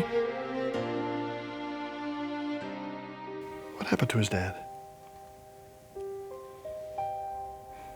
His dad died before Alex got a chance to know him. I try to look at what we have instead of what we don't have. Chuck sparked something in me. At first, I thought it was just nostalgia.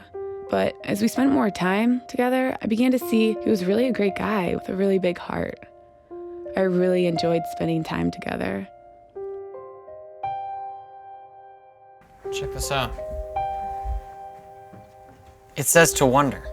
This belonged to Alex Wonder, the guy this whole contest is trying to replace. You never knew your dad, and the shoe fits.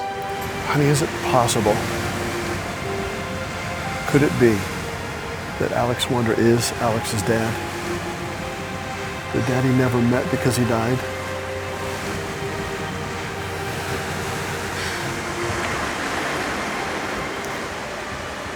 Yes.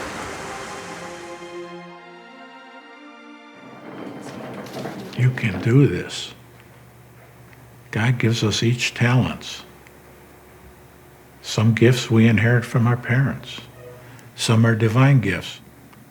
When you go out there today, don't play for the judges or the crowd.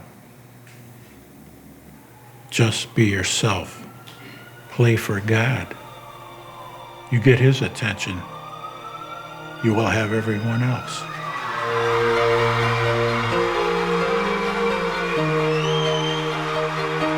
I hear you, NLO fans, I hear you. Tonight is the night we find the new NLO guitar superstar. Are you ready to rock? Well, all right, give a huge rock and roll welcome to Brad Scott.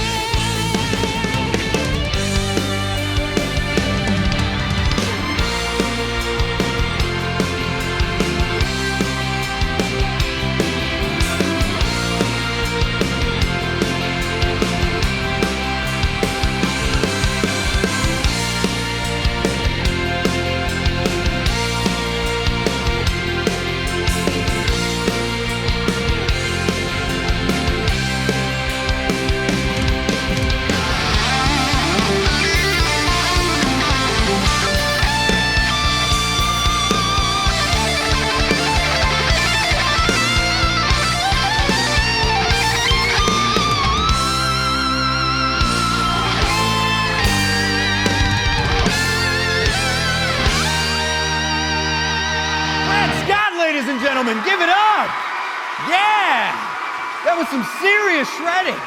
But let's see what our judges think. First up, Jack the Ripper, my man. What do you give him? Really nice job there, Brad. I'm telling you, those are some tough licks, and you nailed every one of them. I'm giving you an 8. An 8? That's one heck of a compliment from one of the best drummers I know. Billy, what about you? What do you think for Brad? Hey, Brad, what's up, buddy? I think you did a great job to kick us off tonight. Great technique. I'm giving you a 7. A 7, all right, that's all right. Still not too bad. Tommy, come on, what do you got for us, man with heart and soul? Give Brad some love. Brad, my man, that was awesome. You rocked. I'm giving you a solid 7. Another 7, that's okay. We got Robin up next. Robin, what do you got for him? Brad, let me tell you something, young man. You rocked, but your outfit just isn't happening. Brad, I'm sorry, but I'm giving you a 5. Wow, 5. That is a tough break, Brad, but she is the #1 expert on fashion. Bring it home for us, Jean. You know, Brad, that was interesting, but I feel like you could have given us a little bit more. I'm giving you a 7. 7, not a bad score, Brad. Not a bad score. Ladies and gentlemen, give it up for Brad Scott. All right. Are you folks ready to keep rocking? Boy, have I got a treat for you. Next up, hailing all the way from Highland Park, Illinois, Stacy Perltuck.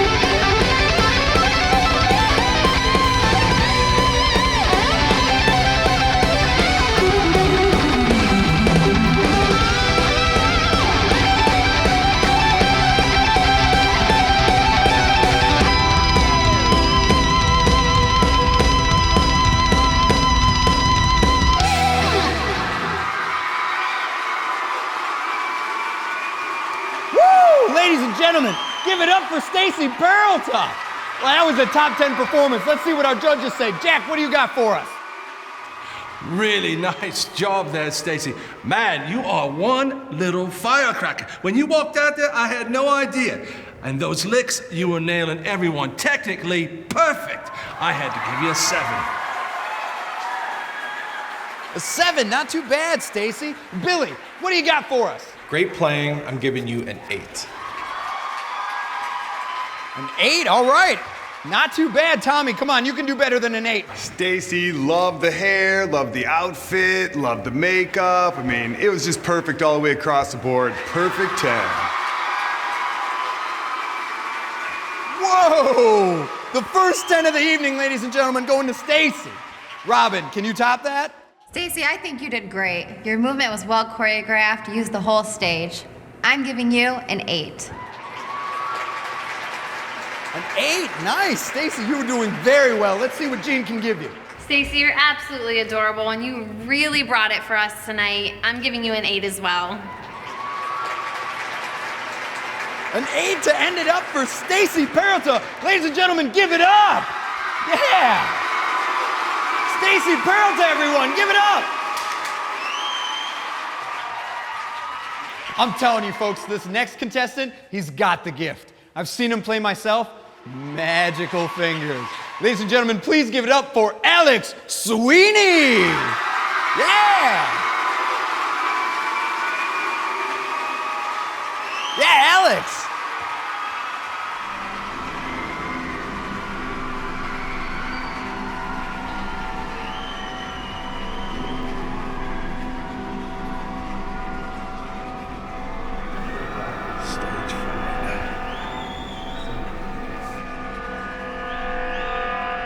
Alex. All right, bro? Of course I am. Take it away, Alex!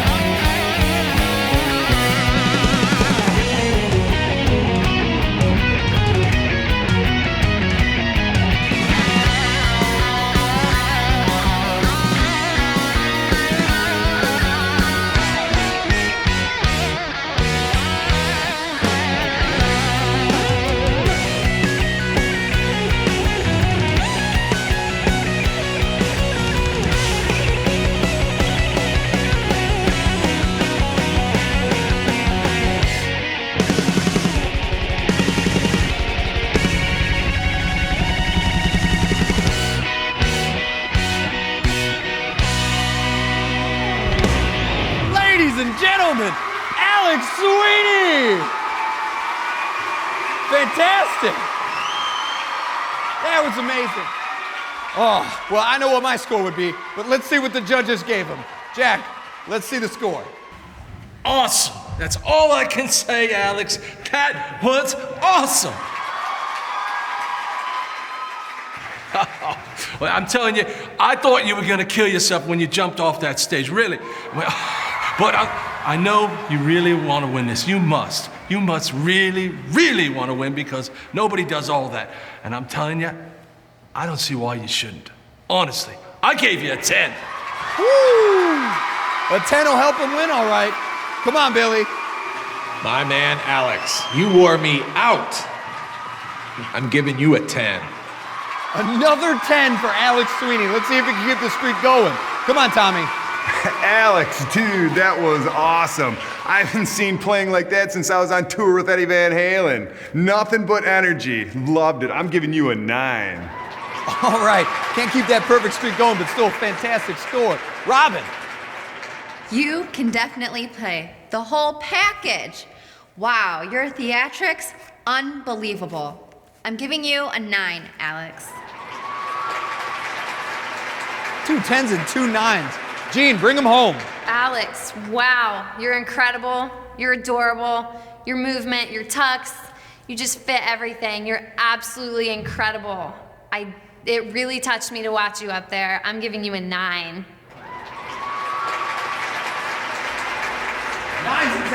across the board for Alex Sweeney. That's the top score of the day so far, ladies and gentlemen. Give it up. Woo! What a show! That was amazing. That was some of the best guitar playing I have ever seen. Rock and roll fans, I have got a treat for you. Let's get Ken off of them drums to say a few words. Come on down here, Ken. Oh, and Chuck Wright, ladies and gentlemen, the original band manager of NLO. Get out here, Chuck. Ken, what did you think? I mean, were you ready for guitarists of this caliber? Ryan, I totally did not know what to expect tonight. This totally blew me away. But you know what? This night is about Alex as well. I know to a lot of you people out there, Alex was just another rock star, living hard and playing hard, but you know, to all of us, he was a brother and a friend. And wow, these guys tonight, they not only learned our music, they made it their own. I'm so proud to be playing with you guys here tonight. You guys rocked it out. Guys, we have a winner. Chuck, will you do the honors? Thank you. Yeah, sure. And the winner is Alex Sweeney.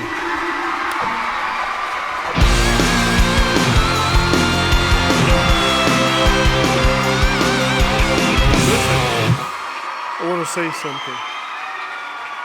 I love my friend Alex Wonder more than any of you could ever know. And I never thought I would ever get over his death. But seeing this Alex take this stage tonight has done something to me. It's,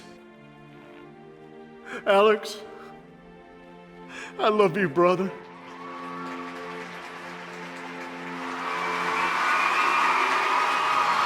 What a finish, rock and roll fans. The newest member of NLO!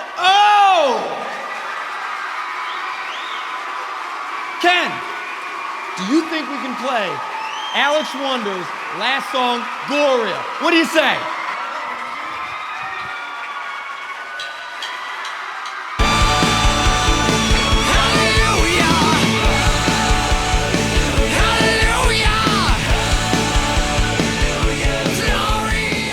Well, that's a wrap for today's show. Thanks for watching, and don't change the channel.